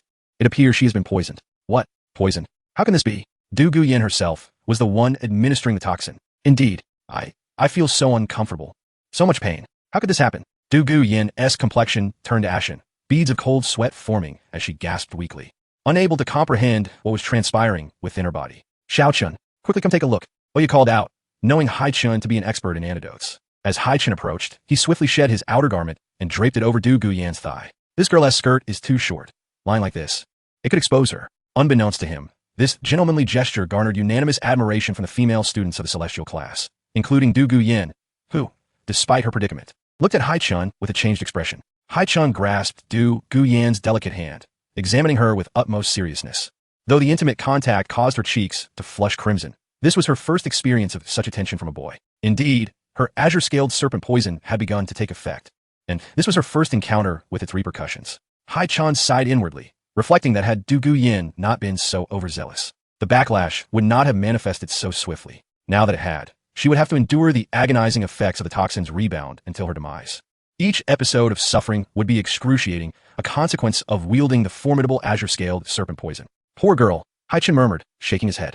Du Guyan overextended herself with her poison, leading to her own self-inflicted harm. How could this be? How could I poison myself? Du Guyan, who prided herself as a master of toxins, felt utterly humiliated by her predicament. It appears your grandfather, the poison Doloa, failed to impart certain critical knowledge to you. Upon hearing this, Haichen realized she likely remained unaware that inheriting such formidable powers also came with the side effects of the azure-scaled Serpent King's venom. What should my grandfather have told me? Du Guyan, her face pale and struggling to endure the pain, expressed her confusion. If you wish to know, come find me later or inquire with your grandfather. For now, I will suppress the poison surging within you. As he spoke, Haichen lifted Du Guyan's garment, revealing her smooth, porcelain belly. Wow! The surrounding male students immediately cast lecherous glances. What are you doing? Du Guyan exclaimed in a mix of indignation and embarrassment. It's just exposing my belly. Why be so shy about it? Well, you could have warned me in advance. This is quite rude, she protested, panting slightly from the pain and inadvertently letting out a sound that could easily be misconstrued. Why does that sound so suggestive? Haichen steadied his thoughts. What will you do? Du Guyan inquired, seeking clarity on how he intended to suppress the poison. My soul power can neutralize toxins. I will channel my energy through your navel to suppress the toxicity. What? Through my navel? The mere thought of Haichen directing his soul power into her belly made her feel bashful. Without further ado, Haichen placed his palm firmly on Du Guyan's navel. She let out a soft gasp as she felt Haichen's warm soul power entering her body. A sense of heat spread through her, alleviating the numbness in her legs and the stinging sensation in her head. To her surprise, Haichen's soul power brought such relief, leaving her feeling extraordinarily comfortable, almost intoxicatingly so. Heavens, why does his soul power feel so delightful? Du Guyan found herself somewhat enamored with this sensation, becoming addicted to it. Chapter 64. Du Guyan's night visit to Haichen's dormitory. After approximately 10 minutes, the toxicity within Du Guyan was fully suppressed by Haichen, her pallid complexion gradually regaining a healthy hue. However, her body remained weak, and she could not continue with the day's training. Thus, she was carried away by several students to rest. Haichen silently watched as Du Guyan was taken away. Though the events of the day had unfolded unexpectedly, Assisting Du Gu Yin in neutralizing her poison was, in essence, the first step in his strategy to win her over and obtain the exquisite celestial herb. After the day's training concluded, Haichen returned to his dormitory and lay down to rest. It was evident that life at the Advanced Academy was far more demanding than at the Junior Academy. Perhaps it was due to the Celestial class preparing for the Soul Master competition, as the day's training regimen was incredibly rigorous, encompassing teamwork drills, collaborative exercises, physical conditioning, individual combat training, and Soul Master meditation, all aimed at enhancing their overall strength. Unlike the Junior Academies, where cultural courses and knowledge of Soul Masters occupy the majority of the time, it is evident that the curriculum of the Advanced Academy lays a foundation for a future in the Soul Master realm, bringing students closer to the essence of the profession. Later that evening, around 8 or 9 o'clock, a familiar sound of knocking echoed through the dormitory of Haichen once more. Who could it be? Haichen pondered, somewhat puzzled, as typically only Xiao would come to visit. However, that girl possessed a spare key to his room and could easily enter. It's me, Du Gongyan, came a somewhat shy voice from outside the door. Oh, Du Gongyan? A smile crept across Haichen's face as he slipped on a pair of loose shorts and made his way to the door. Upon opening the door, Du Gongyan was startled to find Haichen clad only in his shorts, and she let out a scream. Ah, you pervert. In a flurry, she turned away, shielding her eyes with her hands, her face flushed crimson, her heart racing. Haichen, bemused, replied, what is the big deal? Is there something wrong with wearing shorts in my own dorm? How does that make me a pervert? Ah, you, hurry up and put on some clothes. I have something to discuss with you. Du Gongyan insisted, stamping her foot in a fluster. All right. Haichen shrugged and quickly donned a set of pajamas before gesturing for her to enter. Du Gongyan turned back, hesitantly lowering her hands from her eyes. Seeing that Haichen had dressed, she finally relaxed. Have a seat. Oh, she said, a touch nervous as she perched beside him on the couch. All right, here's your clothes back. With that, Du Gongyan retrieved Haichen's school uniform from her spatial soul guide and handed it to him, embodying the demeanor of a shy young woman. Haichen was taken aback by Du Gongyan's transformation today. She was not usually this gentle. He smiled softly as he accepted his uniform, noting the lingering fragrance that clung to it, reminiscent of her youthful essence. Now, what brings you here? Haichen inquired, though he suspected he already knew the answer. It's about today. Why did I suddenly succumb to my own poison? And what should my grandfather have told me? Don't you know anything? Du Gongyan's demeanor shifted, becoming serious and earnest, the matter weighing heavily on her mind. In truth, the poison from your Bailin, Shi Huang martial spirit has side effects. It is not a sudden poisoning, but rather a culmination that has erupted today. Haichen stated plainly. What? Side effects? The gravity of his words sank into Du Gongyan's heart. Indeed, these side effects will intensify as your cultivation increases, potentially leading to a premature demise, he continued. Upon hearing this, Du Gongyan's complexion paled with fear. That's impossible. If that were true, why wouldn't my grandfather tell me? He encouraged me to cultivate poison techniques, and if I'm doomed to a short life, how has my grandfather, the poison doll, lived to 77? Perhaps the poison doll refrained from informing you to spare you from worry. Your circumstances differ from his. He may live to 100, but you may not, as the toxins began affecting you from the womb and will manifest more severely than those affecting the poison doll. I suspect you might only reach the age of 30. Haichen's seemingly casual words struck Du Gongyan like a heavy blow, rendering her unable to accept the reality. Not until 30. No, that's impossible. She shook her head vehemently, unwilling to concede. Haichen continued. Today was your first episode. Did you experience numbness in your legs and a stabbing pain in your feet and head? Du Gongyan nodded in astonishment, realizing he had accurately described her experience. Yet she overlooked one detail. There is still one area you haven't mentioned. What area? Here, she said shyly, pointing her chest. Wait, what? Haichen's lips twitched involuntarily. If that area hurt, it would be quite serious. Cough. He cleared his throat, adopting a serious tone. Furthermore, from now on, these sensations will return every night at the witching hour. If you doubt my words, you'll find out at that time. Du Gongyan was now thoroughly alarmed. Her first experience of such pain was unbearable. The thought of enduring it nightly was terrifying. Her face drained of color as she recalled that Haichen might possess a remedy for her condition. Grabbing his arm anxiously, she implored, You have a way to cure my poison, right? I do have a method, but your toxin has seeped into your very bones. For now, I can only temporarily suppress its backlash. It is a palliative measure, not a cure. Unless we can find those 2 herbs, Haichen hinted. What herbs? Du Gongyan asked urgently. Haichen named them. Lihua Xingjiaoshu and Bajiao Zunbinko. Were those? I've never heard of them. It was not surprising. The people of this world had little knowledge of various celestial herbs. Even the poison Doloa, who dealt with numerous toxic plants, was unaware of the treasures hidden within his own herb garden. It's normal not to know. Those are 2 exceptionally rare herbs, renowned for their potent toxicity. If obtained, they can easily neutralize your poison. Although Haichen aimed to acquire the Lihua, Xingjiaoshu, and Bajiao Zunbinko, his words held truth. Purifying forces could only suppress the poison. And these 2 herbs indeed had the potential to detoxify.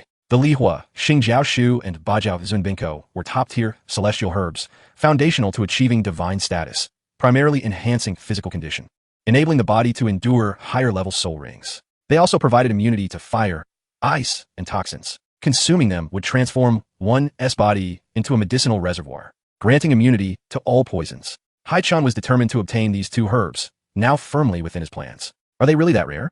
My grandfather's herb garden has various peculiar plants. Perhaps we can find them. Chapter 65. The Shai Du Gong Yen. My grandfather's garden is filled with unique herbs. I'll ask him to take us in when he returns, all right? Du Gong Yen expressed her earnestness. Your grandfather isn't here? He asked, traveling with the third prince, Shui Guanshan, and the fourth prince, Shui Bian. He probably won't be back for half a month, Du Gong Yen explained. Wait, the third prince is still alive? Haichen was taken aback, surprised that the boy had survived the dangers posed by Qian Renxue. He was aware that the third prince, Shui Guanshan, was also a time traveler who frequently expressed his anxieties in the chat channels, fearing he would meet a grim fate at the hands of Qian Renxue. According to the original story, aside from the fourth prince, Shui Bian, the other princes had gradually fallen to her schemes. Du Gong Yen was perplexed. What do you mean? The third prince is still alive? Oh, it's nothing. Haichen waved his hand nonchalantly, casually inquiring. Isn't your grandfather worried that someone might have their eye on his herb garden while he is away? A sudden concern crept into his mind. Being gone for so long, he wondered if any time travelers had pilfered the celestial herbs. Strangely enough, many have had their sights set on my grandfather's herb garden in recent years. But don't worry. He has taken precautions with several skilled protectors and has set up multiple poisonous traps. Even a title Doluo wouldn't dare to venture in lightly. Du Gong Yen reassured him. I see. With that, Haichen felt a sense of relief. Upon hearing that the poison Doluo was absent, he had considered sneaking in.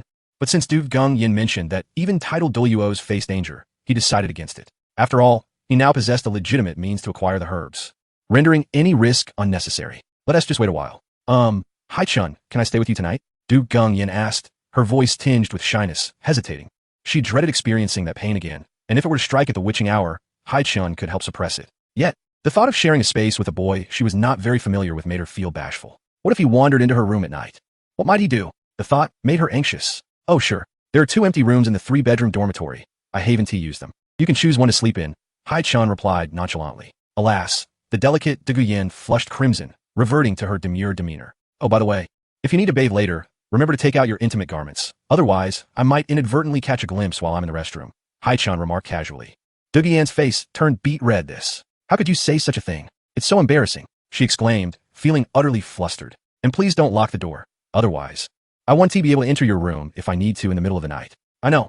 I'll leave it ajar for you, she assured him, before shyly selecting a room and darting inside. To an outsider, it might have seemed as though Du Gong Yen was implying, I'll leave the door open for you tonight, so do remember to come in. With a soft thud, she closed the door, pressing herself against it, her heart racing. She had never felt such shyness in Haichen's presence, accompanied by an unexpected sweetness. While she was anxious about the impending discomfort she would face at the witching hour, she couldn't help but anticipate Haichen's arrival in her room, hoping for the soothing effect his soul power would bring her. Before long, the clock struck midnight, and both had succumbed to slumber. Suddenly, Du Gong Yen awoke, jolted by a sharp pain. Indeed, the side effects of the poison had manifested. She writhed in agony. Gasping for Haichen, come quickly. Haichen, roused from his sleep, immediately rose and opened her door. He was met with the sight of Du Gong Yen clad in a sheer, violet nightgown that left little to the imagination, revealing her bare skin beneath. She lay on her bed, her legs crossed awkwardly, hands resting behind her head, the disheveled fabric of her nightgown accentuating her glistening skin. The scene was undeniably tantalizing. This girl knows I would come tonight, yet she dares to wear such an outfit, unafraid of my intrusion? Haichen, please, hurry and help me, Du Gong Yen pleaded, her eyes wide with desperation. Just lie still. Leave the rest to me, he instructed as he climbed onto the bed, parting her nightgown to suppress the poison as he had done earlier. Du Gong Yen, however, began to emit soft, involuntary sounds. Could you refrain from making such noises? Let us keep this professional while I detoxify you, Haichen chided, casting her a sidelong glance. I can't help it, she protested, covering her mouth in an attempt to stifle her sounds. Yet soft moans still escaped her lips. By the heavens, what is wrong with this girl? She's driving me to distraction. Haichen wiped the sweat from his brow, visibly distressed. All right, I've used my purifying power to suppress the toxin. It should remain dormant for the next 15 days. Thank you so much, Du Gong Yen murmured, unable to meet his gaze, mortified by the sound she had just uttered. It's truly embarrassing. Well, it's rather late now. You should just sleep here for the night and head back early tomorrow, Haichen said, preparing to leave the bed. At that moment, Du Gong Yen suddenly found her courage, reaching out to grasp Haichen's neck, their eyes locking. Before he could process what was happening, she pressed her soft lips against his cheek. This is your reward for helping me. Flustered, she dove under the covers. Her voice muffled.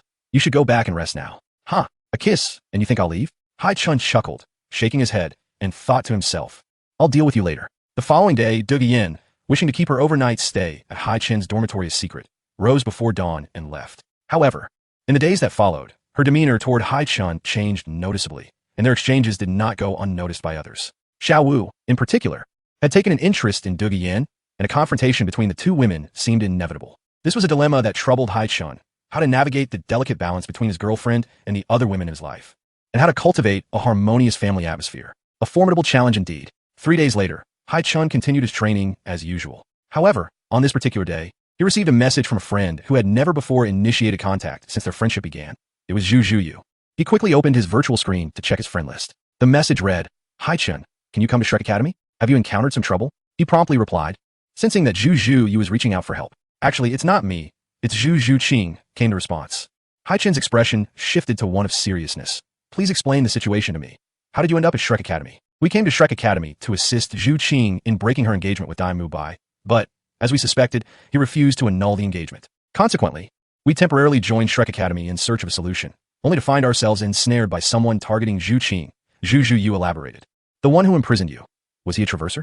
Haichen Yingui? Yes, he is the 7th ranked on the heaven ranking. Haichen. His background is formidable, with many skilled protectors, and he is the son of the Black Tiger sect's leader, Zhu Zhuyu explained. Indeed, a traverser. Haichen mused, a frown creasing his brow. Black Tiger sect. 7th ranked Haichen. It aligns with my suspicions that a traverser would engage in such nefarious acts. After all, figures like Zhu Zhuqing, Xiao Wu, and Ning Rong Rong are adored by many traversers, which poses a threat to these goddesses. Love can manifest in various forms. While some may choose to win over a goddess through friendship, others may resort to ruthless methods of abduction, leveraging their status and power to seize what they desire. Clearly, this 7th-ranked individual belongs to the latter category. Haichen was familiar with the Black Tiger sect in the original work. The sect was among those that were obliterated during the 7 Great Sects Reselection Conference initiated by Bibi Dong. Presently, the Black Tiger sect ranks just below the 7 Great Sects, establishing itself as a significant force on the continent, despite lacking a title de law. Currently, we are unable to contact the outside world. You are the only friend I have on my list, so we are relying on you for assistance. Moreover, Zhu Qing's resolve to break her engagement with Dai Mubai is significantly influenced by you. Zhu Zhuyu continued. Tell me, where are you imprisoned? Haichen Demandet, cutting through any unnecessary conversation. In a village to the west of Shrek Academy, the same village where Ma Hongjun has been persistently pursuing a rural girl, she replied. The village with Ma Hongjun's antics? Haichen recalled the incident from the original work, where he indeed pursued a girl despite her rejections. It seems that none of the men from Shrek Academy are worth their salt, except for Oscar. Wait for me, he responded decisively, requesting a leave from the academy and setting off towards Shrek Academy, located near Soto City. So, the 7th-ranked Haichen dares to meddle with my woman? Haichen's expression grew cold. Ever since their time together in the Star Dogray Forest, he had developed a fondness for Zhu Zhuqing, and now it seemed imperative to bring her to the Tiando Royal Academy for her studies. With a stern countenance, Haichen exited the academy and made his way to a narrow alley, where he snapped his fingers, summoning 4 figures to appear before him. Young master. They knelt on one knee. Notify Highway to assemble all the sea warriors and accompany me to Soto City. Yes. They responded in unison before swiftly disappearing. Haichen departed the alley, heading straight for the gates of Tiando City. Now, Oya serves as a mentor in the heavenly class at the Tiando Royal Academy, occupying a significant position. Thus, Haichen decided not to bring her along. There was no need to deploy a title de law for merely the son of the Black Tiger sect.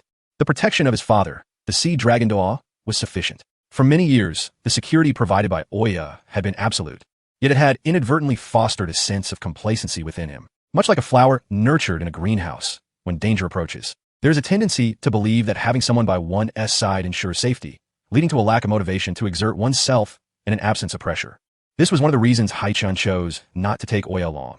However, he was acutely aware of the potential enemies that loomed due to his position, thus necessitating the accompaniment of others. Meanwhile, Highway received the news and immediately led all the sea warriors assigned for covert protection to depart. Highway was one of the 7 pillars of Sea God Island, under the command of the Sea Dragon Doa, the Lord of High Dragon City, and ranked among the 4 great masters, boasting a soul power of level 85. Upon hastening his departure from Tiando City, Haichen set his course for Shrek Academy. During his journey, he accessed his friend list and sought out a person named Tang Lisheng, a time traveler. Although Haichen was not well acquainted with Tang Lisheng and had never met him, his strength was rather mediocre, ranking merely in the middle tier among the populace of travelers. Nonetheless, he was widely recognized as an information expert, an individual with a penchant for gathering intelligence and wealth, who leisurely completed the national assessments just to survive. Haichen sent a message, urging a prompt response. Minutes later, Tang Lesheng replied with a cheerful tone. Wow, it's Brother Haichen. I am utterly flabbergasted. Haichen cut to the chase. Enough small talk. Aren't you known as an information expert? Do you have intel on the 7th-ranked Black Mountain? Brother Haichen, I do have detailed information, but you understand. Tang Lesheng replied with a chuckle. Haichen raised an eyebrow. You dare charge me? I have no choice, Brother Haichen. This is my profession. Dan Lesheng Gao De. Haichen, not wishing to haggle too much, asked, how much for the information on Black Mountain? Black Mountain is ranked 7th on the heavenly list, so the intel might be a bit pricey, around 10,000 soul coins. Tang Lesheng declared. Haichen, the first on the heavenly list, earned an annual reward of 100,000 soul coins. He was indeed a wealthy individual. Tang Lesheng thought to himself, considering how to take advantage of this situation. Upon reading the message, Haichen was furious, exclaiming, are you trying to swindle me? Do you believe I won't come through the internet and beat you up? Tang Lesheng, sensing Haichen's formidable nature, hastily revised the price. 5,000 soul coins. What? I may not know where you are now, but if I catch you, you're finished. Haichen threatened. Tang Lesheng, now frightened, quickly pleaded, no, 500. It must be 500 soul coins. I truly cannot lower it any further, Brother Haichen. Realizing Tang Lesheng's profession in information trading, Haichen decided to pay the fair price, understanding he might need this person in the future. Accepting the price, he opened the transaction system and transferred 500 soul coins to him. In no time, Tang Lesheng sent the information regarding Black Mountain. Black Mountain was the only son of the Black Tiger sex leader, having awakened his martial soul at 6 years old with innate full soul power. His martial soul was a high-quality Black Tiger. He was heralded as a once-in-a-millennium genius of the Black Tiger sect, already deemed the future successor of the sect, which held him in utmost regard, ensuring no harm would come to him. It was said he was protected 24/7 by soul masters at the soul Dolua level, and his soul power was currently estimated to be at level 35. His character was domineering and ruthless, with reports suggesting that he had already caused the demise of over 100 time travelers. He had committed numerous vile acts. As Haichen perused the detailed information, he realized that with such conditions, being the only son, possessing innate full soul power, and having soul to level protection, Black Mountain could indeed behave with audacity, as few would dare to provoke him. Unbeknownst to him, he was also a violent criminal. Haichen's expression darkened as he quickened his pace, closing the chat interface.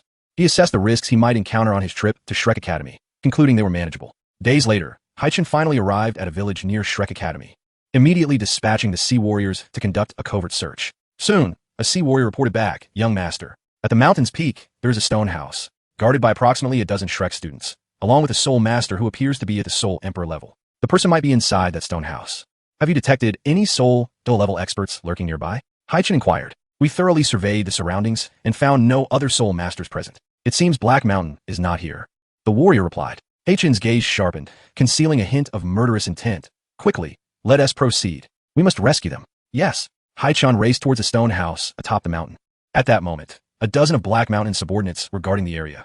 These individuals were primarily time travelers with soul powers barely exceeding level 20. All loyal followers of Black Mountain. Upon spotting a stranger approaching, they immediately grew vigilant, failing to recognize Haichen's identity. One of them barked, hey, who's that kid? Get lost.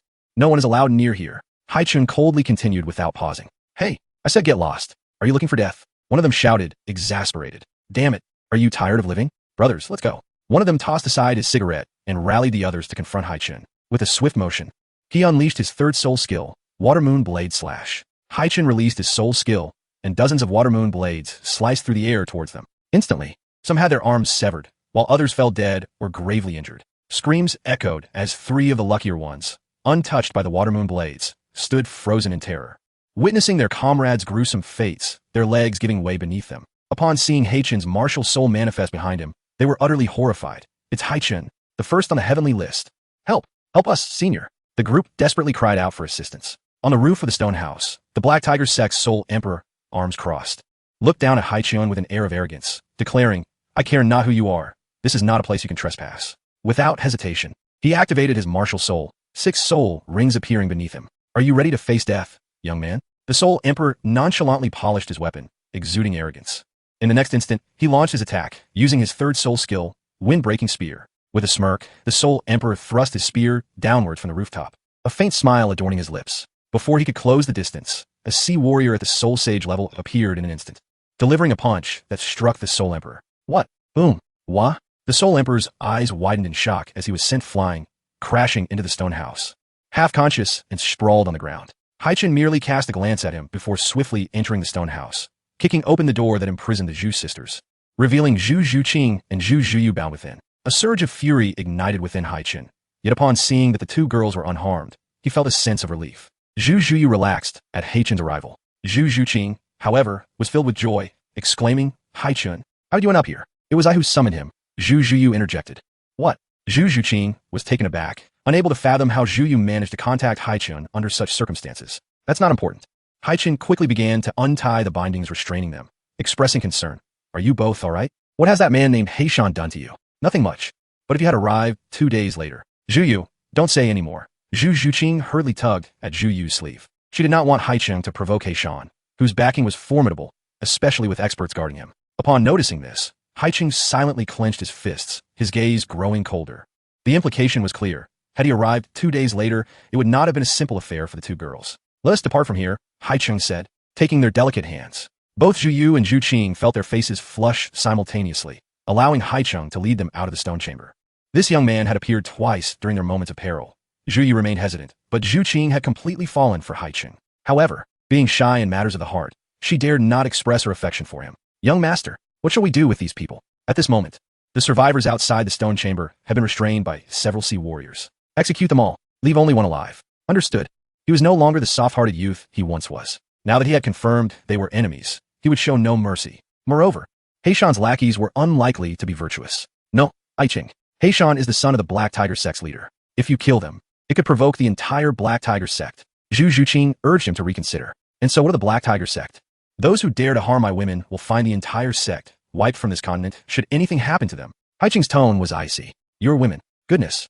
Zhu Zhuqing covered her mouth, gazing at Haichen's back, each word resonating deeply within her soul. At that moment, she was utterly captivated. Zhuyu also gazed intently at this man. Her feelings, though deeply buried, undeniable. She too had unknowingly developed affections for this youth. Soon, only one of the dozens of intruders remained alive, and Haichen had other plans for this individual. Chapter 68.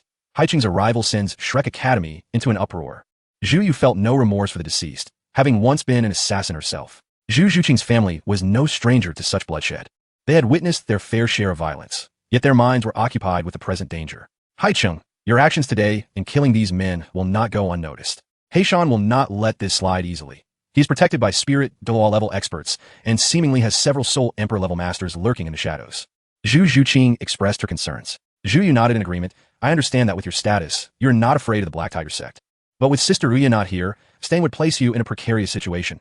After all, many wish to see you dead." The sea warrior accompanying Haichen, who had aided in rescuing the Zhu sisters, was merely at the Soul Saint level, leading the sisters to believe that Haichen had only brought one Soul Saint expert. Yet, surrounded by Haichen were spirit level soul masters and several Soul Emperor level experts. Should they discover the demise of their comrade and the rescue of the two girls, a pursuit would likely lead to disaster. After all, with Haichen's identity as the heir to the sea god's legacy, countless individuals would seek to eliminate him without requiring any further justification, especially for a gifted individual like Haichen, whom I believe he could also claim the sea goddess inheritance. He would not pass up the opportunity. However, the Zhu sisters were unaware that Haichen had more than just this one Soul Saint sea warrior by his side, and he was acutely aware of the risks his identity entailed. Long before Haichen learned that Haichen had kidnapped the Zhu sisters, he had already devised a plan to eliminate him. Thus, he deliberately sent only one sea warrior into the fray, hiding the others in the shadows to lure Haichen into making a move against him, allowing for a counterattack. If the hidden sea warriors were visible, who would dare to challenge him? If Haichen recognized he would be outmatched, would he dare seek trouble with Haichen? He might even hide upon realizing the situation, making it impossible for Haichen to find him. The sole survivor left by Haichen was intended to serve as a witness to the number of allies he had, tasked with informing Haichen. "Do not worry, I know what I'm doing." Haichen reassured the two, then added, "We will leave, but not just yet. I must ask you both, what brings you here?" "To annul the engagement with Dai Mu Bai." "Very well, then let us conclude this matter before we depart. Now, I shall take you to Shrek Academy to find Dai Mu Bai." "All right." The Zhu sisters exchanged glances, and thus were led by Haichen to Shrek Academy. Along the way, Haichen learned of Haichen's primary motive for abducting Zhu Zhuqing. He coveted her and Zhu Yu's beauty, wishing to claim them for himself. After his advances were spurned, he resorted to foul intentions, abducting them and offering a proposition. Should they comply, he would ensure Dai Mu Bai could meet Zhu Zhuqing regarding their engagement. Naturally, the Zhu sisters refused, leading to their continued imprisonment until now. Haichen's murderous intent grew stronger. Haichen must be eliminated. Upon nearing Shrek Academy, Haichen halted and instructed the sea warrior beside him. Notify Highway that from this moment on, everyone should disperse and keep their distance from me. Only two may follow in the shadows. Yes. The sea warrior nodded and promptly went to rendezvous with Highway. He understood that Haichen, not being a fool, would send scouts to ascertain whether any others were covertly protecting Haichen before making a move. Should the hidden sea warriors be discovered, the bait would not be taken. So for safety's sake, they had to keep their distance. Soon, Shrek Academy came into view. Haichen gazed silently at the academy, noting how it had changed from his memories. Originally, Shrek Academy was nestled among the mountains and forests, its entrance overgrown with various weeds and trees, with a stone path nearly buried under dirt. The entrance itself was dilapidated, cobbled together with makeshift wooden planks, barely allowing three to pass through at once. The words Shrek Academy were nearly obscured by vines. In 4 words, it could be described as exceedingly shabby. Yet now, it bore no resemblance to its former self. The surrounding trees and weeds had been cleared, revealing a vast expanse. The academy appeared to have been expanded, with stone walls erected around a majestic stone gate, lending it a more respectable appearance. The evident transformation of Shrek Academy could only be attributed to the influx of traversers. It was likely that some affluent traversers had invested in the academy.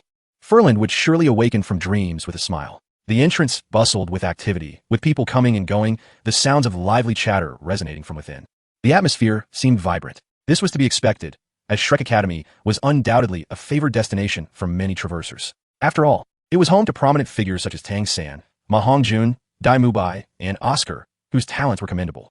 Those who aligned with these protagonists would likely believe they had a significant chance of winning the Soul Master Tournament, and thus reaping the rewards of the national quest. However, Haichen recalled Zhu Yu mentioning that not many highly ranked individuals resided in Shrek Academy. Perhaps those in the top 100 of the rankings understood that, without divine herbs, these protagonists were not as formidable. Shall we enter? Yes. Zhu Yu and Zhu Qing quietly followed Haichen as they stepped through the gates of Shrek Academy. Upon entering, they noticed that the academy was teeming with traversers, with hardly any local students present aside from a few from the protagonist group. Naturally, as the 7th-ranked figure on the heaven ranking, Haichen could not have only a handful of subordinates at the academy. Those in the know turned pale upon seeing Zhu Qing and Zhu Yu return. What's going on? Were Zhu Qing and Zhu Yu not imprisoned at the mountaintop of a nearby village? How did they escape? Who is that young man? The young subordinate hurriedly activated the virtual screen, and upon seeing the name and ranking of the first place on the Haichen heavenly rankings, he instantly fell into a state of panic. It was Haichen. This is bad. He swiftly departed to inform Haichen. The other transgressors within the academy quickly discerned Haichen's identity, and the once mildly noisy academy erupted into chaos. It's Haichen, the number 1 on the heavenly rankings. What brings him to Shrek Academy? Good heavens. We are actually seeing him here. What could he possibly want? Is he here to trouble Tang San? After all, Haichen and Tang San were both students at Notting Academy, and Haichen had previously given Tang San a severe thrashing. Who knows? There's a possibility, right? Hurry, notify third brother. As time passed, the faction supporting Tang San among the transgressors gradually waned, though it still retained a significant following. In Chapter 69, Oscar exclaimed, "Young man, care for sausage?" However, within Shrek Academy, the faction supporting Tang San could no longer dominate as they did at Notting Academy. Upon Haichen's appearance, some members of the Tang San faction rushed to inform Tang San. Zhu Qing was puzzled as to why Haichen's arrival stirred such attention, but she refrained from inquiring further. Zhu Qing, where does Dai Mubai reside? Haichen did not pay heed to the surrounding throng, first posing his question. I will take you there, Zhu Qing willingly offered, guiding him toward Dai Mubai's residence. Hurry, let us follow and see what Haichen intends to do. A group of curious onlookers trailed behind them. At that moment, Ning Rongrong, who was strolling through the academy, noticed a large crowd gathering ahead and wore a puzzled expression. What is happening up there? Has something occurred? Intrigued, Ning Rongrong quickly rushed forward to investigate. Hey, clear the way. I want to see what is going on. The young princess, Ning Rongrong, was not to be trifled with, and the ordinary transgressors parted to let her through. It was then that she realized there was no calamity, but rather that everyone was following a young boy. This boy was someone Ning Rongrong recognized, and she exclaimed in surprise. It's him. How did he end up here? Memories flooded back of the moment Haichen had disregarded her, turning down her father's invitation to join the 7 Treasure glazed tile school, prompting her to follow along. Sausages for sale. Step right up. Oscar's voice rang out. Oscar's sausages, delicious and savory, generously portioned. On his way to Dai Mubai's residence, Haichen suddenly recalled the familiar voice and words. Before long, a middle-aged man with white hair and a scruffy beard, though merely a youth due to his appearance, drove a homemade vending cart, halting right in Haichen's path. This individual was Oscar, a student of Shrek Academy. Haichen silently observed Oscar, noting a striking similarity in the scene before him. He held a favorable impression of Oscar. A food system soul master born from the most ordinary of beginnings, a true embodiment of a commoner rising to prominence. His character was generally agreeable, albeit somewhat lecherous. Oscar soon noticed the unfamiliar face of Haichen, and with a smile called out, "Hey, young man, would you like a sausage?" Oscar's sausages, fair and square. Just 5 copper soul coins for one. Zhu Zhuqing promptly tugged at Haichen's sleeve, softly advising, "Haichen, don't buy." "Haha, I know," Haichen replied with a smile. In truth, there was nothing wrong with Oscar's sausages. They were made using his martial soul, but the preparation process and incantations were somewhat off-putting. Haichen didn't mind. Yet today he lacked an appetite. No need, perhaps next time. Consider it a debt owed. If the opportunity arises, I shall return for one. As he spoke, Haichen placed 5 copper soul coins on the card and turned to leave. Oscar stared blankly at Haichen's retreating figure, then glanced at the 5 copper coins. Though he was poor, he would not refuse money without cause. He would remember this sausage. Meanwhile, Haichen, who was out, was returning to Shrek Academy when several subordinates hurriedly approached him, panting, "Not good, not good. Brother Haichen." Zhu Zhuqing and Zhu Zhuqing were rescued. "What? Who dares to abduct my people?" Haichen erupted in fury. "Who is this reckless fool? Tell me, it's Haichen, the number 1 on the heavenly rankings." The subordinates quaked in fear. Haichen, previously arrogant and unyielding, froze at the mention of Haichen's name, instantly tempering his bravado with a hint of trepidation. Haichen? A myriad of questions raced through Haichen's mind. Why was he here? Why did he rescue Zhu Zhuqing? How did he know Zhu Zhuqing was confined in the stone house? "What should we do now, Brother Haichen?" The anxious subordinate stammered. "Where is he now?" Haichen felt a twinge of fear. If it was Haichen, he truly did not dare to provoke him. Though he longed to eliminate Haichen, he was acutely aware of the title-level protectors that surrounded him. "Haichen is at Shrek Academy. Is he coming to find me?" Panic gripped Haichen's heart, though he feigned composure. After all, he was also ranked 7th on the heavenly rankings.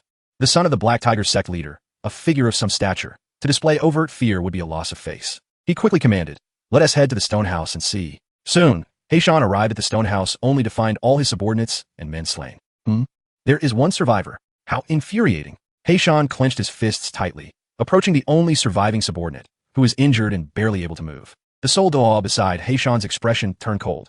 How dare anyone audaciously provoke the Black Tiger sect? "Young sect master, send someone to Shrek Academy and kill him." "Uncle Wong." "No, let us ascertain the situation first." Haichen, alarmed, quickly intervened. If the title de law protecting Haichen were present, charging him would be tantamount to seeking death. "If you wish to die, don't drag me down with you. What on earth happened? Explain everything clearly." Haichen seized the collar of a lone, surviving subordinate. "I don't know, Brother Haichen." As soon as Haichen appeared, he directly took people away. Haichen inquired, "How many did he take? Was there a title de law with him?" "I didn't see a title de law, just a soul sage following him," the subordinate replied. "Just a soul sage?" Haichen's panic gradually subsided as he began to contemplate. Suddenly, a thought struck him. Was it truly only a single soul sage? If so, it presented an excellent opportunity to eliminate Haichen. The sea god's legacy is one of the few divine inheritances on this continent. As long as Haichen lives, I cannot inherit the divine position. The risk of going to the city of slaughter for the Shura god position is too great. Haichen's malicious intent began to surface, growing more intense. "Uncle Wong, immediately investigate whether there are any hidden protectors for Haichen." The soul de law, perplexed, questioned, "Young sect master, who is this Haichen? The Black Tiger sect is not to be trifled with. Why the need for such trepidation? No need for further questions, just investigate. Remember, under no circumstances are you to act against him without my orders." "Understood," subordinate shall obey. The soul de law swiftly vanished. Haichen clenched his fists, casting his gaze towards Shrek Academy, his eyes flickering with greed and murderous intent. Chapter 70. Yu Xiaojiang swells with pride. Haifeng vs Monantai Hongyun. Meanwhile, on the other side, the members of the Tang San faction found Tang San. Third brother. Haichen has come to our Shrek Academy," someone shouted. At this moment, Yu Tianheng was conducting specialized training with Tang San when the news of Haichen's arrival at Shrek Academy reached them, and they exchanged looks, their expressions shifting dramatically. "What? Haichen? He came to Shrek Academy, for what purpose?" Upon hearing this, Tang San's face involuntarily displayed a hint of trepidation. The haunting shadows of his childhood, marked by the relentless beatings from Haichen during their time at the junior academy, resurfaced in his mind, along with the excruciating pain of their last battle before graduation, where he was ruthlessly defeated by the 8 spider lances. This recollection filled him with both fear and fury. "No, my personal strength is still inadequate to confront him. Now is not the right time." Tang San hesitated, daunted by the prospect of seeking another challenge with Haichen. He was acutely aware that his only reliance against Haichen was his hidden weapons. At present, he had developed the Flying Heaven Claw and the Zhuge Divine Crossbow, yet he knew these concealed weapons would struggle to harm Haichen. Therefore, he needed to create even more formidable weaponry. That would be the mother and son soul-devouring dagger. Once he manufactured this hidden weapon, he would possess the confidence to slay Haichen. Among the concealed techniques Tang San had mastered, there was one he felt could potentially defeat Haichen, but he lacked absolute certainty. Without such certainty, he would not act rashly. After some contemplation, Tang Sen ultimately withdrew. It was unnecessary to interfere. The members of the Licking Three faction were taken aback. Brother San, are you not going to seek vengeance? A gentleman avenges himself 10 years is not too late. As long as he does not provoke me, there will come a day when I will confront him. Although Tang San retreated, Yu Xiaojing, on the other hand, steeled himself. Years ago, Haichen had openly exposed his past, humiliating Yu Xiaojing and tarnishing his reputation, causing the esteemed title of master to be subjected to ridicule. Yu Xiaojing had long harbored a grudge against Haichen. He was aware that Haichen was formidable. During their time at the junior academy, his disciple Tang San had been defeated numerous times, and he had not dared to intervene. However, the situation had changed. Upon discovering that his precious disciple was, in fact, the son of the Haichen, Tang Hao, Yu Xiaojing felt emboldened. With Tang San's backing, he had nothing to fear. Moreover, they were in the hallowed grounds of Shrek Academy. A rare opportunity to avenge the humiliation he had suffered must not be squandered. Yu Xiaojing slowly approached one of the Licking Three members and whispered, "Tell me, is the title Dua beside him present?" The person responded in a hushed tone, "He is not here." "Ah, splendid. Inform teacher Zhao Wujia to come here." Yu Xiaojing's lips curled into a smile, and he straightened his back, adopting a serious demeanor. "Let us go. Today, I shall help my disciple regain his honor." Tang Sen was taken aback. What is happening? He has previously been beaten by Haichen numerous times without any sign of intervention. Why is he so courageous today? Master, are you certain? Absolutely. Do not forget, Haichen is not a student of Shrek Academy. Let's go. Tang Sen began to grasp Yu Xiaojing's intention. Indeed, if Haichen were to cause trouble at Shrek Academy, the teachers here would undoubtedly intervene without his assistance. The thought of witnessing Haichen being beaten by others filled Tang San with delight. Meanwhile, Haichen, along with Zhu Zhuqing and the others, had arrived at Dai Mubai's residence. Zhu Zhuqing pointed towards a wooden house in the distance. Haichen, Dai Mubai resides there. Haichen glanced at it, his expression cold, and walked over. Zhu Zhuqing inquired, "Haichen, what do you intend to do?" "Do not worry. I shall try to be somewhat courteous." Haichen replied with a faint smile as he approached Dai Mubai's door. In the next instant, bang! The entire wooden door was violently kicked down by Haichen, shattering into pieces and crashing into various glass items within Dai Mubai's room, producing a cacophony of sound. Zhu Zhuqing's lips twitched involuntarily. "Is this what you call courteous? Your demeanor could very well frighten someone to death. Where could that scoundrel be hiding?" Haichen's brow furrowed slightly. He had long been informed by Zhu Zhuqing of the situation. Dai Mubai had stubbornly refused to acknowledge the marriage proposal, despite Zhu Zhuqing's numerous attempts to engage him, even asserting that she would never have any dealings with the marriage. Essentially, his sentiment was that even if he could not win her heart, her person must still belong to him. Haichen certainly had no intention of being courteous to Dai Mubai. If negotiating failed, then force would be the answer. "Hey, does anyone know where Dai Mubai has gone?" Haichen called out to the surrounding crowd. I know. He has probably at some hotel in Soto City, chasing after girls." Someone immediately raised their hand in response. Chasing girls? Haichen's mind recalled a scene from the original story, where Dai Mubai made his entrance while surrounded by two beautiful women at a hotel. Hearing this, his anger surged. That dog cannot change its nature. He still has the audacity to pursue women, to have a rendezvous. You wish to dangle a marriage proposal while gallivanting with others? Truly despicable. Dai Mubai, today, I shall beat you to a pulp. Let us go to Soto City, Haichen declared, grabbing hold of the Zhu sister's hands, ready to depart. At that moment, a boisterous voice rang out. "Hey, who the hell are you to recklessly destroy my boss Dai's room?" "Halt!" Haichen turned to see a short, stout boy with red hair, scoffing. "Ah, so it's you, you fat fool. You dare call me a fat fool? You little brat. Do you believe I want to make you cry?" Ma Hongjun approached Haichen, glaring at him. "I have no time to play with you right now. If you don't want to get beaten, then step aside." Ma Hongjun sneered disdainfully. "Huh, do you really think you could defeat me? You think you could just waltz away after destroying my boss Dai's room? Not a chance." With that, Ma Hongjun attempted to grab Haichen's shoulder, seeking death. Haichen's expression turned icy as he swiftly countered with a powerful kick to Ma Hongjun's belly, catching him off guard. Bang! Wah! Ma Hongjun was sent flying several dozen meters, landing in a heap. "A mere ground chicken dares to challenge me." Haichen gazed indifferently ahead. You! Ma Hongjun was utterly enraged, slowly rising with crimson soul energy igniting around him like flames. "You dare insult me as a ground chicken? You're finished. Prepare to witness my might. It's over. It's over. The fight is on." Insulting Ma Hongjun as a ground chicken is a grave taboo. Get out of my way. Ma Hongjun belud. Observers quickly retreated, clearing a large space for the impending battle. Phoenix possession. Soon, a manifestation resembling a common farm rooster appeared behind Ma Hongjun. Sigh. Haichen shook his head, exasperated. What you're summoning isn't a phoenix, but a mere ground chicken. He knew that Ma Hongjun's martial spirit, the phoenix, was a variant that had the potential to evolve into a true phoenix, but for now, it was indeed just a common chicken. Chapter 71. Unbearable defeat. Ma Hongjun, inflated with bravado, made his entrance. Silence. Ma Hongjun seethed with fury. First soul skill. Phoenix Flame. A ball of flame surged toward Haichen. Remaining motionless, Haichen slowly raised his left hand. Purification power. The flames were effortlessly halted by Haichen, evaporating into thin air. How is this possible? Ma Hongjun was taken aback. What the hell? Didn't he even dodge, and yet could block my flames barehanded? Is the number one on the heaven ranking truly this formidable? The surrounding crowd was equally stunned. Although Ma Hongjun's martial spirit was not a true phoenix, it was still a variant form, and the intensity of his flames was nearly at the pinnacle, capable of evaporating water. Generally, flames would be extinguished by water. However, when a flame's intensity far surpassed that of water, it would cause the water to evaporate upon contact. Ma Hongjun possessed such flames. Unfortunately for him, Haichen's water element power was not ordinary. No flame could rival his water element power, making him the ultimate nemesis of fire. Damn it. Third soul skill. Phoenix Wings Sky Soaring. A pair of fiery red wings materialized behind Ma Hongjun, granting him brief flight capability as he descended with a punch. Slap. Haichen caught Ma Hongjun's fist with one hand, then firmly grasped his upper arm, effortlessly tossing him into the air. In an instant, Haichen vanished from his position and leaped into the sky. What? Such incredible speed. Ma Hongjun, being able to fly, quickly maneuvered to the side to evade Haichen's attack, believing he had escaped unscathed. He laughed heartily, convinced he was safe. As a result, Haichen's body not only failed to plummet, but instead suddenly altered its trajectory at high speed in midair. Moon step. Haichen sprang forth, delivering a powerful punch squarely to Ma Hongjun's face. Ack! Ma Hongjun shrieked in agony, crashing violently to the ground. Haichen followed up with a decisive stomp. With a look of panic, Ma Hongjun hurriedly scrambled to his feet and soared into the air once more, his heart racing with fear. His opponent had not even unleashed his martial soul. He was being thoroughly suppressed by sheer physical prowess. How infuriating! Then I shall finish you with one blow.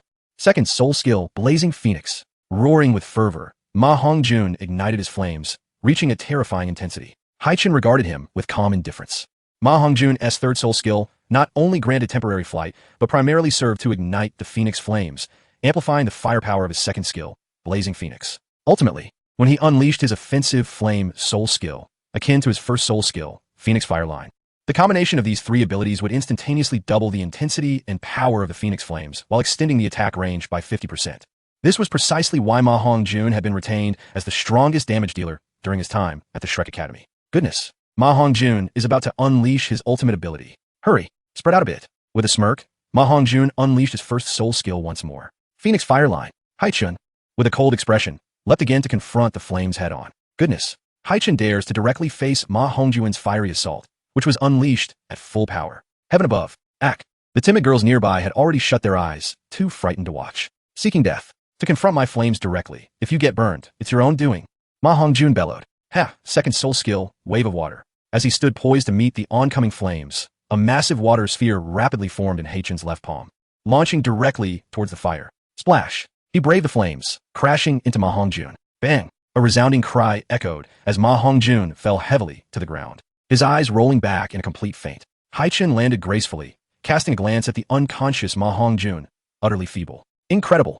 The surrounding students swallowed hard, their gasps filling the air at the sight of the down Ma Hongjun. Oomph! So much for the so-called monsters of Shrek Academy. They couldn't even best this fellow. Ningronggrong Skofet. She had left the seven-treasure glazed tile school to attend Shrek Academy, having heard tales of its monstrous reputation, believing it to be formidable. Yet, among so many students, only a few could truly be deemed monstrous. Before her stood the only one worthy of the title, Haichen. Let us depart. Haichen withdrew his power and turned to leave amidst the astonished gazes of the crowd. His purpose at Shrek Academy, not to stir trouble, but to seek Zhu Zhuqing. However, he had barely taken a few steps when someone obstructed his path. To vandalize our academy's infrastructure and assault our students, and then expect to depart unscathed?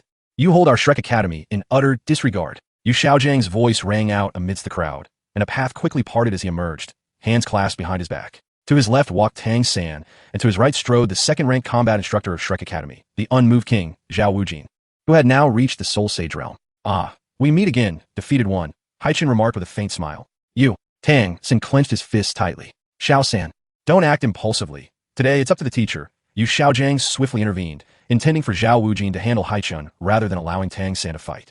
He was acutely aware that his disciple had been psychologically affected by Haichen's earlier blow. Despite his continued efforts, Tang San now lacked the confidence he once possessed. Thus, Yu Xiaojiang aimed to have Haichen face Zhao Wujin in front of Tang San, shattering Haichen's undefeated record in Tang San's eyes and restoring his former self-assurance. After all, with the support of the Haichen behind him, he had no fear of provoking Haichen. Yu Xiaojing stepped forward. Boy, I do not concern myself with your past at Nodding Academy, but Shrek Academy is not a place where you can cause chaos at will. How surprising, you certain? You've grown quite bold in just over 2 months, Haichen mused, taken aback that this man, who once avoided him, now dared to confront him. What had given him such courage? Was it Zhao Wujin standing beside him? Yu Xiaojing wished to retort. I'm quite brave now, you know. However, he merely shook his head. You arrogant youth. Should you fail to provide an explanation today, you will not leave Shrek Academy unscathed. So this level 29 trash intends to stop me? Haichen scoffed coldly. Yu Xiaojing suppressed his rage, responding coolly. Young man, I advise you not to be too arrogant. Otherwise, you will inevitably bring calamity upon yourself. With that, Yu Xiaojing leaned in to whisper in Haichen's ear. Chapter 72. A brutal beating. The battered and bruised Yu Xiaojing. With the unmoved King Zhao Wujin making his entrance. As he leaned in, Yu Xiaojing was eager to convey his message. Although Haichen found it distasteful, he was curious about what Yu Xiaojing wished to communicate. Yu Xiaojing added in a hushed tone, and Tang San is someone you cannot afford to provoke. Upon hearing this, Haichen chuckled, suddenly grasping why Yu Xiaojing had become so arrogant. Oh, how so? Haichen feigned ignorance. Do you know Tang San's background? Yu Xiaojing whispered, his demeanor revealing a hint of pride. What is that? Haichen inquired quietly. I can only tell you that his father is a titled Deluo above level 95. Yu Xiaojing replied with a cold smirk. What? I'm so frightened. Haichen's face instantly contorted into a mask of sheer panic, his lifetime of acting concentrated in this moment. Oh, this boy can indeed feel fear. Yu Xiaojing felt a surge of delight within. As expected, a titled Deluo above level 95 is indeed one of the continent's mightiest. Even without mentioning the illustrious name of Haichen, who wouldn't he be intimidated by such a formidable figure, especially a mere teenager hearing such a name? If that's the case. Yu Xiaojing smirked inwardly, eyeing Haichen's infuriatingly handsome face, which now bore a hint of malice. Despite knowing that Tang San's father was Haichen, he had been hesitant to confront Haichen directly, as his own level 29 soul power was insufficient to match this boy. He would be countered. The humiliation of being bested by youth would be unbearable. Yet, seeing the fear in Haichen's eyes and expressions, Yu Xiaojing resolved to teach him a lesson personally. Observing Haichen's expression, Yu Xiaojing firmly believed that this time, Haichen would not dare retaliate. You little brat, for over a decade, no one has dared to expose my pilfering of knowledge from the spirit hall. Yet you had the audacity to unearth my past, causing me countless humiliations over the years. Today I, Yu Xiaojing, shall reclaim my dignity. Yu Xiaojing seethed internally, maintaining a facade of righteousness as he proclaimed, Boy, I am not one to harbor grudges. In the past, I could have overlooked our differences.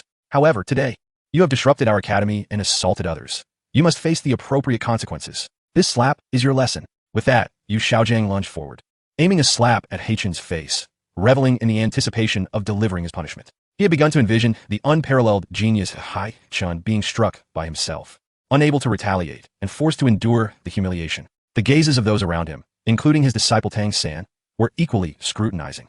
Just as Yu Xiaojing's palm was about to land on Haichen's face, a hand suddenly gripped his wrist tightly. The owner of this hand was none other than Haichen, whose expression had already shed any semblance of panic or fear. A smile slowly creeping onto his lips as he remarked, What are you doing, Yu Xiaojing? Yu Xiaojing, taken aback by the smile on Haichen's face, was still processing the situation when Haichen's foot came crashing down against his abdomen. Bang! Yu Xiaojing screamed in agony as he fell to the ground. The hell with you. You thought you could hit me? You waste of space are just dreaming. Haichen cursed vehemently, lunging forward to pin Yu Xiaojing to the ground, delivering a relentless barrage of punches and kicks. Yu Xiaojing's cries echoed as he lay on the ground, clutching his head and enduring the onslaught from Haichen, who soon left him battered and bruised. Goodness, Haichen is truly formidable. The onlookers, including other transmigrators, were stunned, many of whom felt a sense of vicarious satisfaction at Haichen's audacity to do what they dare not. Teacher, stop! Tang San, witnessing his teacher being assaulted, rushed forward. He was at a loss, unable to comprehend how his teacher, at merely level 29, could dare to lay hands on Haichen. He himself wouldn't even dream of it. Just as Tang San was about to intervene, Zhao Wujin acted first, throwing a punch at Haichen. Haichen sensed the attack and rapidly gathered a vast amount of soul power into his fist, countering Zhao Wujin's strike with one of his own. Bang! The fist collided, causing Zhao Wujin to stagger back 2 steps, while Haichen was pushed back 5 or 6. Zhao Wujin quickly helped the battered Yu Xiaojing to his feet. Yu Xiaojing glared at Haichen with deep-seated hatred, yet he was too intimidated to utter a word. You've attacked our student, and now our teacher. You truly have no regard for Shrek Academy, Zhao Wujin declared sternly. Hey, he attacked first. I was merely defending myself. and everyone here can attest to that. A voice from the crowd piped up in support. Zhao Wujin was aware of this fact. Indeed, Yu Xiaojing had acted unjustly. Yet the destruction of academy property and the assault on Ma Hongjun could not be overlooked. Zhao Wujin stated, I do not care what your intentions were in coming to Shrek Academy today, but your actions have provoked our ire. If I allow you to leave unscathed today, how could I face my fellow academy members? So what do you propose? Haichen regarded Zhao Wujin with indifference. Zhao Wujin smirked, if you can defeat me, you may leave today. If you cannot, you will crawl out of Shrek Academy. The unmoving King Zhao Wujin, chuckling, said, you are quite bold to challenge me. A distinguished soul master within the ranks of the older generation. Haichen responded with a smile. Zhao Wujin had indeed made a name for himself in the soul master realm. In his prime, he had been merely a soul emperor, a level where many remained obscure. However, Zhao Wujin gained notoriety after a famous battle against the Spirit Hall soul masters. He earned the title of Unmoving King due to his exceptional defensive capabilities, standing still while ordinary soul masters struggled to harm him. In the past, Zhao Wujin had been notorious in the soul master world, a well-known troublemaker, with his true fame stemming from escaping an ambush by 16 soul emperors from the Spirit Hall. Years have passed, and he should now be at the level of a soul sage. Zhao Wujin scoffed. I never imagined you had heard of my reputation and could recognize me. Indeed, I am Zhao Wujin, the Unmoving King. Chapter 73. Haichen versus Zhao Wujin. Zhao Wujin crossed his arms confidently and declared, given your youth, I, Zhao Wujin, shall not be overly harsh.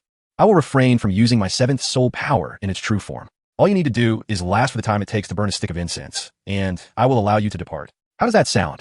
The disparity in strength between soul masters is significant at every 10 levels, but it is most pronounced when transitioning from soul emperor to soul sage, as well as from soul daw to title daw. The latter is self-evident. The enhancement of power from soul emperor to soul sage is largely attributed to the seventh soul skill in its true form. While Haichen may have the means to defeat a soul emperor, a soul sage presents a different challenge altogether. Not using my soul's true form and only needing to last a stick of incense. Zhao Wujin, you certainly have a high opinion of yourself, Haichen thought, chuckling to himself before responding. How about we change the rules a bit? Oh, what do you have in mind? Zhao Wujin asked, taken aback. Haichen replied, you said you wouldn't use your soul's true form, correct? In that case, I only need one support-type soul master from Shrek Academy. I can defeat you without even needing the time it takes to burn a stick of incense. Ha ha ha ha. Preposterous. You are far too confident. Even if I do not use my soul's true form, you think you can defeat me with just a single support-type soul master? Zhao Wujin burst into laughter, incredulous that a 12-year-old could possess such prowess. Very well, just don't regret it. Any support-type student from Shrek Academy is at your disposal, Zhao Wujin declared loudly. Then, you come forth. Haichen pointed toward the girl standing among the two male students at the front of the crowd. Who is it? Me. I'm not a support-type soul master. Idiot, I'm not talking about you. The one behind you. As everyone turned their gazes toward the direction Haichen was pointing, all eyes soon fell upon the girl, who was none other than Ning Rongrong. Me? Ning Rongrong was taken aback, never expecting to find herself in the spotlight. The boy had chosen her, renowned for possessing the continent's most exceptional support-type martial soul, the seven-treasure glazed tile. Had he known about her all along? Zhao Wujin furrowed his brow. However, he felt no trepidation. Even with Ning Rongrong as support, it was impossible for him to be defeated. Yes, you come forth. Haichen beckoned to Ning Rongrong. The girl, known for her unparalleled support-type martial soul, the seven-treasure glazed tile, piqued Haichen's interest, as he sought to experience the effects of her enhancements firsthand. If he guessed correctly, her first two soul skills were strength enhancement and speed enhancement, each providing a 30% boost that lasted. Quite formidable indeed, making her a perfect match for a duel against Zhao Wujin. This guy rejected my father's invitation to join my seven-treasure glazed tile sect, and now he expects me to enhance him? How infuriating! Ning Rongrong approached reluctantly, her displeasure evident. She would not have come forward had Zhao Wujin not agreed to her participation. Good to see you again, Haichen greeted her. Ning Rongrong crossed her arms and pouted, refusing to acknowledge him. Haichen, unfazed, inquired, what level is your soul power? Level 29. Oh, quite impressive. Haichen was somewhat surprised. In his memory, Ning Rongrong had been at level 27 upon arriving at Shrek Academy. It was evident that she had put in considerable effort to improve since then. In reality, Ning Rongrong's training speed was not slow. She simply lacked the diligence to push herself. Are you mocking me? Ning Rongrong was incensed, fully aware that Haichen was at level 39, 10 levels above her. While he casually complimented her, she perceived it as a slight against her abilities. However, Haichen did not mean that at all. No, you are overthinking it. Just stand by and amplify my power when the time comes. Rest assured, Teacher Zhao has already promised that I will provide you with ample support. Ning Rongrong stuck out her tongue. Then, let us commence, Zhao Wujia. Facing the robust figure of Zhao Wujia, Haichen flexed his shins. Come on, kid. Zhao Wujia scoffed, crossing his arms and showing no intention of activating his martial spirit. Observing Zhao Wujia's overly self-assured demeanor, Haichen couldn't help but smile inwardly. Many often fall victim to their own overconfidence, realizing too late that they should have exerted themselves more. Underestimating an opponent can be the most perilous mistake. Activate Martial Spirit. Martial Spirit Manifestation. The Water Monarch spirit appeared behind Haichen. 7 treasures glazed tile. A dazzling spectrum of colors soared into the heavens, enveloping Ning Rongrong, who manifested a crystalline blue 7-layered tower in her palm. Amplify when I instruct you to, Haichen reminded her. Although Ning Rongrong could maintain her amplification, it would continuously deplete her soul power, necessitating judicious usage. Tisich. Ning Rongrong made a dismissive sound but complied obediently. How could a mere Ning Rongrong possibly overpower Teacher Zhao? You're in for a rough time today. Tangsen thought darkly. Yu Xiaojiang harbored even darker thoughts, wishing Zhao Wujia would eliminate Haichen entirely. Kid, I want to hold back then. Zhao Wujia wore a faint smile, but the next moment, he clenched his fists and slammed them into the ground. This spectacle was all too familiar from the mere action. Haichen discerned the opponent's scheme and immediately leaped into the air, 2 soul power arms appearing beneath him, aiming to grasp him. Unfortunately, they were evaded in time. Oh, this kid is quite quick on his feet, Zhao Wujia remarked, a hint of surprise in his tone. Moonstep. Bang. Haichen delivered a kick toward Zhao Wujia midair. Yet the latter remained confidently stationary, arms crossed. Boom. Haichen's powerful kick struck Zhao Wujia's face, but he remained unfazed. Truly, the immovable King Zhao Wujia possessed an intriguing level of defense. Beyond his defensive prowess, Haichen also respected that Zhao Wujia remained indifferent to where he was struck. It was as if he took pride in enduring the blows, not even flinching as Haichen kicked him in the face. Kid, is that all the strength you possess? Can't you muster a bit more effort? Ha ha. Zhao Wujia laughed boastfully. Haichen smiled like the previous kick had merely been a test of Zhao Wujia's defenses, and he vanished in an instant. Haichen intensified his strength, seizing the opportunity to deliver a full-force punch into Zhao Wujia's torso. Boom! Zhao Wujia staggered back 2 steps, his expression one of astonishment. This kid's power is surprisingly formidable. It actually pushed me back a few steps. In his astonishment, Haichen launched another kick. After experiencing Haichen's strength, Zhao Wujia was no longer so arrogant, raising his arms to block Haichen's kick. Chapter 74. Haichen vs. Zhao Wujia. Part 2. What else with a sudden focus on defense? Haichen's my. Ha.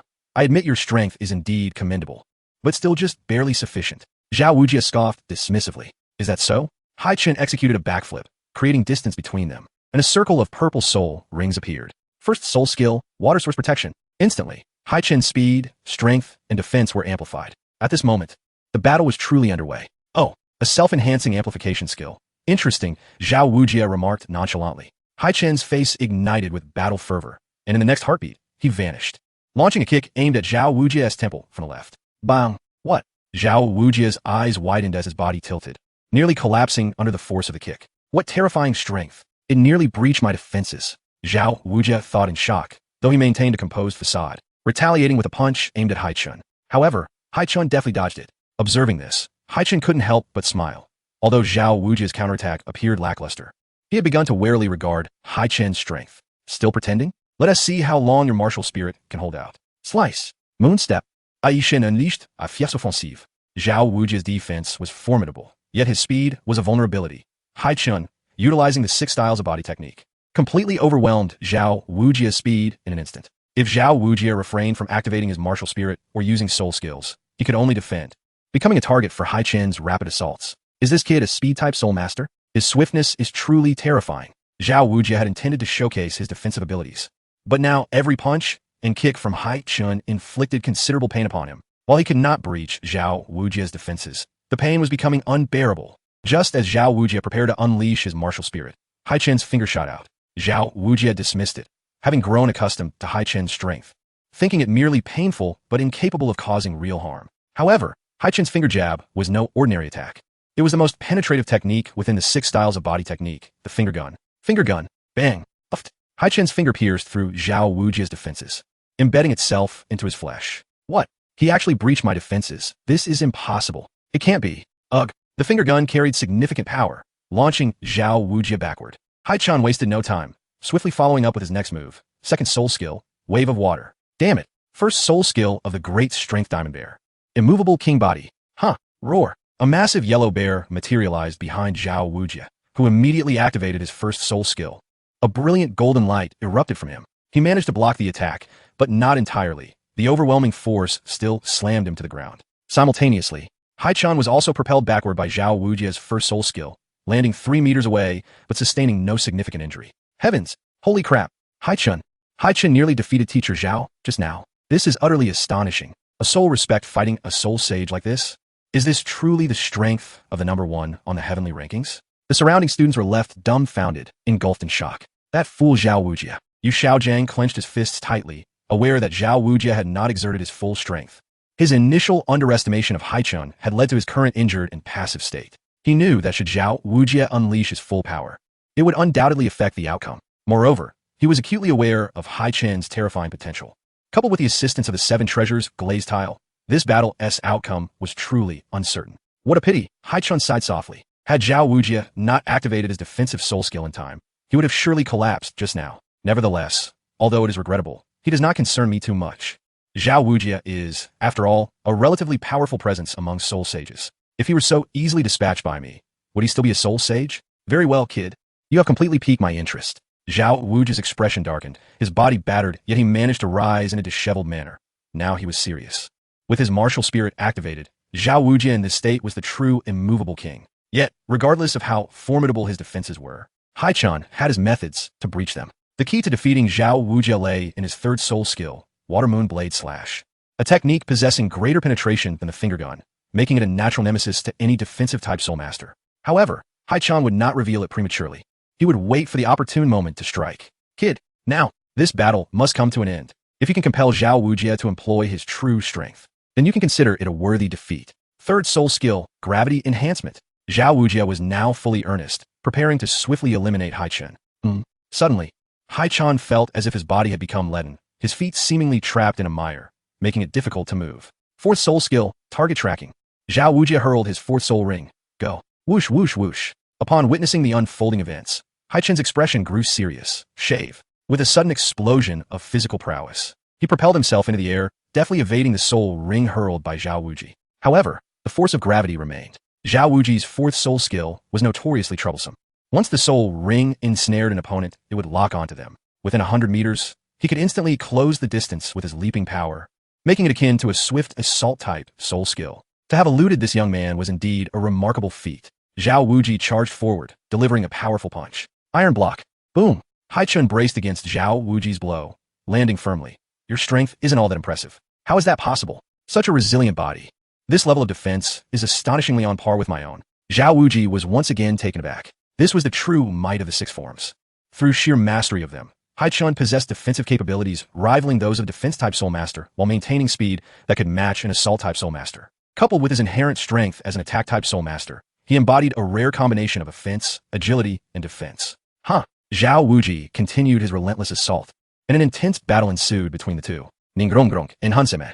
Haichen called out, signaling it was time for her to step up. Ningrongrong, displaying commendable coordination, immediately unleashed her soul skill. 7 treasures glazed tower, first, strength. 7 treasures glazed tower, second, speed. 2 distinct beams of colorful light enveloped Haichen, endowing him with an unprecedented surge of speed and power. The 7 treasures glazed tower proved to be quite remarkable. If only he could draw her to the Tiando Royal Academy. Feeling the sudden enhancement coursing through him, Haichen felt a flicker of temptation. If he could bring Ning Rongrong along to the Tiando Royal Academy, securing victory in the Soul Master Tournament would become significantly easier. Chapter 75, Soto City, Rose Hotel. How do you like my enhancement? Ning Rongrong asked with a hint of pride. Quite impressive, Haichen praised amidst the battle. Her heart swelled with joy at his compliment. With Ning Rongrong's augmentation, Haichen's speed and strength soared. In a scenario where he already had the upper hand in speed against Zhao Wuji, the battle turned decidedly one-sided, forcing Zhao Wuji into a defensive position. Bang, bang, bang. Haichen unleashed a barrage of attacks upon Zhao Wuji, each strike landing heavily. As the unmoving king, Zhao Wuji found himself crying out under the relentless assault from Haichen. He could no longer afford to remain stationary or defend himself. 5th soul skill, gravity compression. Enraged, Zhao Wuji resorted to utilizing a 5th soul skill against the younger soul master, feeling a tinge of embarrassment. Yet, to refrain would be even more humiliating. Kid, this time you're finished. Enormous pressure emanated from all directions, forcing Haichen's body uncontrollably towards Zhao Wuji. 2nd soul skill, Mighty Vajra Palm. It's over.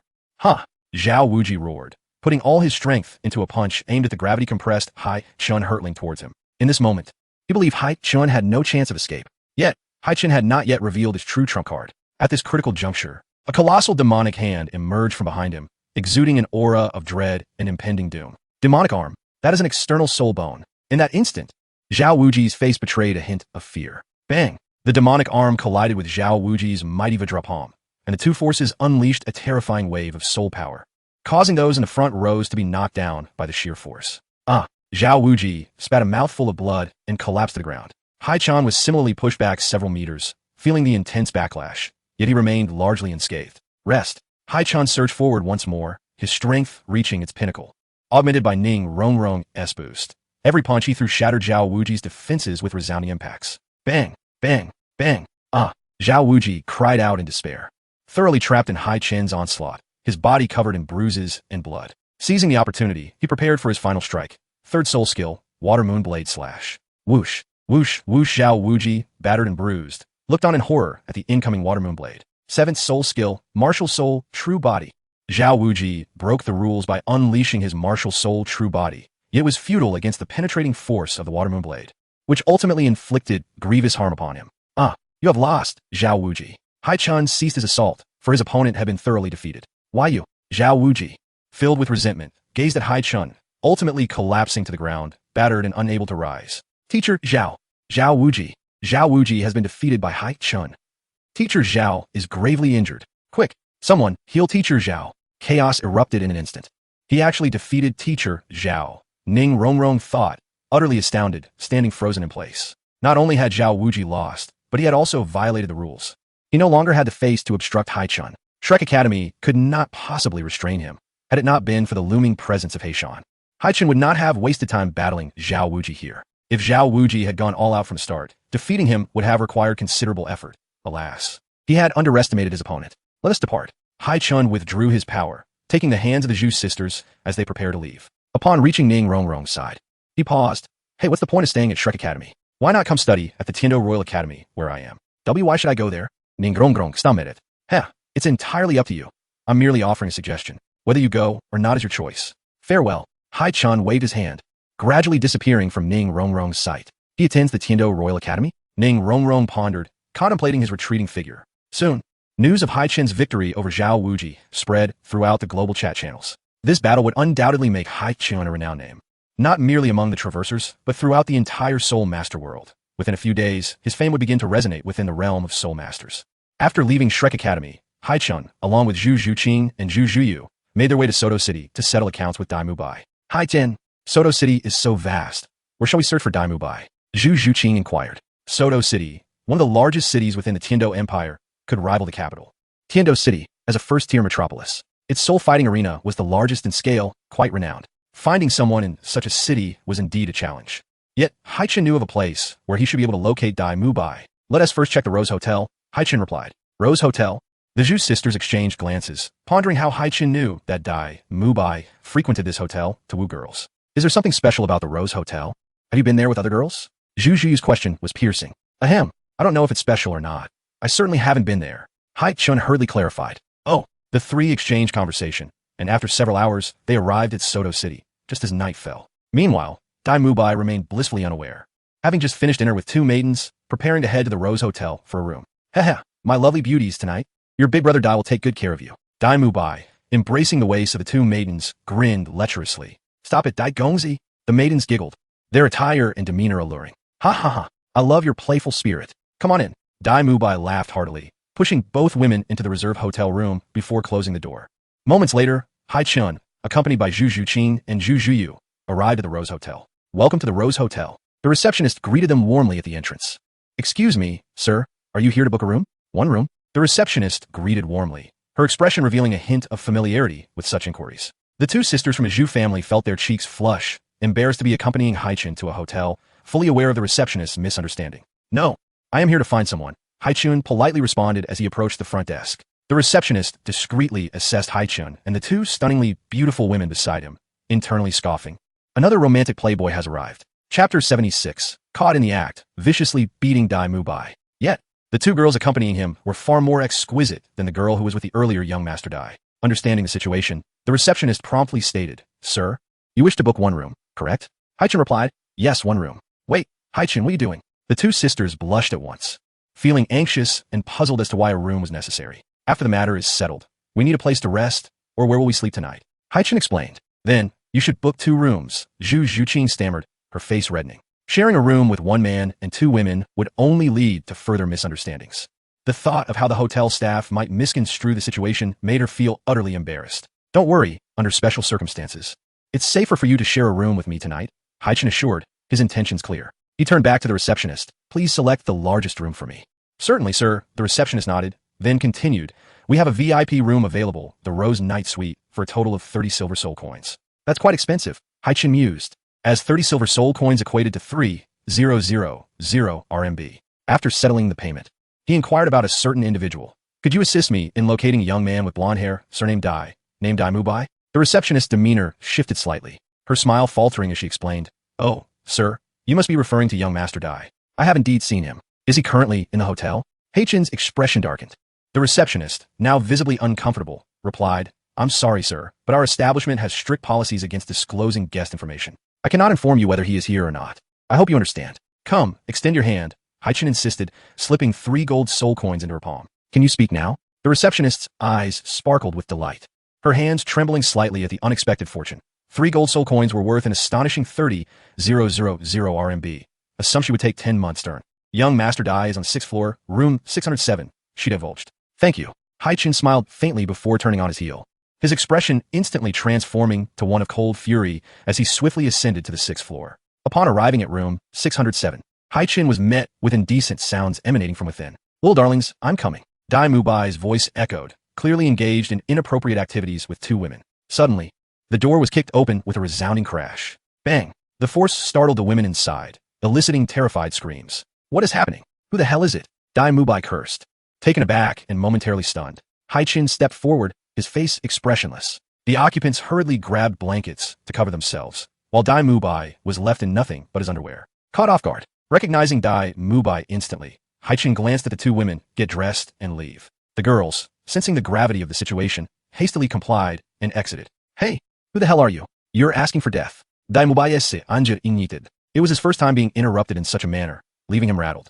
Before he could don his clothes and retaliate, Zhu Zhuqing and Zhu Zhuyu entered the room. Zhuqing, what are you doing here? Dai Mubai's panic grew as he stammered. Zhuqing, let me explain. This is all a misunderstanding. You scoundrel, caught in the act, and still trying to explain yourself. I'm giving you a chance to sign a contract now, and I might consider being lenient. Haichen retorted angrily, gesturing for Zhu Zhuqing to present the marriage agreement. Upon seeing the document, Dai Mubai's expression darkened, realizing the implications. He sneered, I see. This is a matter between Zhuqing and me. I advise you not to meddle. I don't care about your relationship with Zhu Zhuqing. You will not break off this engagement. You are bound for life. Before Dai Mubai could finish, Haichen had already tucked the agreement into his pocket. In the next instant, he delivered a powerful kick to Dai Mubai's abdomen. Curse you. Drink to your punishment. Bang. Dai Mubai was sent flying, crashing through the window and plummeting from the 6th floor to the street below. A pervert. Shrieks erupted from passers-by as they witnessed a man in nothing but shorts fall from above. Haichen stood at the edge of a shattered window, peering down at Dai Mubai, who was slowly rising from the ground. He activated his martial spirit. You filthy dog, pretending to be a man, yet you continue to indulge in debauchery. You certainly know how to play. Refusing to sign, are we? I'll make you sign today, Haichen declared, leaping from the 6th floor. Seeking death. How dare you challenge me? Dai Mubai roared, but first, he needed to get dressed. Fighting in mere underwear was too humiliating. However, Haichen wasted no time, launching an immediate assault. Wait, let me put on my clothes. Put on your damn clothes. You're quite something. Dai Mubai growled, activating his martial spirit.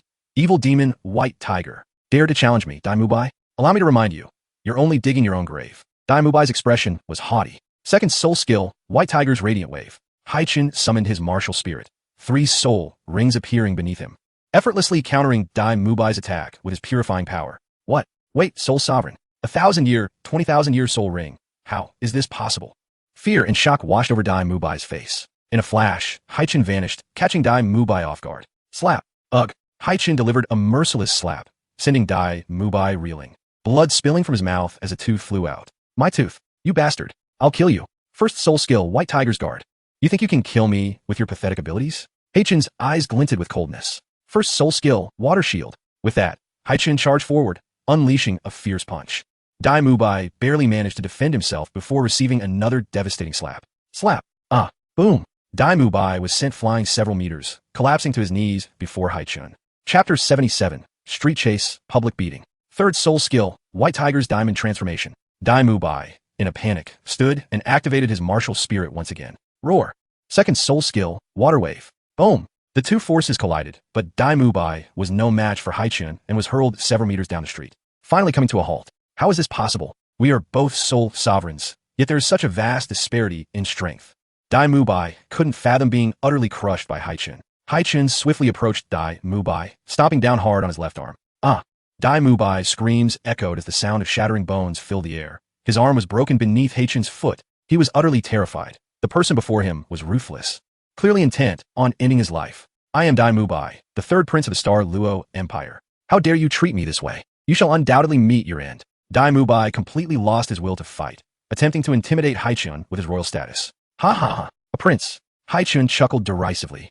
What does it matter to me? Even if you were the emperor of Star Luo, I would still strike you down today. No, no, With another kick, Haichen shattered Dai Mubai's arm, eliciting a scream of agony from him. Summoning all his strength, Dai Mubai staggered away from Haichen, frantically fleeing through the streets in nothing but his trousers. Help! Help! Murder! Someone is trying to kill me in broad daylight.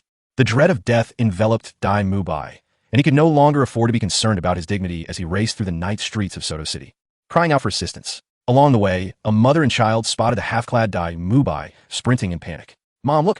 Someone is running around without clothes. How bizarre. Still trying to escape, Haichen pursued him relentlessly. The two engaged in a frantic chase through several streets. Help! Help! Dai Mubai glanced back while running, realizing Haichen was right on his heels. Suddenly, Haichen quickened his pace and seized Dai Mubai by the back of his head, forcefully slamming him into the ground. Boom! The impact shattered the concrete, and blood immediately streamed from Dai Mubai's scalp. This street was one of the more bustling areas of Soto City, and as the commotion unfolded, a crowd began to gather. Haichen pinned him down and mercilessly beat Dai Mubai in the open street, with no one daring to intervene.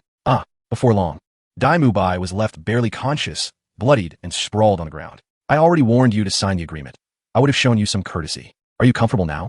Haichen gazed coldly at Dai Mubai. I was wrong. I was wrong. Please spare me. Dai Mubai's words faltered, his spirit utterly crushed by fear of Haichen. He just wanted to survive. Haichen produced the marriage contract once more and placed it before Dai Mubai. Sign it. I will sign. I will sign. Dai Mubai, trembling with fear, complied without hesitation. Was that so difficult? You insisted I convince you through virtue. Having achieved his goal, Haichen withdrew the document, no longer tormenting Dai Mubai, and turned to leave. Moments later, Haichen returned to the Rose Hotel, where the Zhu sisters awaited him in the lobby. He approached and handed the marriage contract to Zhu Zhuqing. Take care of this. Thank you, Haichen, Zhu Zhuqing said, gazing at the document in her hands, finally feeling free. Zhu Zhuyu expressed her concern. Haichen, you didn't hurt Dai Mubai, did you? Rest assured, he won't die. However, he will certainly be bedridden for a few months. Haichen replied, as long as he is not dead. That's a relief, Zhu Zhuyu thought, feeling a weight lift from her heart. After all, Dai Mubai was a prince of the Star Luo Empire. If he were to die at Haichen's hands, the royal family would undoubtedly seek retribution. Let's return to our room and discuss further, Haichen suggested. All right. He led the Zhu sisters to their reserved VIP room, the Rose Night. The spacious interior featured a large living area and a grand bedroom, adorned in pink with scattered red roses, a clear indication of its romantic purpose. A few rose petals lay upon the large circular bed, creating a charming ambience. Such a vast space, and only one bed? Zhu Zhuqing blushed, feeling somewhat bashful in the room's intimate atmosphere. You two can take the bed.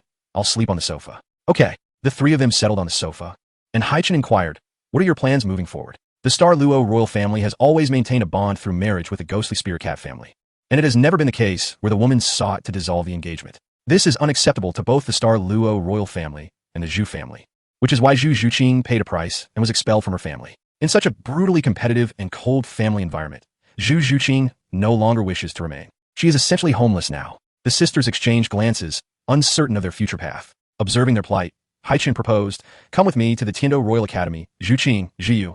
But we are descendants of the Star Luo Empire's nobility. Zhu Zhuqing protested. If you were ordinary nobles, it would be one thing. But the ghostly spirit cat family hold a unique status, essentially a core faction of the Star Luo royal family. Despite the apparent tranquility between the two empires, friction often occurs. Do not worry. The Tiando Royal Academy will accept you. I know you both desire to grow stronger. By staying close to us, your cultivation speed will accelerate significantly. The sisters were driven by a strong desire for power, yearning to become formidable.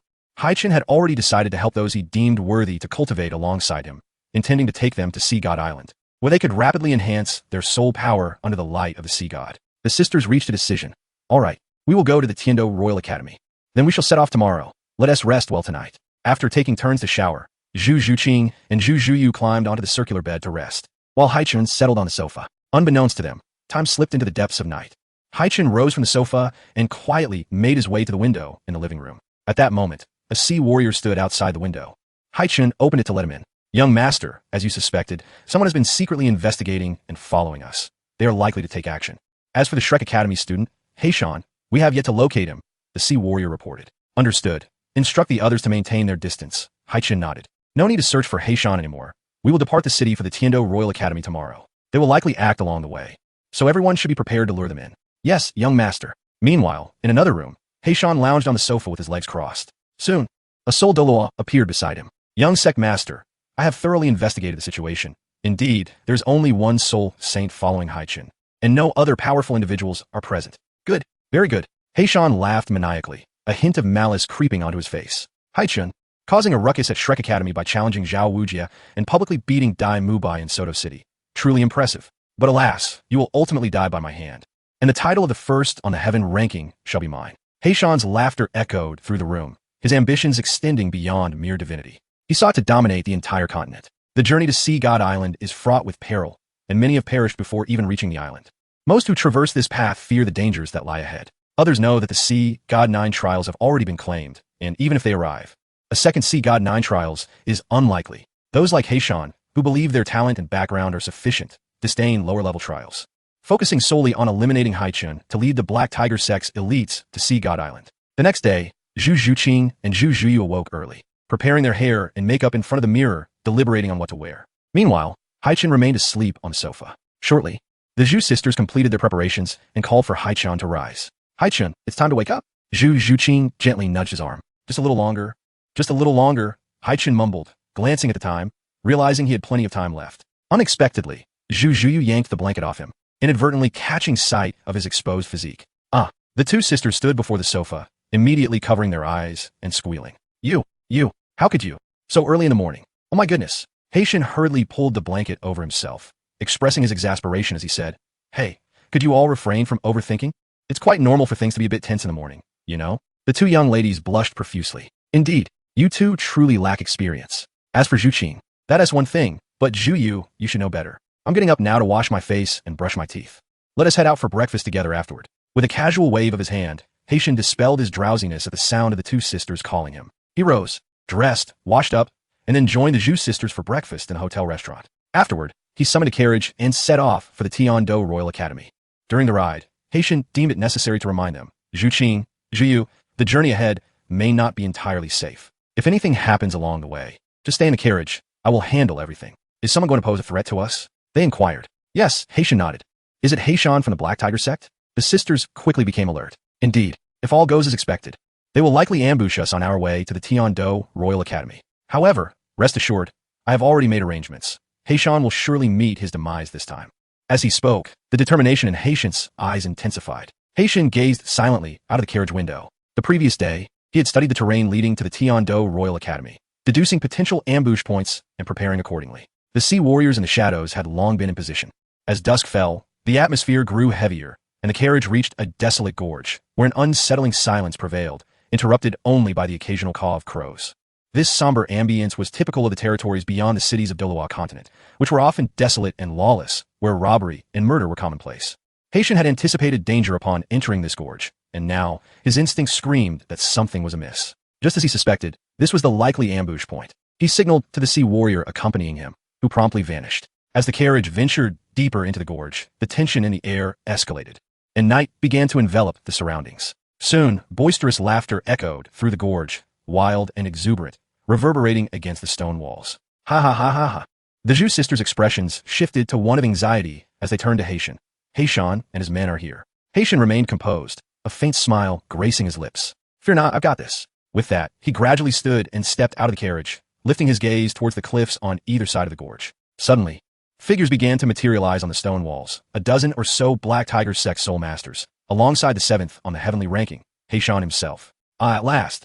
I've been waiting for you, Haichen thought with a cold smirk. Who would have thought I'd encounter the first on the heavenly ranking? Haichen here? Truly fortunate, wouldn't you agree? Haichen proclaimed, dripping with disdain. Indeed, The name Haichen has echoed among us, the universal travelers, for quite some time. However, it appears today he is rather unfortunate, remarked one of the travelers. The group engaged in mockery and derision, as if they were certain of Haitian's defeat.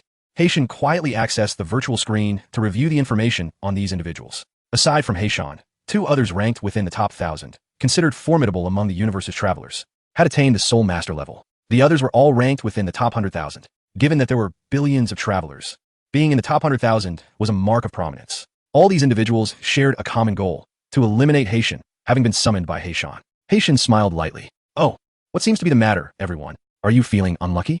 Haichen sneered. Humph, enough pleasantries, Haichen. You know who I am and our purpose for coming here. Let us not waste time. Today, you shall die here. Which is your lot? Haichen countered. Ha ha, Haichen, you've taken the top spot for far too long. It's time for you to step aside. Let me, Haichen, occupy that position today. Haichen exclaimed excitedly. You want to be able to sit there, my friend? Haichen replied nonchalantly, casually flicking at his earwax. Seeing Haitian's lack of alarm, which was the response Haichen sought, he felt a flicker of irritation. With a stern expression, Haichen declared, you no longer call the shots. I have numerous experts backing me, while you only have one soul sage by your side. Do you really believe you stand a chance of survival? That remains to be seen. Haichen retorted defiantly. Oh, how stubborn. I'll enjoy watching you struggle. Haichen smirked, gesturing to 2 nearby soul sages. You two, go handle him. Don't kill him.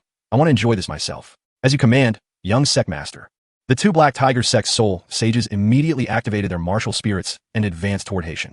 Haichen, reveling in the unfolding drama, leaned against the stone wall, ready to relish the outcome. The 2 Black Tiger sect soul sages swiftly approached Haichen from either side. Maintaining his calm demeanor, Haichen remained rooted in place, arms crossed. The sea warrior beside him activated his martial spirit to intercept one of the attackers. However, the other Black Tiger sect soul sage charged at Haichen unimpeded, launching a powerful punch aimed at his face. Yet, Haichen remained unfazed, standing resolutely as Haitian's confusion grew. What is this kid doing? Has he given up on resistance? Perhaps he is too scared to move? Laughter erupted from the onlookers as they reveled in the spectacle. As the Black Tiger sect soul sage was mere meters from delivering the blow, a figure appeared from the left, gathering immense soul power, and thrust a spear through the Black Tiger sect soul sage's temple, obliterating his head in an instant. The attack was lethal.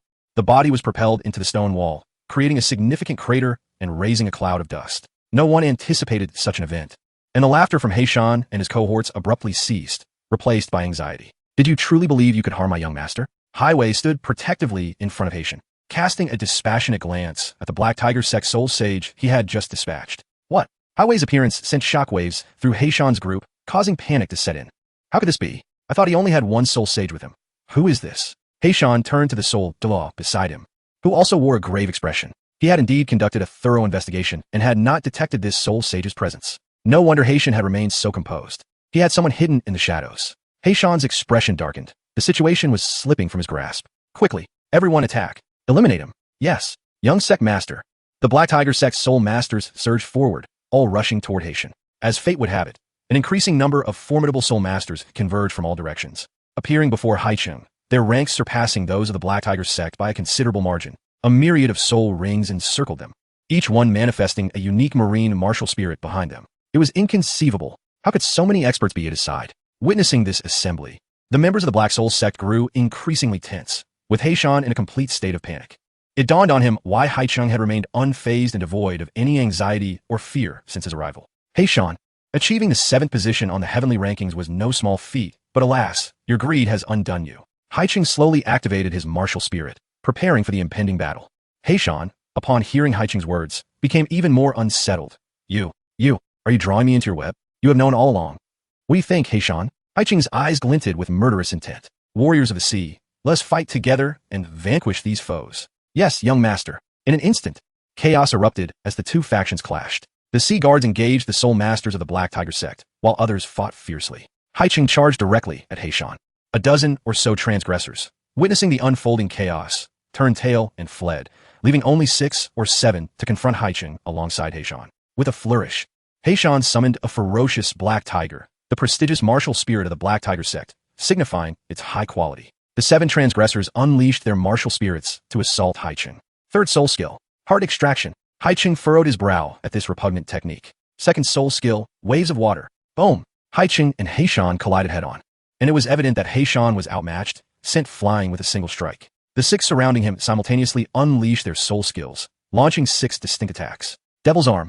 Haichen deftly evaded while activating his external soul bone. In a flash, he appeared before one of the attackers, the Devil's Arm gripping the man's neck tightly, twisting it with a lethal snap. Blood gushed forth. Third soul skill, Crescent Moon Blade Slash. Swish, swish, swish, swish. Ah! In a single move, he swiftly dispatched 3 more, leaving only Haichen and 2 transgressors of Soul Master rank. The remaining Soul Masters of the Black Tiger sect fell one after another to the Sea Warriors, and the Soul de Loa was clearly outmatched, succumbing to the overwhelming tide. Realizing the dire circumstances, Haichen abandoned any thoughts of killing Haichen. Uncle Wong, take me away quickly.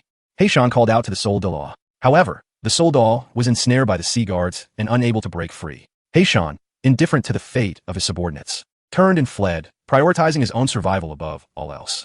Haichen, you cannot escape. Haichen pursued him, his speed far superior. He swiftly barred Haichen's path. Cold sweat broke out on Haichen's brow as he forced a grimace. Haichen, I was wrong. I was wrong. Please spare me. My greed led me astray. I should not have laid a hand on you. I apologize. Let me live. There's no need to take this too far. You looked quite resolute about killing me just now. Now you are groveling? Haichen advanced, his devil's arms still stained with blood. I am the son of the Black Tiger sect's leader, the heir. Once I inherit the position, if you spare me today, I can lead the Black Tiger sect to serve you. Haichen, do you think I would believe such a tale? Haichen scoffed dismissively. In a situation like this, how could anyone brought to heel be loyal? They would only act out of self-preservation. To let him go now would surely invite treachery in the future. Since he had already been deemed an enemy, he must be eliminated. Brothers, take a day off. Brothers, take a day off. Today, I truly cannot write any further.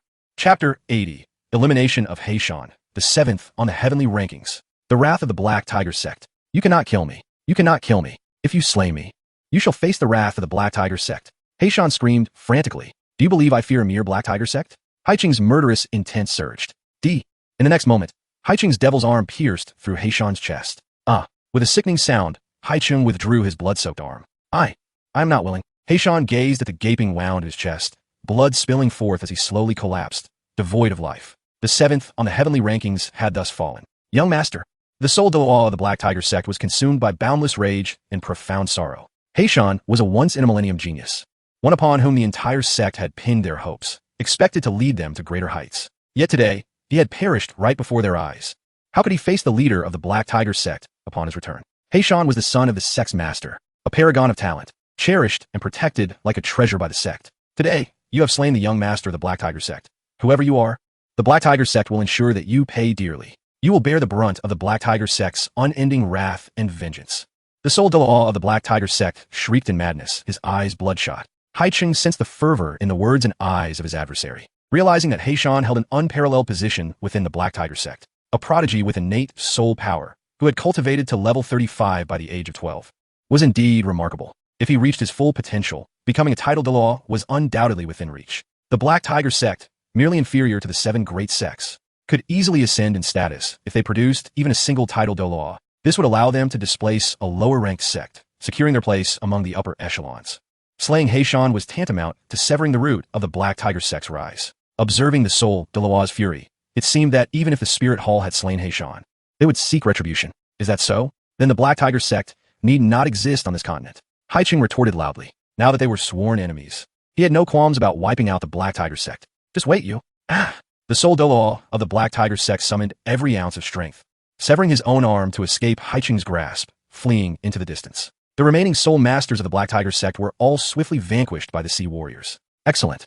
I await your return. Go tell your sect leader that if they dare to seek revenge, they should prepare for annihilation. Haichen's voice echoed throughout the gorge, resonating in the minds of the fleeing Soul de Loa. Annihilation? Wipe out the Black Tiger sect. The leader of the Black Tiger sect, possessing level 88 soul power, along with several Soul de Loa elders and over 1,000 Soul Masters, was no trifling matter. Even accounting for the smaller sects and factions allied with the Black Tiger sect, their total number exceeded 2,000 Soul Masters. While these minor sects might not come to their aid in the face of significant threats, to suggest the annihilation of the Black Tiger sect was an audacious proclamation. Do you think you have the backing of the Spirit Hall?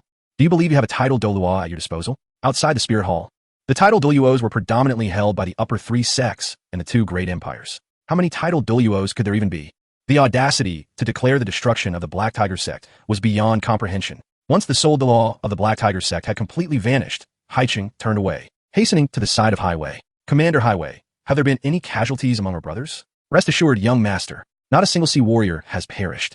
Though 5 have sustained minor injuries, 2 moderate and 1 severe, Highway reported regarding the battle conditions. The recent skirmish had expanded the battlefield considerably. Now, gathering his forces, Haichen rushed to the side of the gravely injured sea warrior, retrieving various medicinal supplies from his spatial soul guide for his wounded brothers to consume. Every time he departed from Poseidon Island, Poseidon had provided him with an array of medicinal supplies for healing and detoxification, ensuring he was well equipped. Then, using his purifying power, Haichen offered some healing to the severely injured sea warrior. The power of purification not only serves to detoxify, but also possesses certain healing properties, capable of cleansing the residual energies of soul skills from one's body, thereby alleviating the ongoing effects of injuries. Warriors, you have truly endured much this time. Upon our return to Heaven Do City, let us all take a well-deserved rest, Haichen stated earnestly. Although these warriors were sent by his father, the sea dragon Delaw, to protect him, they were independent individuals who had accompanied him for many years, and he felt a deep connection with them. It is an honor for us to serve the young master.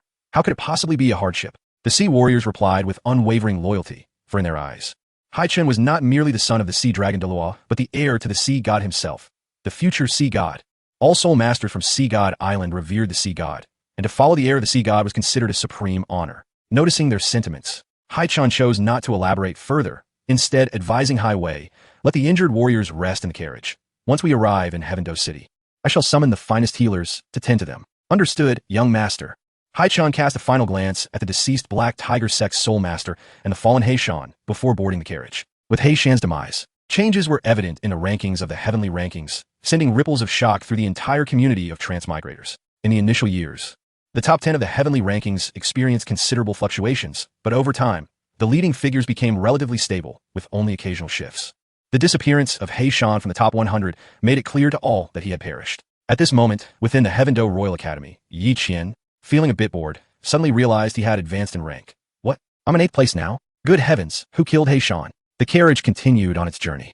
And after a brief conversation with Zhu Qing and Zhu Yu, Haichen settled into a meditative position with his legs crossed. Over the past few days, he had sensed that his soul power was on the verge of breaking through to level 40. Perhaps he could achieve this during the journey back to Heaven Do City. Thus, apart from eating and attending to nature's calls, he spent nearly all his time in cultivation. Finally, just before reaching Heaven Do City, as he sat atop the carriage, a substantial amount of soul power began to coalesce around him, causing the surrounding air to hum with energy. Zhu Qing and Zhu Yu, seated on the carriage roof, enjoyed the breeze and the scenery, both sensing that Haichen was on the brink of a breakthrough.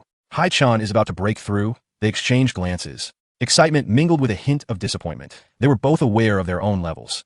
Zhu Yu at level 31 and Zhu Qing at level 29. Especially for Zhu Qing, the realization of the significant gap between her and Haichen was somewhat discouraging. However, it reignited her desire to grow stronger. She did not wish to lag behind Haichen. Meanwhile, Zhu Qing was also nearing a breakthrough to level 30. Moments later, as a vast amount of soul power gathered, Haichen successfully broke through, his soul power surging significantly. He slowly opened his eyes, exhaling softly with a faint smile. I have finally reached level 40. Now, I just need to absorb the celestial herb, and I can obtain my 4th soul ring. Haichen had long since devised a plan regarding his 4th soul ring. Based on his current estimates, the maximum limit for his 4th ring would likely be around 60,000 years, with a more realistic target of approximately 50,000 years. Absorbing a 50,000 year soul ring would already be exceedingly extraordinary, considering that the typical limit for a soul master's 4th ring is merely 10,000 years, with the 5th ring allowing for 10,000 years. Yet, Haichen felt this was still insufficient since he had discovered a method to enhance the absorption limit of his 4th ring, celestial herbs. If he could absorb the 8-cornered dark ice grass, which strengthens bones and flesh, alongside the fiery apricot flower, the limit of his 4th soul ring would undoubtedly increase drastically. At that point, upon returning to Sea God Island, he could verify his body's capacity for endurance through the absorption of divine soul rings, maximizing the age of his 4th ring. According to Dong Guyen, Dong Gubo, along with the 3rd and 4th princes, would soon be returning from their travels.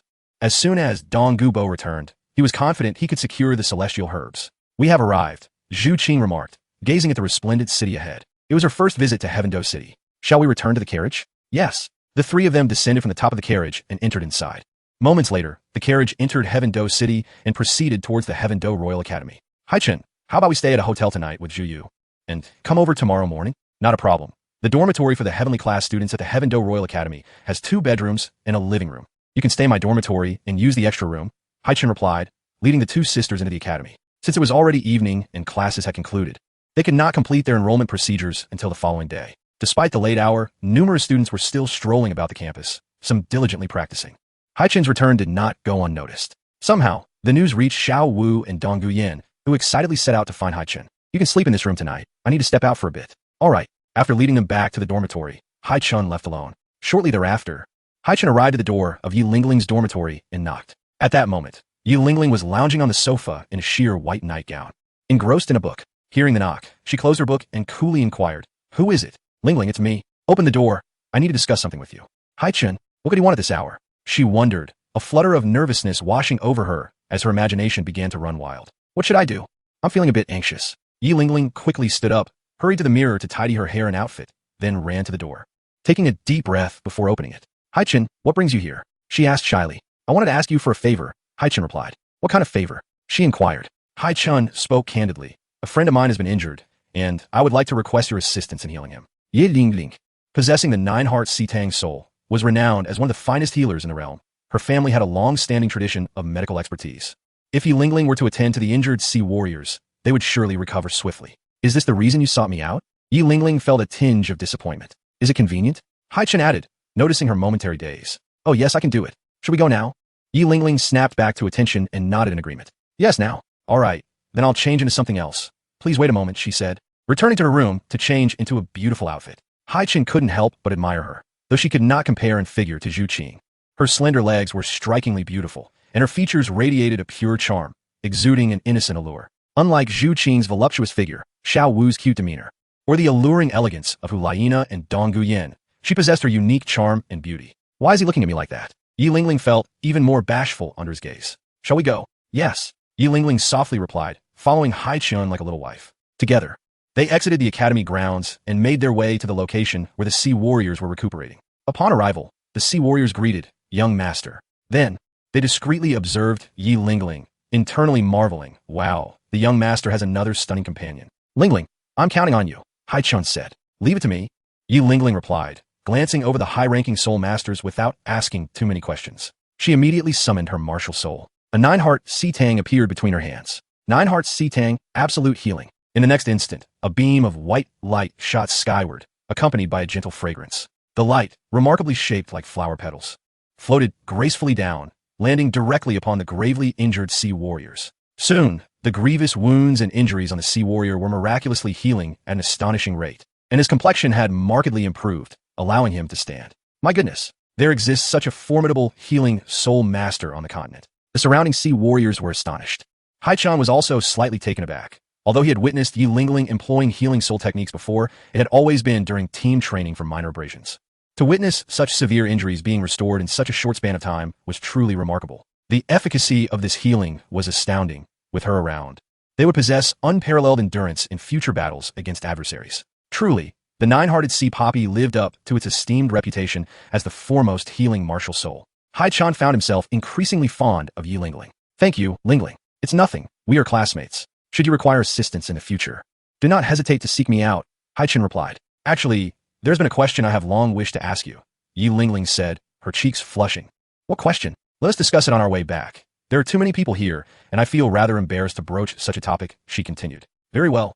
We shall talk on our way," he agreed, and the two departed from the scene. Meanwhile, upon hearing the news of Haichen's return, Xiao Wu and Du Guyan hastened to Haichen's dormitory. Du Guyan arrived first, her heart light with joy as she approached the door, only to find not Haichen, but a stunningly cold young woman she had never encountered before. Chapter 82.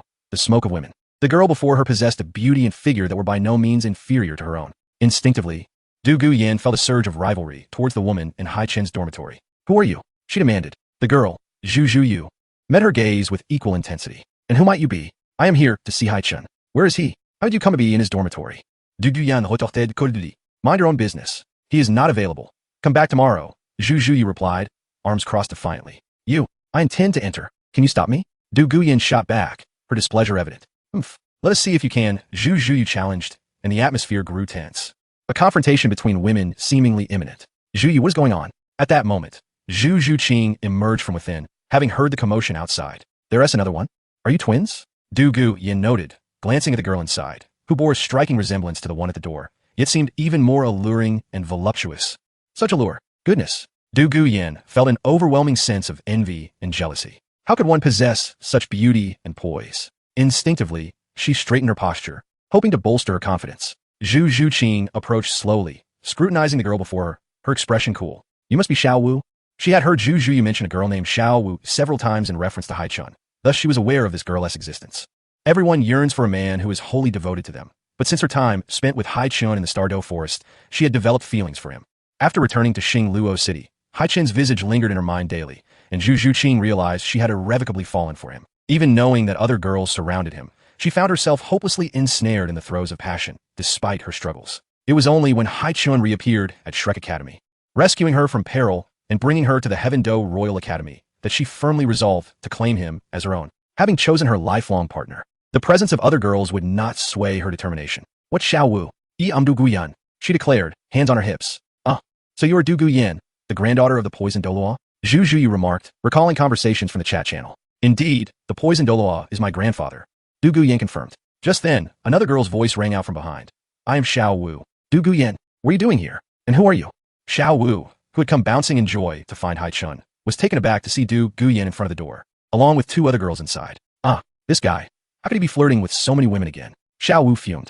Having known Haichen since their second year in junior academy, she considered herself the one who understood him best, having spent over 5 years by his side. While she was accustomed to this arrangement, she was determined to prevent Haichen from attracting more girls. One rival, Du Guyan, was already a challenge. Now there were two more, each more mature, alluring, and charismatic than she was, intensifying her sense of crisis. Though she embodied a cute and youthful charm, she too yearned for such a figure. As Xiao Wu arrived, the atmosphere became even more charged with tension. The four girls glared at one another, each unwilling to yield an inch. Meanwhile, Haichen remained blissfully unaware, walking alongside Yi Lingling back towards the Heaven Do Royal Academy. Lingling, did you not mention you had something to ask me?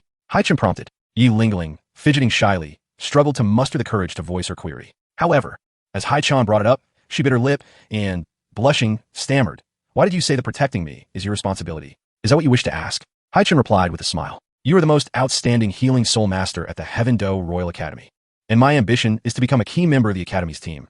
Thus, it is only natural that I should ensure your safety. So it was not love at first sight. It was merely a sense of duty. Yi Lingling felt a pang of disappointment. Is it the only reason? She thought. Actually, you need not continue, she interrupted, walking ahead, with Haichen trailing behind. As they approached the academy and reached the intersection, Yi Lingling suddenly halted, turning back. Haichen.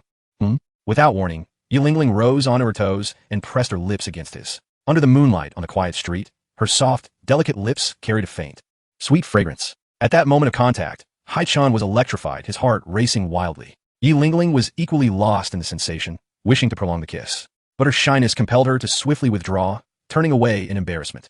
Haichen slowly raised his thumb to caress his lips, a wry smile escaping him. So my first kiss has vanished like that. Just like with Hulaina, my first time was rather hasty.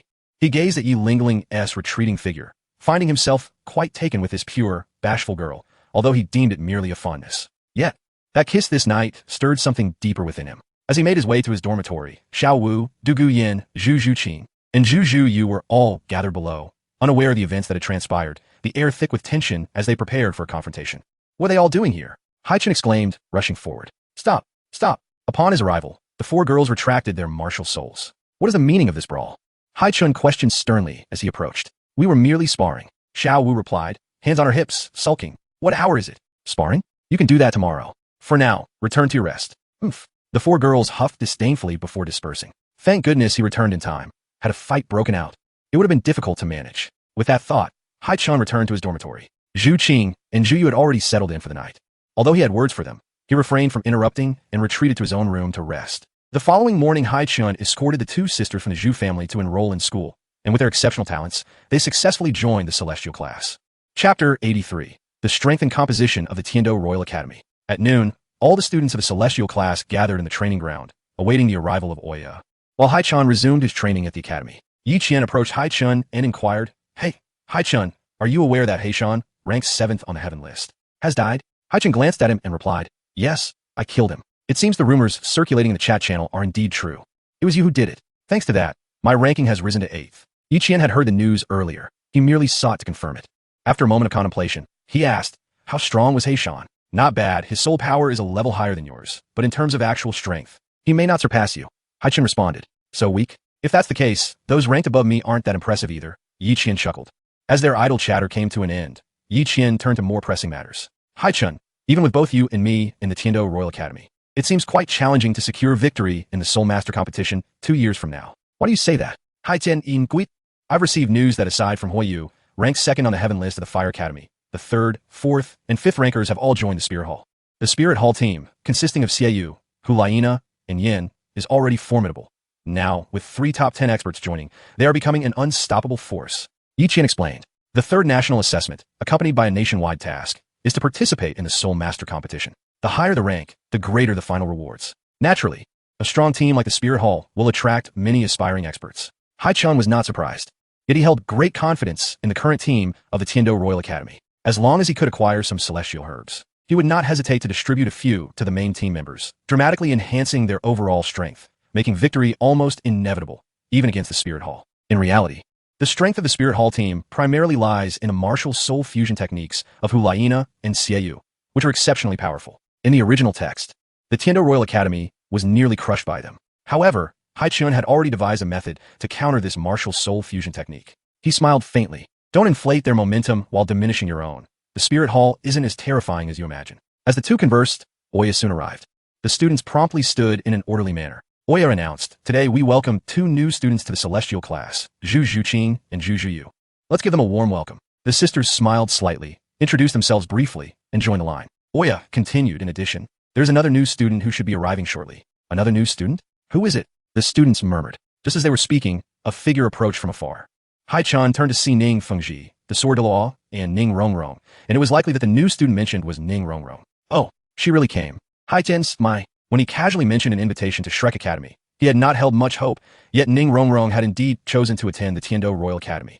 Wow, that's Ning Rongrong, right? The new student is her? Yiqian exclaimed, suddenly excited. Yes, it should be Ning Rongrong. Wonderful. With Ning Rongrong joining, our chances of winning the championship have significantly increased. Ning Rongrong primarily serves as an enhancement-type support soul master, while Yi Lingling focuses on healing as a support soul master.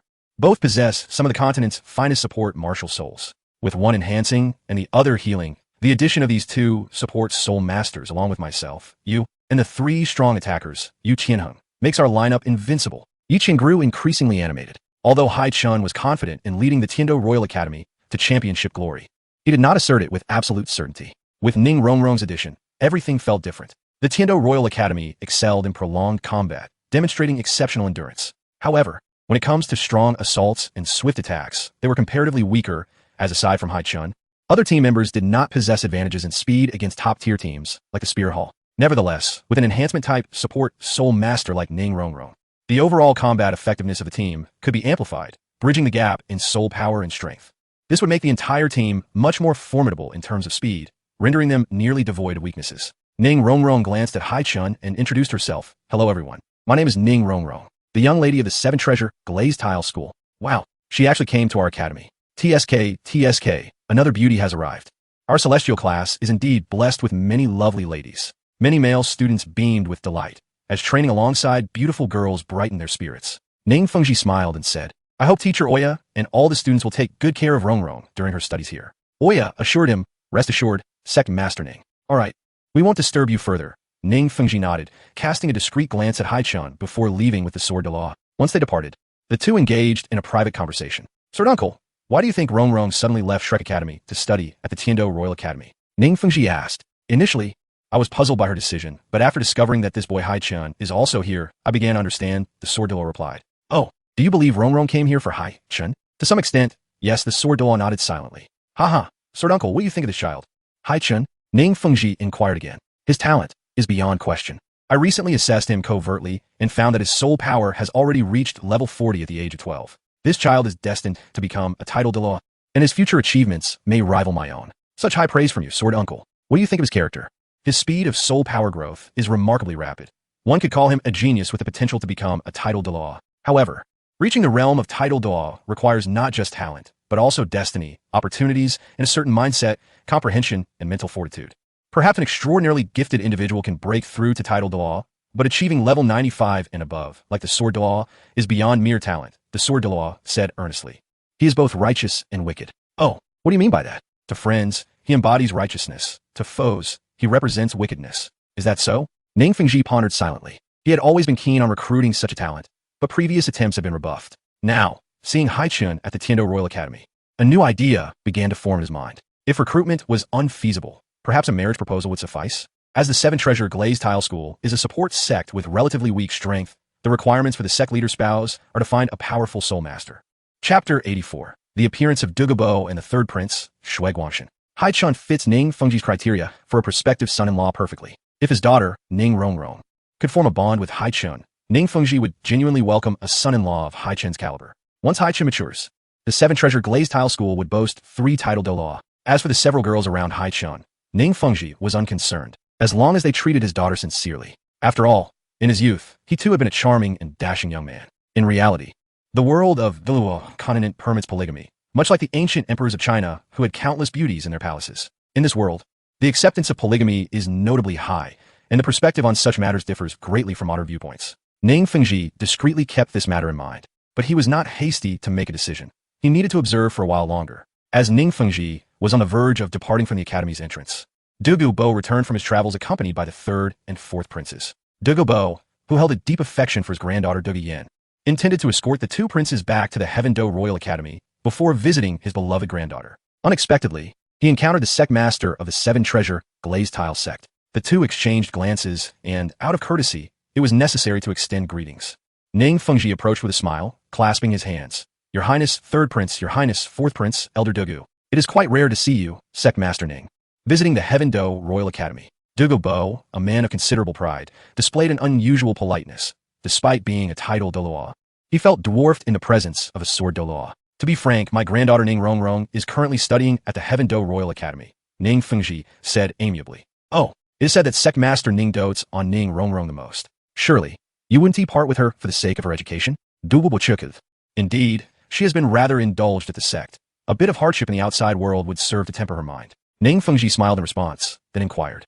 I believe Elder Dugu's granddaughter is also at the Heaven Do Royal Academy? Indeed, I was just about to seek her out. Ah, very well.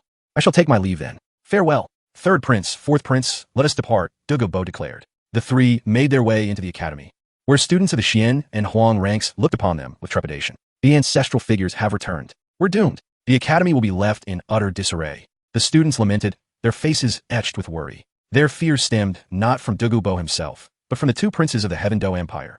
The third prince, Shui Guangxin, and the fourth prince, Shui Bong. Shui Guangxin, a time traveler privy to the unfolding narrative, feared the disguised prince Shui Qinghe, known as Qian Renshua, and thus adopted the mannerisms of the fourth prince, Shui Bong. Shui Bong, though possessing a keen mind and ambition, feigned the persona of a wasteful and frivolous prince, neglecting his studies at the academy while engaging in mischief and abusing his authority, all to conceal his true nature and preserve his life. In this guise, Qian Renshua paid little heed to him. Meanwhile, Shui Guangxin, the time traveler, exaggerated the act of being a wastrel, aiming to be more flamboyant, arrogant, and inept than Shui Bong, which caused the other students to harbor deep aversion towards both of them. Shui Guangxin had managed to survive until the age of 12, yet unlike Shui Bong, he lacked subtlety and had begun to reveal slight hints of his true self, catching Qian Renshua's attention. This is bad. Today, upon returning, I sensed something amiss in Qian Renshua's gaze. Does she suspect me? Damn, will these days of anxiety end? He fretted. No. I must create a significant disturbance this term. I must act even more flamboyantly. A thought struck him. Ning Rongrong. She is backed by the Seven Treasure Glazed Tile sect. If I were to abduct her, it would surely provoke the sect. That would create enough of a scene. Shui Guangxin plotted internally, indifferent to the throne, his only desire being survival. Elder Dugu, I shall accompany you to see Yen Yen, Shui Guangxin stated. Oh, Dugu Bo raised an eyebrow, puzzled. The third prince had never shown interest in his granddaughter before, and their relationship was strained. Very well, Your Highness, let us ascend together. The 2 made their way toward the location of the heavenly class. Soon they arrived. At that moment, the heavenly class, where Haichen was present, had commenced its routine training, engaging in physical fitness exercises. He spotted Dugu Bo in the distance, accompanied by a youth clad in royal attire, the prince. Dugu Bo, you finally returned. Haichen greeted with a smile, then scrutinized the prince beside him. Is that Shui Bong? He does indeed resemble my memory of him. Could he be the third prince? Haichen quickly activated a virtual screen, confirming the identity of the individual. Indeed, it is the third prince, Shui Guangxin. I've heard tales of his arrogance and frivolity. How curious, he mused, contemplating his next move. Besides acquiring the celestial herbs, he had another significant objective, obtaining the Hanhai Qingquan shield from the imperial palace, and Shui Guangxin might just be the key to achieving that. Yen Yen, your grandfather has come to see you. Grandfather, Dugu Yen exclaimed joyfully, ceasing her training and rushing over to embrace Dugu Bo. I missed you so much. You finally returned. Ah, my dear granddaughter. I've only been away for a mere 10 days, Dugu Bo replied with a gentle smile. A rare sight reserved solely for his granddaughter. Grandfather, I have something very important to discuss with you. Dugu Yen's expression turned serious as she recalled her martial spirit's toxicity issue, pulling Dugu Bo away. Meanwhile, the third prince headed directly towards Ning Rongrong, preparing to exhibit his flamboyant and arrogant demeanor, while also taking note of Haichen, Xiao Wu, and Zhu Qing. Haichen, I dare not provoke him. I shall act as though I do not know him. Hey, you there, stop. Come over here, this prince wants to speak with you. Shui Guangxin swaggered towards Ning Rongrong. Ning Rongrong frowned, ignoring him. Ah, you dare to ignore me? You must have quite the audacity. Do you even know who I am? I am the third prince, Shui Guangxin of the Heaven Do Empire. Chapter 85. Tears in the eyes of Dugubo, Haichen observed with interest, thinking to himself. This fellow seems overly arrogant. His arrogance appears to be rather contrived. Can he really evade Qian Renshue's gaze? I care not for your title. Step aside and do not disturb me, Ning Rongrong replied, her expression one of annoyance. Her identity was not one to be trifled with. She had no need to fear any prince. Shui Guangxin grinned, relishing her defiance, as it was precisely the reaction he desired. Oh, you have quite the fiery temper. I like it. He seized Ning Rongrong's arm. What are you doing? Let me go. Ning Rongrong protested angrily, attempting to wrench her arm free. Xiao Wu, Zhu Qing, and Zhu Yu, unable to stand idly by, approached, as they despised bullies who harass girls. Release her, Xiao Wu commanded. Who are you to meddle in my affairs? Get lost, Shui Guangxin retorted. If you do not let go, do not blame us for taking action. Shui Guangxin chuckled, his arrogance intensifying. Ha, you think you could take me on? You must be courting death. Just as tensions escalated, Haichen had quietly approached Shui Guangxin from behind. He gently tapped the prince on the shoulder, saying, Hey brother, that's enough. Shui Guangxin's expression shifted to one of slight panic, his swagger diminishing. Why you? Who are you? Haichen smiled faintly and whispered, You're doing a commendable job impersonating a wastrel, but perhaps you're exerting yourself a bit too much. It may backfire. I am just being myself. Shui Guangxin stammered, flustered. All right, let her go and let us have a chat. Haichen's demeanor turned serious. Reluctantly, Shui Guangxin released Ning Rongrong and turned to face Haichen, leaning in a whisper, Haichen, let us keep our paths separate. I was merely stirring trouble. And now that you're here, I'll back off. My character will be ruined. Despite being a prince, Shui Guangxin was essentially a hollow figure, lacking the political backing that Shui Bong enjoyed, who had Prince Shui Xing covertly supporting him. Then let me give you a good beating. That should suffice, right? Haichen suggested. Shui Guangxin understood Haichen's intent, feeling a pang of bitterness as he sighed. All right, but take it easy. With that, Shui Guangxin resumed his bravado. What do you want? Ah. He forcefully pushed Haichen aside and unleashed his martial soul, the swan, a symbol exclusive to the royal family of Tiandou. With a single punch, he charged at Haichen. As Haichen's palm made contact with the fist, he retaliated with a powerful blow aimed at Shui Guangxin. Bang! A cry of agony escaped Shui Guangxin's lips as he clutched his abdomen, collapsing to the ground. Haichen swiftly advanced, delivering another punch to his stomach. Damn, brother, are you really hitting me? Shui Guangxin howled in pain, mentally cursing his fate. Haichen seized him by the collar, exclaiming, This is how it should be. I'm a prince. At least show me some respect. Tears welled up in Shui Guangxin's eyes. Haichen's punches were indeed excruciating. You can leave now, but make sure to come find me at a later time. I have matters to discuss. Haichen released Shui Guangxin's collar. Scrambling to his feet, Shui Guangxin shot back. You'd better wait for me. With that menacing vow, he fled in disarray. Haichen silently observed Shui Guangxin's retreating figure, already contemplating how to leverage the connection with the third prince to acquire the Han Hai Qian Jiao. Ning Rongrong approached Haichen, expressing her gratitude. Thank you. It's nothing. We are all classmates in the heavenly class, and it's only right to look out for one another. Haichen waved his hand dismissively and turned to leave. This guy doesn't seem so intolerable after all, Ning Rongrong thought, her cheeks flushing slightly as she gazed at Haichen's handsome visage. Meanwhile, Dugu Yin demanded, Grandfather, I must ask you, is there an issue with our emerald scale serpent poison? Does its toxicity rebound upon us? Do you not feel excruciating pain in your soles and head at the witching hour, as if struggling in agony? Yin Yan, how could you know this? Dugu Bo's heart sank. It was impossible. The emerald scale serpent's poison indeed had a rebound effect, causing unbearable pain at night. But how could his granddaughter, merely in her teens, experience such symptoms so soon? He had only begun to suffer from it in his 30s. Dugu Yin, harboring a flicker of hope, recognized the truth upon seeing Dugu Bo's reaction, and her anger flared. It's because my emerald scale serpent poison has already begun to rebound. And it was a boy who informed me of this. What? Yin Yin, how could your toxicity rebound so swiftly? Dugu Bo's heart ached. Having spent his life mastering poisons, he was helpless against his own affliction. He could endure the torment, but the thought of his beloved granddaughter suffering from the same agony filled him with guilt and sorrow. Grandfather, I am fine now. Someone can suppress my poison, and he has a method to cure us, Dugu Yin stated. Who? Who can cure the poison? Bo's expression shifted urgently. It's the boy I mentioned earlier. His name is Haichen, and he is in our Tiendo Royal Academy's heavenly class. A student? A mere student can help us cure our poison? Upon hearing this, Bo felt a rush of excitement. Yet skepticism lingered when he learned it was just a student. He had sought help from countless poison masters, all of whom were powerless against it. Could this young lad truly possess such capabilities? It's true, grandfather. It's wonderful. It's wonderful. Yin recounted how Haichen had helped suppress her toxicity, nearly bringing Bo to tears with joy. Yin, take me to him, quickly. Grandfather, he is Haichen. Yin led Bo to Haichen.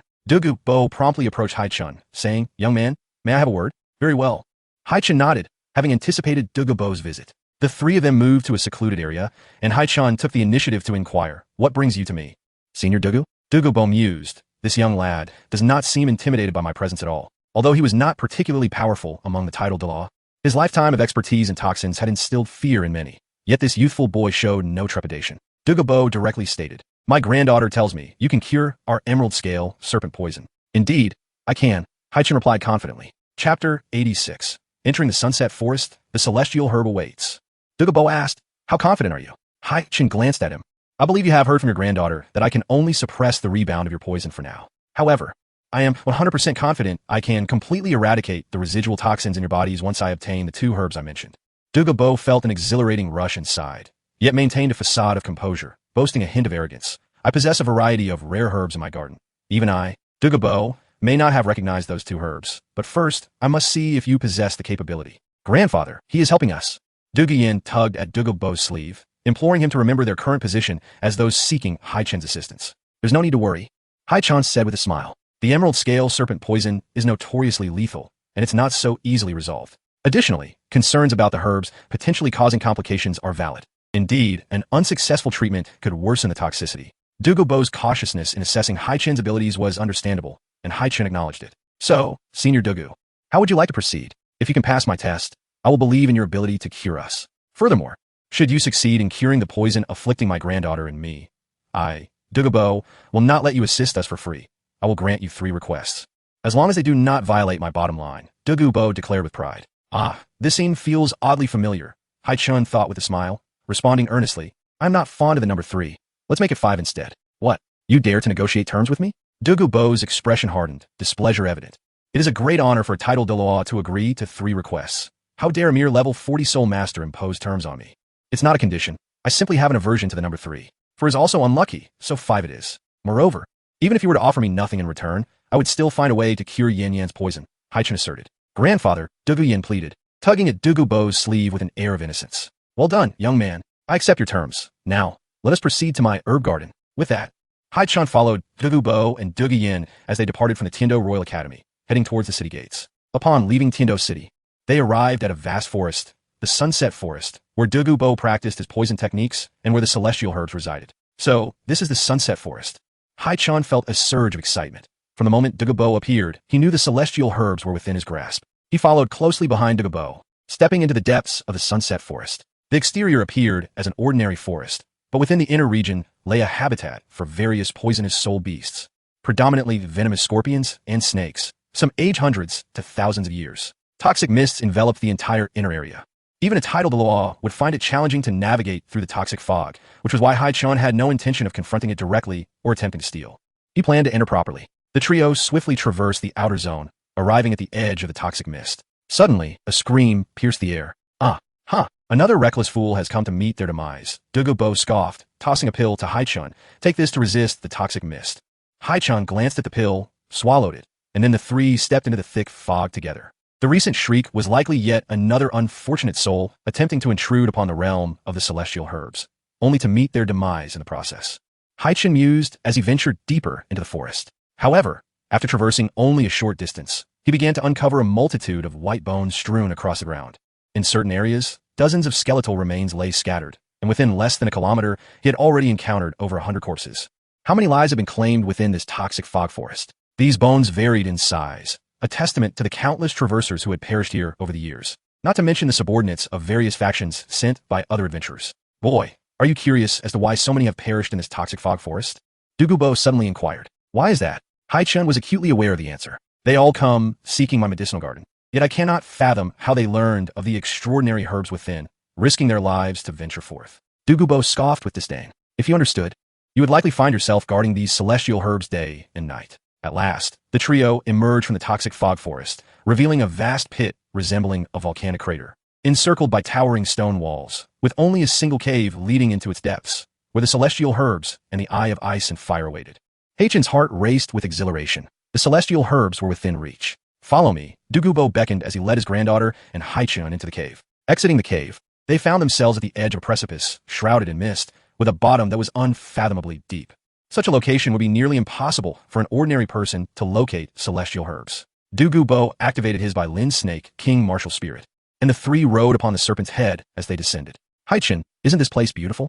I haven't been here in ages, Dugu Yan exclaimed with delight, taking Haichen's hand to admire the scenery. The locale indeed presented a unique charm. Haichen observed the surroundings, which matched his recollection, filled with oddly shaped red and blue crystals, as well as various flora radiating extraordinary hues. The entire environment exuded an enchanting and dreamlike quality, a spectacle rarely witnessed elsewhere.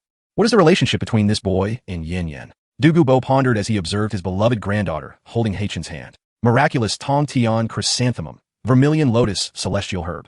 Fragrant chiloa, celestial treasure. This yellow one is unmistakably the 9 treasure bag mushroom. And there's the heartbreak red. Haichen's heart surged with excitement as he surveyed the familiar celestial herbs, each one worth its weight in gold and possessing immense properties. He had not anticipated that so many celestial herbs would thrive near the eye of ice and fire, at least several hundred specimens of nearly 100 different varieties. The 9 treasure bag mushroom alone had several specimens, some just beginning to sprout while others had matured. Chapter 87, Dugubo's Test. Some of these celestial herbs were mentioned in the original texts, while others were not. Yet, Haichen recognized nearly all of them and was well aware of their effects. As the archives in the Sea God Temple on Sea God Island contained extensive records of various celestial herbs, documented by the Sea God himself, there were times when one might encounter celestial herbs without knowledge of their properties, unsure of their uses or how to consume them. Thus, over the years, Haichen had diligently studied various texts regarding medicinal and celestial herbs, ensuring that when he finally arrived at the Eye of Ice and Fire, he would comprehend the significance and effects of these celestial herbs. Today, his efforts had finally borne fruit. After surveying the area, he finally spotted the octagonal mysterious ice grass and the fiery apricot blossom. At last I found you, he exclaimed, as these 2 celestial herbs stretched out beside the Eye of Ice and Fire, one emanating a red glow and the other a blue one. Tell me, boy, do we have the herbs capable of curing the snake venom afflicting my granddaughter and me? Dugubo inquired with keen interest. Indeed, it's those 2, Haichen pointed ahead. What? Are you jesting, boy? Those 2 are incredibly poisonous. Do you intend to kill us with them? Dugubo's expression darkened instantly. Although he was unaware of the specific uses of those peculiar herbs, he recognized their lethal nature, far more toxic than his Lin snake's venom. Not only would he not dare to use them, he wouldn't even approach them to harvest. Rest assured, I have a method and an unwavering confidence. Shouldn't this be a test of my abilities? Haichen glanced at Dugubo very well. You can see that I cultivate a wide variety of medicinal herbs here. Feel free to use them as you wish. I shall give you one day. After that, I will poison you, as long as you can counteract the venom I administer. I shall believe in your ability to cure the poison affecting my granddaughter and me. More of this again. Haichen chuckled inwardly. It was merely a matter of administering 3 poisons, the first being the Lin snake's venom, the second from small green snake, and the third being a venom even he found hard to control. This was reminiscent of the trials faced by the protagonist in the original text. No need for a day. I can handle it now, Haichen stated decisively. What did you say? Boy, you are incredibly arrogant. Do you consider my poisons trifling? Dugubo replied with a hint of anger. Senior Dugu, your mastery of poison is unparalleled, but any venom in this world is rendered useless against me. Haichen's face radiated confidence. His martial spirit's inherent purifying power rendered him immune to all poisons, enabling him to resist any toxic substance. Haichen, are you truly all right? Du Guyan asked, a hint of concern in her voice, knowing her grandfather was an expert in poisons, and their potency far surpassed her own. Fear not. Just sit back and observe. Off you go, Haichen reassured her, gently ruffling Du Guyan's hair. Oh, Du Guyan's cheeks flushed crimson as she shyly stepped aside. But for the sake of safety, she approached Du Gubo and whispered, Grandpa, if you harm Haichen, I won't let you off easily. My dear granddaughter, threatening me for this boy? Du Gubo felt a pang of bitterness within. He had long sensed her affection for Haichen and suspected she had developed feelings for him. However, if Haichen could not even pass this test, it would be hard for him to believe he could truly resolve their poison issues. Boy, I shall witness just how capable you are. Oomph. Du Gubo flicked his finger, and a green toxic orb coalesced, hurtling towards Haichen. Ha! A subtle smile graced Haichen's lips. Instantly, he unleashed his purifying power, causing the incoming toxic sphere to explode, releasing a green mist that dissipated within mere moments under the influence of his purifying force. What? You neutralized my poison in less than a second? Dugu Bo raised an eyebrow, genuinely astonished. This boy truly possesses remarkable skills. Senior Dugu, there's no need to test me with such trivial toxins. Why not unleash your true prowess? Haichen replied with a smile. Very well, let us see how you fare against this. Dugu Bo's enthusiasm grew as he summoned a green snake that slithered down his arm. As anticipated, the second trial involved this small serpent. The snake quickly made its way towards Haichen. With a calm demeanor, he extended his left arm and allowed it to bite him before casually tossing it aside. Hey, boy, that was a prize 9-section jade snake from the bamboo leaf green. Do be more considerate. Dugu Bo lamented as he watched his beloved snake being carelessly discarded. Haichen paid it no mind, rapidly channeling his purifying power. Within seconds, he had neutralized the venom from a bite. What? This is impossible. How did he manage that? Dugu Bo's disbelief was palpable. If one were to be afflicted by the 9-section jade snake's venom without remedy, they would dissolve into a puddle within moments. Even he would require at least a minute to counteract it. Yet, this boy had accomplished it in mere 3 seconds. Dugu Bo stood, dumbfounded, questioning his own life choices. He had never encountered such a prodigy in his years of dealing with poisons. Observing Dugu Bo's stunned expression, Haichen déclared, Seigneur Dugu. Let's proceed to the third trial. Dugu Bo was thoroughly impressed. The ability to swiftly alleviate the poison of the 9-section emerald marked him as inferior, and he began to believe that Haichen might indeed possess such capabilities. He shook his head and sighed. Enough, there is no need for a third trial. Having reached this stage, I, Dugu Bo, trust in your abilities. However, how do you intend to use those 2 herbs to dispel the poison afflicting both me and my granddaughter? If you trust me, Senior Dugu, then please observe closely. Haichen replied with a smile that quickly turned serious as he advanced several steps up the stone path above the ice and fiery Yang Eye. He gazed silently at the spring below, slowly clenching his fists. Recalling from his past life that the formation of the ice and fire yin-yang I was said to have resulted from the simultaneous demise of the Ice Dragon King and the Fire Dragon King in the Sunset Forest. Their corpses lay buried deep beneath the ice and fire yin-yang eye, and it was only after countless years of nurturing that this extraordinary treasure was formed. It nourished all living things and was conducive to the growth of all rare herbs, which explained the proliferation of top-tier celestial herbs surrounding the ice and fire yin-yang eye. However, any human or creature living near the ice and fire yin-yang eye would, in a short span of time, be subjected to the overwhelming energies of the 2 extreme attributes, and if they could not leave promptly, they would surely perish. Yet, it was only with the assistance of the ice and fire yin-yang eye that he could absorb the 8-pointed ice grass and the fiery apricot blossom.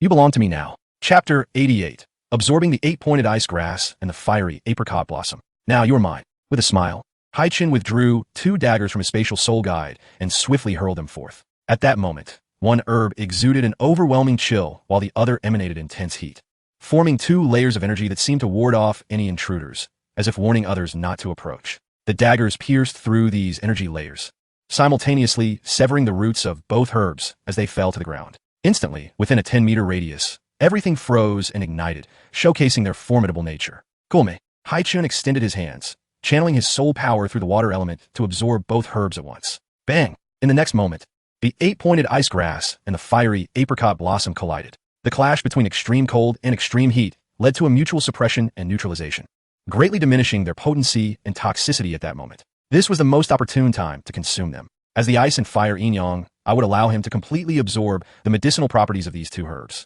Gazing at the 2 herbs before him, Haichen felt a surge of excitement. Consuming them would not only grant him immunity to fire and ice, but also render his body immune to all poisons without the need for purification. His physique would achieve a state of true invulnerability, enhancing his bones and meridians, making these celestial herbs unparalleled in their efficacy for physical cultivation. Furthermore, they harbored numerous hidden effects, although they would not directly enhance his soul power in his eyes. Consuming the 8-pointed ice grass and the fiery apricot blossom was akin to receiving a ticket to ascend to divinity. For achieving divinity, physical strength and mental fortitude were paramount. Without further delay, Haichen swiftly plucked a leaf from each herb and placed them in his mouth, feeling them meld into his being. Haichen's expression shifted as he revealed a hint of pain. He instantly felt his body ablaze, as if engulfed in flames, only to be followed by an overwhelming chill that began to encase him in ice. The alternating sensations of extreme heat and cold caused him considerable anguish. Time was of the essence. Recognizing the urgency, Haichen leaped into the ice and fire yin-yang eye. Splash! His body submerged in the spring water of the ice and fire yin-yang eye, slowly descending. Haichen, has he lost his mind? Dugu Yin and Dugu Bo were both horrified by Haichen's actions, perceiving them as an act of sheer recklessness. Did he dare to consume such lethal poisons? And not only that, but he jumped into the ice and fire yin-yang eye. Dugu Bo knew that even a slight misstep could lead to instant demise. Grandfather, What should we do? Will Haichen be alright? Du Guyan cried, on the verge of tears, fully aware of the dangers posed by the ice and fire in Yang Ai. Wasn't jumping in tantamount to seeking death? You little rascal, if you must perish, at least don't do so here. How am I to explain this to Yin Yan? Du Gubo was also in a state of panic, recognizing his granddaughter's deep affection for this young man. His concern was not for Haichen's life, but rather for how his granddaughter would blame him if anything went awry. What about the poison afflicting us? Du Guyan, don't panic. If this boy has the confidence to consume those 2 poisonous herbs and leap into the spring, he must possess some assurance. For now, we can only wait here. Du Gubo attempted to console his granddaughter. He dared not approach the spring water, let alone jump in to rescue him. All they could do was wait. Haichen's body continued to sink deeper and deeper. He had no idea how deep it was, but seemed bottomless. However, after leaping in, he felt the 2 energies of ice and fire within him lessen, providing him with a newfound sense of relief. He crossed his legs and sat in a meditative position at a depth of several dozen meters, beginning to channel his soul power to absorb the medicinal properties of the herbs. After a while, Haichen slowly opened his eyes. He had successfully absorbed the essence of the herbs, though the medicinal properties had yet to be fully digested, which might take several days. Nonetheless, he could distinctly feel that his physical strength had been enhanced several-fold, and his water element soul power seemed to have acquired some new characteristics. I'll have to investigate this further, Haichen mused, a smile of anticipation gracing his face. Now that I have consumed these 2 herbs, I wonder how many years' worth of soul rings I can withstand. Haichen swiftly swam upward, quickly breaking the surface and making his way to the shore. Haichen, upon seeing him emerge, Du Guyan could no longer contain herself and dashed over, throwing herself into his embrace. You scare me to death. I thought. Du Guyan clung tightly to Haichen, her body pressing against his chest as she sobbed. Seeing her distressed and tearful, Haichen felt a warmth in his heart and gently reassured her, Silly girl, I would never undertake something without confidence. I'm sorry for worrying you. All right, stop crying. Haichen slowly loosened his grip on Du Guyan, tenderly wiping away the tears at the corners of her eyes. The intimate gesture caused Du Guyan's cheeks to flush a deep crimson, and she shyly released her hold on him. What kind of monster is this boy? Able to emerge alive from such a spring? Du Gubo's expression was grave. Haichen's feats had far exceeded his understanding. He approached Haichen to inquire about how he had accomplished such a feat. Haichen provided a brief explanation, and upon hearing it, Du Gubo inwardly admired the young man, realizing he seemed to possess knowledge far beyond what he could comprehend. You little rascal, since you claim that these 2 herbs can completely cure the poison afflicting both me and my granddaughter, how do you intend to detoxify us now that you have absorbed them? Du Gubo's tone had noticeably softened, speaking with a sense of equality. Actually, you both could consume these 2 herbs simultaneously to detoxify, but you would lose the soul power you have cultivated throughout your life. However, if I absorb them, I only need to extract a drop of blood, and, with my unique purification power, not only will your cultivation remain unaffected, but you will also be completely rid of the poison, Haichen explained. That's wonderful, grandfather, Du Guyan exclaimed with joy. Du Gubo could not conceal the excitement and smile on his face, but he quickly composed himself, stating seriously, all right, as long as the poison afflicting my granddaughter and me is resolved, I will not only agree to 5 of your requests, but also acknowledge you as my granddaughter's fiancé. From this day forth, you shall be my shield, Du Gubo. Fear not, for I shall protect you, and no one shall dare to bully you. Chapter 89. Strength Augmentation and the Gathering of Celestial Herbs. Grandpa, what nonsense are you spouting? Du Guyan's cheeks flushed a deep crimson, feeling a surge of embarrassment as her relationship with Haichen remained unconfirmed. Yet her grandfather was already eager to claim him as a grandson-in-law. Nevertheless, his words filled her heart with a sweet warmth. Haichen awkwardly chuckled. Then, Senior Du Gu, allow me to detoxify you immediately. Very well.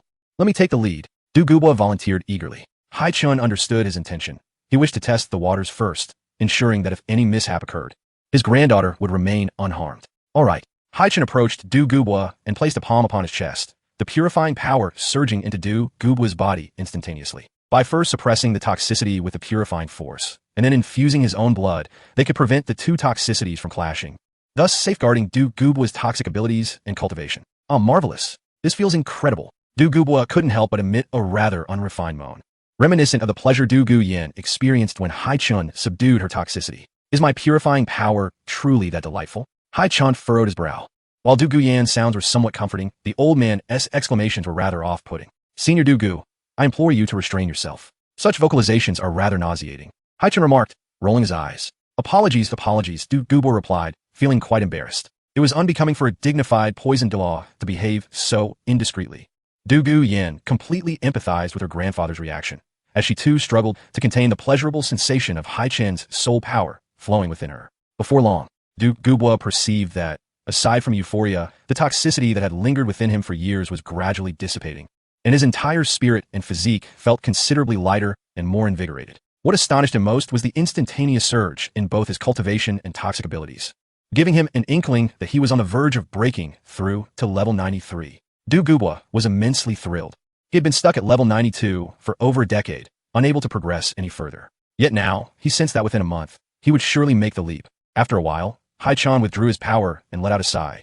The toxicity within you has been largely cleared. With one treatment per day, it should be completely eradicated within 3 days. However, if you continue to practice your toxic techniques, there is a possibility of relapse. What shall we do then? Du Gubo inquired. In your future training, simply channel the toxins into a soul bone, where they may reside as a vessel for the toxicity. Excellent, excellent.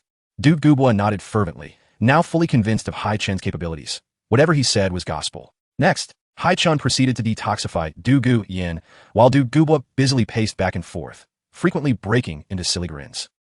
Finally, the poison that has plagued me for decades is lifted. Ha ha ha. Tears of joy brimmed in Du Gubo's eyes, his excitement rendering him almost comical. Before long, Du Gu Yin also felt the toxicity within her being largely eliminated. Her toxic abilities and soul power had surged significantly, propelling her directly from level 37 to level 38.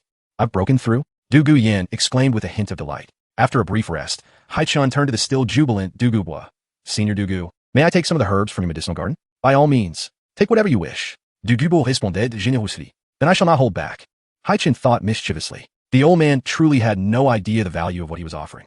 Merely absorbing the octagonal ice grass and the fiery apricot flower was insufficient for Haichen. He sought a herb that would enhance his foundation and soul power, enabling a significant increase in his abilities. Additionally, he intended to gather one for each of his wives. He wasn't in a rush to pluck the herbs. Instead, he aimed to experiment with the current attributes bestowed upon him by his soul power. As he activated his soul power, 3 rings, purple, black, materialized beneath him.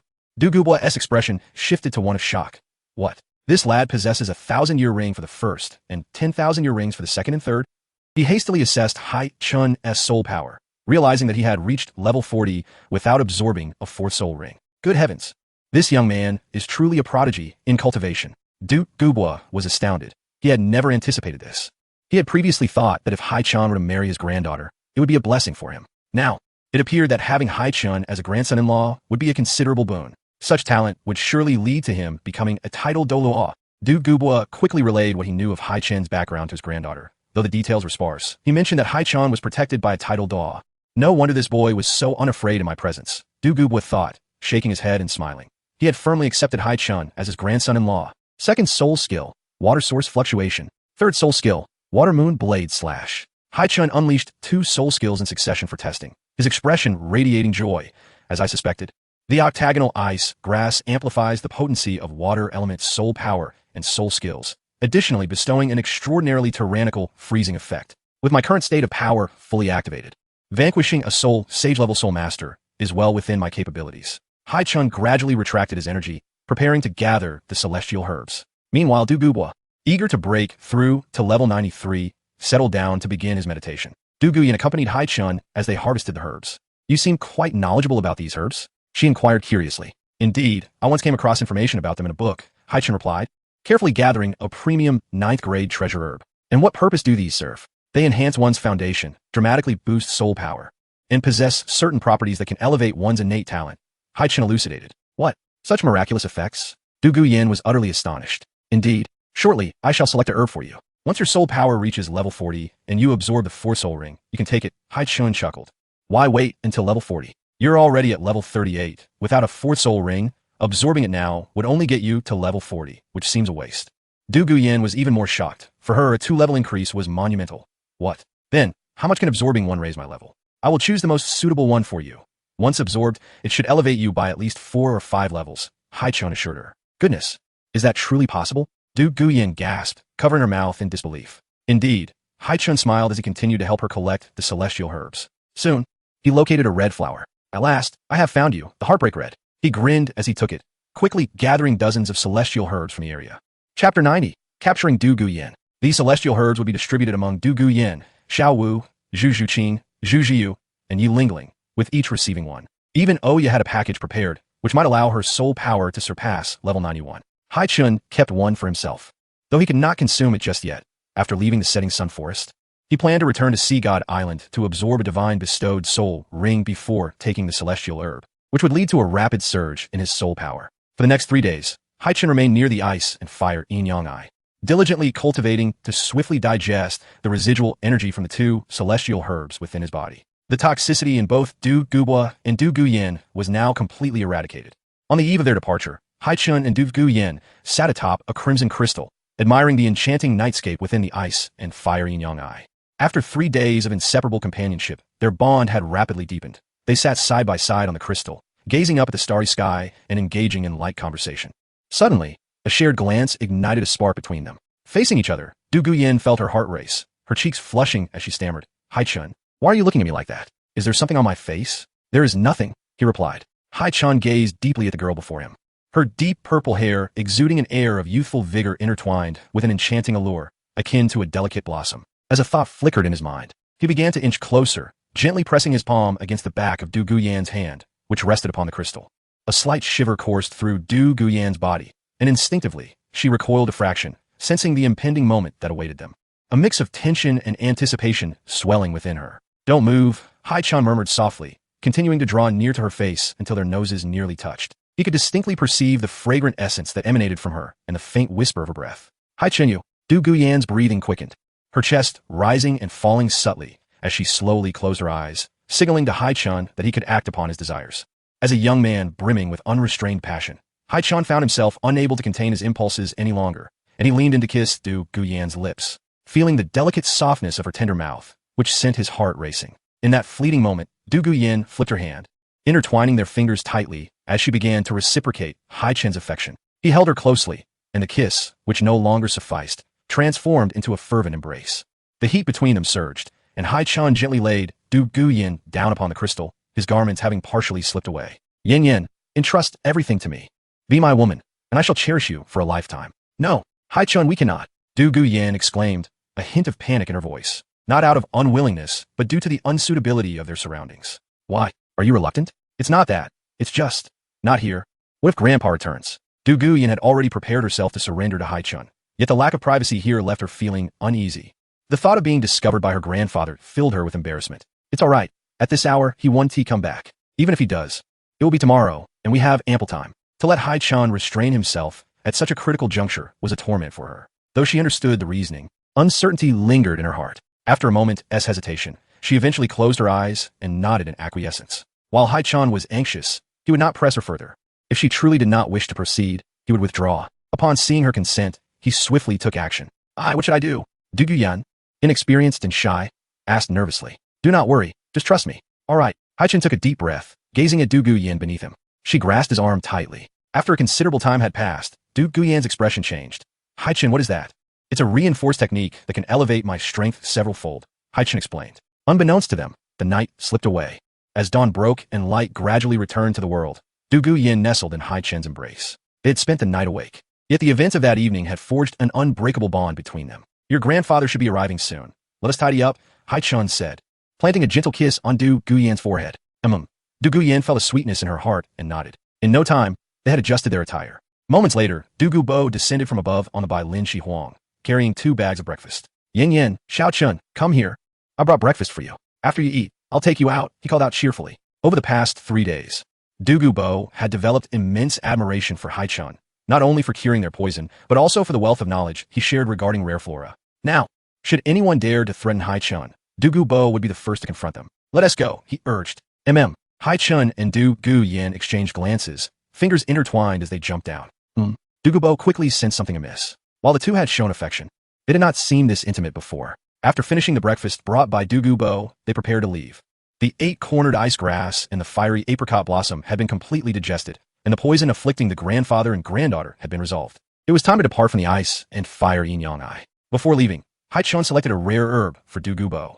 Now that Du Guyen had become his woman, it was only fitting as Du Gubo's position as a title Delo made him a senior figure in relation to Haichen. Having spent time researching the properties of the herbs, he found one particularly suitable for Du Gubo. He presented it to him. Senior Du Gu, this herb is called the rare banyan purple wisteria. Consuming it should help you break through to level 93 without issue. What? Xiaochen, are you sure? This single herb can elevate my soul power? Du Gubo's expression was one of excitement. Absolutely. Excellent. I shall consume it immediately. Dugubo promptly sat down. For years, he had been unaware of the effects of these exotic herbs, many of which were dangerously toxic, and thus he had avoided them. He never anticipated that one herb could possess such formidable properties. He swiftly ingested it, and soon, a surge of soul power enveloped him. With a thunderous crash, the immense wave of soul power erupted, and Dugubo's long-stagnant level 92 suddenly broke through to level 93. Ha ha! I, Dugubo, have made a breakthrough. My cultivation has ascended another tier. He felt a hint of approaching level 94, perhaps in 5 years. At most, he would reach that milestone. Overcome with joy, Dugubo laughed maniacally, his eyes glistening with tears. Haichen's presence had saved him decades of effort. No, even a century's worth of struggle could not have brought him to this height. Xiaochun, you are my benefactor. In the future, should anyone dare to threaten you, I will be the first to fight for you, Dugubo declared, embracing Haichen with fervor. Calm down, Senior Dugu. Haichen chuckled, realizing that from this moment onward, Dugubo would no longer be the weakest titled Delaw, and he now had a powerful ally by his side. Senior Dugu, Yin, shall we head out? It is time to return to the academy. All right, just a moment. Dugu Yin suddenly recalled something and quickly jumped onto the red crystal where she had spent the night with Haichen, taking a moment to tidy up the area. Her cheeks flushed with embarrassment, she ultimately left the ice and fire yin yang alongside her grandfather and Haichen. As for the iron block, it was a spontaneous idea from Haichen. The iron block could enhance the body, including every part of it, making him immensely formidable in that state and allowing for greater endurance in battle. The trio quickly exited the Sunset Forest, heading towards the direction of Heavendo City. Meanwhile, in the territory of the Heavendo Empire, within the Grand Hall of the Black Tiger sect, the sect master sat in his seat, radiating an aura of murderous intent, surrounded by several elders and power holders, all wearing grim expressions. Soon, a scout from the Black Tiger sect rushed in, kneeling with one knee. Sect master, have you found him? That boy, Haichen, who killed my son, Haichen, where is he now? The sect master seethed with barely contained rage. Sect master, he is in Heavendo City. He is attending the Royal Academy. The scout reported, trembling. Heavendo Royal Academy? Excellent. The sect master's expression darkened. Send 100 elite soul masters from the Black Tiger sect to Heavendo City. Bring this boy back to me. I want to torment him. I want him to wish for death. The wrath and roars of the Black Tiger sect resounded throughout the Grand Hall. Yes, sect master. After a prolonged interval, a multitude of over 100 high-ranking soul masters congregated in the plaza of the Black Tiger sect, each clad in dark attire. It was a day marked by rain, and the figures in black stood in orderly rows, their bodies drenched, exuding an air thick with murderous intent. One elder of the Black Tiger sect stepped forward. Everyone, follow me. Yes. The elder led the crowd swiftly away from the sect, heading towards Heavendo City. At this moment, Haichen had returned to the Royal Academy of Heavendo, where he informed Oya of his plans to return to Sea God Island. He presented her with the celestial herbs he had selected for her. Oya served as the guiding soul master for the purple level exam candidates on Sea God Island and was fortunate enough to be chosen by Poseidon to be among her inner circle. Under Poseidon's tutelage, she had also ascended to the realm of Title de Law. However, her innate talent was ultimately limited, and after reaching level 90, she had struggled for nearly a decade without further advancement. Though she had relinquished her pursuit of improvement, Haichen knew that she still yearned for greater strength. After consuming the celestial herb, her soul power successfully elevated to level 91. For most celestial herbs possess the effect of solidifying one's foundation and enhancing cultivation potential. Given Oya's relatively youthful age, it should not pose a problem for her to reach nearly level 94 within her lifetime after consuming the herb. Sistiuya, prepare yourself. We shall return home tomorrow. All right, I will coordinate with the other instructors to temporarily delegate the class training, Oya replied. Then I shall notify them. Haichen nodded and departed from Oya's residence. This return to Sea God Island was primarily aimed at absorbing the divine bestowed soul ring and assessing his physical limits. Moreover, a crucial task awaited him, to complete the first trial of the Sea God 9 trials. The assessment for soul masters on Sea God Island spans a decade, and over 6 years had elapsed since Haichen commenced this evaluation. Additionally, he intended to bring along his chosen companions for cultivation, enabling them to accelerate their growth under the light of the Sea God. They too were members of the Royal Academy of Heavendo, and their strength enhancement would greatly aid him in his quest for victory. One by one, Haichen notified Du Guyen, Xiao Wu, Zhu Zhuqing, Zhu Zhuyu, and Yi Lingling. On the following morning, Haichen prepared a carriage at the entrance, and soon, Du Guyen, Zhu Zhuqing, Zhu Zhuyu, Xiao Wu, and several others arrived in succession. Why are you all here? Am I not allowed to come? What? Do you have the right to dictate? The 4 girls began to bicker once more. All right. Enough with the noise. Quiet down. Our journey to Sea God Island will take nearly a year. During this time, we shall live together and must strive for harmony, unity, and love. Haichen interjected, feeling a slight headache. This trip to Sea God Island provided a perfect opportunity to address their interpersonal dynamics. After a moment, the last to arrive was Yi Lingling, accompanied by Ning Rongrong. What a surprise! She has come too. Haichen frowned, as he had not invited Ning Rongrong this time. Yi Lingling approached Haichen somewhat bashfully and said, Haichen, may we bring Rongrong along? Yi Lingling found herself in a dilemma, for as top-tier support-type soul masters on the continent, she and Ning Rongrong had grown quite close. Akin to sisters. Last night, upon learning that Yi Lingling would be away for an extended period, Ning Rongrong had inquired about her destination. Upon discovering that Yi Lingling was headed to an island where one could rapidly enhance their strength, Ning Rongrong's curiosity was piqued, prompting her desire to accompany them. Since she is here, let us proceed together. Haichen waved his hand, turning to say, Get in the carriage. We depart. Yi Lingling and Ning Rongrong exchanged delighted glances as they followed Haichen into the carriage. Thus, a group of 1 man and 7 women set forth in the carriage, leaving the Royal Academy of Heaven Do en route to Sea God Island. In the distance atop a tall building, Ning Fengji, the Sword Daw, and Bon Daw Gurong stood by the window, silently observing as Haichen's carriage departed. Sectmaster, do you truly trust Rongrong to accompany this young man for training? Should we send someone to discreetly protect her? Gurong expressed his concerns. Haha, it is of no consequence, Ning Fengji replied with a faint smile. Chapter 92, Distributing Celestial Herbs to the Wives, Zhu Zhuyu's Soul Power Source. During the journey to Sea God Island, Haichen reviewed the current soul power levels of the girls in the carriage. Xiao Wu at level 36, Du Guyan at 38, Zhu Zhuyu at 31, Zhu Zhuqing at 29, Ning Rongrong at 29, and Yi Lingling at 35. Except for Du Guyan and Zhu Zhuqing, the others were at levels suitable for the consumption of celestial herbs. As for Ning Rongrong, Haichen had no intention of providing her with a celestial herb. As their relationship could not be classified as close friends, they were merely classmates. Were it not for Yi Lingling bringing Ning Rongrong along, Haichen would not have considered taking her to Sea God Island. Now, taking advantage of the travel time, he decided to distribute the celestial herbs. Haichen produced 3 celestial herbs, Xiao Wu, Zhu Zhuyu, and Yi Lingling. Each of you shall receive one. As he revealed the 3 herbs, which emitted a peculiar glow, the 6 girls gazed at them with curiosity. Wow, such beautiful herbs. These must be extraordinary items. Haichen, are you gifting us flowers? The girls, unaware of the true significance of the celestial herbs, mistook them for mere gifts from a boy to girls. Only Zhu Zhuyu's expression shifted as she scrutinized Haichen, pondering. So, he has indeed acquired celestial herbs? Though Zhu Zhuyu had not read Doloa continent, she resided in this world and had gleaned information through chat channels and other means, understanding that these herbs could significantly enhance one's soul power. She explained, These 3 are celestial herbs. Celestial herbs? The other girls turned to Zhu Zhuyu, intrigued. Yes, they are external substances that can solidify one's foundation and enhance talent, dramatically increasing soul power, Zhu Zhuyu stated coolly. What? The girls expressed their astonishment. Indeed, Haichen nodded. Zhu Zhuqing quietly fidgeted with her fingers, feeling a sense of disappointment, pondering why such valuable items were only given to Xiao Wu, Zhu Zhuyu, and Yi Lingling, while she was left out. Haichen quickly sensed Zhu Zhuqing's emotions and clarified. These celestial herbs can elevate your soul power by several levels. However, if one is close to absorbing the next soul ring level, such as at level 29, even the best effects can only bring one to level 30, thus losing the optimal benefits of the celestial herb. So, rest assured, everyone will have their turn. The timing simply isn't right yet. Ah, I see. I was overthinking it, Zhu Zhuqing reflected, her sense of disappointment dissipating. Now, I shall allocate these 3 celestial herbs. Zhu Zhuyu, your herb is called Water Immortal Jade Skin Bone. Besides the benefits you mentioned, it also possesses properties for beauty enhancement, making the skin more supple and smooth. Haichen handed her the herb. The Water Immortal Jade Skin Bone was not singular. Haichen had brought 2 of them, reserving the other for Zhu Zhuqing. The other girls cast envious glances at Zhu Zhuyu's celestial herb, as the prospect of beauty enhancement appealed to every girl wishing to appear more attractive. Next, Yi Lingling. You should recognize what this is. Yes, the 9-heart sea tang, Yi Lingling responded, having noted that this celestial herb resembled her martial soul, a 9-heart sea tang. Each soul master's martial soul originates from the myriad entities of Doloa continent, indicating that if one possesses this martial soul, then such a being or soul beast must exist in the world. No herb could be more suited for Yi Lingling than one that mirrored her own martial soul. Thank you. Yi Lingling shyly accepted the celestial herb.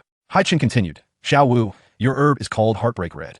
This celestial herb is quite special. It depends on whether you have the fortune to utilize it. There exists a poignant tale surrounding this flower.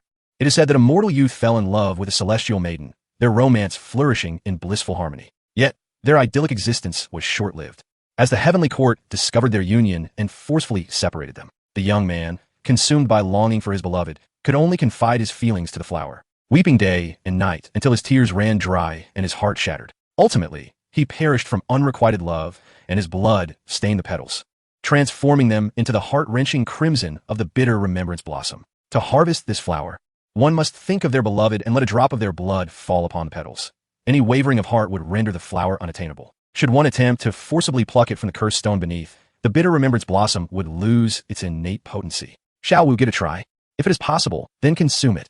Haichen emphasized the act of consumption. The bitter remembrance blossom is regarded as the pinnacle of divine herbs, the sovereign of flowers, possessing the power to transcend the natural order. To merely possess the flower without consuming it would be a grievous waste, for its mere presence could obscure Xiao Wu's essence as a spirit beast, rendering it undetectable even to most titled Delaw. If ingested, it might completely conceal her identity as a spirit beast. All right, Xiao Wu took the bitter remembrance blossom and, in accordance with Haichen's instructions, gently pricked her finger to let a drop of blood fall onto the petals. She then cast a deep glance at Haichen before closing her eyes. Memories of their shared experiences and moments flooded her mind, interspersed with fleeting images of other girls. However, Xiao Wu had long accepted the presence of other girls around Haichen, and those images quickly dissipated, leaving only his figure in her thoughts. Moments later, a resonance ignited between Xiao Wu and the flower, and she earned the flower's acknowledgement. Slowly, she opened her eyes, joy illuminating her face as she declared, "I did it." A smile crept on Haichen's face as he nodded silently. He understood Xiao Wu's heart. Indeed, now the three of you should consume your respective divine herbs, Haichen said, gently ruffling Xiao Wu's hair. Xiao Wu blushed slightly, and after passing the trial of the bitter remembrance blossom, she fully opened her heart, her gaze toward Haichen and the other girls now imbued with newfound warmth. Soon, Xiao Wu, Zhu Zhuqing, and Yi Lingling began to simultaneously ingest their divine herbs, settling down to absorb their essence. Haichen and the others waited quietly. An evident surge of soul power radiated from them, each interval marked by a ripple of soul energy, a manifestation of their breakthroughs. Their soul power levels rapidly escalated during the absorption process. Before long, after an hour had passed, Zhu Zhuqing was the first to complete her absorption. She slowly opened her eyes, exhilaration coursing through her as she sensed the transformation within her soul power. "How much have you improved?" Haiten inquit evilly. Zhu Zhuqing, unable to contain her delight, exclaimed, "I've reached level 77. My soul power has surged from level 31 to 38. What? Zhu Zhuqing, you've actually elevated by 7 levels. This result is astonishing," exclaimed Du Qiuqing, Du Guiyan, and Ning Rongrong, all astonished. 7 levels is indeed remarkable. Haichen, however, remained composed, as it aligned with his predictions. He checked the rankings, and, as expected, Zhu Zhuqing's standing had catapulted from obscurity to the second position on the heavenly leaderboard. The long-standing second, Huiyu, was now relegated to third. Before long, the World Chat channel erupted with excitement. What the heck? Who is this Zhu Zhuqing? I've never seen her in the top 100, and now she's suddenly second. No way. This must be some kind of cheat. How did she manage that? Come on, it's obvious. She must have consumed a divine herb to achieve such a dramatic increase in soul power. Wow, I'm so envious. I want to eat divine herbs too. You can go eat dirt.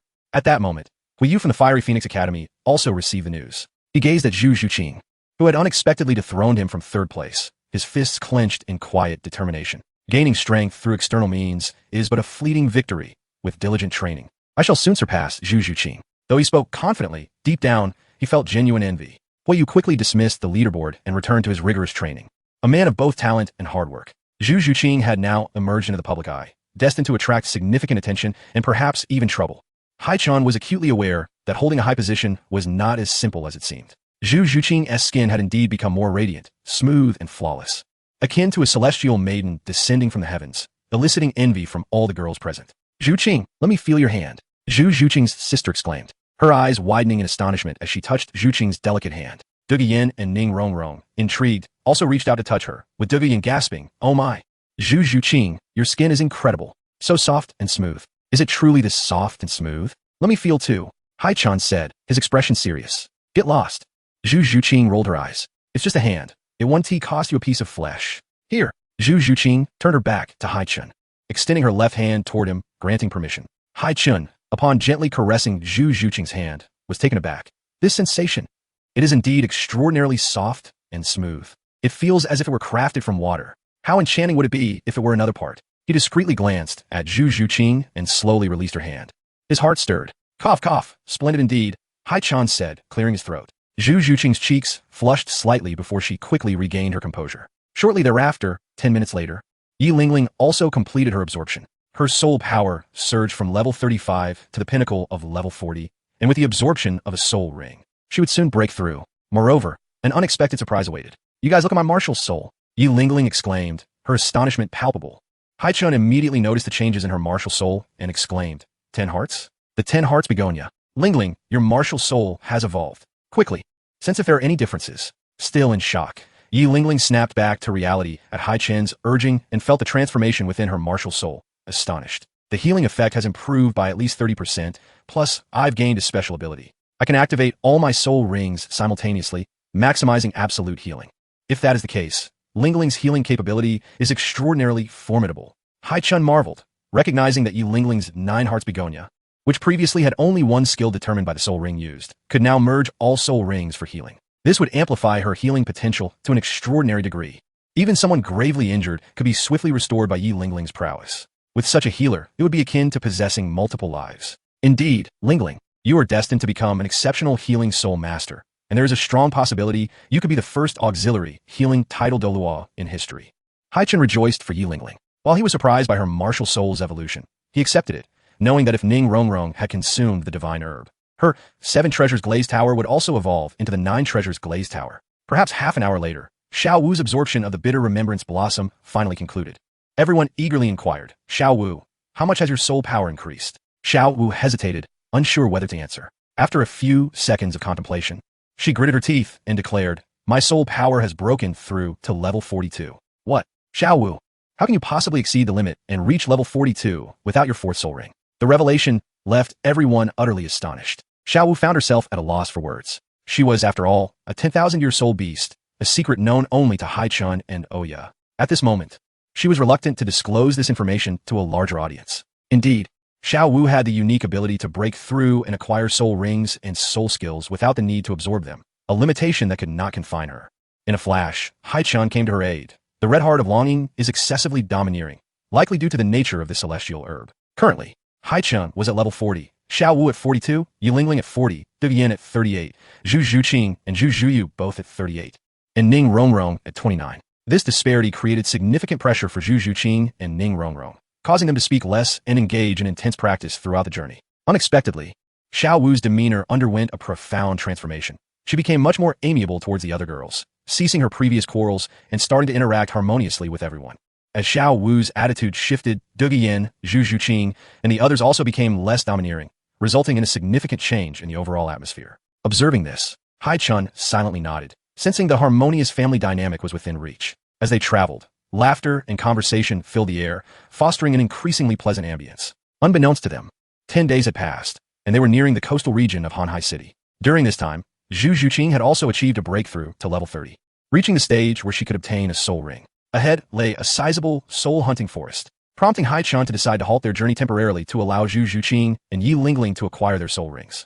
The most significant gathering place for soul beasts on the continent was the Stardow Forest. However, there were numerous other perilous locations, such as the Death Canyon, the Extreme North, and the Wind Valley. These areas were quite remote, with the Extreme North being home to the Ice Empress. Chapter 94. Xiao Wu no. I cannot be outdone by her. I want this too. Aside from these dangerous locales, the Soul Hunting Forest was the most populated gathering place for soul beasts within the territories of the 2 great empires. Throughout the continent, the Soul Hunting Forest could be found in many regions, each overseen by the Spirit Hall. In many respects, the soul beasts within the Soul Hunting Forest were essentially under the jurisdiction of the Spirit Hall. When a soul master reached the requisite level to absorb a soul ring, they could apply for a permit at their affiliated Spirit Hall branch. Those who possessed the permit were granted access to the Soul Hunting Forest to hunt soul beasts and procure soul rings. The Spirit Hall provided a safer and more convenient environment for the majority of common soul masters to acquire their soul rings. Moreover, the Spirit Hall treated common soul masters quite well, offering a stipend of 1 gold soul coin each month. It is worth noting that 1 gold soul coin could significantly alleviate a typical family struggle for basic necessities. The contributions of the Spirit Hall to the continent are unquestionable. They established an order within the soul master system and took on a portion of the responsibility for maintaining social order, even suppressing the nefarious actions of evil soul masters. Thus, Haichen held no aversion towards the Spirit Hall's influence. Regarding the future ambitions and actions of the Spirit Hall, he believed they could be viewed in both negative and positive lights, depending on one's perspective. It was akin to the tumultuous wars among ancient nations in Huagua, where the common folk suffered greatly, enduring cruelty, despair, and slaughter.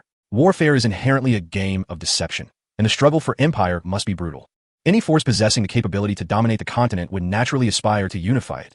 The Tiando Empire and the Xinghua Empire were no exceptions. Therefore, Regardless of how conflicts unfolded between the Spirit Hall, Tiando, and Xinghua in the future, Haichen wished to remain uninvolved. He only knew one thing. Whoever provoked him would face his wrath. Before long, Haichen and his companions arrived at a small town on the outskirts of the soul-hunting forest.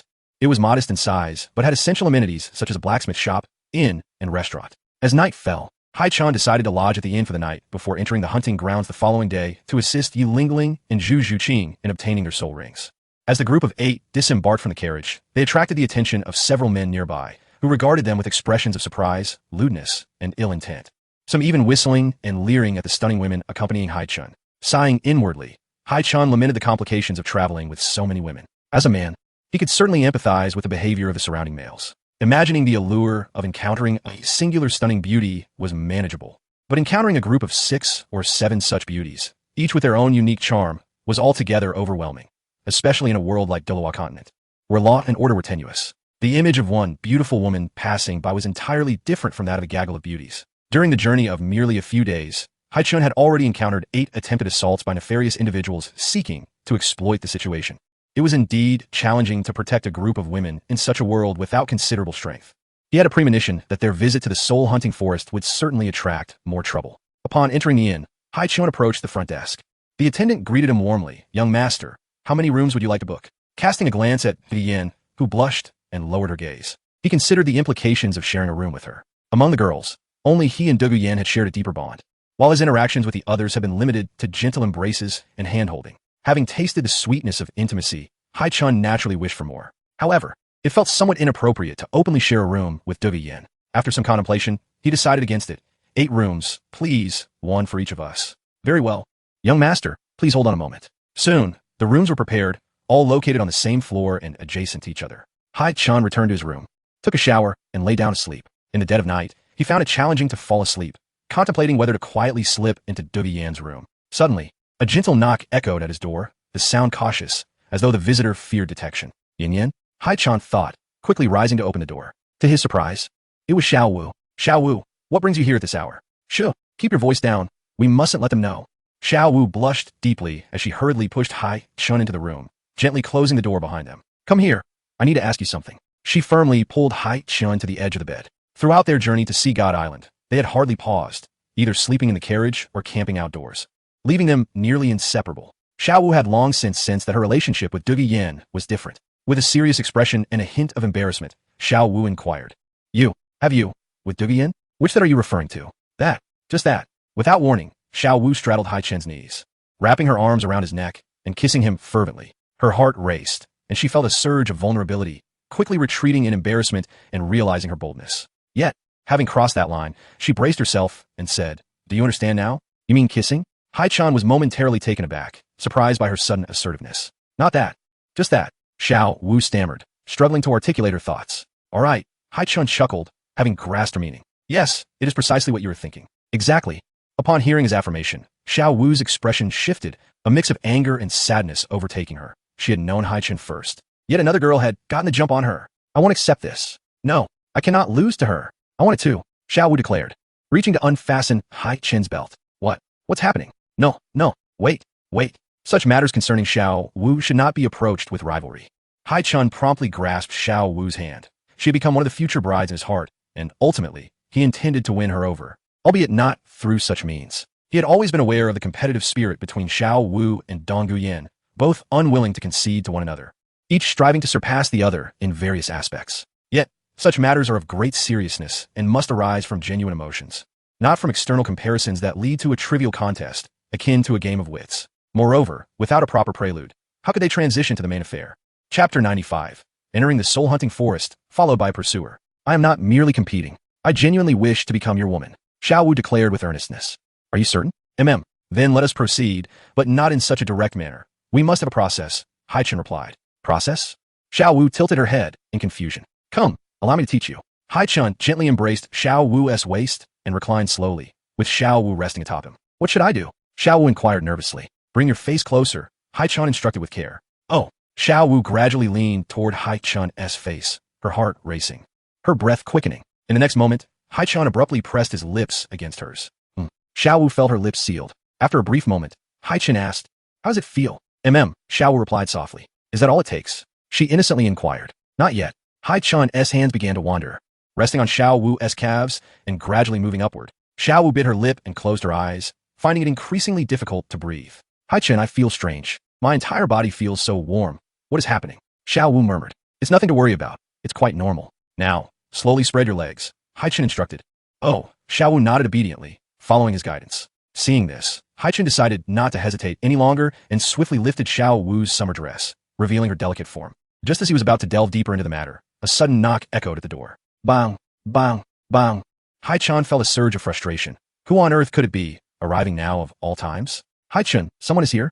Xiao Wu exclaimed in a flurry, not wanting anyone to discover her presence in Haichen's room at such an hour. Quick, hide under the covers. Oh, Xiao Wu swiftly nestled beneath the blankets. Haichen approached the door, only to find it was Dong Guyan. Well, this is delightful. A game of cards is about to commence.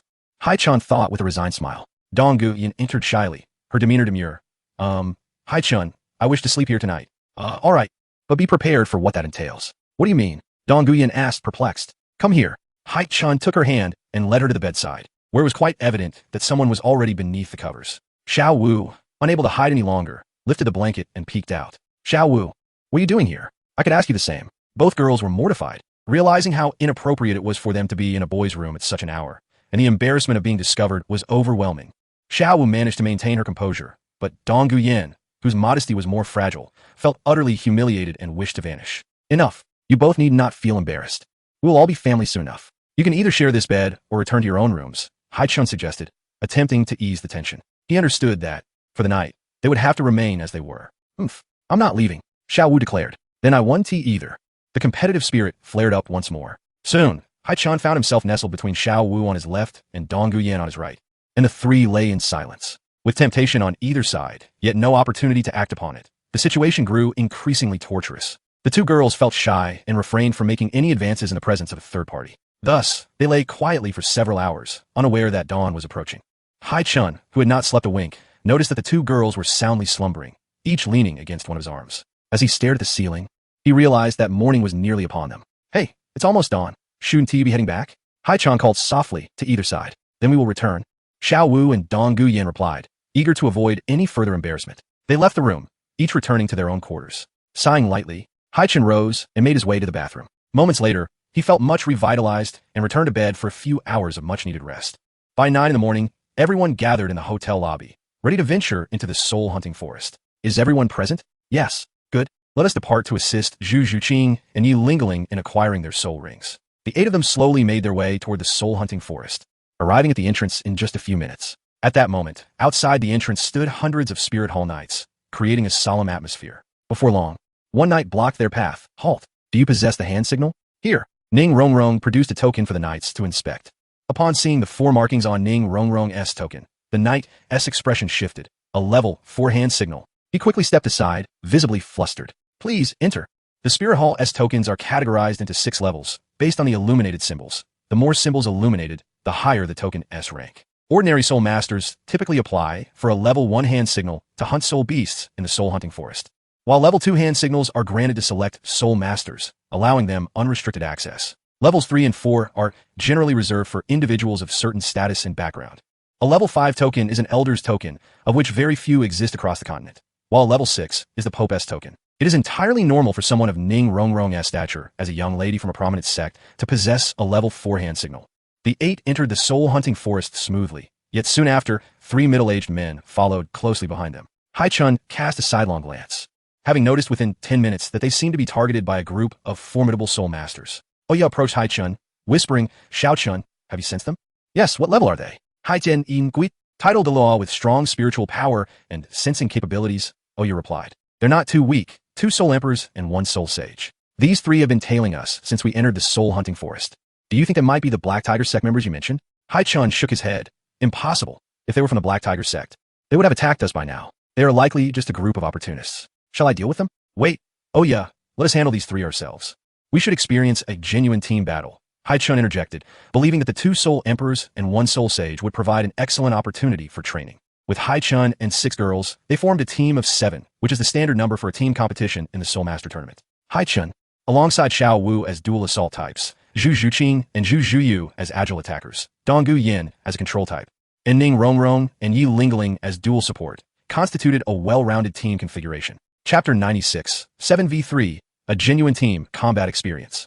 Haichen had initially planned to engage in a 7-person team battle at the Hanhai Soul Fighting Arena upon reaching Hanhai City to assess the team strength between himself and the 6 girls. Now, the 2 Soul Emperors and the Soul Sage presented an excellent opportunity for practice. Typically, team training at the academy involved light sparring, where everyone held back, leaving much to be desired. Only through real team combat could they truly demonstrate their collective fighting capabilities. Very well, let these 3 serve as a practice for you. I will observe from the sidelines. Oyo agreed. The internal strife within the academy's team is certainly untenable.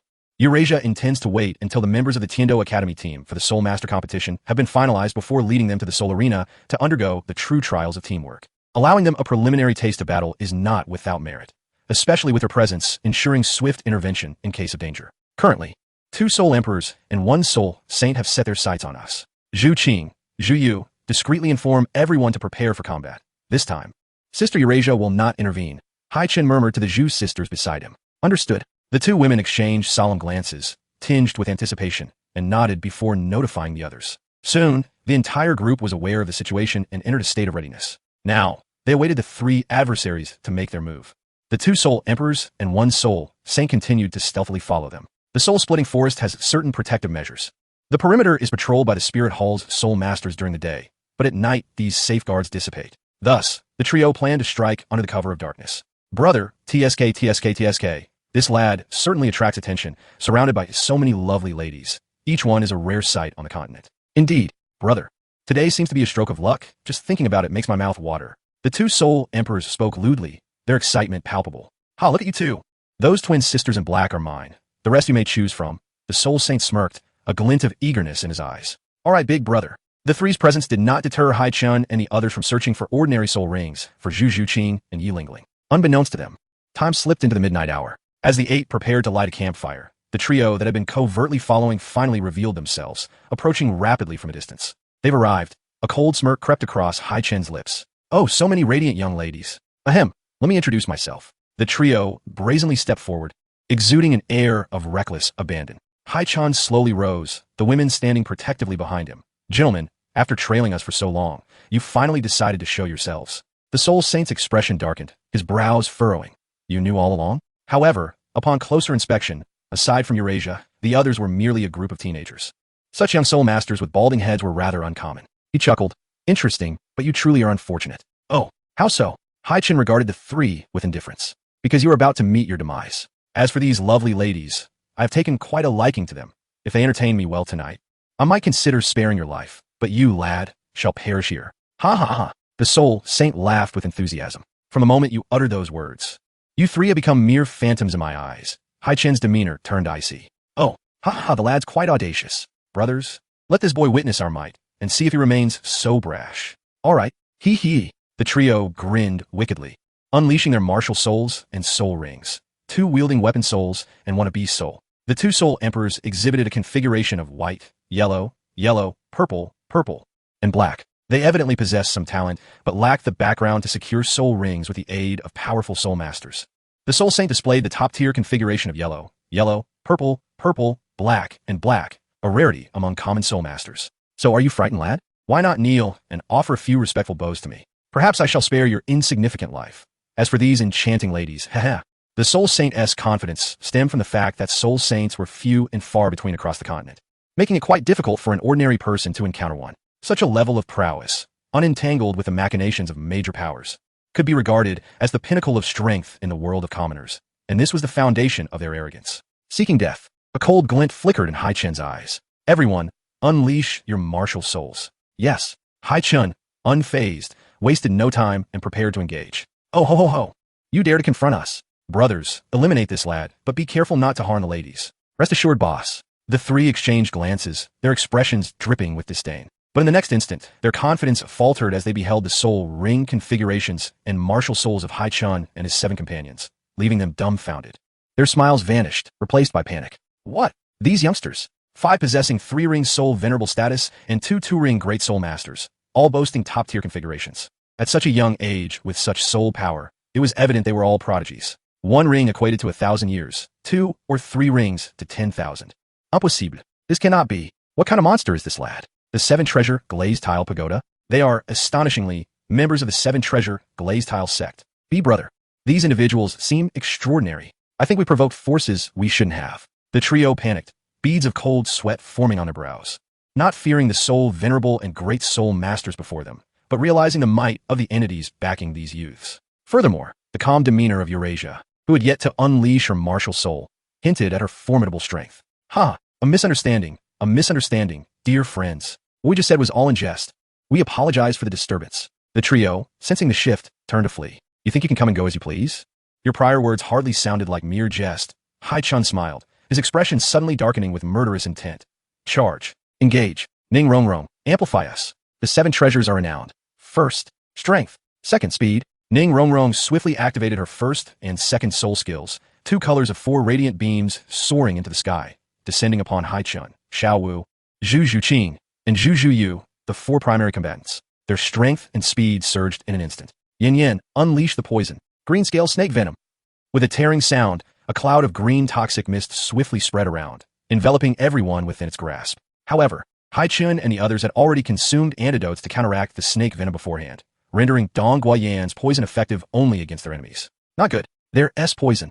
Breakthrough quickly. Chapter 97. Slaying the Soul Saint. Not good. Their S-poison. Breakthrough quickly. The trio panicked, hastily covering their mouths and noses, holding their breath to prevent the toxins from entering their bodies. Attempting to flee, block their path, Haichen commanded, orchestrating the battlefield. He led Zhu Zhuqing, Zhu Zhuyu, and Xiao Wu in a swift offensive. This time, with the team battle and the opponent's levels considered, they could be said to have a complete advantage over the other girls, ensuring the elimination of enemies while safeguarding their teammates. The core of teamwork lies in ensuring the safety of teammates while vanquishing foes. Victory must be achieved through collective strength rather than individual prowess. Thus, Haichen would not choose to confront the Soul Saint alone, allowing the three to deal with the two Soul Emperors. Even if they achieved victory, it could result in injuries or even fatalities among his teammates.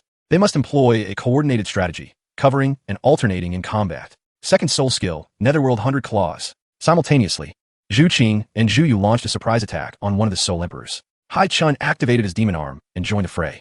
The seven engaged in a fierce battle amidst the toxic mist. Eurasia silently observed the unfolding scene. Within the toxic haze, the three adversaries dared not linger, desperately attempting to break free as the toxins began to silently infiltrate their systems.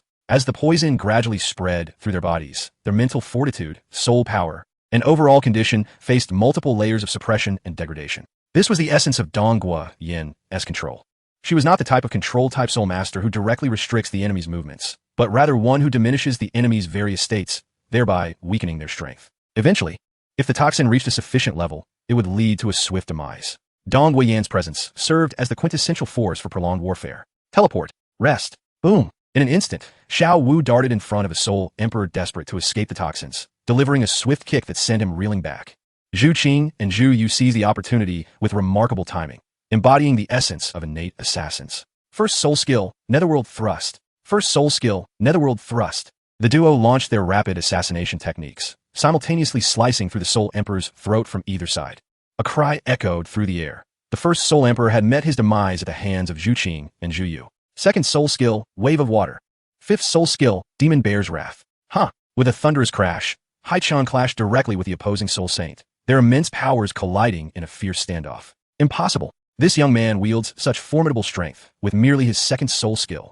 Thwack. Ugh. With a single strike, Haichen sent the Soul Saint flying. Simultaneously, the Soul Emperor charged at Haichen, launching his most potent attack. Sixth soul skill, Thunderous Blade Slash. A grin appeared on Haichen's lips as he directed his gaze toward Xiao Wu. In the blink of an eye, Xiao Wu vanished from her original spot, appearing before Haichen, who deftly sidestepped to the left. Fourth soul skill, Invincible Golden Body. Having reached level 42, Xiao Wu's fourth soul skill granted her absolute defense, rendering her immune to any attack below divine level for 3 seconds. With each 10-level increase, the immunity duration would extend by an additional second. The terrifying power of the Soul Emperor's sixth soul skill struck Xiao Wu yet failed to inflict any damage. Such was the nature of the Invincible Golden Body.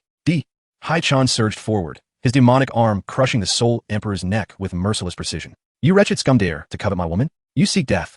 The quartet of Haichen, Xiao Wu, Zhu Yu, and Zhu Qing gradually approached the fallen Soul Saint, who had been incapacitated by Haichen's second soul skill. Nine Hearts Sea Begonia, Absolute Healing. At this moment, Yi Lingling initiated a healing spell, and within mere seconds, The quartet's vitality and minor external wounds were restored, their exhausted spirit energy returning to its peak. Seventh soul skill, true form of the giant bear, roaring with ferocious rage. The soul saint transformed into a colossal black bear, shaking the very forest. However, the poison from Duguyan had already infiltrated his system, coupled with the heavy damage inflicted by Haichen, leaving him in a weakened state. Everyone attacked together. Third soul skill, moon blade slash. Boom, boom, netherworld slash. Netherworld 100 claws. The trio of Haichen, Zhu Yu, and Zhu Qing unleashed their soul skills upon the soul saint. Seizing the opportunity, Xiao Wu executed her softbone technique. Behold, 8 strikes throw. Hey, bang, bang, bang. Once struck by Xiao Wu's initial blow, the soul saint found himself ensnared, being relentlessly kicked, struck, and thrown through the air until he was nearly lifeless. With a resounding crash, Xiao Wu delivered a final kick that sent the soul saint crashing to the ground, reverting him to his original form. Xiao Wu landed gracefully, gazing down at the soul saint with an air of arrogance. Haichen approached, his demeanor reminiscent of a deathly specter, as his demonic arm tightened around the soul saint's neck, lifting him effortlessly. I was wrong. Please, little brother, have mercy. The soul saint gasped weakly, his eyes betraying an overwhelming fear of death. I warned you. Once you uttered that phrase, you became a dead man in my eyes. You shall pay for your audacity. Haichen showed no mercy. Such individuals were a blight upon society. No. With a swift motion, the demonic arm crushed the soul saint's neck, blood gushing forth as he fell, lifeless. Haichen casually tossed the soul saint's body aside. We have triumphed. The tension eased for Zhu Qing, Ning Rongrong, and the others, especially Ning Rongrong, who felt utterly astonished, as merely a great soul master. She had never imagined that she could so swiftly collaborate with her teammates to eliminate 2 soul emperors and a soul saint. Though she recognized that Haichen and his companions were exceptional talents, the impact of the moment still left her in awe. This team is remarkably strong. Such was the unspoken consensus among the 7. Indeed, it appears that the team training sessions over the past couple of months have not been in vain. Today's battle showcased your impressive coordination, Oyer remarked as he approached. Exchanging glances filled with unspoken camaraderie, the 7 shared a genuine smile. However, a 7v3 battle differs vastly from a 7v7 encounter. The 3 opponents lacked significant teamwork, and they must not let this victory inflate their egos. In future Soul Master tournaments, they would face opponents well-versed in team combat, equipped with diverse strategies, skills, and formidable synergy. Everyone must strive harder. Yes, Teacher Oya, they all responded in unison. Yet, after this battle, Haichen felt a surge of confidence. He believed that when they returned from Sea God Island, they would dominate the Soul Master Tournament. Chapter 98. Return to Sea God Island. Absorption of the 4th Divine Gift Soul Ring. Given their current capabilities, Haichen was convinced that upon their return from Sea God Island, they would sweep through the tournament, even against the Spear Hall. Moreover, Ning Rongrong's presence undoubtedly bolstered the strength of the entire team. After a night's rest, they would continue searching for soul rings for Zhu Qing and Yi Lingling the following day. The group relocated a few hundred meters away, setting up camp and lighting a fire to spend the night in the soul-hunting forest. As dawn broke on the 2nd day, Haichen and the others delved deeper into the forest in search of soul rings. Around noon, they finally discovered suitable soul rings for Zhu Qing and Yi Lingling. After absorbing the soul rings, Zhu Qing officially ascended to the realm of a soul master at rank 30, while Yi Lingling entered the realm of a soul sect, her soul power soaring to level 41 due to the potent effects of the celestial herb. Having completed the absorption of their soul rings, Haichen wasted no time. They exited the soul-hunting forest and promptly set off for Sea God Island. Zhu Qing, you should consume the celestial herb, Haichen said, retrieving another water fairy jade bone from his bag. Thank you. Zhu Qing felt a surge of excitement upon seeing the water fairy jade bone.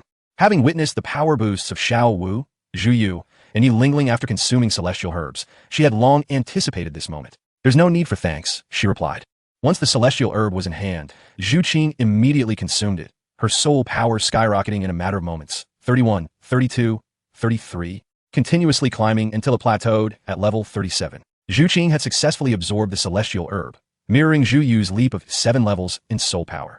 Haichen, my soul power has also increased by 7 levels. Eager to share her joy, Zhu Qing grasped Haichen's hand, her heart brimming with excitement. Indeed, trust me, once we reach Sea God Island, your soul power will soon surpass level 40, Haichen reassured her, gently caressing her jade-like hand. Wow.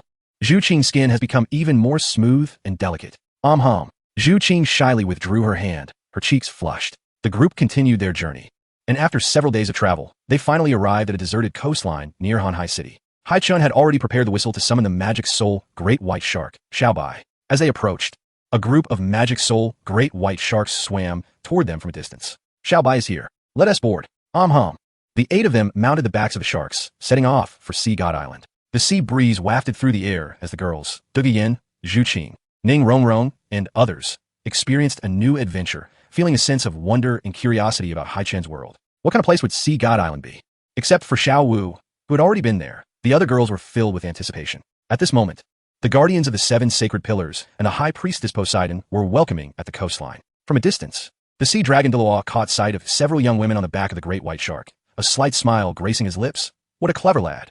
In just a few months, he has managed to gather even more young ladies around him. You truly have a knack for finding me daughters-in-law. Beside him, the sea which Xiao Su remarked, Brother Long, little Chun is not at all like you in this regard. The seahorse Deloa chuckled. How so? It's merely that Brother Long possesses a lustful heart, but lacks the courage. Oh, come on. The sea dragon Deloa rolled his eyes. Poseidon merely smiled helplessly in her heart at the sight. This child, Sister Cece. Upon reaching the shore, Haichen immediately rushed into Poseidon's embrace. The woman who had been by his side since he arrived in this world, accompanying him through the initial days of traversing the sea goddess light. Poseidon held a profoundly significant place in Haichen's heart.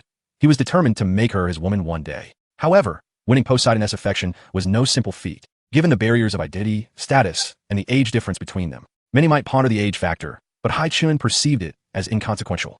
In the realm of ordinary human soul masters, lifespans barely exceeded a century, whereas for high-ranking title Deluos, it merely marked the beginning of life for a deity. Upon reaching the title Deluo rank, one's lifespan extends to approximately 300 years, and upon advancing past level 95, each subsequent level adds a century to their life. Thus, a title Deluo like Poseidon, at level 99, could expect to live for at least 7 centuries. As for deities, their lifespans are boundless. With 700 years, Poseidon had merely lived 1/7 of her life, which, in terms of an ordinary human lifespan, equates to only being in her teenage years. Therefore, when one's lifespan reaches such heights, age can no longer be regarded through conventional lenses.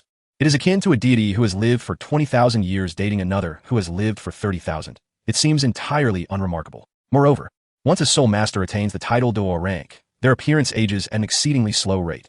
Poseidon still resembled a woman in her 30s. After exchanging pleasantries, Poseidon turned serious and said, Little Chun, you have just over 3 years left to complete your first assessment as the sea god. You must seize the opportunity. Sister Cece, I am aware. I am confident that I will succeed in my first assessment upon my return, Haichen replied, nodding with a glimmer of confidence in his eyes. Noticing this, Poseidon decided to check Haichen's current soul power, and with just a glance, she discerned that it had reached level 40, enabling him to absorb a 4th soul ring. Haichen, you have reached the stage of soul ring absorption.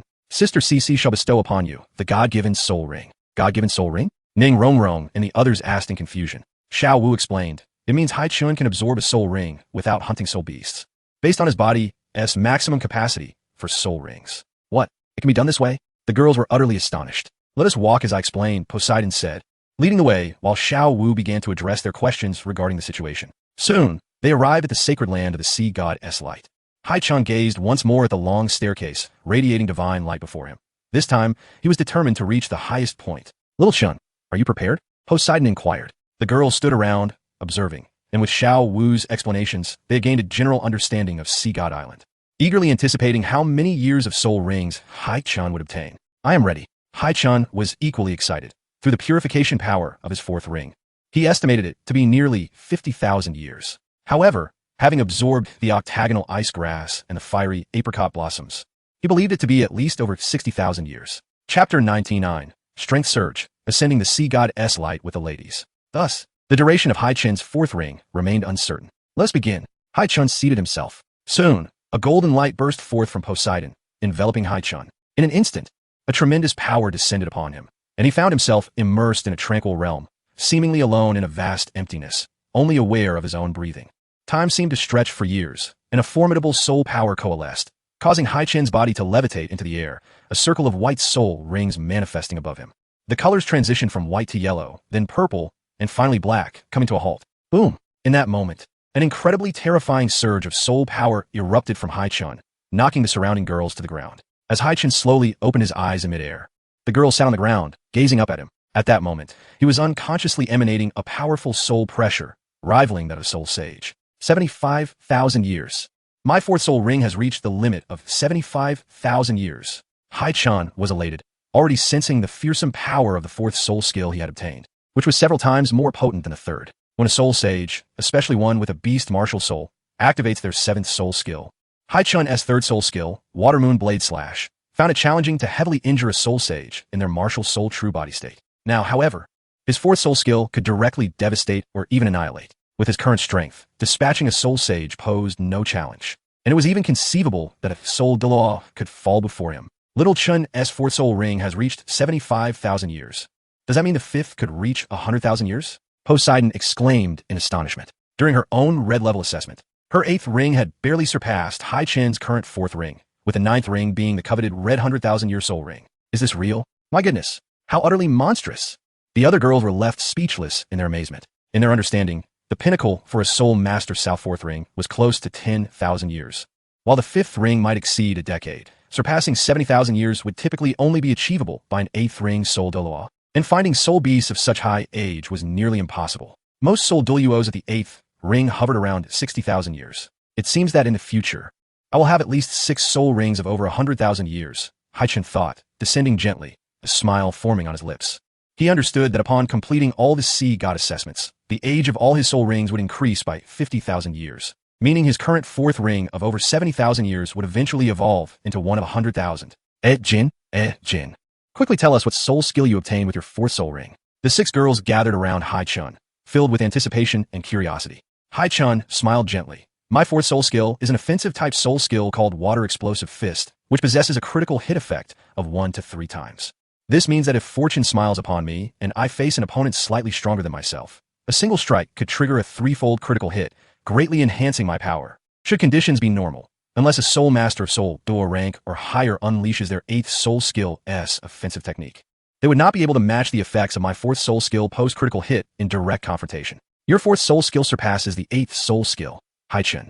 You are truly formidable. After all, the age of the soul ring speaks for itself. Haichen chuckled, feeling his soul power. Additionally, I broke through to level 43 during the process of absorbing the soul ring. What? Calm down. Absorbing beyond your level will always lead to a surge in soul power. Haichen had anticipated this, though he hadn't expected a direct increase of 3 levels this time. Due to the purification power, he could absorb beyond his level, albeit at the cost of some benefits typically associated with such leaps in soul power. Otherwise, it was unfathomable how his soul power could have only increased by so little over the years. Do you see that long staircase? Haichen gazed toward the sea goddess light, and the girls turned to look as well. Yes, 7 of them stood in a line, facing forward. This is the place I mentioned where we can rapidly enhance our soul power. For the time being, we will train here. However, since it is your first time on Sea God Island, aside from Xiao Wu, let me show you around the island for a couple of days before we return.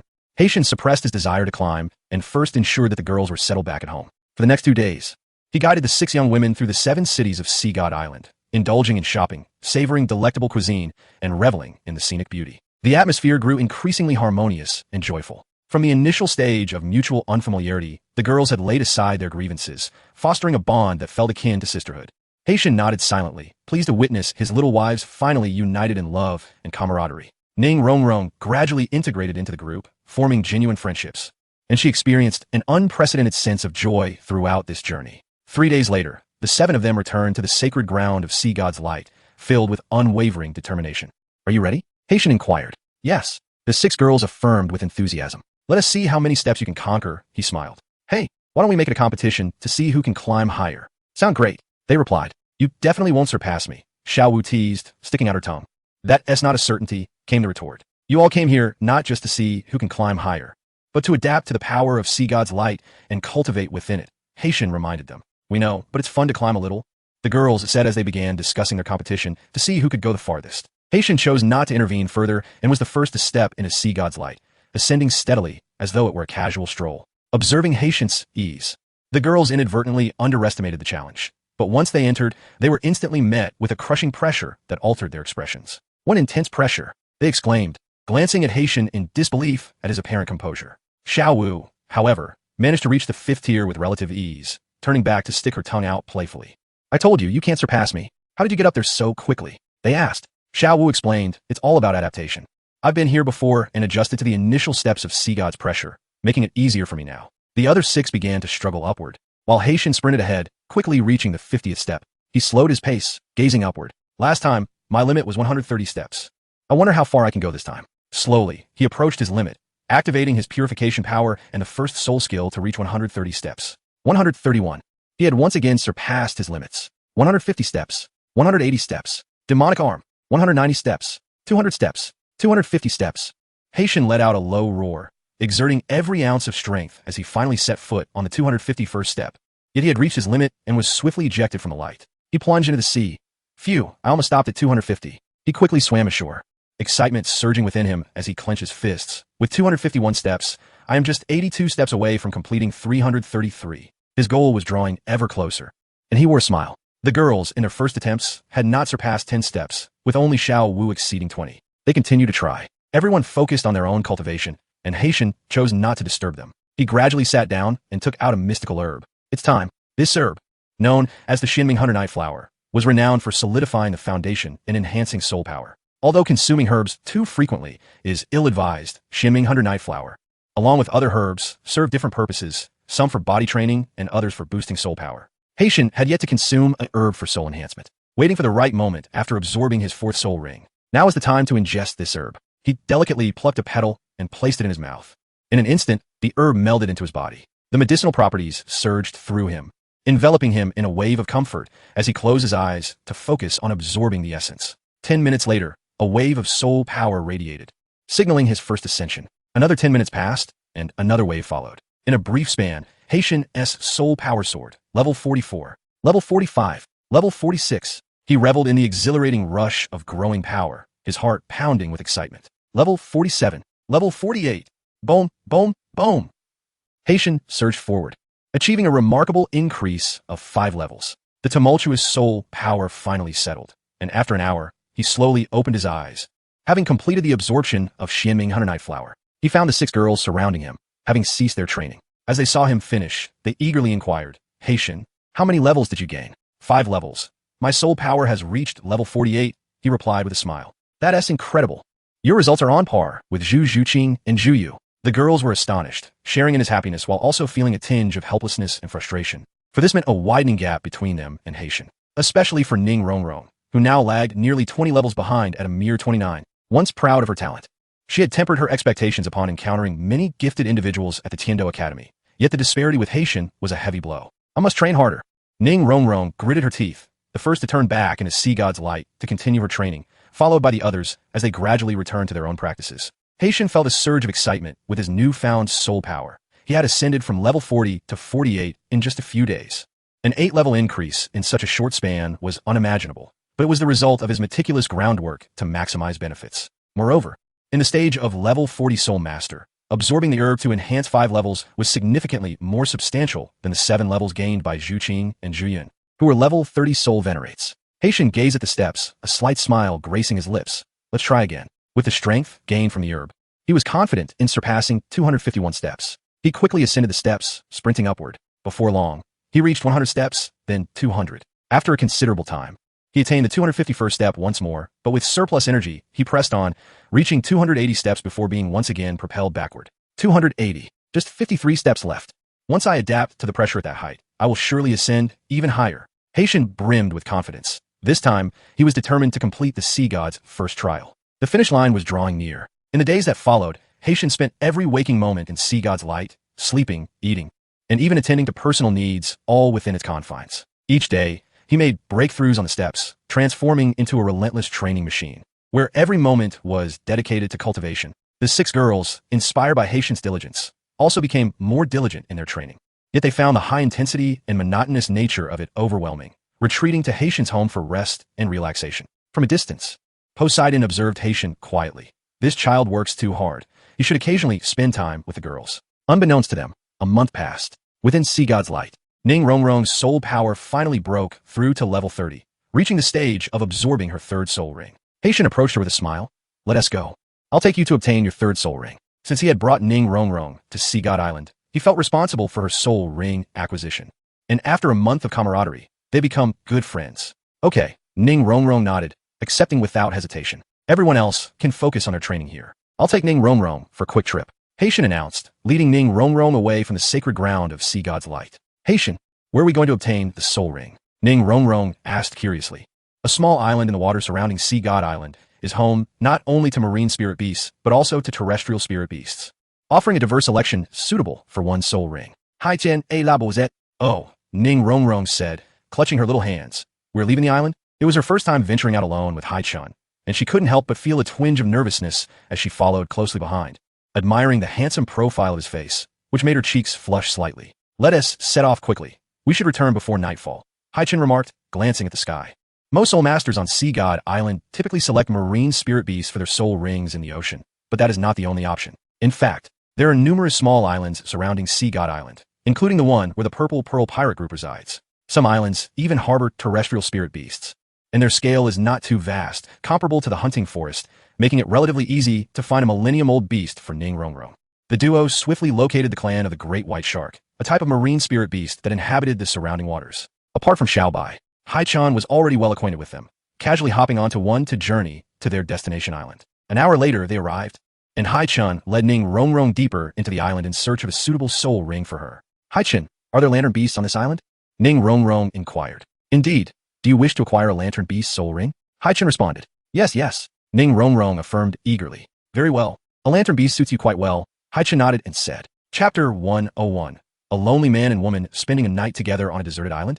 The lantern beast is a type of reptilian spirit beast, characterized by a long antenna on its head, topped with a round glowing orb. At night, it illuminates the surroundings like a lantern, hence its name. This spirit beast possesses a self-enhancement skill, and when a soul master acquires a soul ring, they typically assess its suitability through the unique traits of the spirit beast and its inherent abilities. By absorbing their soul rings, one is likely to gain the spirit beast characteristics and certain capabilities. The self-enhancement ability is particularly well suited for a supportive type like Ning Rongrong, indicating that she has already formulated a growth strategy for the soul ring she desires. Let us delve deeper into the island, Haichen suggested. The two made their way toward the inner circle of the island, where lantern beasts, being nocturnal creatures, would hide in their nests during the day and become active at night. Therefore, it was rather difficult to locate them during the day, but they would be easy to spot once night fell. As expected, after searching all day without success, darkness enveloped the island. It seems we may have to spend the night here, Haichen remarked, surveying the darkening sky. Are we really going to spend the night here? Ning Rongrong felt a flush of embarrassment. The thought of being alone with a man on a deserted island was daunting. What other choice do we have? Even if we are fortunate enough to find, hunt, and absorb one within the next couple of hours, it would be nearly dawn by the time we return to the beach. Ning Rongrong's heart raced as she contemplated the implications of spending the night with Haichen on the deserted island. Her mind began to wander, growing increasingly anxious and even a tad excited. Follow me, Haichen instructed. Where are we heading? To higher ground. Once it's completely dark, the lantern beast's antenna will glow, and from an elevated vantage point, we'll be able to spot any glowing moving objects, which will likely be the lantern beast. Haichen clarified. Oh, Ning Rongrong replied. The two ascended a peak, quickly reaching a high vantage point overlooking the jungle below. At that moment, the sky had turned pitch black, and Haichen meticulously scanned the area. Within seconds, he spotted a glowing moving object. Found it. Over there. Haichen pointed in the direction. Let us hurry down. Come here. Hold on to me, Haichen instructed. Huh? What do you mean? Ning Rongrong's expression shifted in surprise as her heart raced. Hurry. I'm coming. Ning Rongrong's heart fluttered uncontrollably. What did he intend to do? I'm not that kind of girl. Yet her feet instinctively moved closer to Haichen. Stop dawdling. Haichen grasped Ning Rongrong's small hand with one hand and wrapped the other around her slender waist, leaping from the peak in the next moment. Ah! Ning Rongrong shrieked in terror, tightly clutching Haichen's neck. Did you want me to hold you just to jump off here? What else did you think? Ning Rongrong felt a wave of embarrassment wash over her for overthinking. However, there was no time to dwell on that. Fear overtook her as she exclaimed. But that S so high. We could die. Don't worry, we won't die. Just hold on tight. Ning Rongrong clung to Haichen as they descended. And as they fell, he adjusted his grip, intending to carry her in a princess hold, but his arms inadvertently slipped between her legs, causing him to bump her head. Ouch! Haichen, Ning Rongrong bit her lip, letting out a shy sound. I'm so sorry. That was an accident. Haichen quickly adjusted his hold to secure her thighs, eyes focused on the ground as they approached landing. Moonstep. Boom. Haichen suddenly propelled himself, landing steadily. At that moment, Ning Rongrong's face flushed crimson, embarrassed by the intimate position they shared. Quickly, we should be just ahead. So embarrassing. Ning Rongrong stamped her foot, immediately following Haichen. Lucky us. It seems a 1,700-year-old lantern beast is close enough to the level you can absorb, Haichen remarked, smiling as he prepared to act. Ning Rongrong, enhance. Okay, 7 treasures glaze tile. First, strength. Second, speed. With the boost from Ning Rongrong, Haichen charged forward. Roar. The lantern beast sensed the impending danger and let out a fierce roar. Second soul skill, water wave. Roar. The lantern beast opted for a frontal confrontation with Haichen. Boom. Ultimately, it was brought down by Haichen's attack. He had restrained his strength, or else the lantern beast would have been obliterated instantly, leaving it barely alive. Ning Rongrong, come over and absorb it quickly. Ning Rongrong drew a cold weapon, rushing in to end the lantern beast's life. Focus on the absorption. I'll guard you, and nothing will disturb or harm you. Suddenly, Ning Rongrong felt a profound sense of security. With Haichen by her side, she felt remarkably at ease. She promptly sat down to begin the fusion of the lantern beast's soul ring within her being. During the absorption, tranquility and concentration were crucial, as 1,700 years was nearing her limits and posed a certain degree of danger, possibly prolonging the process. Soon, 2 hours passed. Ning Rongrong was drenched in sweat, her body trembling slightly, and her condition appeared dire. Could it be that she can't handle the 1,700 years?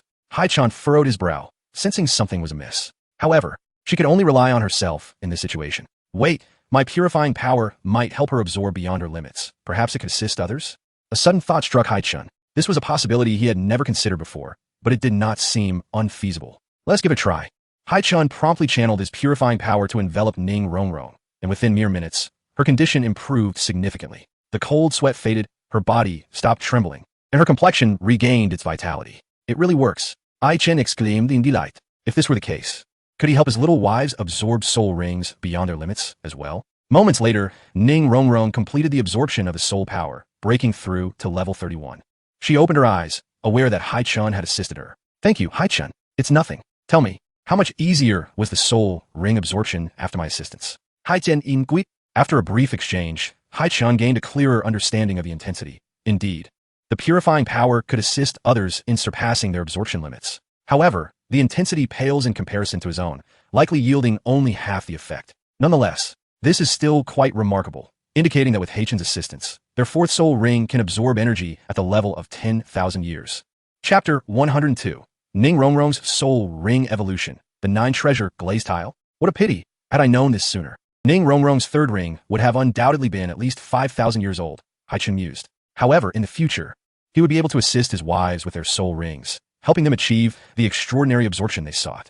The day was drawing to a close. So let us rest here for a few hours before returning, Haichen observed, noting the weariness etched on Ning Rongrong's face. As an auxiliary system soul master, her physique was lacking, and the uneven terrain of the island had drained her stamina. All right, the two settled down to rest. After a moment's hesitation, Haichen produced a rare herb and offered it to Ning Rongrong. This is called the Chihuahua tulip. You should absorb it. Is this for me as well? Ning Rongrong was momentarily taken aback, her heart racing with excitement and longing. She understood that the other 5 girls shared a different bond with Haichen, and she had been wondering whether he would bestow a precious herb upon her as well. She yearned for it, yet felt unworthy to ask for such a valuable item. Nevertheless, her heart had been brimming with anticipation. We are partners now, and we will be teammates in the Soul Master competition. Giving you one is no trouble at all. Absorb it, Haichen insisted, placing it gently in her hands. Looking at the herb in her grasp, Ning Rongrong felt a surge of exhilaration. Thank you, Haichen. Haichen smiled softly, silently sitting beside her. This Chihuahua tulip would not only elevate Ning Rongrong's soul power, but also facilitate the evolution of her martial soul from the 7-treasure glazed tile to the 9-treasure glazed tile.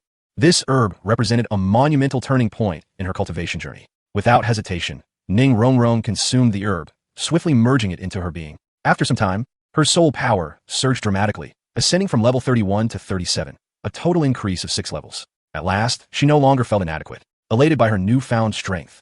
She was blissfully unaware that her 7-treasure glazed tile had already evolved into the 9-treasure glazed tile. Take a look at your martial soul, Haichen said with a smile. Oh my! Ning Rongrong gasped, her eyes sparkling as her body trembled slightly with excitement. She covered her mouth in disbelief. 1, 2, 3, 8, 9. My 7-treasure glazed tile has transformed into the 9-treasure glazed tile. Could it be that the Chihuahua tulip is the secret treasure that allows me to transcend the limits of my sect? In a moment of overwhelming emotion, tears welled in her eyes, spilling over as she exclaimed, Haichen, thank you. Without warning, she threw herself into Haichen's arms, knocking him to the ground, and pressed her lips against his. Though it was merely a fleeting touch of lips, it ignited a profound affection within Ning Rongrong for Haichen. Rongrong, Haichen felt a stir within him at that instant. I'm sorry. I was too excited, and I didn't mean to. Ning Rongrong's face turned crimson as she hastily released him and scrambled to her feet, straightening her clothing. Her heart raced, filled with anxiety, nervousness, and shyness. How could you have kissed Haichen? Oh heavens! Ning Rongrong, what have you done? How could you act in such a manner? So indiscreet. She chastised herself internally, feeling utterly embarrassed. It's all right, I understand. Your 7-treasure glazed tile can only accommodate 7 soul rings. But now that it has evolved into the 9-treasure glazed tile, it can hold 9. This is crucial for you, so it's only natural to be overwhelmed. Haichen reassured her, alleviating the awkwardness. While the 7-treasure glazed tile was a formidable auxiliary martial soul, it had a significant limitation. It could only absorb 7 soul rings. This meant that no matter how quickly they cultivated, their ultimate achievement would be capped at level 79, forever unable to break through to the next stage. Unless their martial soul evolved to the 9-treasure glazed tile. Ning Fengji, the sect master of the 7-treasure glazed sect, was currently stuck at level 79, unable to progress further. It was indeed a sad reality that the so-called number 1 auxiliary martial soul, the 7-treasure glazed tile, could not reach the titled Delaware realm. But now, Ning Rongrong had the opportunity, and her excitement was entirely understandable. Once we return, I will have my father repay you. I want to take your herb for granted, Ning Rongrong said shyly. No need for that. The 7-treasure glazed sect has nothing I require, Haichen replied with a smile. Dismissing her offer, the 7-treasure glazed sect might possess wealth and numerous soul bones, but most were only of the 100 or 1,000-year variety, with very few 10,000-year soul bones available. Let us rest for a few hours. We'll head back before dawn, Haichen suggested, closing his eyes to rejuvenate. Ning Rongrong quietly acquiesced. She was eager to share her joy at the evolution of her martial soul with her father and grandfathers, and felt compelled to ensure her father properly thanked Haichen. Stealing a glance at Haichen, who was meditating beside her, she found herself captivated by his handsome features. How strikingly handsome! Ning Rongrong's cheeks flushed again, causing her to shyly avert her gaze, only to furtively steal glances at Haichen's face once more. After that kiss, she felt utterly ensnared in the whirlpool of her emotions. Before long, exhaustion overtook her, and her body tilted before she finally succumbed to slumber, her head resting gently on Haichen's shoulder. Haichen opened his eyes briefly, glanced at her, and then returned to meditation. 3 hours later, the light began to return, heralding dawn's approach. Ning Rongrong awoke to find herself leaning against Haichen's shoulder, and she carefully shifted away, wishing not to disturb him. Just as she moved, Haichen spoke. Awake? Let us head back. Ning Rongrong felt mortified but feigned calmness. Oh. The two soon arrived at the shore, summoning a soul beast great white shark to return to Sea God Island. Haichen resumed his training in the Sea Goddess light, and before they knew it, 3 months had slipped by, marking their 4th month on Sea God Island. On this day, Duguyen finally broke through to level 40. Once again, Haichen led Duguyen out to acquire a soul ring, and having learned that the purifying power could assist others in absorbing beyond their level, he directly sought out a 15,000-year soul beast for her. Cautiously, he chose not to go too high, mindful of potential unforeseen issues. After absorbing the 10,000-year soul ring, Duguyen's soul power surged to level 42, making her the only one among the 6 girls yet to absorb the celestial herb. Haichen produced another herb for her. After absorbing it, her soul power soared to the pinnacle of level 45, on the verge of breaking into level 46. Haichen, my soul power has reached level 46. Duguyen nestled against him. Yin, now that this task is complete, shouldn't we attend to more pressing matters? Haichen suggested. Here, right here. Duguyen's face flushed. Indeed, there is no one around, so what is there to fear? Haichen gently pulled her into his embrace. Since that day, at the Eye of Ice and Fire, they had not had another opportunity, primarily because everyone had been together, leaving little room for privacy. Now that a moment alone had finally presented itself, both Haichen and Duguyen felt a rush of anticipation. As they leaned in, their lips met in a tender kiss. Before they knew it, dawn had arrived. Duguyen lay exhausted in Haichen's arms, beads of sweat glistening on her forehead as she murmured, Haichen, I can hardly keep up. Perhaps it's a case of practice makes perfect, he chuckled. Let's tidy up and head back. The two swiftly departed from the island. But on the way back, Duguyen appeared contemplative, nervously asking, Haichen, do you think I might? Silly, there is nothing to worry about.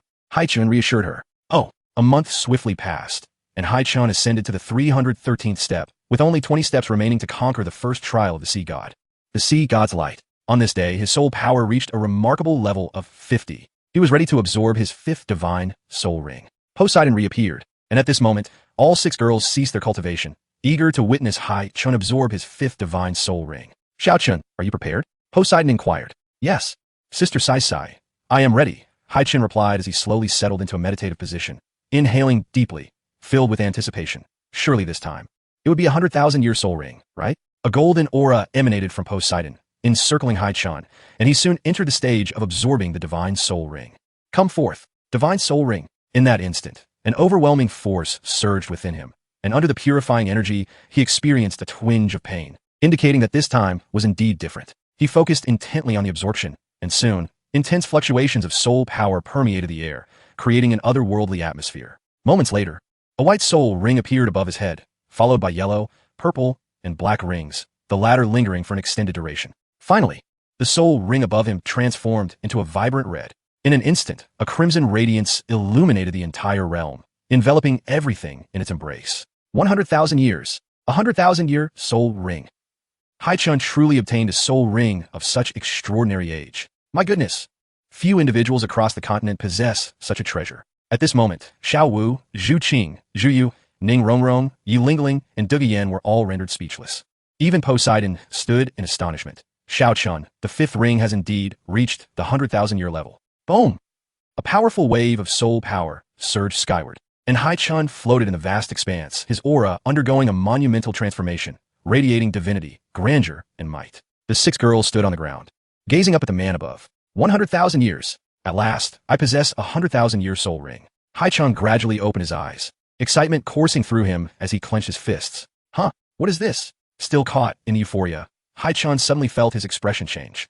He sensed the power of the external soul bone, the demon arm, shifting. In the next moment, the demon arm erupted uncontrollably from his physical form. Pain etched across Haichen's face as the demon arm manifested behind him, and he cried out in agony. Soon, two additional demon arms began to sprout from within him. The aura of the sea god clashed with the demonic energy, causing Haichen's expression to oscillate between righteousness and malevolence, a dark mist occasionally emanating from him. Enduring this state for a full 10 minutes, he finally came to a halt, and at that moment, his demon arms underwent a complete evolution. He no longer bore two arms, but four. My external soul bone, the demon arm, has evolved. Haichen recalled the introduction he received when he purchased the demon arm, which stated it would first evolve upon reaching 50,000 years. Now his external soul bone had attained that level. The power of the demon arm had intensified. Moreover, it was destined for another evolution upon reaching the 100,000-year mark. Haichen was elated, but little did he know, another surprise awaited him. At the same time, the mysterious shop unveiled an ultra-discounted item, a long-awaited offering. Could it be the divine weapon, the Star God Sword? Haichen hastily accessed the mysterious shop, yearning for the second divine weapon, the Star God Sword. To his dismay, it was not available, but the current ultra-discounted item was still enticing. Introducing the third ultra-discounted item, the 100,000-year Dragon Spirit Wisdom Skull. Original price, 50,000,000 soul coins. Ultra-discounted at 0.02 off. Discounted price, 1,000,000 soul coins. Ultra-discounted item, 100,000-year Dragon Spirit Wisdom Skull. Enhances mental power with a skill, Mental Shock, primarily targeting mental attacks, accompanied by a degree of physical damage. The stronger the mental power, the greater the skill's impact. Ultra-discounted item time limit, 2 years. 100,000-year Wisdom Skull. Finally, a soul bone has arrived. But the discounted price is still an exorbitant 100,000. Haichen glanced at his savings, which amounted to a mere 380,000. Thankfully, with a 2-year time limit, if he secured the championship reward of 500,000 soul coins in the Soul Master competition, plus an annual income of 100,000 for being the top of the heaven ranking, along with daily lottery draws, he would indeed have enough. Excellent. In 2 years, I shall possess a 100,000-year soul bone. A smile graced Haichen's face as he descended slowly. After absorbing the 100,000-year soul bone, his soul power surged by 4 levels, reaching 54, and he acquired a 100,000-year soul skill. The 6 girls inquired about the 100,000-year soul skill. Haichen replied, "My 5th soul skill is named Water's Annihilation Strike. It is a powerful area of effect soul skill.